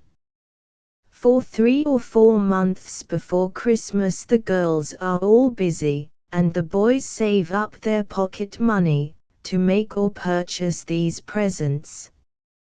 What the present is to be is cautiously kept secret, and the girls have a world of contrivances to conceal it, such as working when they are out on visits and the others are not with them, getting up in the morning before daylight, etc. Then on the evening before Christmas Day one of the parlors is lighted up by the children, into which the parents must not go. A great yew-bough is fastened on the table at a little distance from the wall, a multitude of little tapers are fastened in the bough, but not so as to burn it till they are nearly burnt out, and colored paper, etc. hangs and flutters from the twigs. Under this bough the children lay out in great order the presents they mean for their parents, still concealing in their pockets what they intend for each other. Then the parents are introduced, and each presents his little gift, and then bring out the rest one by one from their pockets, and present them with kisses and embraces. Where I witnessed this scene, there were 8 or 9 children, and the eldest daughter and the mother wept aloud for joy and tenderness, and the tears ran down the face of the father, and he clasped all his children so tight to his breast, it seemed as if he did it to stifle the sob that was rising within him. I was very much affected. The shadow of the bough and its appendages on the wall, and arching over on the ceiling, made a pretty picture, and then the raptures of the very little ones, when at last the twigs and their needles began to take fire and snap. Oh, it was a delight for them. On the next day, in the great parlor, the parents lay out on the table the presents for the children. A scene of more sober joy succeeds, as on this day, after an old custom, the mother says privately to each of her daughters, and the father to his sons, that which he has observed most praiseworthy and that which was most faulty in their conduct. Formerly, and still in all the smaller towns and villages throughout North Germany, these presents were sent by all the parents to some one fellow who in high buskins, a white robe, a mask, and an enormous flax wig, personates necked Rupert, i.e. the servant Rupert. On Christmas night he goes round to every house and says, that Jesus Christ, his master, sent him thither. The parents and elder children receive him with great pomp of reverence, while the little ones are most terribly frightened. He then enquires for the children, and according to the character which he hears from the parent, he gives them the intended present, as if they came out of heaven from Jesus Christ. Or, if they should have been bad children, he gives the parents a rod, and in the name of his master, recommends them to use it frequently. About 7 or 8 years old the children are let into the secret, and it is curious how faithfully they keep it. 1. Over the Brocken must occupy a chapter of itself. Footnote 1. Letter Xai repeats 83, Xai it follows. Chapter 7 The Religion of the Pinewoods. Coleridge called the letters from Germany which he published in The Friend of 1809 the letters of Satyrane. He was fond of masquerading under the name of this allegorical personage of the Furry Queen, and in his tombless epitaph he described himself as Idolocrast's Satyrane. Under this disguise he looked upon himself as the spokesman of the idea of the omnipresence of the deity. In order to appreciate the following beautiful letter, one of the finest Coleridge ever wrote, the reader should peruse Coleridge's Aeolian Harp, lines written on leaving a place of retirement, the lime tree bower, and Wordsworth's Tintern Abbey. Wordsworth's sonnet, "It is a beauteous evening," and Coleridge's own hymn Before Sunrise in the Vale of Chamounix, also belong to the same feeling for the God of nature, but they were composed after the letter over the Brocken. Clement Carlyon, who is the chief authority for the life of Coleridge during his stay at Göttingen, gives a lively account of the ascent of the Brocken, which took place on Whit Sunday, the 12th of May, 1799. The party visited the magic circle of stones where the fairies assembled and halted for the first time at the village of Satsfeld, a romantic village, a bright moonlight at night, and the nightingale heard. Coleridge was in high spirits, and kept talking all the way, discoursing on his favorite topics. Sublimity was defined as a suspension of the powers of comparison. No animal but man can be struck with wonder. Shakespeare owed his success largely to the cheering breath of popular applause, the enthusiastic gale of admiration.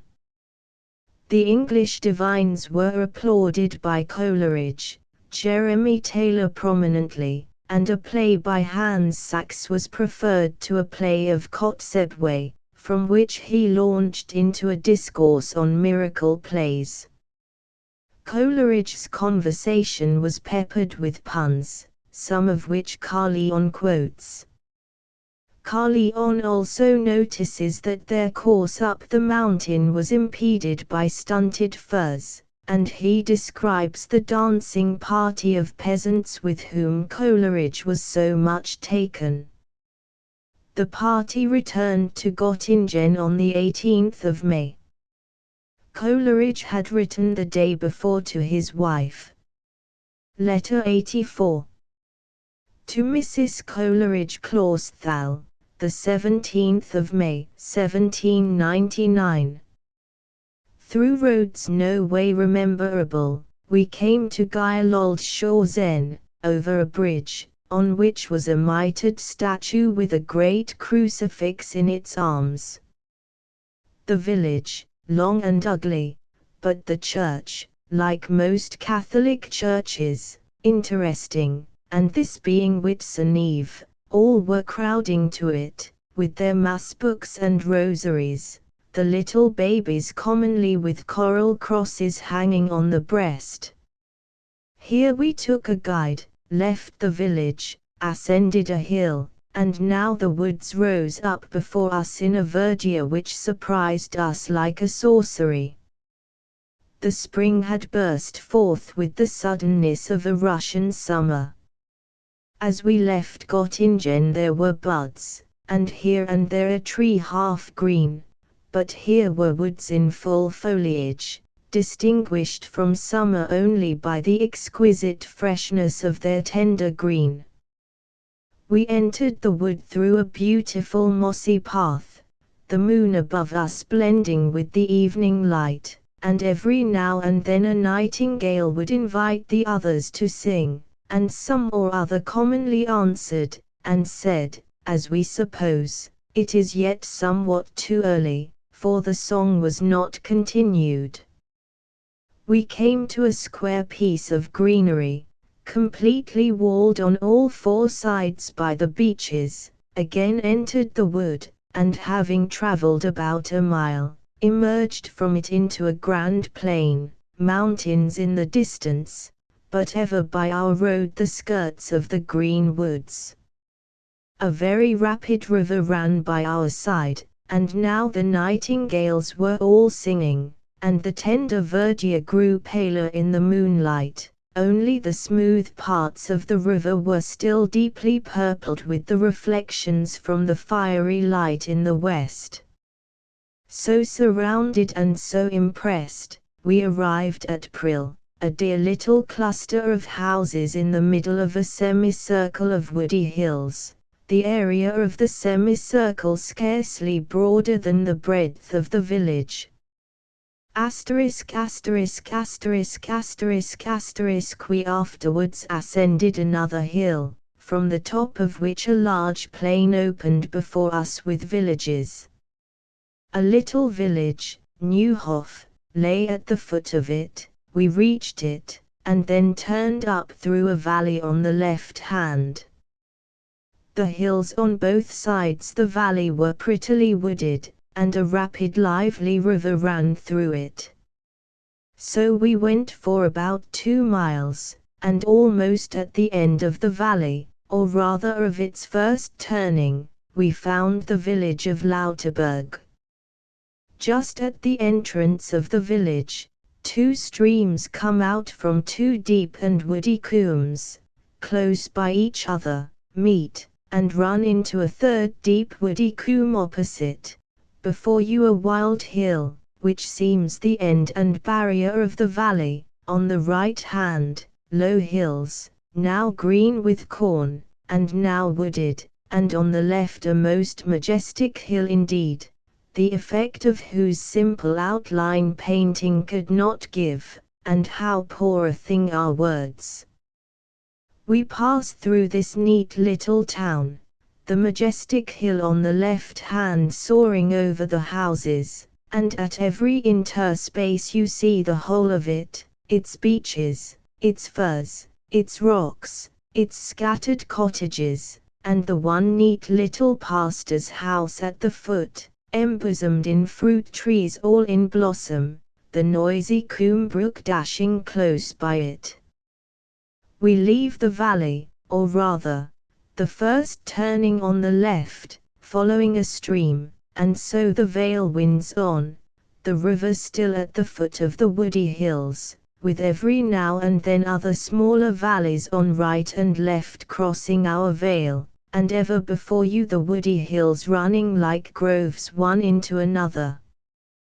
We turned, and entering the 4th curve of the vale, we found all at once that we had been ascending.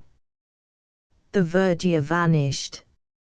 All the beech trees were leafless, and so were the silver birches, whose boughs always, winter and summer, hang so elegantly. But low down in the valley, and in little companies on each bank of the river, a multitude of green conical fir trees, with herds of cattle wandering about, almost every one with a cylindrical bell around its neck, of no inconsiderable size, and as they moved, scattered over the narrow vale, and up among the trees on the hill, the noise was like that of a great city in the stillness of a Sabbath morning, when the bells all at once are ringing for church. The whole was a melancholy and romantic scene, that was quite new to me. Again we turned, past 3 smelting houses, which we visited. A scene of terrible beauty is a furnace of boiling metal, darting, every moment blue, green, and scarlet lightning, like serpents' tongues, and now we ascended a steep hill, on the top of which was St. Andreasberg, a town built wholly of wood.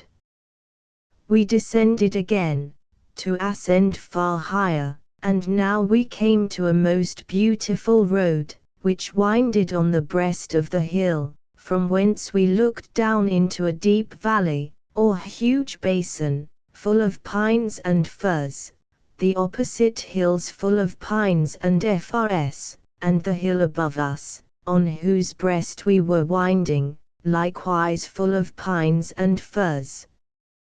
The valley, or basin, on our right hand, into which we looked down, is called the Waldrauschenbach, that is, the valley of the roaring brook, and roar it did, indeed, most solemnly. The road on which we walked was weedy with infant fir trees, an inch or two high, and now, on our left hand, came before us a most tremendous precipice of yellow and black rock, called the Redberg, that is, the mountain of the Roe. Now again is nothing but firs and pines above, below, around us. How awful is the deep unison of their undividable murmur! What a one thing it is a sound that impresses the dim notion of the omnipresent. In various parts of the deep vale below us, we beheld little dancing waterfalls gleaming through the branches, and now, on our left hand, from the very summit of the hill above us, a powerful stream flung itself down, leaping and foaming, and now concealed, and now not concealed, and now half concealed by the fir trees, till, towards the road, it became a visible sheet of water, within whose immediate neighborhood no pine could have permanent abiding place. The snow lay everywhere on the sides of the roads, and glimmered in company with the waterfall foam, snow patches and water breaks glimmering through the branches in the hill above, the deep basin below, and the hill opposite. Over the high opposite hills, so dark in their pine forests, a far high round barren stony mountain looked in upon the prospect from a distant country. Through this scenery we passed on, till our road was crossed by a second waterfall, or rather, aggregation of little dancing waterfalls, one by the side of the other for a considerable breadth, and all came at once out of the dark wood above, and rolled over the mossy rock fragments, little firs, growing in islets, scattered among them. The same scenery continued till we came to the Oder Seiche, a lake, half made by man, and half by nature. It is 2 miles in length, and but a few hundred yards in breadth, and winds between banks, or rather through walls, of pine trees. It has the appearance of a most calm and majestic river. It crosses the road, goes into a wood, and there at once plunges itself down into a most magnificent cascade, and runs into the vale, to which it gives the name of the Vale of the Roaring Brook. We descended into the vale, and stood at the bottom of the cascade, and climbed up again by its side. The rocks over which it plunged were unusually wild in their shape, giving fantastic resemblances of men and animals, and the fir boughs by the side were kept almost in a swing, which unruly motion contrasted well with the stern quietness of the huge forest sea everywhere else. Asterisk asterisk asterisk asterisk asterisk In nature all things are individual, but a word is but an arbitrary character for a whole class of things, so that the same description may in almost all cases be applied to 20 different appearances. And in addition to the difficulty of the thing itself, I neither am, nor ever was, a good hand at description. I see what I write, but, alas, I cannot write what I see. From the Oder Seiche we entered a second wood, and now the snow met us in large masses, and we walked for 2 miles knee-deep in it, with an inexpressible fatigue, till we came to the mount called Little Brocken. Here even the firs deserted us, or only now and then a patch of them, wind-shorn, no higher than one's knee, matted and cowering to the ground, like our thorn bushes on the highest sea hills. The soil was plashy and boggy. We descended and came to the foot of the great Brocken without a river. the highest mountain in all the north of Germany, and the seat of innumerable superstitions. On the 1st of May all the witches dance here at midnight, and those who go may see their own ghosts walking up and down, with a little billet on the back, giving the names of those who had wished them there. For I wish you on the top of the Brocken is a common curse throughout the whole empire. Well, we ascended the soil boggy, and at last reached the height, which is 573 toises, 1, above the level of the sea. We visited the Blocksberg, a sort of bowling green, enclosed by huge stones, something like those at Stonehenge, and this is the witches' ballroom. Thence proceeded to the house on the hill, where we dined, and now we descended. In the evening about 7 we arrived at Elbingrode. At the inn they brought us an album, or Stammbuch, requesting that we would write our names, and something or other as a remembrance that we had been there. I wrote the following lines, which contain a true account of my journey from the Brocken to Elbingrode. I stood on Brocken's Sofran height, and saw woods crowding upon woods, hills over hills, a surging scene, and only limited by the blue distance. Wearily my way downward I dragged, through fir groves evermore where bright green moss moved in sepulchral forms, speckled with sunshine, and, but seldom heard, the sweet bird's song become a hollow sound, and the gale murmuring indivisibly, reserved its solemn murmur, more distinct from many a note of many a water-break, and the brook's chatter, on whose islet stones the dingy kidling, with its tinkling bell, leapt frolicsome, or old romantic goat sat, his white beard slow waving. I moved on with low and languid thought, for I had found that grandest scenes have but imperfect charms where the eye vainly wanders, nor beholds one spot with which the heart associates holy remembrances of child or friend, or gentle maid, our first and early love, or father, or the venerable name of our adored country. O thou Queen, thou delegated deity of earth, O dear, dear England!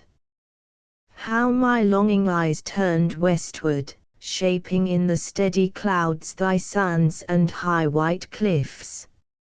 Sweet native isle, this heart was proud, yet mine eyes swam with tears to think of thee, and all the goodly view from Sofran Brocken, woods and woody hills floated away, like a departing dream, feeble and dim.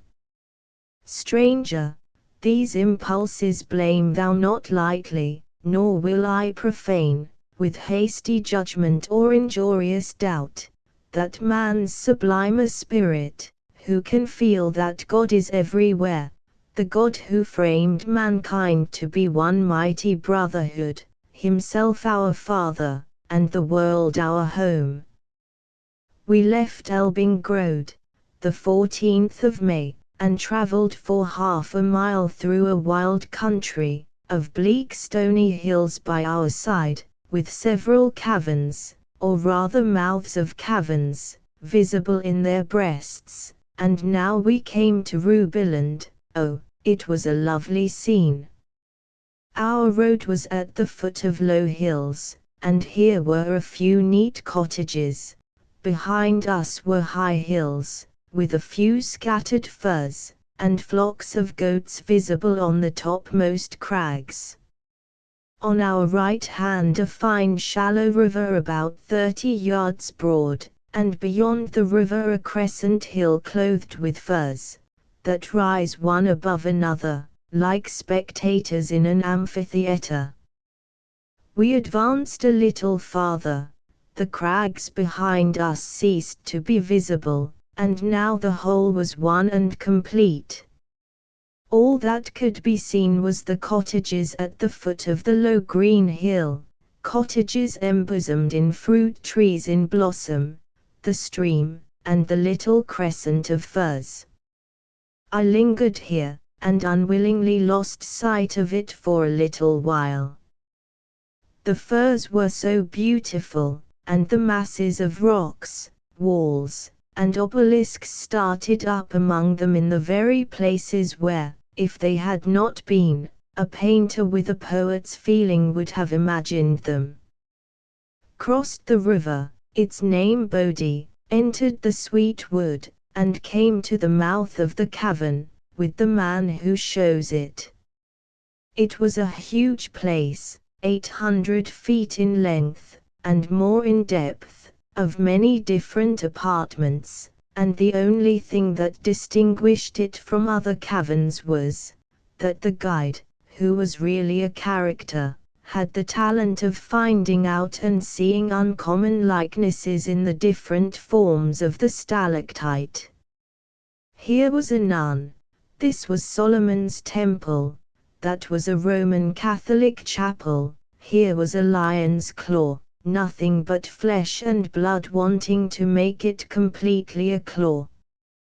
This was an organ, and had all the notes of an organ, etc., etc., etc., but, alas! With all possible straining of my eyes, ears, and imagination, I could see nothing but common stalactite, and heard nothing but the dull ding of common cavern stones. One thing was really striking, a huge cone of stalactite hung from the roof of the largest apartment, and, on being struck, gave perfectly the sound of a death bell. I was behind, and heard it repeatedly at some distance, and the effect was very much in the fairy kind, gnomes, and things unseen, that toll mock death bells for mock funerals. After this, a little clear well and a black stream pleased me the most, and multiplied by 50, and coloured ad libitum, might be well enough to read of in a novel or poem. We returned, and now before the inn, on the green plat around the maypole, the villagers were celebrating Whit Tuesday. This maypole is hung as usual with garlands on the top, and, in these garlands, spoons, and other little valuables, are placed. The high smooth round pole is then well greased, and now he who can climb up to the top may have what he can get, a very laughable scene as you may suppose, of awkwardness and agility, and failures on the very brink of success. Now began a dance. The women danced very well, and, in general, I have observed throughout Germany that the women in the lower ranks degenerate far less from the ideal of a woman, than the men from that of man. The dances were reels and waltzes, but chiefly the latter.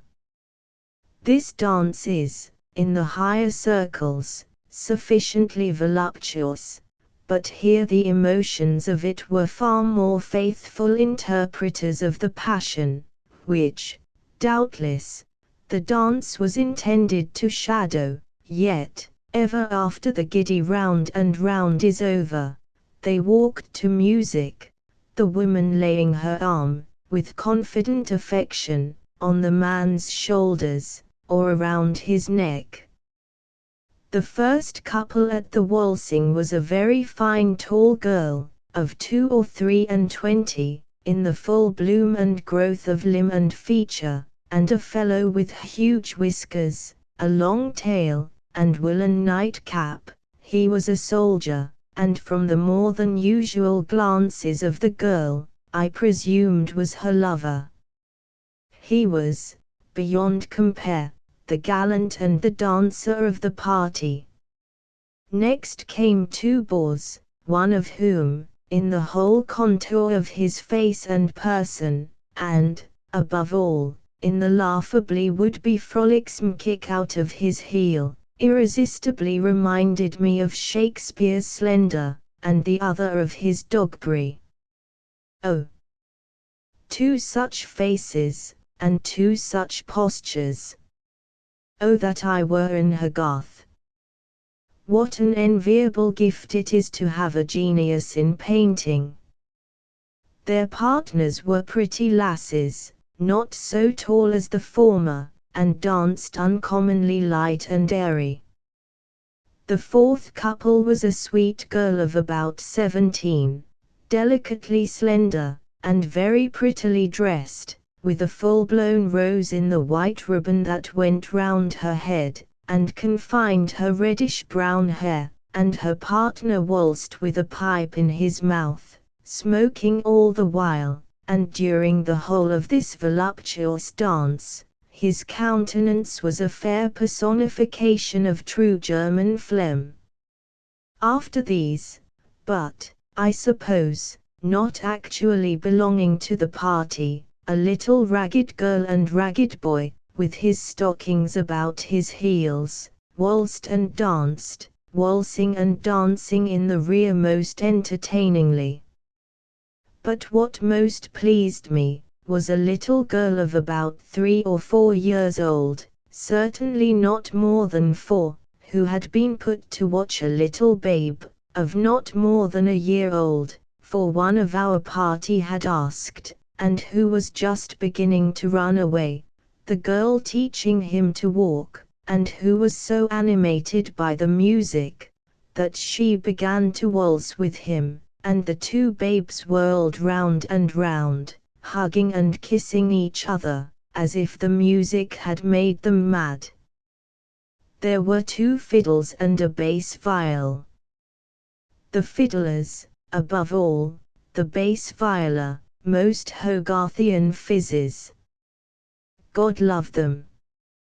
I felt far more affection for them than towards any other set of human beings I have met with since I have been in Germany, I suppose because they looked so happy. Footnote 1, marked with an asterisk in the proofing, not the original text, but not explained further. Chapter 8 Return to England, Wallenstein, and the Morning Post. On the 21st of May, Coleridge wrote the following letter in which he informs Josiah Wedgwood what he had done in Germany, and what he expected to do with the knowledge which he had acquired there. Letter 85. To Josiah Wedgwood, the 21st of May, 1799. Göttingen. My dear Sir, I have lying by my side 6 huge letters, with your name on each of them, and all, excepting one, have been written for these 3 months. About this time Mr. Hamilton, by whom I send this and the little parcel for my wife, was, as it were, setting off for England, and I seized the opportunity of sending them by him, as without any mock modesty I really thought that the expense of the postage to me and to you would be more than their worth. Day after day, and week after week, was Hamilton going, and still delayed. And now that it is absolutely settled that he goes tomorrow, it is likewise absolutely settled that I shall go this day 3 weeks, and I have therefore sent only this and the picture by him, but the letters I will now take myself, for I should not like them to be lost, as they comprise the only subject on which I have had an opportunity of making myself thoroughly informed, and if I carry them myself, I can carry them without danger of their being seized at Yarmouth, as all my letters were. Yours too, excepted, which were, luckily, not sealed. Before I left England, I had read the book of which you speak. 1. I must confess that it appeared to me exceedingly illogical. Godwin's and Condorcet's extravagances were not worth confuting, and yet I thought that the essay on population had not confuted them. Professor Wallace, Durhan, and a number of German statistic and physico-theological writers had taken the same ground, namely, that population increases in a geometrical, but the accessional nutriment only in arithmetical ratio, and that vice and misery, the natural consequences of this order of things, were intended by Providence as the counterpoise. I have here no means of procuring so obscure a book as regards, but to the best of my recollection, at the time that the Fifth Monarchy enthusiasts created so great a sensation in England, under the Protectorate, and the beginning of Charles II's reign, Rugard, or Rutgard, I am not positive even of the name, wrote an essay to the same purpose, in which he asserted, that if war, pestilence, vice, and poverty, were wholly removed, the world could not exist 200 years, etc. Siph Miltz, too, in his great work concerning the divine order and regularity in the destiny of the human race, has a chapter entitled A Confutation of this Idea. I read it with great eagerness, and found therein that this idea militated against the glory and goodness of God, and must therefore be false, but further confutation found I none. This book of Siph Miltz has a prodigious character throughout Germany, and never methinks did a work less deserve it. It is in 3 huge octavos, and wholly on the general laws that regulate the population of the human species, but is throughout most unphilosophical, and the tables, which he has collected with great industry, prove nothing.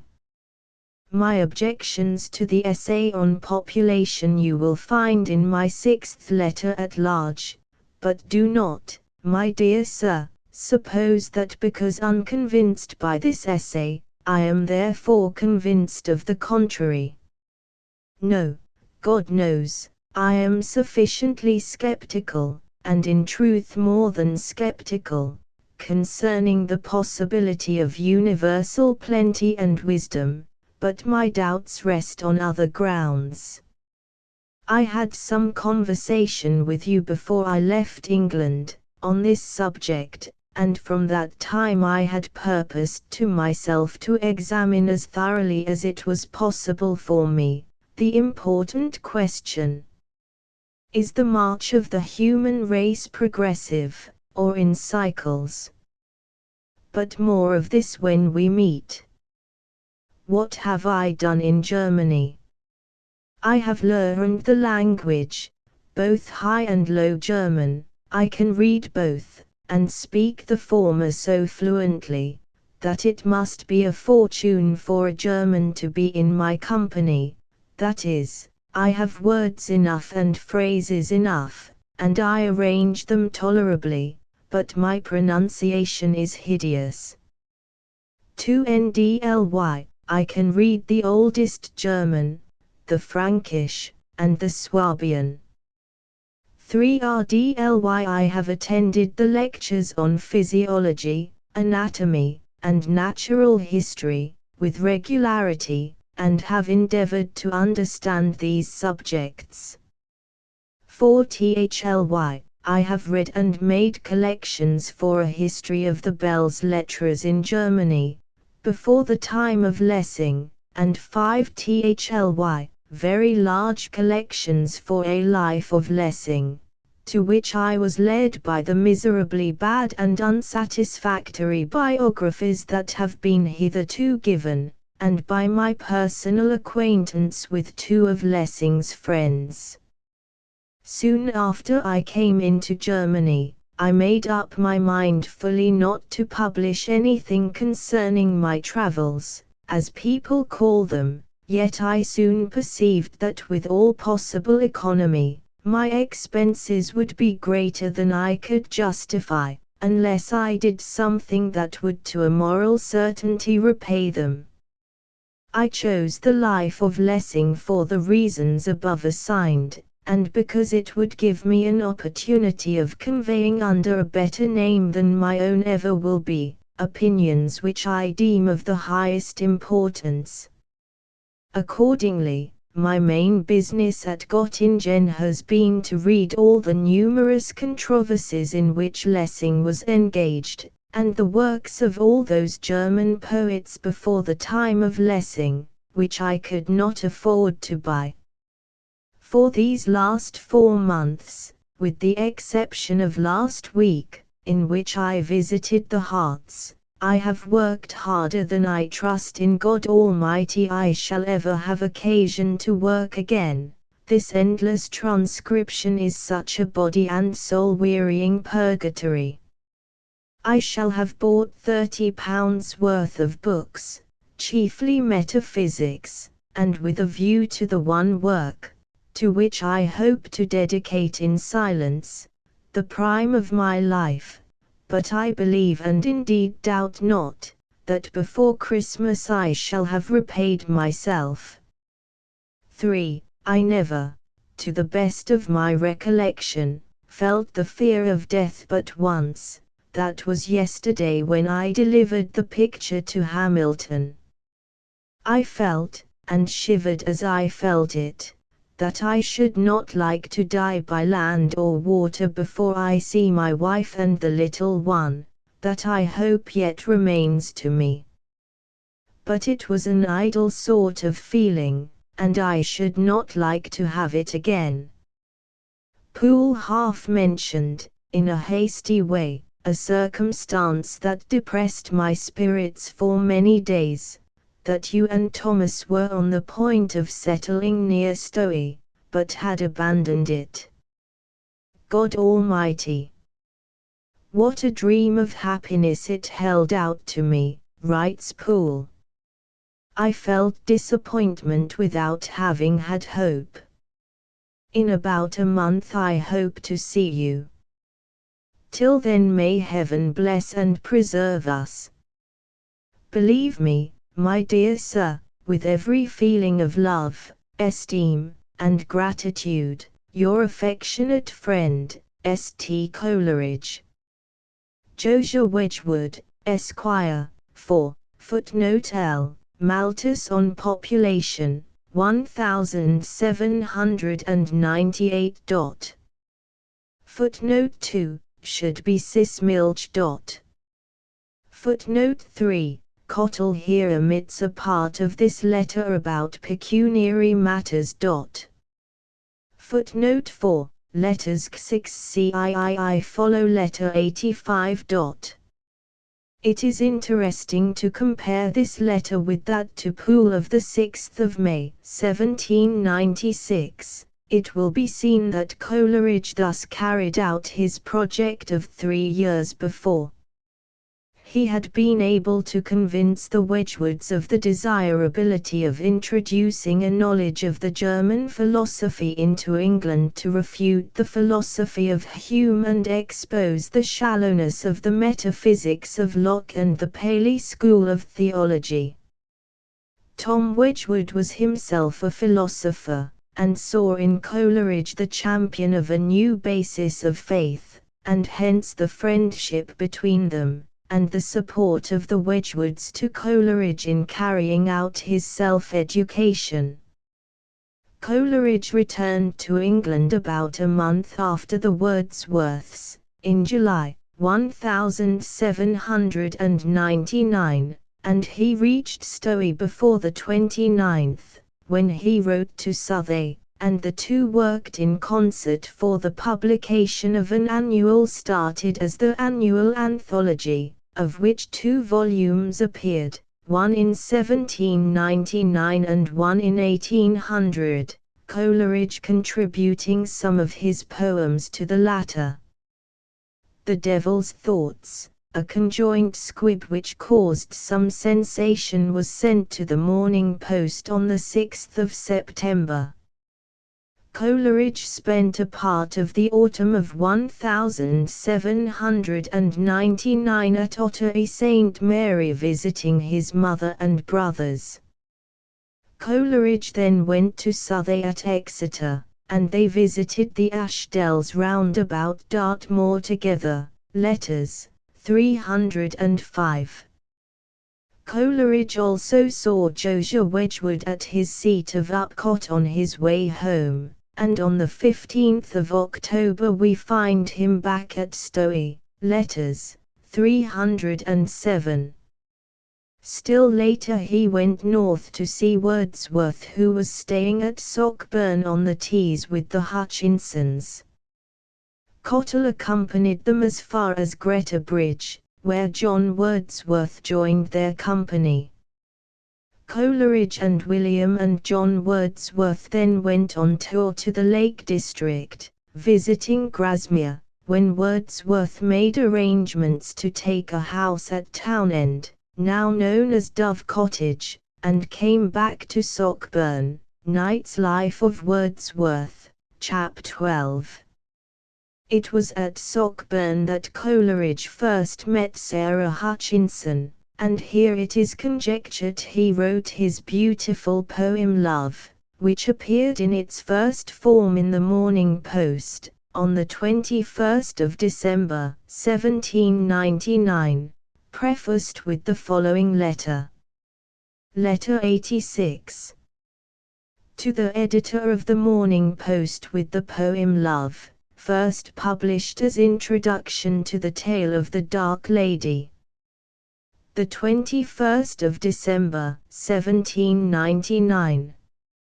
Sir, the following poem is the introduction to a somewhat longer one, for which I shall solicit insertion on your next open day. The use of the old ballad word lady for lady, is the only piece of obsoleteness in it, and as it is professedly a tale of ancient times, I trust that the affectionate lovers of venerable antiquity, as Camden says, will grant me their pardon, and perhaps may be induced to admit a force and propriety in it. A heavier objection may be adduced against the author, that in these times of fear and expectation, when novelties explode around us in all directions, he should presume to offer to the public a silly tale of old-fashioned love, and 5 years ago, I own, I should have allowed and felt the force of this objection. But, alas! Explosion has succeeded explosion so rapidly that novelty itself ceases to appear new, and it is possible that now, even a simple story wholly unspiced with politics or personality, may find some attention amid the hubbub of revolutions. As to those who have remained a long time by the Falls of Niagara, the lowest whispering becomes distinctly audible. St. Coleridge. 1. Footnote 1. Letter Civilian follows 86. This was followed on the 10th of January, 1800 by the political verses Tolerant to Lord Grenville, heralded by a letter as good as, if not better than, the verses. Letter 87. To the editor of the Morning Post. With Tolerant to Lord Grenville, a metrical epistle. The 10th of January, 1800. Mr. Editor, an unmetrical letter from Tolerant to Lord Grenville has already appeared, and from an authority too high to be questioned, otherwise I could adduce some arguments for the exclusive authenticity of the following metrical epistle. The very epithet which the wise ancients used, Aura Carmina, might have been supposed likely to have determined the choice of the French minister in favor of verse, and the rather when we recollect that this phrase of golden verses is applied emphatically to the works of that philosopher who imposed silence on all with whom he had to deal. Besides, is it not somewhat improbable that Tolerant should have preferred prose to rhyme, when the latter alone has got the chink? Is it not likewise curious that in our official answer no notice whatever is taken of the chief consul, Bonaparte, as if there had been no such person existing, notwithstanding that his existence is pretty generally admitted, nay that some have been so rash as to believe that he has created as great a sensation in the world as Lord Grenville, or even the Duke of Portland? But the Minister of Foreign Affairs, Tolerant, is acknowledged, which, in our opinion, could not have happened had he written only that insignificant prose letter, which seems to precede Bonaparte's, as in old romances a dwarf always ran before to proclaim the advent or arrival of knight or giant. That Tolerant's character and practices more resemble those of some regular governments than Bonaparte's I admit, but this of itself does not appear a satisfactory explanation. However, let the letter speak for itself. The second line is supererogative in syllables, whether from the hesitancy of the transcriber, or from the trepidation which might have overpowered the modest Frenchman, on finding himself in the act of writing to so great a man, I shall not dare to determine. A few notes are added by your servant, Gnome. P.S. As mots are now fashionable, especially if taken from out-of-the-way books, you may prefix, if you please, the following lines from Sidonius Apollinaris, Saxa, it robera, corneusque fibras mollit dulcillaquia canaris art. Coleridge had arrived in London in the end of November, Dyke Campbell's Life, 105, and Mrs. Coleridge and Hartley were also at 21 Buckingham Street, Strand, on the 9th of December, letters, 318. He was now a regular contributor to the Morning Post, Stewart, the proprietor paying all expenses, letters, 310, 1.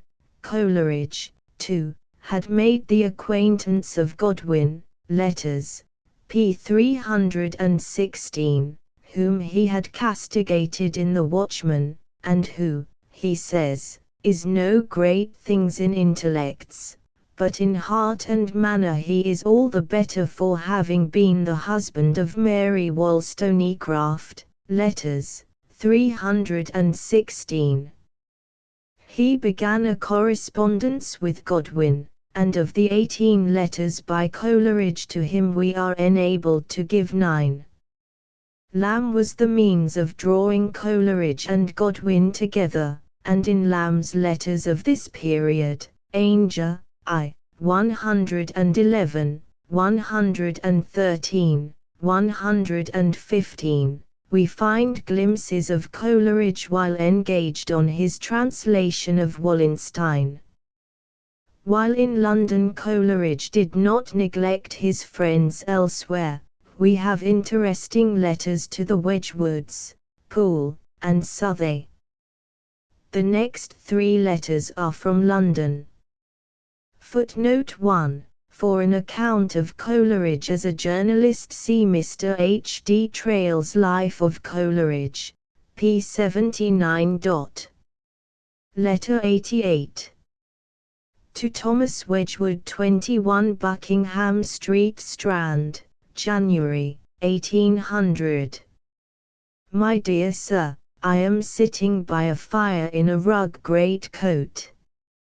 Your room is doubtless to a greater degree airtight than mine, or your notions of Tartarus would veer round to the Greenlanders' creed.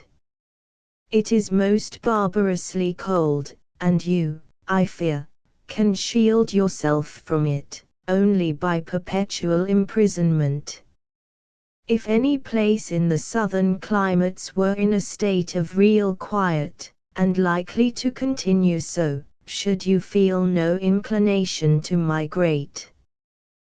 Poor Southey, from over great industry, as I suspect, the industry too of solitary composition, has reduced himself to a terrible state of weakness, and is determined to leave this country as soon as he has finished the poem on which he is now employed. 'Tis a melancholy thing that so young a man, and one whose life has ever been so simple and self-denying *********** for a peace, and the south of France.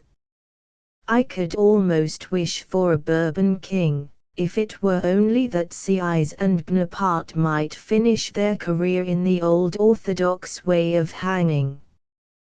Thank God, I have my health perfectly, and I am working hard, yet the present state of human affairs presses on me for days together, so as to deprive me of all my cheerfulness.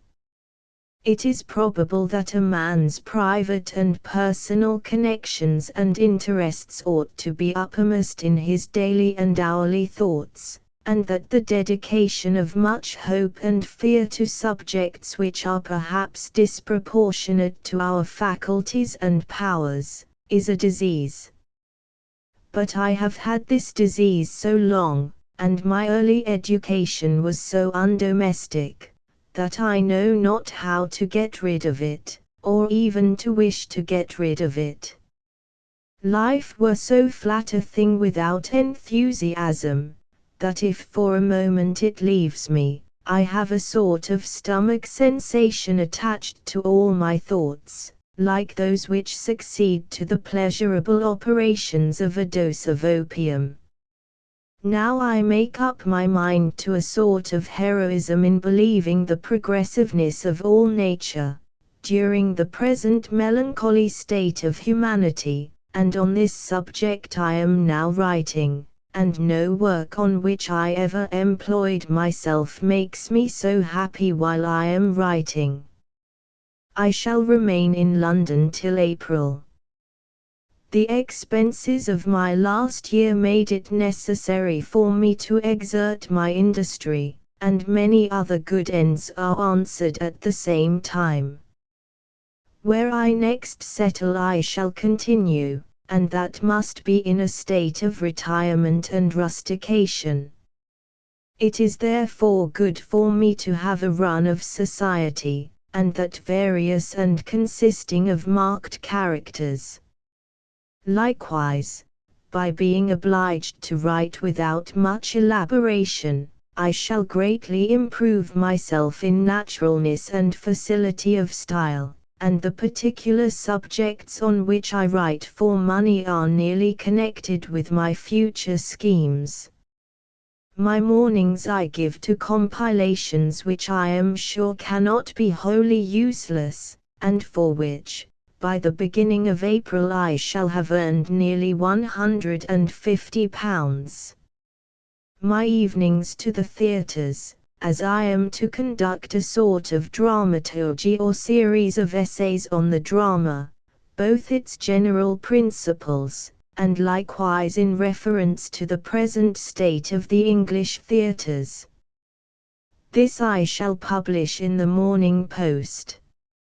My attendance on the theatres costs me nothing, and Stewart, the editor, covers my expenses in London. 2 mornings, and 1 whole day, I dedicate to these essays on the possible progressiveness of man, and on the principles of population. In April I retire to my greater works, the Life of Lessing.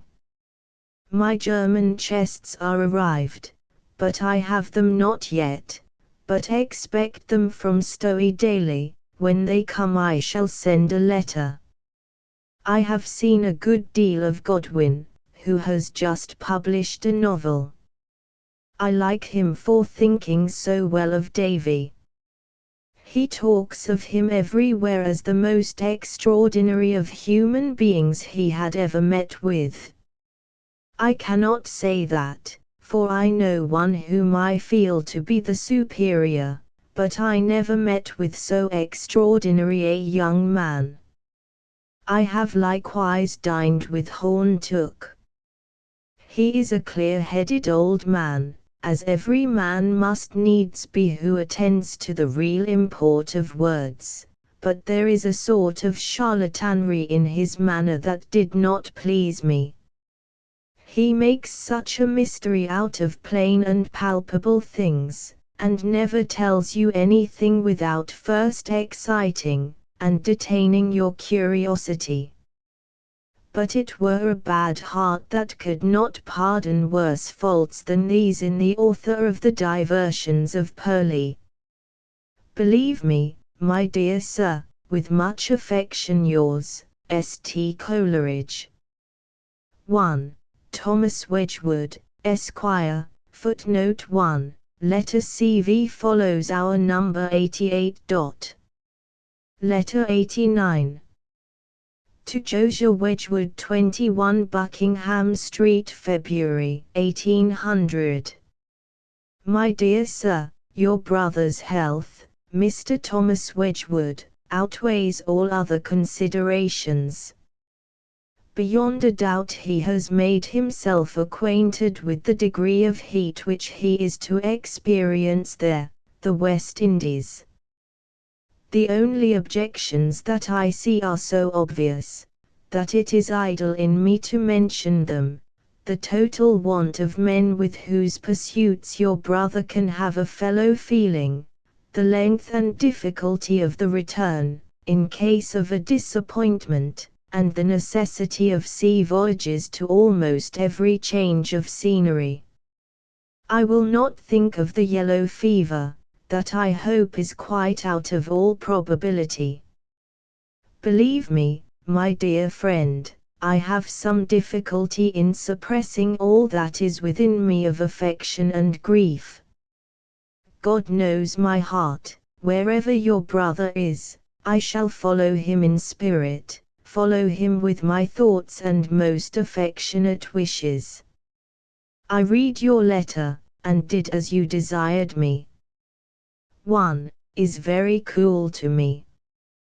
Whether I have still any of the leaven of the citizen and visionary about me, too much for his present zeal, or whether he is incapable of attending as to his views, he is now gone to Cambridge to canvass for a fellowship in Trinity Hall. Mackintosh has kindly written to Dr. Lawrence, who is very intimate with the master, and he has other interest. He is also trying hard, and in expectation of a commissionership of bankruptcy, and means to pursue the law with all ardor and steadiness. As to the state of his mind, it is that which it was and will be. God love him. He has a most incurable forehead. 2. Called on him and looking on his table, saw by accident a letter directed to himself. Said he, Why, 3, what letter is this for me? And from? 4, Yes, I have had it some time. Why did you not give it me? Oh, it wants some explanation first. You must not read it now, for I can't give you the explanation now.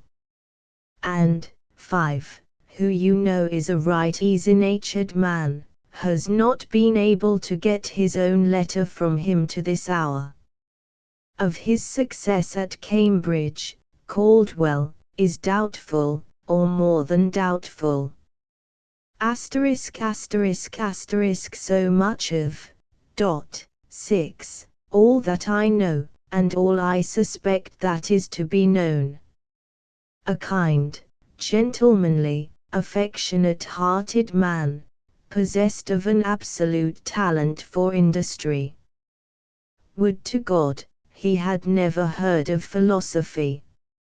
I have been 3 times to the House of Commons, each time earlier than the former, and each time hideously crowded. The 2 first days the debate was put off. Yesterday I went at 8:15, and remained till 3 this morning, and then sat writing and correcting other men's writing till 8, a good 24 hours of unpleasant activity. I have not felt myself sleepy yet. Pitt and Fox completely answered my preformed ideas of them. The elegance and high finish of Pitt's periods, even in the most sudden replies, is curious, but that is all. He argues but so-so, and does not reason at all. Nothing is rememberable of what he says. Fox possesses all the full and overflowing eloquence of a man of clear head, clear heart, and impetuous feelings. He is to my mind a great orator, all the rest that spoke were mere creatures. I could make a better speech myself than any that I heard, except Pitt and Fox. I reported that part of Pitt's which I have enclosed in brackets, not that I report ex officio, but my curiosity having led me there, I did Stuart a service by taking a few notes. I work from morning to night, but in a few weeks I shall have completed my purpose, and then adieu to London forever. We newspaper scribes are true galley slaves. When the high winds of events blow loud and frequent, then the sails are hoisted, or the ship drives on of itself. When all is calm and sunshine, then to our oars. Yet it is not unflattering to a man's vanity to reflect that what he writes at 12 at night, will before 12 hours are over, have perhaps 5 or 6,000 readers. To trace a happy phrase, good image, or new argument, running through the town and sliding into all the papers. Few wine merchants can boast of creating more sensation. Then to hear a favorite and often urged argument, repeated almost in your own particular phrases, in the House of Commons, and, quietly in the silent self-complacence of your own heart, chuckle over the plagiarism, as if you were monopolist of all good reasons. But seriously, considering that I have newspapered it merely as means of subsistence, while I was doing other things, I have been very lucky. The new constitution, the proposal for peace, the Irish Union, etc., etc., they are important in themselves, and excellent vehicles for general truths. I am not ashamed of what I have written.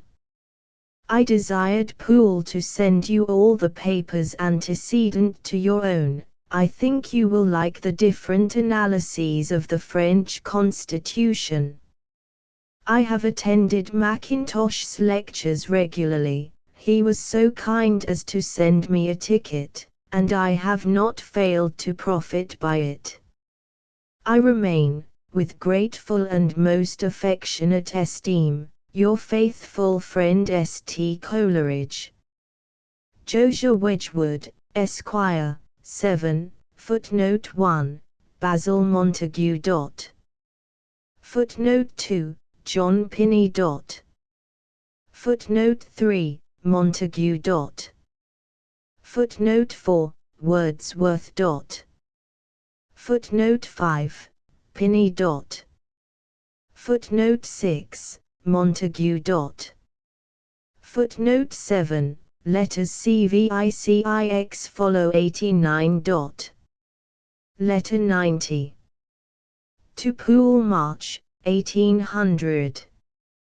If I had the least love of money I could make almost sure of £2,000 a year, for Stuart has offered me half shares in the two papers, the Morning Post and Courier, if I would devote myself with him to them.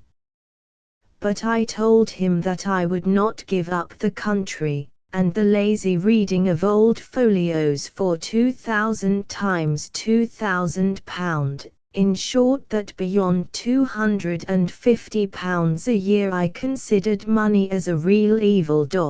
I think there are but two good ways of writing, one for immediate and wide impression, though transitory, the other for permanence. Newspapers are the first, the best one can do is the second. That middle class of translating books is neither the one nor the other. When I have settled myself clear, I shall write nothing for money but for the newspaper. You of course will not hint a word of Stuart's offer to me.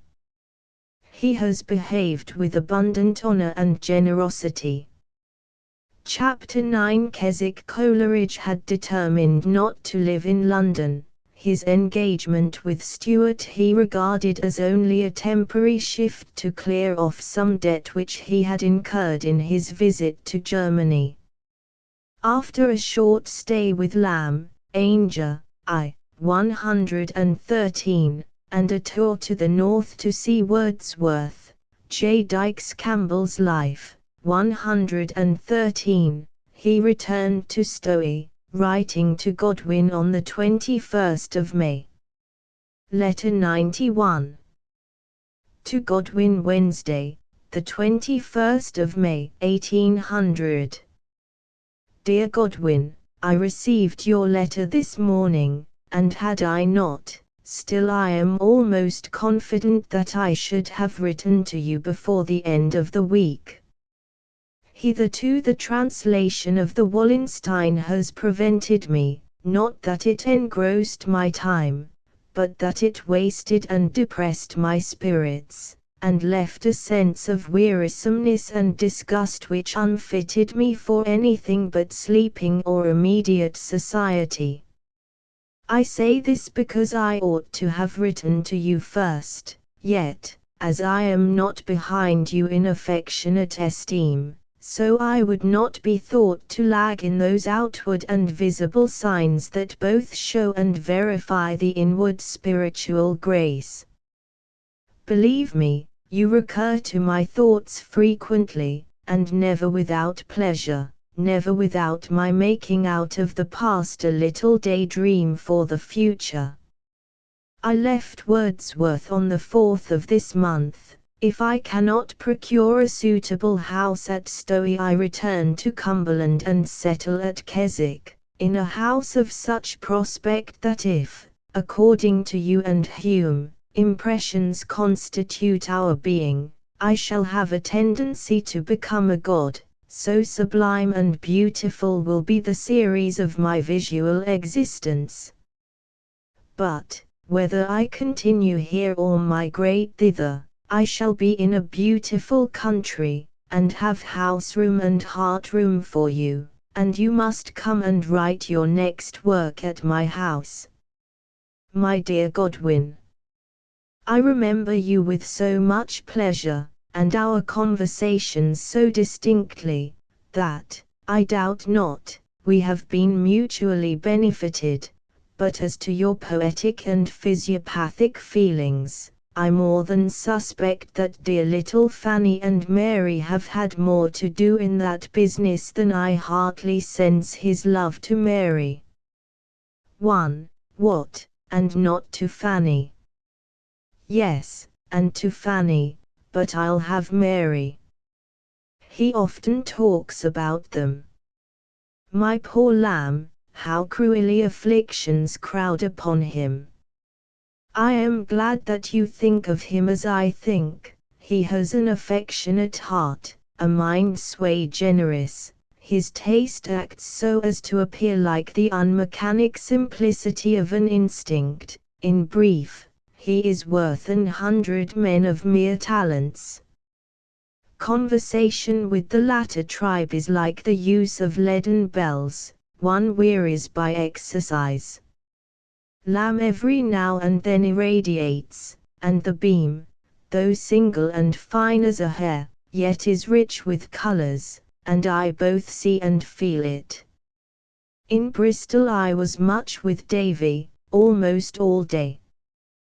He always talks of you with great affection, and defends you with a friendly zeal.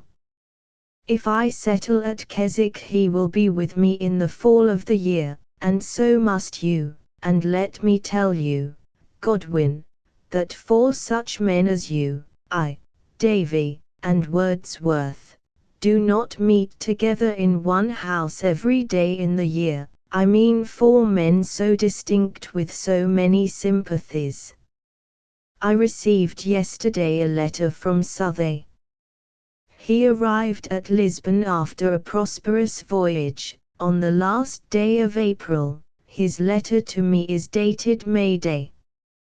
He girds up his loins for a great history of Portugal, which will be translated into Portuguese in the first year of the Lusitanian Republic. Have you seen Mrs. Robinson, too, lately? How is she? Remember me in the kindest and most respectful phrases to her. I wish I knew the particulars of her complaint, for Davy has discovered a perfectly new acid by which he has restored the use of limbs to persons who had lost it for many years, one woman 9 years, in cases of supposed rheumatism. At all events, Davy says, it can do no harm in Mrs. Robinson's case, and, if she will try it, he will make up a little parcel and write her a letter of instructions, etc.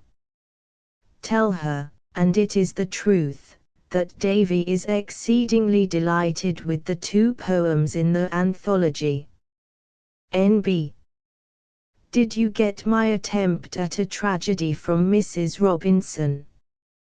To Mrs. Smith I am about to write a letter, with a book.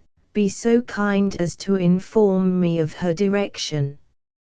Mrs. Inchbald I do not like at all, every time I recollect her I like her less. That segment of a look at the corner of her eye, O God in heaven! It is so cold and cunning. Through worlds of wildernesses I would run away from that look, that heart-picking look. 'Tis marvelous to me that you can like that woman. I shall remain here about 10 days for certain. If you have leisure and inclination in that time, write. If not, I will write to you where I am going, or at all events whither I am gone. God bless you, and your sincerely affectionate S.T. Coleridge. Mr. T. Pools, N. Ether, Stowey, Bridgewater. Sarah desires to be remembered kindly to you, and sends a kiss to Fanny, and dear meek little Mary. Footnote 1, Mrs. Shelley. Footnote 2, the celebrated Perdita. She died in the following December. Next month Coleridge wrote to Davy. Letter 92. To Humphrey Davy Saturday morning, Mr. T. Pools, Netherstowey, Somerset. My dear Davy, I received a very kind letter from Godwin, in which he says that he never thinks of you but with a brother's feeling of love and expectation. Indeed, I am sure he does not. I think of translating Blumenbacher's Manual of Natural History. It is very well written, and would, I think, be useful both to students, as an admirable direction to their studies, and to others it would supply a general knowledge of the subject. I will state the contents of the book, one of the Naturalia in general, and their divisions into 3 kingdoms. 2 of organized bodies in general. 3 of animals in general. 4 of the mammalia. 5 birds. 6 amphibious. 7 fishes. 8 insects. 9 worms. 10 plants. 11 of minerals in general. 12 of stones and earthy fossils. 13 of mineral salts. 14 combustible minerals. 15 of metals. 16 petrifactions. At the end there is an alphabetical index, so that it is at once a natural history and a dictionary of natural history. To each animal, etc., all the European names are given, with of course the scientific characteristics. I have the last edition, I.E., that of April, 1799. Now, I wish to know from you, whether there is in English already any work of 1 volume, this would make 800 pages, that renders this useless. In short, should I be right in advising Longman to undertake it? Answer me as soon as you conveniently can. Blumenbach has been no very great discoverer, though he has done some respectable things in that way, but he is a man of enormous knowledge, and has an arranging head. Ask Beddoes, if you do not know. When you have leisure, you would do me a great service, if you would briefly state your metaphysical system of impressions, ideas, pleasures, and pains, the laws that govern them, and the reasons which induce you to consider them as essentially distinct from each other. My motive for this request is the following: as soon as I settle, I shall read Spinoza and Leibniz, and I particularly wish to know wherein they agree with, and wherein differ from you. If you will do this, I promise you to send you the result, and with it my own creed. God bless you. St. Coleridge. Blumenbach's book contains references to all the best writers on each subject. My friend, T. Poole, begs me to ask what, in your opinion, are the parts or properties in the oak which tan skins? And is cold water a complete menstruum for these parts or properties? I understand from Poole that nothing is so little understood as the chemical theory of tan, though nothing is of more importance in the circle of manufactures. In other words, does oak bark give out to cold water all those of its parts which tan? Coleridge and his family at last settled down at Greta Hall in July, 1800. And he thus writes to Josiah Wedgwood of the event. Letter 93. To Josiah Wedgwood, the 24th of July, 1800. My dear Sir, I find your letter on my arrival at Grasmere, namely, dated on the 29th of June, since which time to the present, with the exception of the last few days, I have been more unwell than I have ever been since I left school.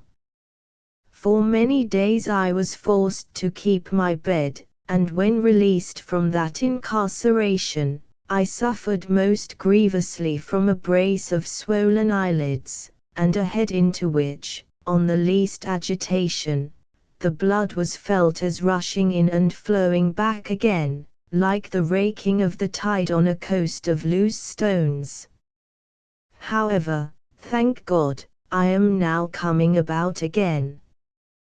That Tom receives such pleasure from natural scenery strikes me as it does you. The total incapability which I have found in myself to associate any but the most languid feelings with the godlike objects which have surrounded me, and the nauseous efforts to impress my admiration into the service of nature, has given me a sympathy with his former state of health, which I never before could have had. I wish, from the bottom of my soul, that he may be enjoying similar pleasures with those which I am now enjoying, with all that newness of sensation, that voluptuous correspondence of the blood and flesh about me with breeze and sun heat, which makes convalescence more than repay one for disease. I parted from Poole with pain and dejection, for him, and for myself in him. I should have given Stowe a decided preference for a residence. It was likewise so conveniently situated, that I was in the way of almost all whom I love and esteem. But there was no suitable house, and no prospect of a suitable house.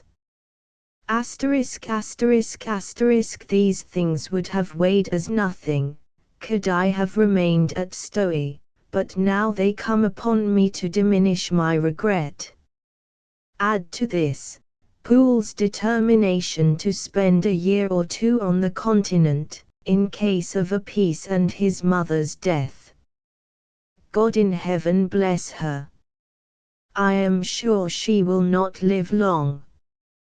This is the first day of my arrival at Keswick. My house is roomy, situated on an eminence, a furlong from the town, before it an enormous garden, more than 2/3 of which is rented as a garden for sale articles, but the walks are ours. Completely behind the house are shrubberies, and a declivity planted with flourishing trees of 10 or 15 years' growth, at the bottom of which is a most delightful shaded walk, by the river Greta, 1/4 of a mile in length. The room in which I sit commands from one window the Bassenthwaite Lake, woods, and mountains. From the opposite, the Derwentwater and fantastic mountains of Borrowdale. Straight before is a wilderness of mountains, catching and streaming lights and shadows at all times. Behind the house, and entering into all our views, is Skiddaw. My acquaintances here are pleasant, and at some distance is Sir Guilford Lawson's seat, with a very large and expensive library, to which I have every reason to hope that I shall have free access. But when I have been settled here a few days longer, I will write you a minute account of my situation. Wordsworth lives 12 miles distant. In about a year's time he will probably settle at Keswick likewise. It is no small advantage here, that for 2/3 of the year we are in complete retirement. The other third is alive and swarms with tourists of all shapes, and sizes, and characters. It is the very place I would recommend to a novelist or farce writer. Besides, at that time of the year there is always hope that a friend may be among the number and miscellaneous crowd, whom this place attracts. So much for Keswick. Have you seen my translation of Wallenstein? It is a dull heavy play, but I entertain hopes that you will think the language for the greater part natural, and good common sense English, to which excellence, if I can lay fair claim in any work of poetry or prose, I shall be a very singular writer, at least. I am now working at my introduction of the Life of Lessing, which I trust will be in the press before Christmas, that is, the introduction, which will be published first. God bless you, St. Coleridge. Josiah Wedgwood, Esquire to Davy Coleridge wrote on the succeeding day. Letter 94. To Davy Keswick, Friday evening, the 25th of July, 1800. My dear Davy, work hard, and if success do not dance up like the bubbles in the salt, with the spirit lamp under it, may the devil and his dam take success. My dear fellow, from the window before me there is a great camp of mountains. Giants seem to have pitched their tents there. Each mountain is a giant's tent, and how the light streams from them. Davy, I ache for you to be with us. W. Wordsworth is such a lazy fellow, that I bemire myself by making promises for him. The moment I received your letter, I wrote to him. He will, I hope, write immediately to Biggs and Cottle. At all events, those poems must not as yet be delivered up to them, because that beautiful poem, The Brothers, which I read to you in Paul Street, I neglected to deliver to you, and that must begin the volume. I trust, however, that I have invoked the sleeping bard with a spell so potent, that he will awake and deliver up that sword of Argenta, which is to rive the enchanter Gordiverse from his crown to his foot. What did you think of that case I translated for you from the German? That I was a well-meaning suitor who had ultra-crepidated, one, with more zeal than wisdom. I give myself credit for that word ultra-crepidated. It started up in my brain like a creation. I write to Tobin by this post. Godwin is gone Irelandward, on a visit to Curran, says the Morning Post. To Grattan, writes C. Lamb. We drank tea the night before I left Grasmere, on the island in that lovely lake. Our kettle swung over the fire, hanging from the branch of a fir tree, and I lay and saw the woods, and mountains, and lake all trembling, and as it were idealized through the subtle smoke, which rose up from the clear, red embers of the fir apples which we had collected. Afterwards we made a glorious bonfire on the margin, by some elder bushes, whose twigs heaved and sobbed in the uprushing column of smoke, and the image of the bonfire, and of us that danced round it, ruddy, laughing faces in the twilight, the image of this in a lake, smooth as that sea, to whose waves the Son of God had said, Peace. May God, and all his sons, love you as I do. St. Coleridge. Sarah desires her kind remembrances. Heartly is a spirit that dances on an aspen leaf.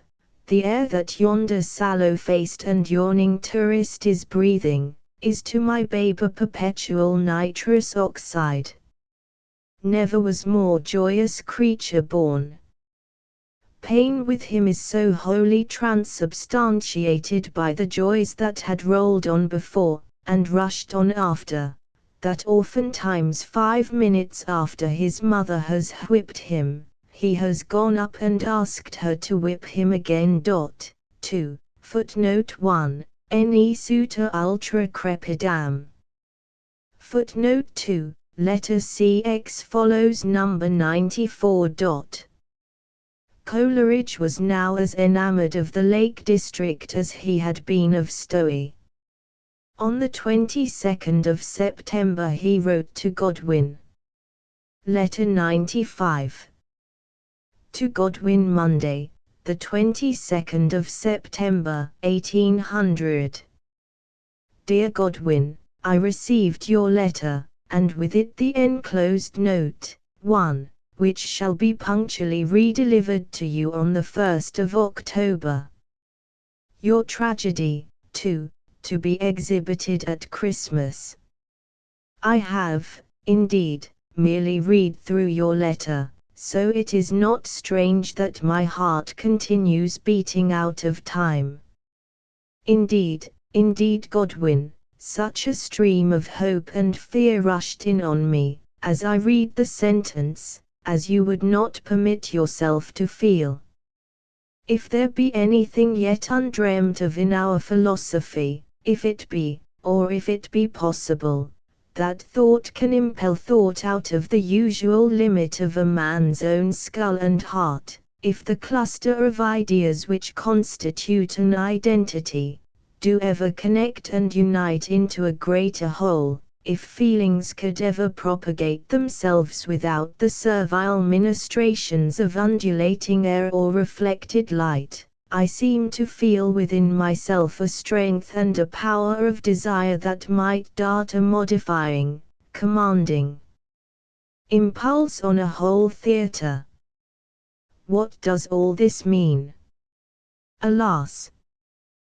That sober sense should know no other way to construe all this, than by the tame phrase, I wish you success. That which Lamb informed you is founded on truth. Mr. Sheridan sent, through the medium of Stuart, a request to Wordsworth to present a tragedy to his stage, and to me a declaration, that the failure of my piece was owing to my obstinacy in refusing any alteration. I laughed and Wordsworth smiled, but my tragedy will remain at Keswick, and Wordsworth's is not likely to emigrate from Grasmere. Wordsworth's drama is, in its present state, not fit for the stage, and he is not well enough to submit to the drudgery of making it so. Mine is fit for nothing, except to excite in the minds of good men the hope that the young man is likely to do better. In the first moments I thought of rewriting it, and sent to Lamb for the copy with this intent. I read an act, and altered my opinion, and with it my wish. Your feelings respecting baptism are, I suppose, much like mine.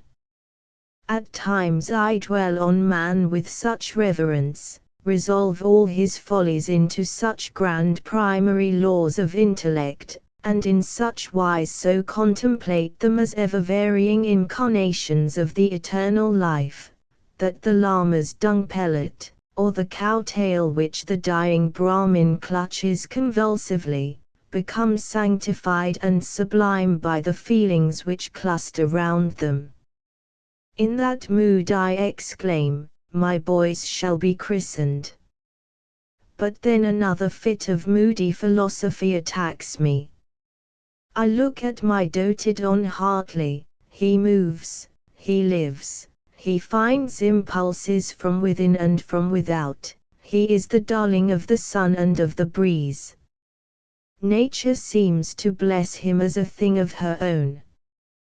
He looks at the clouds, the mountains, the living beings of the earth, and vaults and jubilates. Solemn looks and solemn words have been hitherto connected in his mind with great and magnificent objects only, with lightning, with thunder, with the waterfall blazing in the sunset. Then I say, shall I suffer him to see grave countenances and hear grave accents, while his face is sprinkled? Shall I be grave myself, and tell a lie to him? Or shall I laugh, and teach him to insult the feelings of his fellow men? Besides, are we not all in this present hour, fainting beneath the duty of hope? From such thoughts I stand up, and vow a book of severe analysis, in which I shall tell all I believe to be truth in the nakedest language in which it can be told. My wife is now quite comfortable. Surely you might come and spend the very next 4 weeks, not without advantage to both of us. The very glory of the place is coming on, the local genius is just arraying himself in his higher attributes. But, above all, I press it because my mind has been busied with speculations that are closely connected with those pursuits that have hitherto constituted your utility and importance, and, ardently as I wish you success on the stage, I yet cannot frame myself to the thought that you should cease to appear as a bold moral thinker. I wish you to write a book on the power of words, and the processes by which human feelings form affinities with them. In short, I wish you to philosophize Horn-Tuck's system, and to solve the great questions, whether there be reason to hold that an action bearing the semblance of predesigning consciousness may yet be simply organic, and whether a series of such actions are possible. And close on the heels of this question would follow the old, is logic the essence of thinking? In other words, is thinking possible without arbitrary signs? Or how far is the word arbitrary a misnomer? Are not words, etc., parts and germinations of the plant, and what is the law of their growth? In something of this order I would endeavor to destroy the old antithesis of words and things, elevating, as it were, words into things, and living things too. All the nonsense of vibrations, etc., you would, of course, dismiss.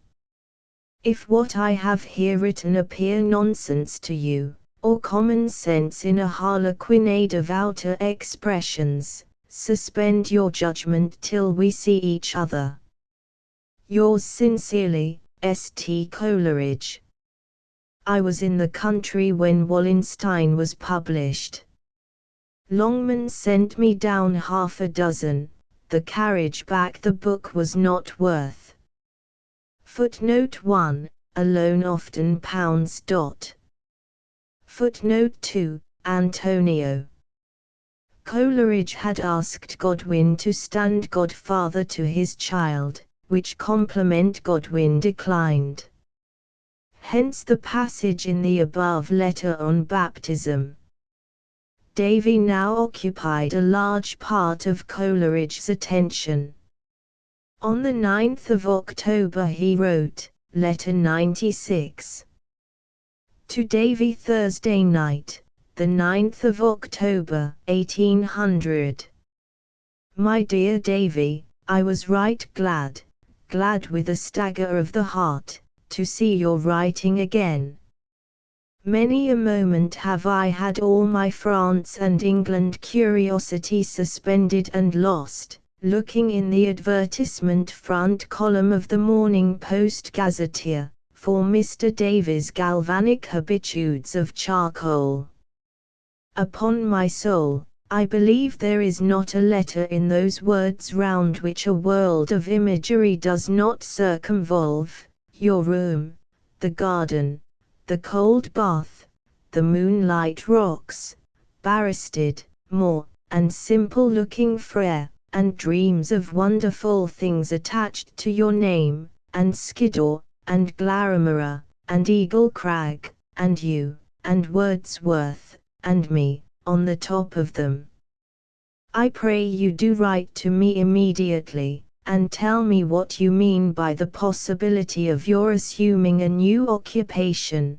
1. Have you been successful to the extent of your expectations in your late chemical inquiries?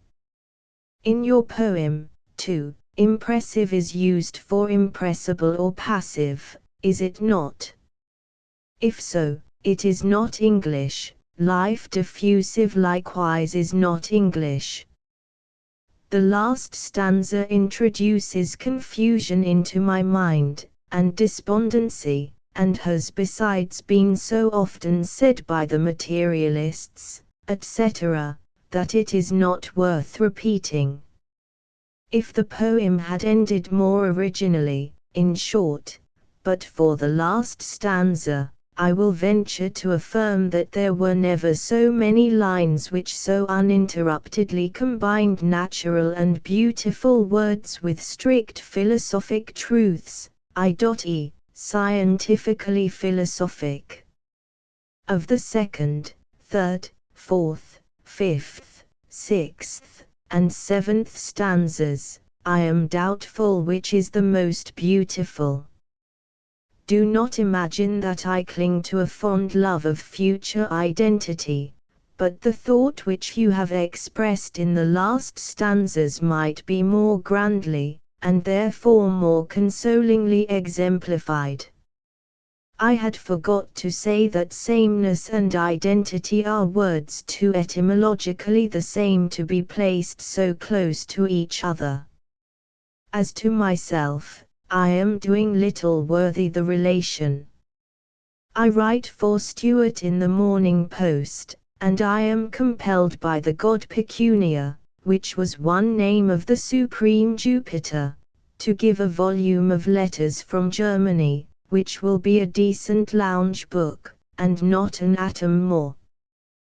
The Christabel was running up to 1,300 lines, and was so much admired by Wordsworth, that he thought it indelicate to print 2 volumes with his name, in which so much of another man's was included, and which was of more consequence. The poem was in direct opposition to the very purpose for which the lyrical ballads were published, viz., an experiment to see how far those passions which alone give any value to extraordinary incidents were capable of interesting in and for themselves in the incidents of common life. We mean to publish the Christabel, therefore, with a long blank verse poem of Wordsworth's, entitled The Pedlar. 3. I assure you I think very differently of Christabel. I would rather have written Ruth, and Nature's Lady, than a million such poems. But why do I calumniate my own spirit by saying I would rather? God knows it is as delightful to me that they are written. I know that at present, and I hope that it will be so, my mind has disciplined itself into a willing exertion of its powers, without any reference to their comparative value. I cannot speak favorably of W.'s health, but indeed he has not done common justice to Dr. Beddoes's kind prescriptions. I saw his countenance darken, and all his hopes vanish, when he saw the prescriptions, his skepticism concerning medicines. Nay, it is not enough skepticism. Yet, now that peas and beans are over, I have hopes that he will in good earnest make a fair and full trial. I rejoice with sincere joy at Beddoes's recovery. Wordsworth is fearful you have been much teased by the printers on his account, but you can sympathize with him. The works which I gird myself up to attack as soon as money concerns will permit me, are the Life of Lessing, and the Essay on Poetry. The latter is still more at my heart than the former. Its title would be an essay on the elements of poetry. It would in reality be a disguised system of morals and politics. When you write, and do write soon, tell me how I can get your essay on the nitrous oxide. If you desired Johnson to have one sent to Lackington's, to be placed in Mr. Crosthwaite's monthly parcel for Keswick, I should receive it. Are your galvanic discoveries important? What do they lead to? All this is ultra-crepidation, but would to heaven I had as much knowledge as I have sympathy. My wife and children are well.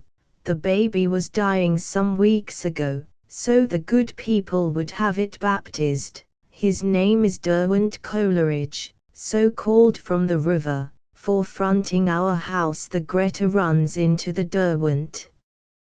Had it been a girl, the name should have been Greta.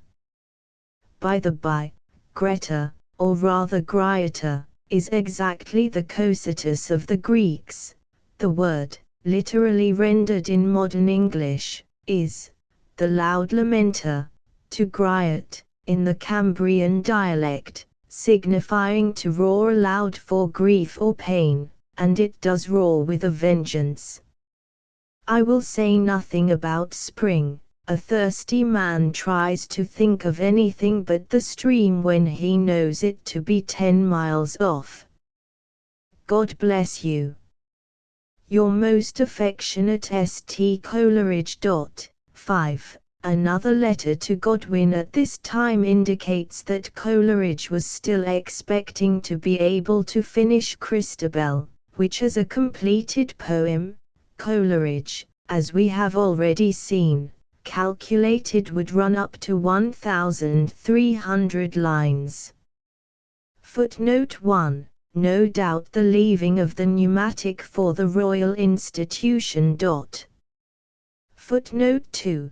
That entitled, written after recovery from a dangerous illness. It is to be found in the Memoirs of His Life, Volume I, p. 390. Coleridge's critical remarks apply to it as it was first written. The words objected to are not to be found in it in its corrected printed state. Footnote 1. A name changed to the Excursion. Footnote 2. 3 years she grew in sun and shower. Footnote 5. Letter CXI is our 96. Letter 97. To Godwin, Monday, the 13th of October, 1800. Dear Godwin, I have been myself too frequently a grievous delinquent in the article of letter writing to feel any inclination to reproach my friends when, peradventure, they have been long silent. But, this out of the question, I did not expect a speedier answer, for I had anticipated the circumstances which you assign as the causes of your delay. An attempt to finish a poem of mine for insertion in the second volume of the Lyrical Ballads, has thrown me so fearfully back in my bread and beef occupations, that I shall scarcely be able to justify myself in putting you to the expense of the few lines which I may be able to scrawl in the present paper, but some parts in your letter interested me deeply, and I wished to tell you so. First, then, you know Kemble, and I do not. But my conjectural judgments concerning his character lead me to persuade an absolute passive obedience to his opinion, and this, too, because I would leave to every man his own trade. Your trade has been, in the present instance, first to furnish a wise pleasure to your fellow beings in general, and, secondly, to give Mr. Kemble and his associates the power of delighting that part of your fellow beings assembled in a theatre. As to what relates to the first point, I should be sorry indeed if greater men than Mr. Kemble could induce you to alter a but to a yet contrary to your own convictions. Above all things, an author ought to be sincere to the public, and, when William Godwin stands in the title page, it implies that W.G. approves that which follows. Besides, the mind and finer feelings are blunted by such obsequiousness. But in the theatre it is Godwin and company ex professo. I should regard it in almost the same light as if I had written a song for Haydn to compose and Mara to sing. I know, indeed, what is poetry, but I do not know so well as he and she what will suit his notes or her voice. That actors and managers are often wrong is true, but still their trade is their trade, and the presumption is in favor of their being right. For the press, I should wish you to be solicitously nice, because you are to exhibit before a larger and more respectable multitude than a theatre presents to you, and in a new part, that of a poet employing his philosophical knowledge practically. If it be possible, come, therefore, and let us discuss every page and every line. Now for something which, I would fain believe, is still more important, namely, the propriety of your future philosophical speculations. Your second objection, derived from the present ebb of opinion, will be best answered by the fact that Mackintosh and his followers have the flow. This is greatly in your favor, for mankind are at present gross reasoners. They reason in a perpetual antithesis. Mackintosh is an oracle, and Godwin therefore a fool. Now it is morally impossible that Mackintosh and the sophists of his school can retain this opinion. You may well exclaim with Job, "Oh that my adversary would write a book." When he publishes, it will be all over with him, and then the minds of men will incline strongly to those who would point out in intellectual perceptions a source of moral progressiveness. Every man in his heart is in favor of your general principles. A party of dough-baked democrats of fortune were weary of being deceived from their fellow rich men. They want to say something in defense of turning round.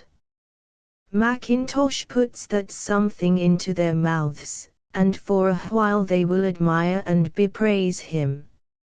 In a little while these men will have fallen back into the ranks from which they had stepped out, and life is too melancholy a thing for men in general for the doctrine of unprogressiveness to remain popular.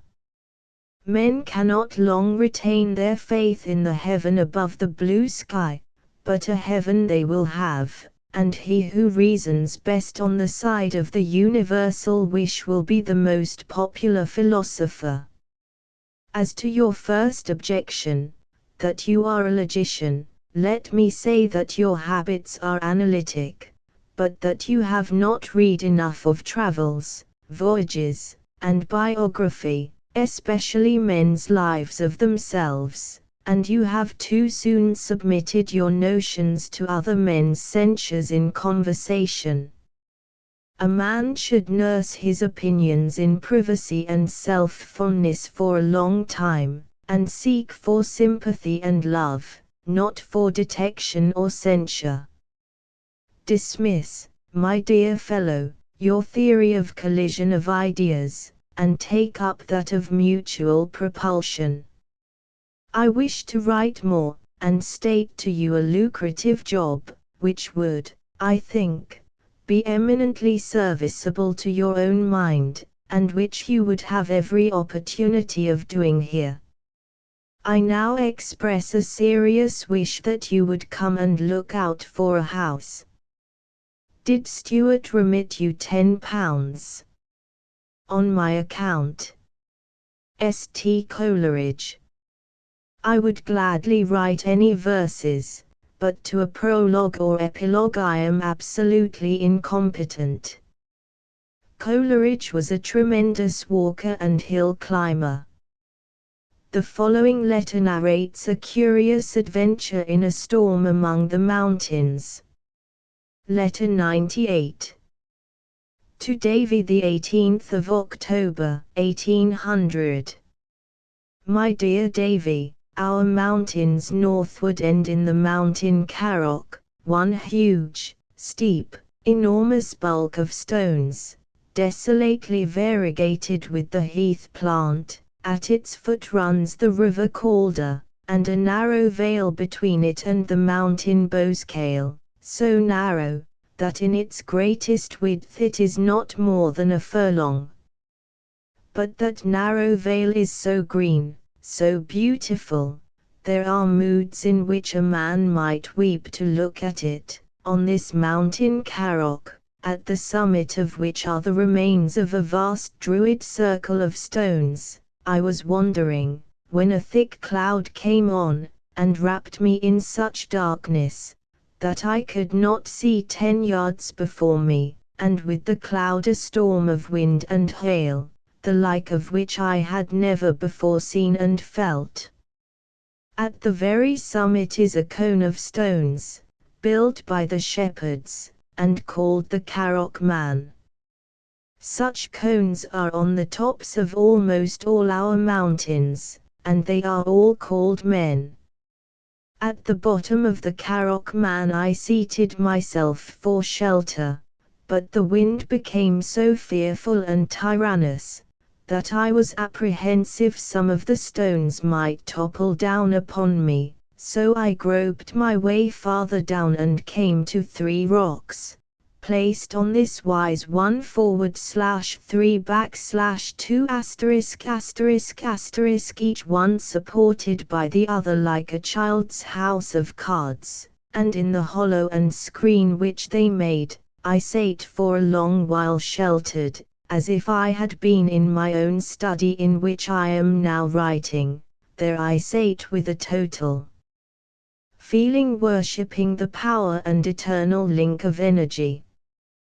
The darkness vanished as by enchantment. Far off to the south, the mountains of Glaramara and Great Gable and their family appeared distinct, in deepest, sablest blue. I rose, and behind me was a rainbow bright as the brightest.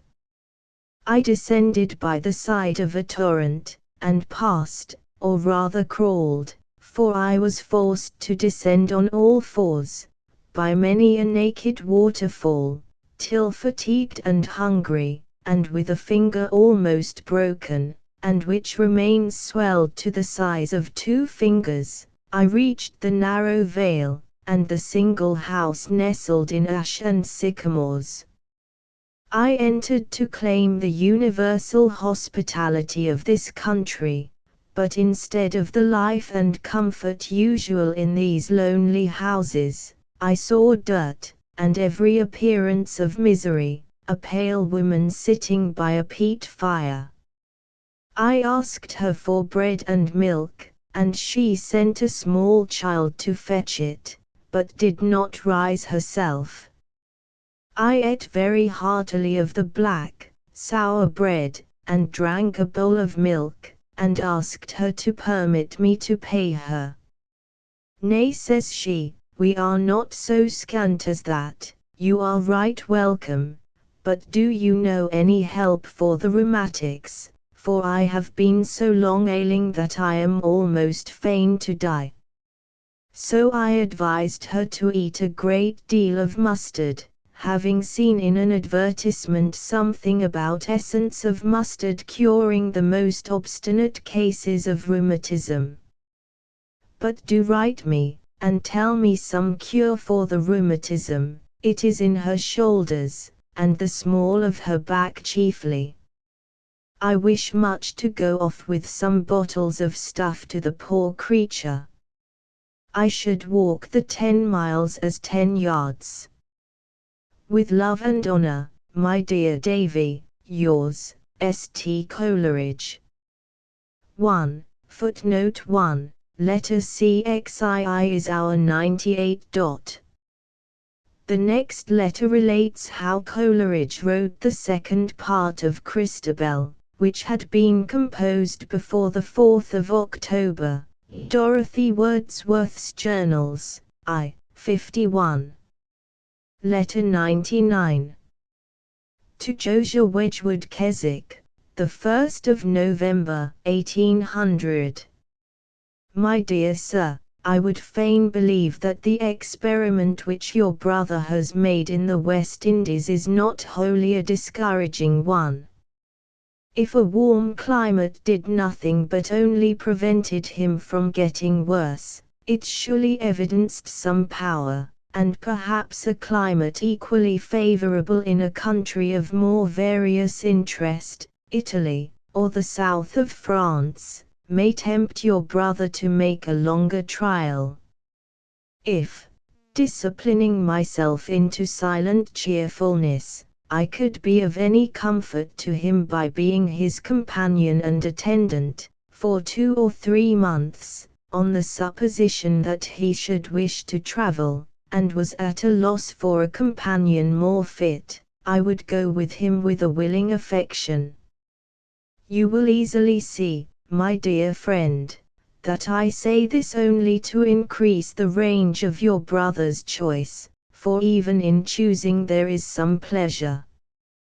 There happen frequently little odd coincidences in time, that recall momentary faith in the notion of sympathies acting in absence. I heard of your brother's return, for the first time, on Monday last, the day on which your letter is dated, from Stoddart. Had it rained on my naked skin I could not have felt more strangely. The 300 or 400 miles that are between us seemed converted into a moral distance, and I knew that the whole of this silence I was myself accountable for I ended my last letter by promising to follow it with a second and longer one, before you could answer the first. But immediately on my arrival in this country I undertook to finish a poem which I had begun, entitled Christabel, for a second volume of the lyrical ballads. I tried to perform my promise, but the deep unutterable disgust which I had suffered in the translation of the accursed Wallenstein, seemed to have stricken me with barrenness, for I tried, and nothing would come of it. I desisted with a deeper dejection than I am willing to remember. The wind from the Skiddaw and Borrowdale was often as loud as wind need be, and many a walk in the clouds in the mountains did I take, but all would not do, till one day I dined out at the house of a neighboring clergyman, and somehow or other drank so much wine, that I found some effort and dexterity requisite to balance myself on the hither edge of sobriety. The next day my verse-making faculties returned to me, and I proceeded successfully, till my poem grew so long, and in Wordsworth's opinion so impressive, that he rejected it from his volume, as disproportionate both in size and merit, and as discordant in its character. In the meantime I had gotten myself entangled in the old srites of the old sophist, procrastination. I had suffered my necessary businesses to accumulate so terribly, that I neglected to write to any one, till the pain I suffered from not writing made me waste as many hours in dreaming about it as would have sufficed for the letter writing of half a life. But there is something beside time requisite for the writing of a letter, at least with me. My situation here is indeed a delightful situation, but I feel what I have lost, feel it deeply. It recurs more often and more painfully than I had anticipated, indeed so much so, that I scarcely ever feel myself impelled, that is to say, pleasurably impelled to write to Poole. I used to feel myself more at home in his great windy parlour than in my own cottage. We were well suited to each other. My animal spirits corrected his inclination to melancholy, and there was something both in his understanding and in his affections, so healthy and manly, that my mind freshened in his company, and my ideas and habits of thinking acquired day after day more of substance and reality. Indeed, my dear sir, with tears in my eyes, and with all my heart and soul, I wish it were as easy for us all to meet as it was when you lived at Upcott. Yet when I revise the step I have taken, I know not how I could have acted otherwise than I did act. Everything I promised myself in this country has answered far beyond my expectation. The room in which I write commands 6 distinct landscapes, the 2 lakes, the vale, the river and mountains, and mists, and clouds and sunshine, make endless combinations, as if heaven and earth were forever talking to each other.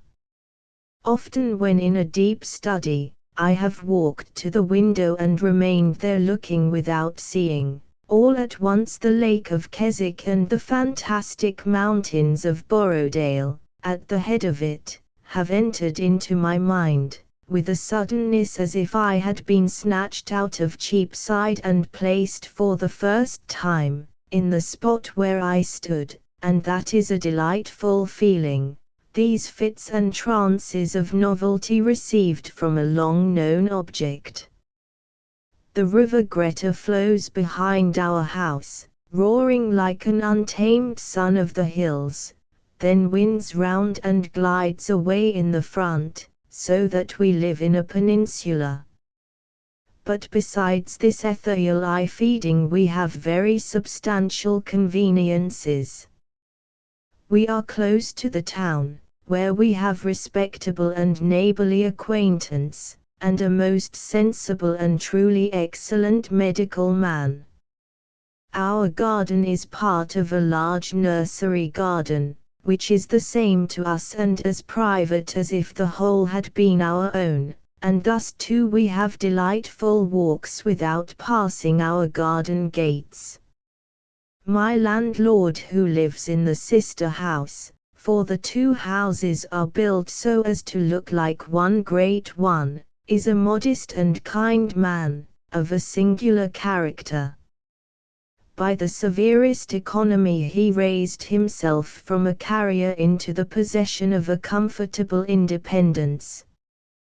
He was always very fond of reading, and has collected nearly 500 volumes of our most esteemed modern writers, such as Gibbon, Hume, Johnson, etc., etc. His habits of economy and simplicity remain with him, and yet so very disinterested a man I scarcely ever knew. Lately, when I wished to settle with him about the rent of our house, he appeared much affected, told me that my living near him, and the having so much of Hartley's company were great comforts to him and his housekeeper, that he had no children to provide for, and did not mean to marry, and in short, that he did not want any rent at all from me. This of course I laughed him out of, but he absolutely refused to receive any rent for the first half year, under the pretext that the house was not completely furnished. Hartley quite lives at the house, and it is, as you may suppose, no small joy to my wife to have a good affectionate motherly woman divided from her only by a wall. 18 miles from our house lives Sir Guilford Lawson, who has a princely library, chiefly of natural history, a kind and generous, but weak and ostentatious sort of man, who has been abundantly civil to me. Among other rare shows, he keeps a wild beast or 2, with some eagles, etc. The master of the beasts at the Exeter Change sent him down a large bear, with it a long letter of directions, concerning the food, etc. of the animal, and many solicitations respecting other agreeable quadrupeds which he was desirous to send to the baronet, at a moderate price, and concluding in this manner, and remain your honour's most devoted humble servant, J.P. Permit me, Sir Guilford, to send you a buffalo and a rhinoceros. As neat a postscript as I ever heard, the tradesman-like coolness with which these pretty little animals occurred to him just at the finishing of his letter. You will in 3 weeks see the letters on the rise and condition of the German Boers. I found it convenient to make up a volume out of my journey, etc. in North Germany, and the letters, your name of course erased, are in the printer's hands. I was so weary of transcribing and composing, that when I found those more carefully written than the rest, I even sent them off as they were. Asterisk asterisk asterisk asterisk asterisk my littlest one is a very stout boy indeed. He is christened by the name of Derwent, a sort of sneaking affection you see for the poetical and novellish, which I disguised to myself under the show, that my brothers had so many children Johns, Jameses, Georges, etc. etc., that a handsome Christian-like name was not to be had except by encroaching on the names of my little nephews. If you are at Gunville at Christmas, I hold out hopes to myself that I shall be able to pass a week with you there. I mentioned to you at Upcott a kind of comedy that I had committed to writing in part. This is in the wind. Wordsworth's second volume of the lyrical ballads will, I hope, and almost believe, afford you as unmingled pleasure as is in the nature of a collection of very various poems to afford to one individual mind. Sheridan has sent to him too, requests him to write a tragedy for Drury Lane. But W. will not be diverted by anything from the prosecution of his great work. Southey's Thalabar, in 12 books, is going to the press. Remember me with great affection to your brother, and present my kindest respects to Mrs. Wedgwood. Your late governess wanted one thing, which where there is health is I think indispensable in the moral character of a young person, a light and cheerful heart. She interested me a good deal.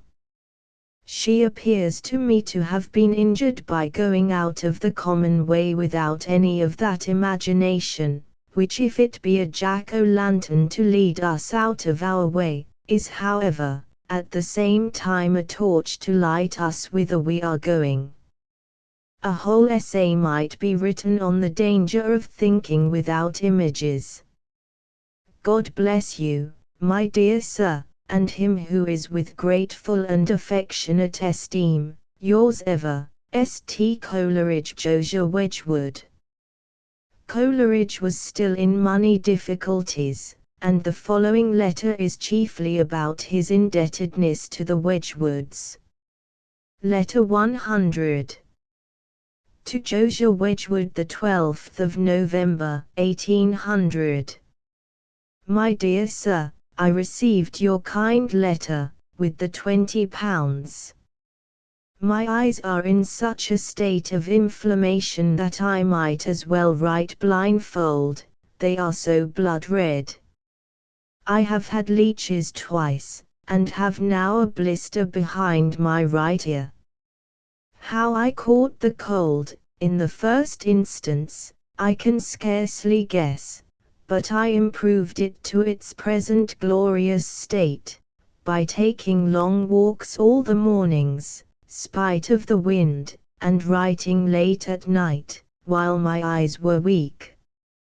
I have made some rather curious observations on the rising up of spectra in the eye, in its inflamed state, and their influence on ideas, etc., but I cannot see to make myself intelligible to you. Present my kindest remembrance to Mrs. W. and your brother. Pray, did you ever pay any particular attention to the first time of your little ones smiling and laughing? Both I and Mrs. C. have carefully watched our little one, and noticed down all the circumstances under which he smiled, and under which he laughed, for the first 6 times, nor have we remitted our attention, but I have not been able to derive the least confirmation of Hartley's or Darwin's theory. You say most truly, my dear sir, that a pursuit is necessary. Pursuit, for even praiseworthy employment, merely for good, or general good, is not sufficient for happiness, nor fit for man. I have not at present made out how I stand in pecuniary ways, but I believe that I have anticipated on the next year to the amount of £30 or £40, probably more. God bless you, my dear sir, and your sincerely affectionate friend, S.T. Coleridge. Josiah Wedgwood, Esquire. The publication of the Wallenstein had brought on Coleridge the odium of being an advocate of the German theatre, at this time identified with the melodramatic sentimentalism of Kotzebue and his school. English opinion did not then discriminate between a Schiller and a Kotzebue. The following curious disclaimer appeared in the Monthly Review on the 18th of November, 1800. Letter 101. To the Editor of the Monthly Review. Greta Hall, Keswick, the 18th of November, 1800. In the review of my translation of Schiller's Wallenstein, Rev. for October, I am numbered among the partisans of the German theatre. As I am confident there is no passage in my preface or notes from which such an opinion can be legitimately formed, and as the truth would not have been exceeded if the direct contrary had been affirmed, I claim it of your justice that in your answers to correspondents you would remove this misrepresentation. The mere circumstance of translating a manuscript play is not even evidence that I admired that one play, much less that I am a general admirer of the plays in that language. I remain, etc., S.T. Coleridge. During the latter half of 1800, Dorothy Wordsworth's journal contains many entries showing that Coleridge and the Wordsworths were in frequent communication with each other. Coleridge thought nothing of traversing the dozen miles between Keswick and Dove Cottage by the highway, or over the hill passes. Wordsworth and Dorothy, too, went often to Keswick, and occasionally stayed with the Coleridges. Grasmere Journals, I. 43-60. Amid these literary and poetic meetings between the poets and their families, other correspondents were not forgotten by Coleridge. The following 2 letters to Davy indicate that the poets were taking some interest in science. Letter 102. To Davy. Greta Hall, Tuesday night, the 2nd of December, 1800. My dear Davy, by an accident I did not receive your letter till this evening. I would that you had added to the account of your indisposition the probable causes of it. It has left me anxious whether or no you have not exposed yourself to unwholesome influences in your chemical pursuits. There are few beings both of hope and performance, but few who combine the are and the will be. For God's sake, therefore, my dear fellow, do not rip open the bird that lays the golden eggs. I have not received your book. I read yesterday a sort of medical review about it. I suppose Longman will send it to me when he sends down the lyrical ballads to Wordsworth. I am solicitous to read the latter part.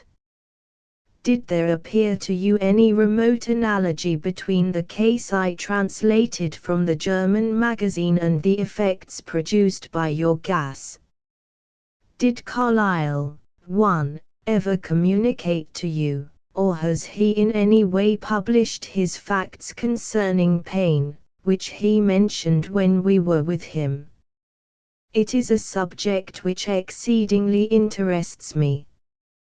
I want to read something by somebody expressly on pain, if only to give an arrangement to my own thoughts, though if it were well treated, I have little doubt it would revolutionize them. For the last month I have been trembling on through sands and swamps of evil and bodily grievance. My eyes have been inflamed to a degree that rendered reading and writing scarcely possible, and strange as it seems, the act of metre composition, as I lay in bed, perceptibly affected them, and my voluntary ideas were every minute passing, more or less transformed into vivid spectra. I had leeches repeatedly applied to my temples, and a blister behind my ear, and my eyes are now my own, but in the place where the blister was, 6 small but excruciating boils have appeared, and harass me almost beyond endurance. In the meantime my darling Hartley has been taken with a stomach illness, which has ended in the yellow jaundice, and this greatly alarms me. So much for the doleful. Amid all these changes, and humiliations, and fears, the sense of the eternal abides in me, and preserves unsubdued my cheerful faith, that all I endure is full of blessings. At times, indeed, I would fain be somewhat of a more tangible utility than I am, but so I suppose it is with all of us, one while cheerful, stirring, feeling in resistance nothing but a joy and a stimulus, another while drowsy, self-distrusting, prone to rest, loathing our own self-promises, withering our own hopes, the vitality and cohesion of our being. I purpose to have Christabel published by itself. This I publish with confidence, but my travels in Germany come from me now with mortal pangs. Nothing but the most pressing necessity could have induced me, and even now I hesitate and tremble. Be so good as to have all that is printed of Christabel sent to me per post. Wordsworth has nearly finished the concluding poem. It is of a mild, unimposing character, but full of beauties to those short-necked men who have their hearts sufficiently near their heads, the relative distance of which, according to Citizen Tudor, the French translator of Spallanzani, determines the sagacity or stupidity of all bipeds and quadrupeds. There is a deep blue cloud over the heavens, the lake, and the vale, and the mountains, are all in darkness, only the summits of all the mountains in long ridges, covered with snow, are bright to a dazzling excess. A glorious scene. Hartley was in my arms the other evening, looking at the sky. He saw the moon glide into a large cloud. Shortly after, at another part of the cloud, several stars sailed in. Says he, pretty creatures. They are going in to see after their mother moon. remember me kindly to King.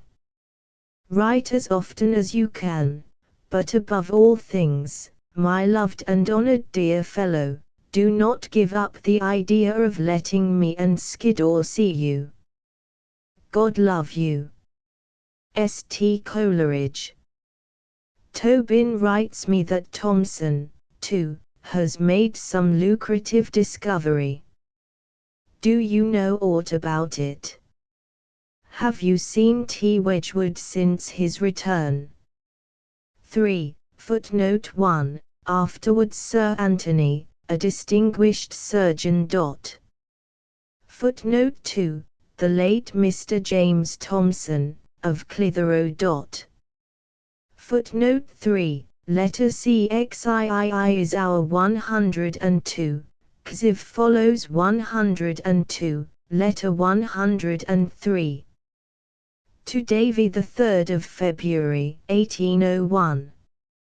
My dear Davy, I can scarcely reconcile it to my conscience to make you pay postage for another letter. Oh, what a fine unveiling of modern politics it would be if there were published a minute detail of all the sums received by government from the post establishment, and of all the outlets in which the sums so received flowed out again, and, on the other hand, all the domestic affections that had been stifled, all the intellectual progress that would have been, but is not, on account of the heavy tax, etc., etc. The letters of a nation ought to be paid for as an article of national expense. Well, but I did not take up this paper to flourish away in splenetic politics. A gentleman resident here, his name Calvert, an idle, good-hearted, and ingenious man, has a great desire to commence fellow-student with me and Wordsworth in chemistry. He is an intimate friend of Wordsworth's, and he has proposed to W. to take a house which he, Calvert, has nearly built, called Windy Brow, in a delicious situation, scarce half a mile from Greta Hall, the residence of St. Coleridge, Esquire, and so for him, Calvert, to live with them, i.e., Wordsworth and his sister. In this case he means to build a little laboratory, etc. Wordsworth has not quite decided, but is strongly inclined to adopt the scheme, because he and his sister have before lived with Calvert on the same footing, and are much attached to him, because my health is so precarious and so much injured by wet, and his health, too, is like little potatoes, no great things, and therefore Grasmere, 13 miles from Keswick, is too great a distance for us to enjoy each other's society, without inconvenience, as much as it would be profitable for us both. And likewise because he feels it more necessary for him to have some intellectual pursuit less closely connected with deep passion than poetry, and is of course desirous, too, not to be so wholly ignorant of knowledge so exceedingly important. However, whether Wordsworth come or no, Calvert and I have determined to begin and go on. Calvert is a man of sense and some originality, and is besides what is well called a handy man. He is a good practical mechanic, etc., and is desirous to lay out any sum of money that is necessary. You know how long, how ardently I have wished to initiate myself in chemical science, both for its own sake, and in no small degree likewise, my beloved friend, that I may be able to sympathize with all that you do and think. Sympathize blindly with it all I do even now, God knows. From the very middle of my heart's heart, but I would fain sympathize with you in the light of knowledge.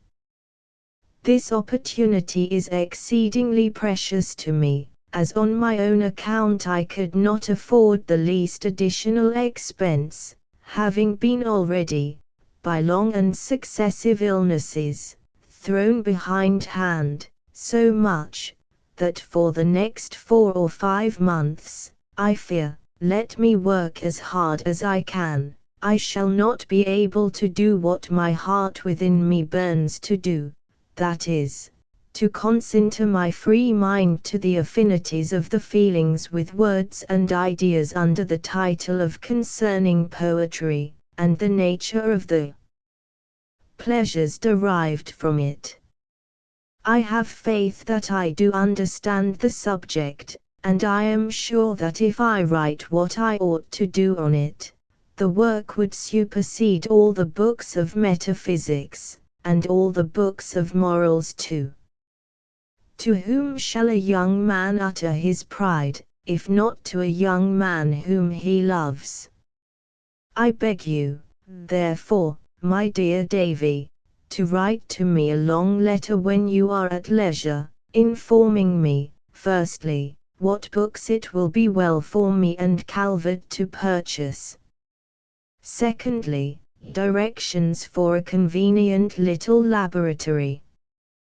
Thirdly, to what amount apparatus would run in expense, and whether or no you would be so good as to superintend its making at Bristol. Fourthly, give me your advice how to begin. And, fifthly, and lastly, and mostly, do send a drop of hope to my parched tongue, that you will, if you can, come and visit me in the spring. Indeed, you ought to see this country, this beautiful country, and then the joy you would send into me. The shape of this paper will convince you with what eagerness I began this letter. I really did not see that it was not a sheet. I have been thinking vigorously during my illness, so that I cannot say that my long wakeful nights have been all lost to me. The subject of my meditations has been the relations of thoughts to things, in the language of Hume, of ideas to impressions.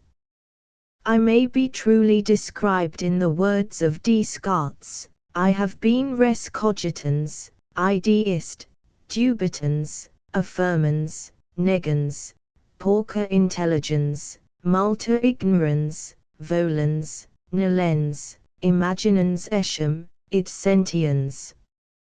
I please myself with believing that you will receive no small pleasure from the result of these broodings, although I expect in you, in some points, a determined opponent, but I say of my mind in this respect, me ne impeteritus il hostum magnanimum operiens, it mol sua stat. Every poor fellow has his proud hour sometimes, and this I suppose is mine. I am better in every respect than I was, but am still very feeble. The weather has been woefully against me for the last fortnight, having rained here almost incessantly. I take quantities of bark, but the effect is, to express myself with the dignity of science, x equals 00000, and I shall not gather strength, or that little suffusion of bloom which belongs to my healthy state, till I can walk out. God bless you, my dear Davy. And your ever affectionate friend, S.T. Coleridge. P.S. An electrical machine, and a number of little knick-knacks connected with it, Mr. Calvert has right. 1. Footnote L. Letter CXV is our 103.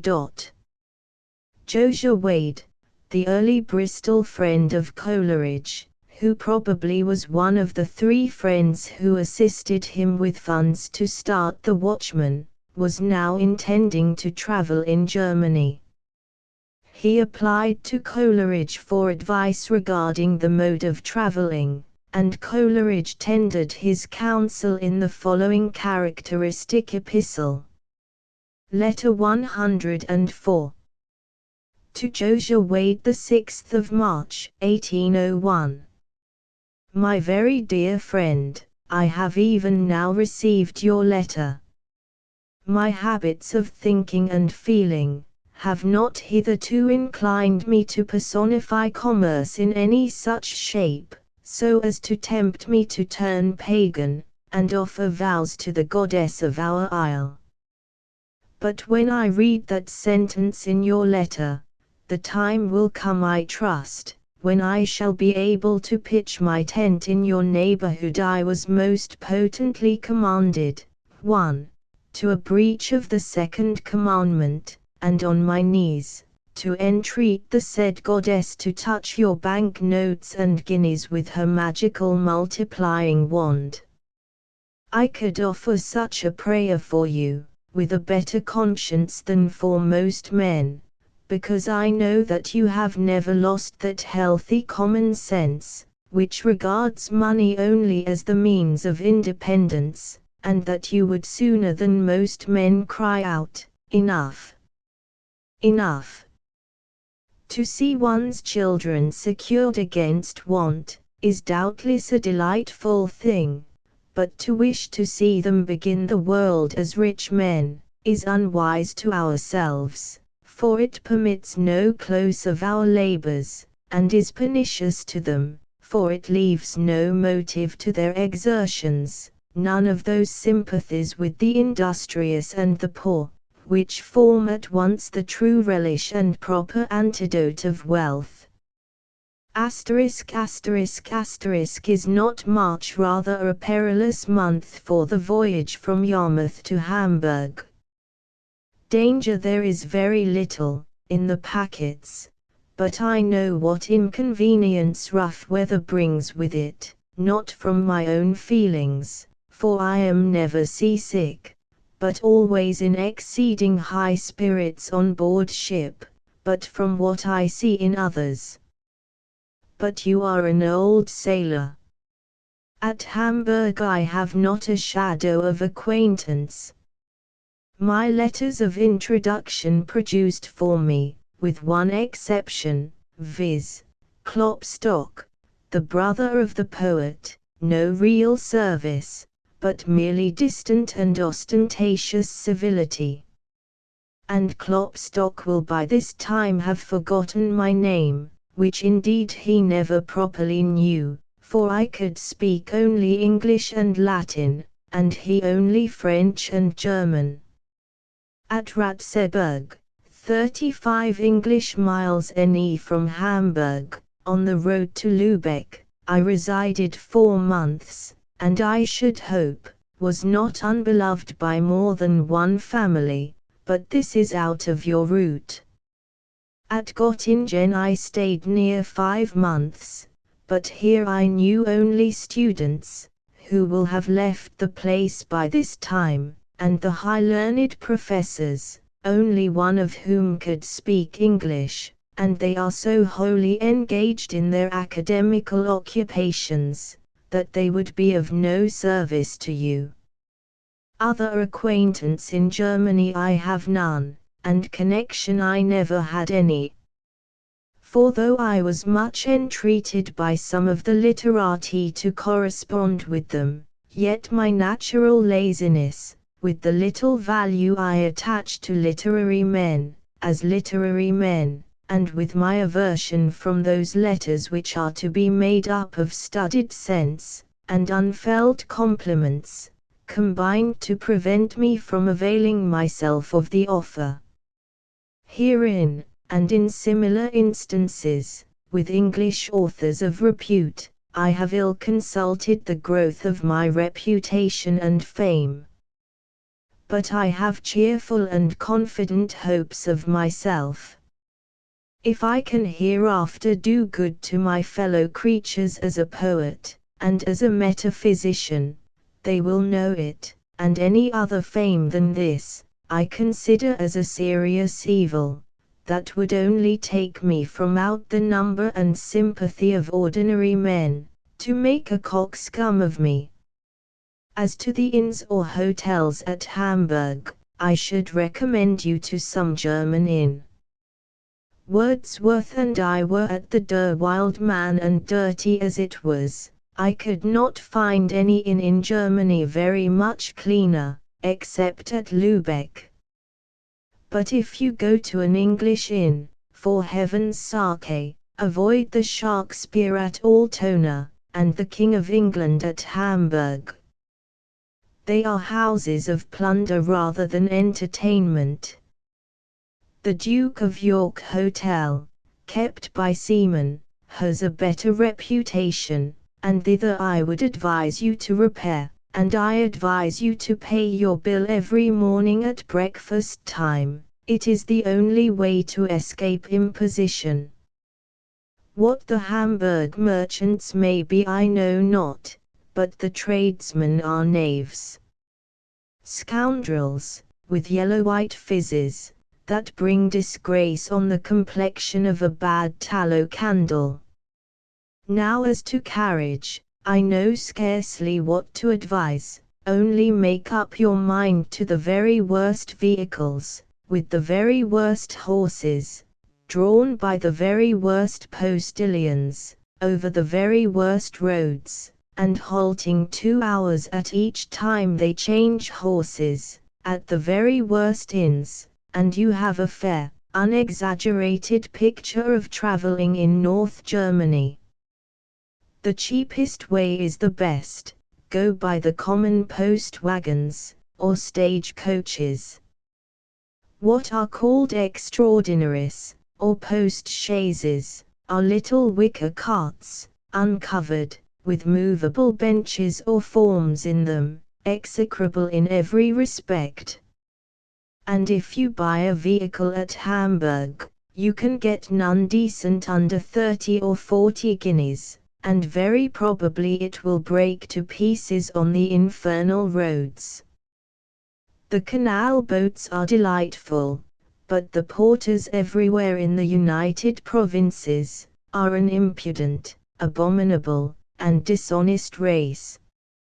You must carry as little luggage as you well can with you, in the canal boats, and when you land, get recommended to an inn beforehand, and bargain with the porters first of all, and never lose sight of them, or you may never see your portmanteau or baggage again.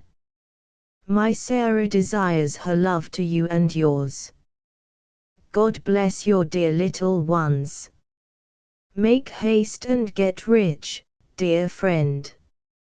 And bring up the little creatures to be playfellows and schoolfellows with my little ones. Again and again, sea serve you, wind speed you, all things turn out good to you. God bless you, St. Coleridge. 2. John Stoddart, a friend of Coleridge, visited him while at Keswick in the month of October, 1800, and saw the Wordsworths at Grasmere. Dorothy Wordsworth's Journal, I. 55. It was then that Stoddart obtained a copy of Christabel, and read it shortly afterwards. 3. To Sir Walter Scott, then busy with his border minstrelsy. The beauty of Christabel touched Sir Walter's romantic imagination, and echoes of the poem are discernible in the lay of the Last Minstrel and the Bridal of Triermain. But Coleridge, in spite of many attempts, could not complete the piece, and had to give up the endeavour. In a letter to Godwin of the 25th of March, 1801, Coleridge thus laments what was practically the end of his career as a poet. Footnote 1. Tempted er. 2, 18. Footnote 2. Letters CXV IXAE follow 104. Footnote 3. In 1802. Letter 105. To Godwin. Wednesday, the 25th of March, 1801. Dear Godwin, I fear your tragedy, 1, will find me in a very unfit state of mind to sit in judgment on it. I have been during the last 3 months undergoing a process of intellectual exsication. During my long illness I had compelled into hours of delight many a sleepless painful hour of darkness by chasing down metaphysical game, and since then I have continued the hunt, till I found myself, unaware, at the root of pure mathematics, and up that tall smooth tree, whose few poor branches are all at the very summit, am I climbing by pure adhesive strength of arms and thighs, still slipping down, still renewing my ascent. You would not know me. All sounds of similitude keep at such a distance from each other in my mind, that I have forgotten how to make a rhyme. I look at the mountains, that visible God Almighty that looks in at all my windows. I look at the mountains only for the curves of their outlines. The stars, as I behold them, form themselves into triangles, and my hands are scarred with scratches from a cat, whose back I was rubbing in the dark in order to see whether the sparks from it were refrangible by a prism. The poet is dead in me, my imagination, or rather the somewhat that had been imaginative, lies like a cold snuff on the circular rim of a brass candlestick, without even a stink of tallow to remind you that it was once clothed and mitred with flame. That is passed by. I was once a volume of gold leaf, rising and riding on every breath of fancy, but I have beaten myself back into weight and density, and now I sink in quicksilver and remain squat and square on the earth amid the hurricane that makes oaks and straws join in one dance, 50 yards high in the element. However, I will do what I can. Taste and feeling have I none, but what I have, give I unto thee. But I repeat that I am unfit to decide on any but works of severe logic. I write now to beg that, if you have not sent your tragedy, you may remember to send Antonio with it, which I have not yet seen, and likewise my Campbell's Pleasures of Hope, which Wordsworth wishes to see. Have you seen the 2nd volume of the Lyrical Ballads, and the preface prefixed to the first? I should judge of a man's heart and intellect precisely according to the degree and intensity of the admiration with which he read these poems. Perhaps, instead of heart I should have said taste, but, when I think of the brothers, of Ruth, and of Michael, I recur to the expression and am enforced to say heart. If I die, and the booksellers will give you anything for real life, be sure to say, Wordsworth descended on him like the Greek, Auton, from heaven, by showing to him what true poetry was, he made him know that he himself was no poet. In your next letter you will, perhaps, give me some hints respecting your prose plans. God bless you, and St. Coleridge. Greta Hall, Keswick. P.S. What is a fair price? What might an author of reputation fairly ask from a bookseller, for one edition, of 1,000 copies, of a 5-shilling book? I congratulate you on the settlement of Davy in London. I hope that his enchanting manners will not draw too many idlers about him, to harass and vex his mornings. Footnote: 1. This tragedy was entitled Abbas. Part 2. The permanent. I will write for the permanent, or not at all. Letter to Sir G. Beaumont, Coleridge Memorials, 2, 162. Woe is me, that at 46 I am under the necessity of appearing as a lecturer, and obliged to regard every hour given to the permanent, whether as poet or philosopher, an hour stolen from others as well as from my own maintenance.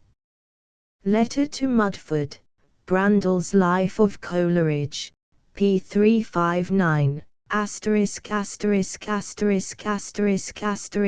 conventional view of Coleridge that opium killed the poet in him does not commend itself to the scientific consciousness. Opium has the tendency to stimulate rather than to deaden the poetic imagination, as the history of De Quincey can testify, and one of Coleridge's most imaginative pieces, Kubla Khan, is said to have been occasioned by an overdose of the drug. The poet in Coleridge was extinguished by a very different thing than opium. Coleridge's poetic faculty was suspended by the loss of hope and also by the growth of his intellect, by the development of his reasoning and philosophic powers, and by the multiplication of the interests which appealed to him, and the many problems which presented themselves for his solution. He was, constitutionally, the most comprehensive mind of a new age, and just because he was its greatest thinker he was perplexed and attracted by the majority of the problems which arose around him, and which he himself helped to raise. Poetry, the poetry of the Romantic movement, in which he far excelled all his contemporaries, was no longer capable of grappling with the philosophic, theological, political and social questions now on the horizon, or which Coleridge felt would soon, by the development of international affinities, be on the horizon of the English mind. Hence Coleridge's thirst for the new law of the German philosophy, which seemed to him to supply a want in the intellectualism of his native country. In spite of this, Coleridge knew that in being deserted by the poetic spirit, he was leaving a high artistic realm for one of lesser glory, and hence his letter to Godwin of the 25th of March, 1801, and, later on, his dirge over himself in dejection. Coleridge, in choosing to follow Wordsworth to the Lake District in preference to remaining at Netherstowey with Poole, had experienced some contrition, for Poole, after all, was a more profound appreciator of his many-sidedness and the Cervantean vein of his character than Wordsworth, who appreciated Coleridge only from that side of him which resembled himself. Tom Poole regretted, like others, that Coleridge had no permanent calling, or could not fix upon an undertaking worthy of his powers. Poole looked upon Coleridge's devotion to journalism while he was engaged upon the Morning Post as a turning aside of his powers from higher ends. T. Poole and his friends, too, and wished him to give himself up to something more permanently useful to society. T. Poole and his friends, 2, 3. The correspondence of Coleridge and Poole from 1800 onwards often turns upon the subject. T. Poole and his friends, 2, 66, 68, 122, 177, 187, 205, 226, 247, and Coleridge admitted a distracting manifoldness in his objects and attainments. T. Poole and His Friends, 2, 122. You, said Coleridge, are nobly employed, most worthy of you. You are made to endear yourself to mankind as an immediate benefactor. I must throw my bread on the waters. T. Poole and His Friends, 2, 122. While engaged in these argumentations with his best friend, Coleridge was striving to think out in his deep philosophic and musing mind many problems of the time, and there arose in his imagination the idea of the permanent. He was henceforth no longer the poet of Romanticism, whose significance he had exhausted, but the philosopher of the permanent, which presented itself as a splendid possibility in all departments of human knowledge and activity.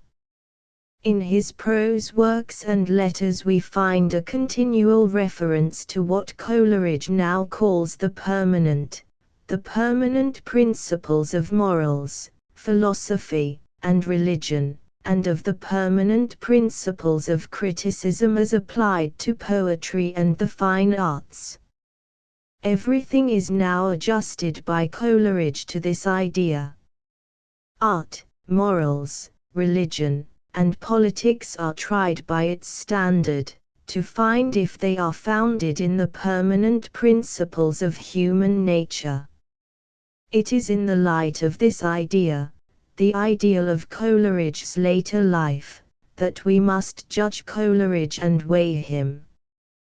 To continue to see in opium the sole or even the principal cause of his failure, is to misjudge him altogether. To compare him with others of different powers who accomplished more in one direction in the matter of literary output, with Sir Walter Scott or Byron, for instance, is misleading.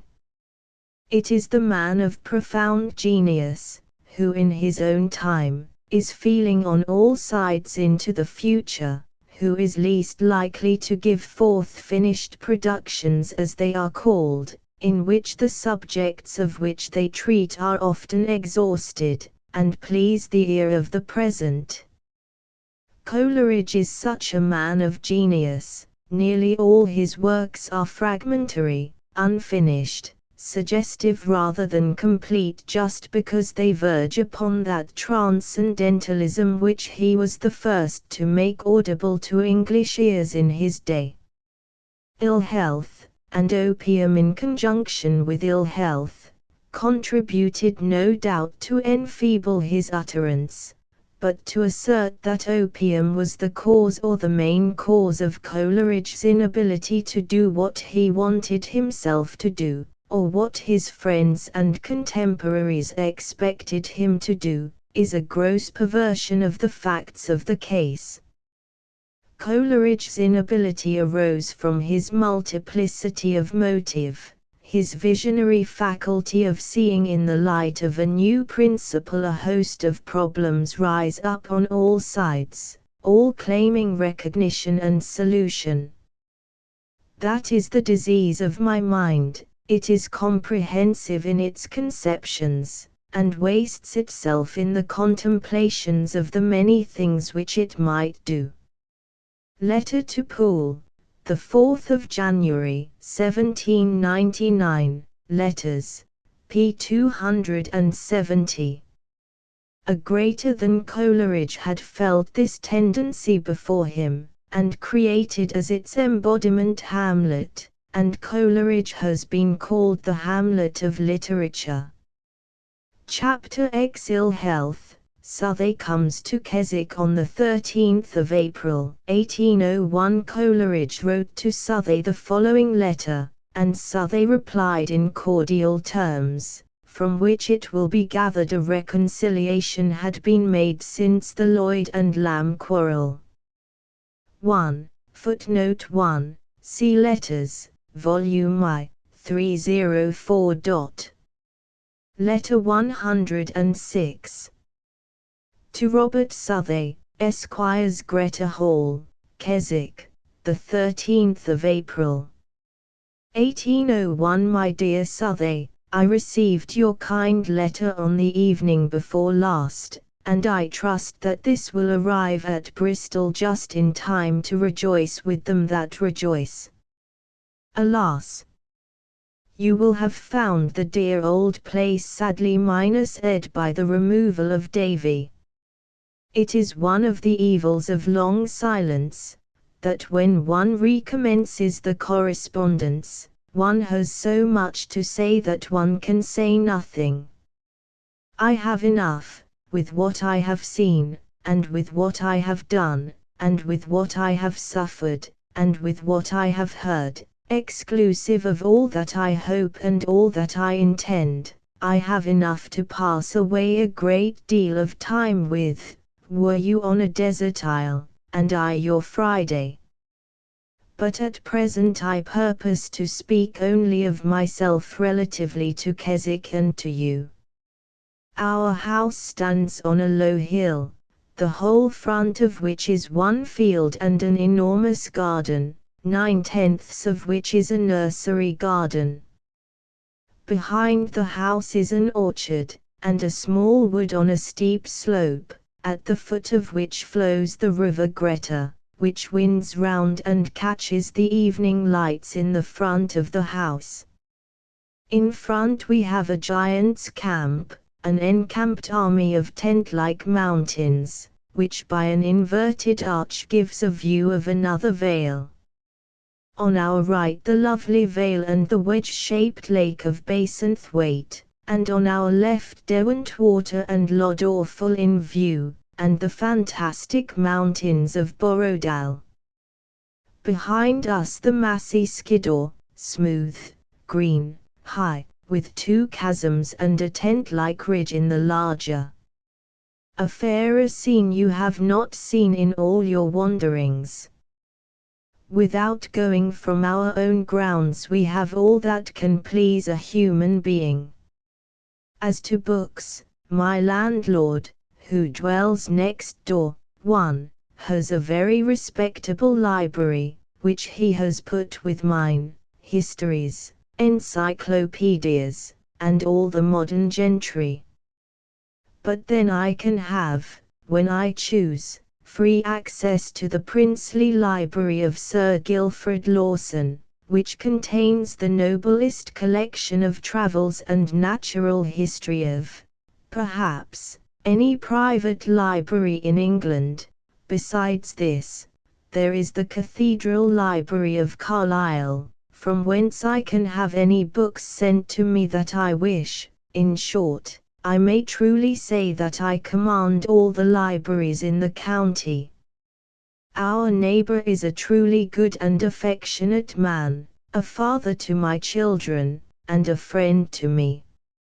He was offered 50 guineas for the house in which we are to live, but he preferred me for a tenant at 25, and yet the whole of his income does not exceed, I believe, £200 a year. A more truly disinterested man I never met with, severely frugal, yet almost carelessly generous, and yet he got all his money as a common carrier, too, by hard labor, and by pennies. He is one instance among many in this country of the salutary effect of the love of knowledge. He was from a boy a lover of learning. The house is full twice as large as we want, it hath more rooms in it than all Folkestone. You might have a bedroom, parlor, study, etc., etc., and there would always be rooms to spare for your or my visitors. In short, for situation and convenience, and when I mention the name of Wordsworth, for society of men of intellect, I know no place in which you and Edith would find yourselves so well suited. STC, footnote 1. Greta Hall was at this time divided into two houses, which were afterwards thrown together. Footnote 2. This person, whose name was Jackson, was the master in Wordsworth's poem of the Wagoner, the circumstances of which are accurately correct. The remainder of this letter, as well as another of later date, was filled with a most gloomy account of his own health, to which Southey refers in the commencement of his reply. Southey to Coleridge, Bristol, the 11th of July, 1801. Yesterday I arrived, and found your letters. They did depress me, but I have since reasoned or dreamt myself into more cheerful anticipations. I have persuaded myself that your complaint is gouty, that good living is necessary, and a good climate. I also move to the south, at least so it appears, and if my present prospects ripen, we may yet live under one roof. You may have seen a translation of Perseus, by Drummond, an MP. This man is going ambassador, first to Palermo and then to Constantinople. If a married man can go as his secretary, it is probable that I shall accompany him. I daily expect to know. It is a scheme of winds to settle me in the south, and I am returned to look about me. My salary will be small, a very trifle, but after a few years I look on to something better, and have fixed my mind on a consulship. Now, if we go, you must join us as soon as we are housed, and it will be marvelous if we regret England. I shall have so little to do, that my time may be considered as wholly my own. Our joint amusements will easily supply us with all expenses. So no more of the Azores, for we will see the Great Turk, and visit Greece, and walk up the pyramids, and ride camels in Arabia. I have dreamt of nothing else these 5 weeks. As yet everything is so uncertain, for I have received no letter since we landed, that nothing can be said of our intermediate movements. If we are not embarked too soon, we will set off as early as possible for Cumberland, unless you should think, as we do, that Mahomet had better come to the mountain, that change of all externals may benefit you, and that bad as Bristol weather is, it is yet infinitely preferable to northern cold and damp. Meet we must, and will. You know your old poems are a 3rd time in the press, why not set forth a 2nd volume? Your Christabel, your 3 Graces, 1, which I remember as the very consummation of poetry. I must spur you to something, to the assertion of your supremacy. If you have not enough to muster, I will aid you in any way. Manufacture skeletons that you may clothe with flesh, blood, and beauty. Write my best, or what shall be bad enough to be popular. We will even make plays à la mode Robespierre. Drop all task work, it is ever unprofitable. The same time, and 1/20th part of the labor, would produce treble emolument. For Thalabar I received £115. It was just 12 months intermitting work, and the after editions are my own. I feel here as a stranger, somewhat of Leonard's feeling. God bless Wordsworth for that poem, too. What tie have I to England? My London friends. There, indeed, I have friends.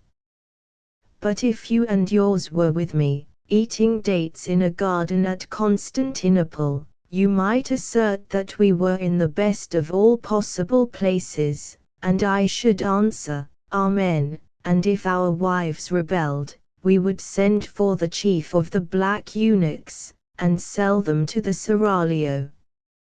Then should Moses, 3, learn Arabic, and we would know whether there was anything in the language or not. We would drink Cyprus wine and mocha coffee, and smoke more tranquilly than ever we did in the ship in Small Street. Time and absence make strange work with our affections, but mine are ever returning to rest upon you. I have other and dear friends, but none with whom the whole of my being is intimate, with whom every thought and feeling can amalgamate. Oh!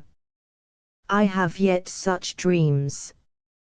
Is it quite clear that you and I were not meant for some better star, and dropped, by mistake, into this world of pounds, shillings, and pence?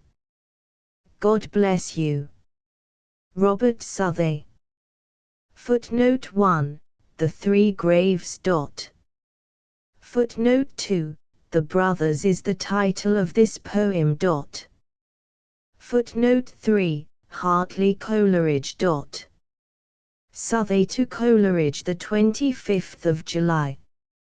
In about 10 days we shall be ready to set forward for Keswick, where, if it were not for the rains, and the fogs, and the frosts, I should, probably, be content to winter, but the climate deters me. It is uncertain when I may be sent abroad, or where, except that the south of Europe is my choice. The appointment hardly doubtful, and the probable destination Palermo or Naples. We will talk of the future, and dream of it, on the lakeside. I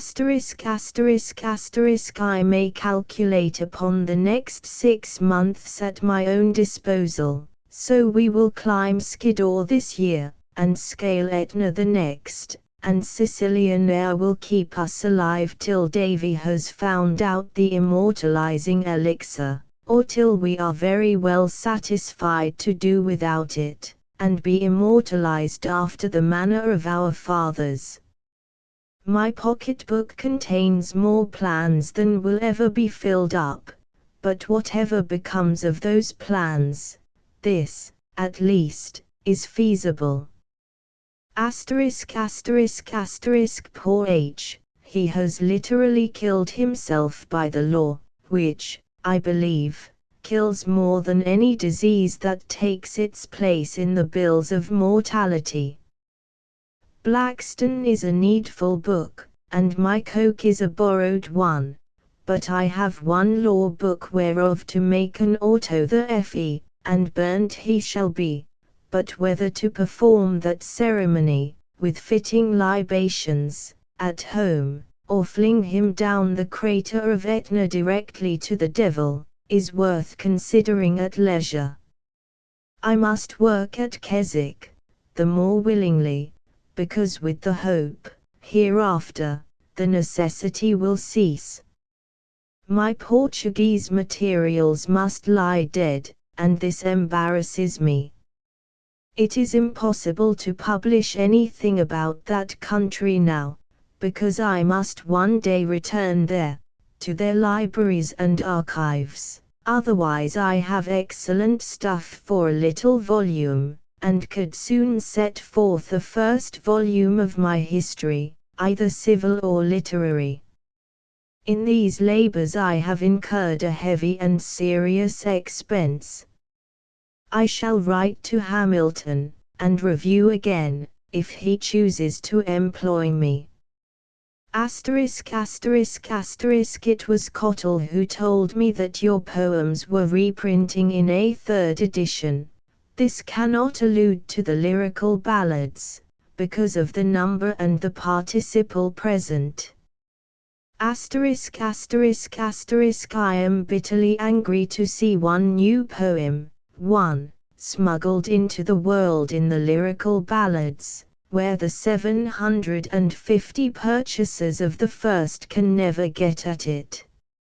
At Falmouth I bought Thomas Dermody's poems, for old acquaintance Sake, alas! The boy wrote better than the man. Asterisk asterisk asterisk pies Alfred, to distinguish him from Alfred the Pious, 2. I have not yet inspected, nor the wilful murder of Bonaparte, by Anna Matilda, nor the high treason committed by Sir James Bland Burgess, Baronet, against our lion-hearted Richard.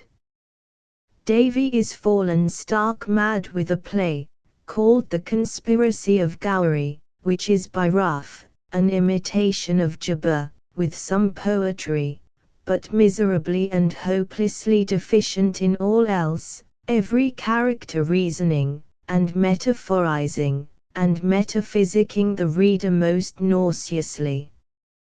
By the by, there is a great analogy between hock, lava, pork pie, and the lyrical ballads. All have a flavor, not beloved by those who require a taste, and utterly unpleasant to dram drinkers, whose diseased palates can only feel pepper and brandy.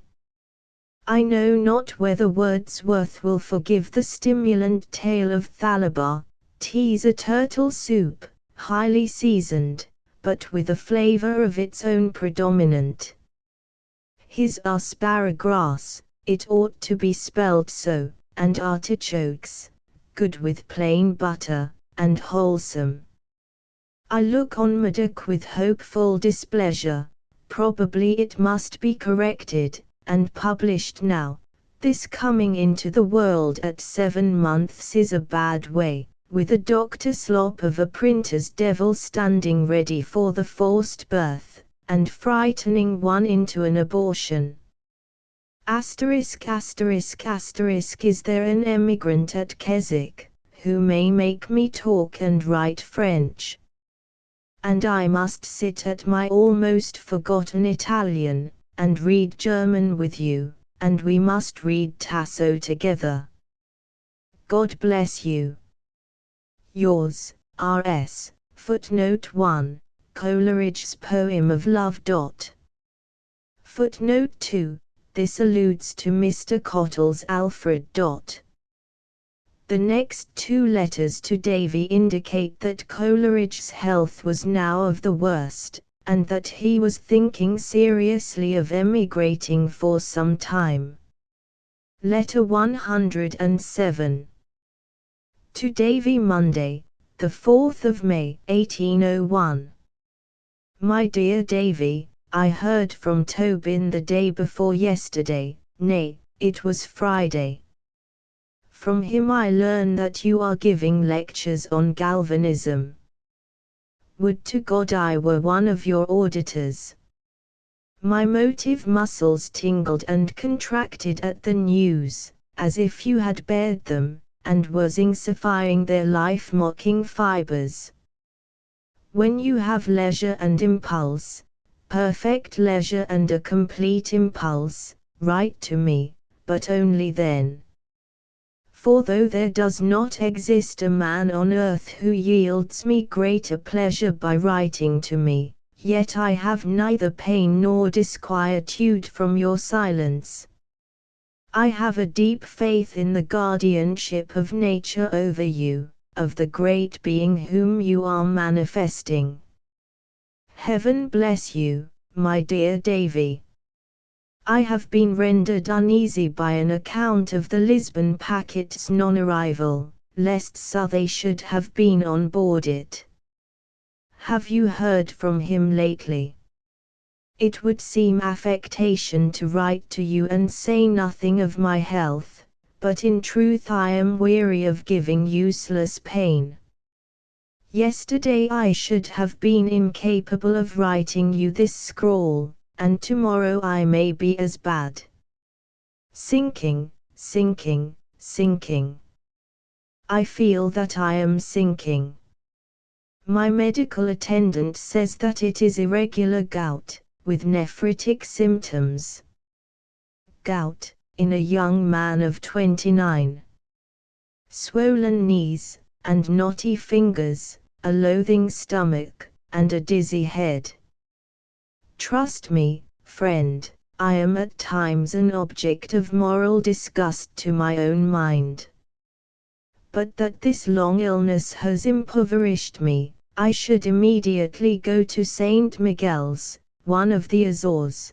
The baths and the delicious climate might restore me, and if it were possible, I would afterwards send over for my wife and children, and settle there for a few years. It is exceedingly cheap. On this supposition Wordsworth and his sister have with generous friendship offered to settle there with me, and happily our dear Southey would come too. But of this I pray you, my dear fellow, do not say a syllable to any human being, for the scheme, from the present state of my circumstances, is rather the thing of a wish than of a hope. If you write to me, pray in a couple of sentences tell me whether Herschel's thermometric spectrum, in the Philos. Trans. will lead to any revolution in the chemical philosophy.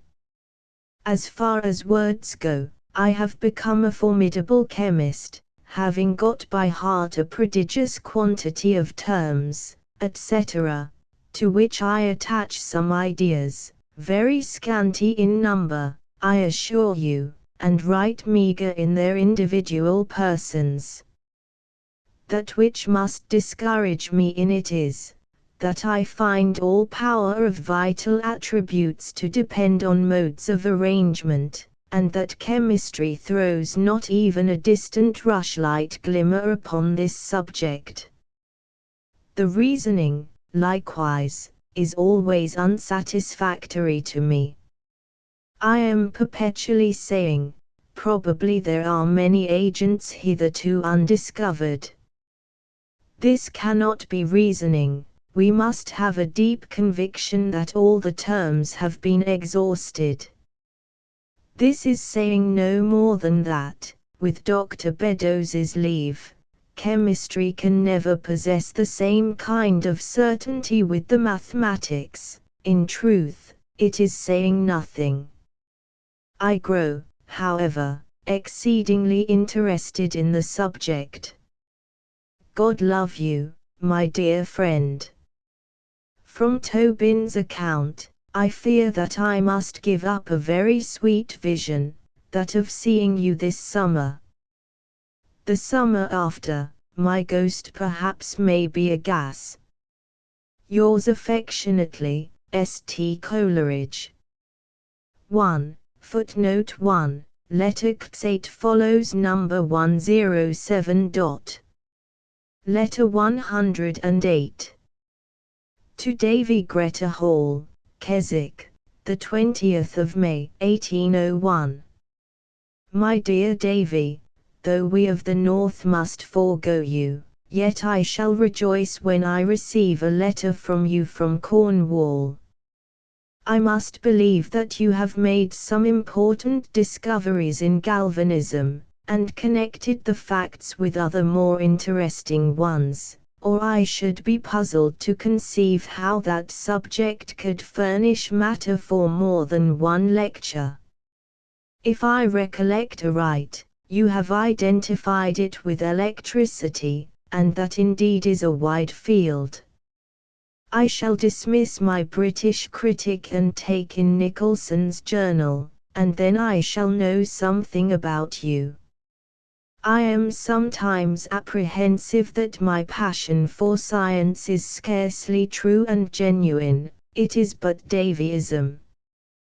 That is, I fear that I am more delighted at your having discovered facts than at the facts having been discovered. My health is better. I am indeed eager to believe that I am really beginning to recover, though I have had so many short recoveries followed by severe relapses, that I am at times almost afraid to hope. But cheerful thoughts come with genial sensations, and hope is itself no mean medicine. I am anxious respecting Robert Southey. Why is he not in England? Remember me kindly to Tobin. As soon as I have anything to communicate I will write to him. But, alas! Sickness turns large districts of time into dreary uniformity of sandy desolation. Alas, for Egypt, and Mena. However, I trust the English will keep it, if they take it, and something will be gained to the cause of human nature. Heaven bless you. St. Coleridge. The next letter to Godwin renews his complaints about health. Letter 109. To Godwin Greta Hall, Keswick. Dear Godwin, I have had, during the last 3 weeks, such numerous interruptions of my uninterrupted rural retirement, such a succession of visitors, both indigenous and exotic, that verily I wanted both the time and composure necessary to answer your letter of the 1st of June. At present I am writing to you from my bed. For, in consequence of a very sudden change in the weather from intense heat to a raw and scathing chillness, my bodily health has suffered a relapse as severe as it was unexpected. I have not yet received either Antonio, or your pamphlet, in answer to Dr. Parr and the Scotch gentleman, one, who is to be Professor of Morals to the young nabobs at Calcutta, with an establishment of £3,000 a year. Stewart was so kind as to send me Fenwick's review of it in a paper called the Albion, and Mr. Longman has informed me that, by your orders, the pamphlet itself has been left for me at his house. The extracts which I saw pleased me much, with the exception of the introduction, which is incorrectly and clumsily worded. But, indeed, I have often observed that, whatever you write, the first page is always the worst in the book. I wish that instead of 6 days you had employed 6 months, and instead of a half-crown pamphlet, had given us a good half-guinea octavo. But you may yet do this. It strikes me, that both in this work, and in the second edition of the Political Justice, your retractations have been more injudicious than the assertions or dogmas retracted. But this is no fit subject for a mere letter. If I had time, which I have not, I would write 2 or 3 sheets for your sole inspection, entitled History of the Errors and Blunders of the Literary Life of William Godwin. To the world it would appear a paradox to say that you are at all too persuadable, but you yourself know it to be the truth. I shall send back your manuscript on Friday, with my criticisms. You say in your last, "How I wish you were here." When I see how little I have written of what I could have talked, I feel with you that a letter is but a mockery to a full and ardent mind. In truth I feel this so forcibly that, if I could be certain that I should remain in this country, I should press you to come down, and finish the whole in my house. But, if I can by any means raise the moneys, I shall go in the first vessel that leaves Liverpool for the Azores, St. Michael's, to wit, and these sail at the end of July. Unless I can escape one English winter and spring I have not any rational prospect of recovery. You cannot help regarding uninterrupted rural retirement as a principal cause of my ill health. My ill health commenced at Liverpool, in the shape of bloodshot eyes and swollen eyelids, while I was in the daily habit of visiting the Liverpool literati. These, on my settling at Keswick, were followed by large boils in my neck and shoulders. These, by a violent rheumatic fever. This, by a distressing and tedious hydrocele, and, since then, by irregular gout, which promises at this moment to ripen into a legitimate fit.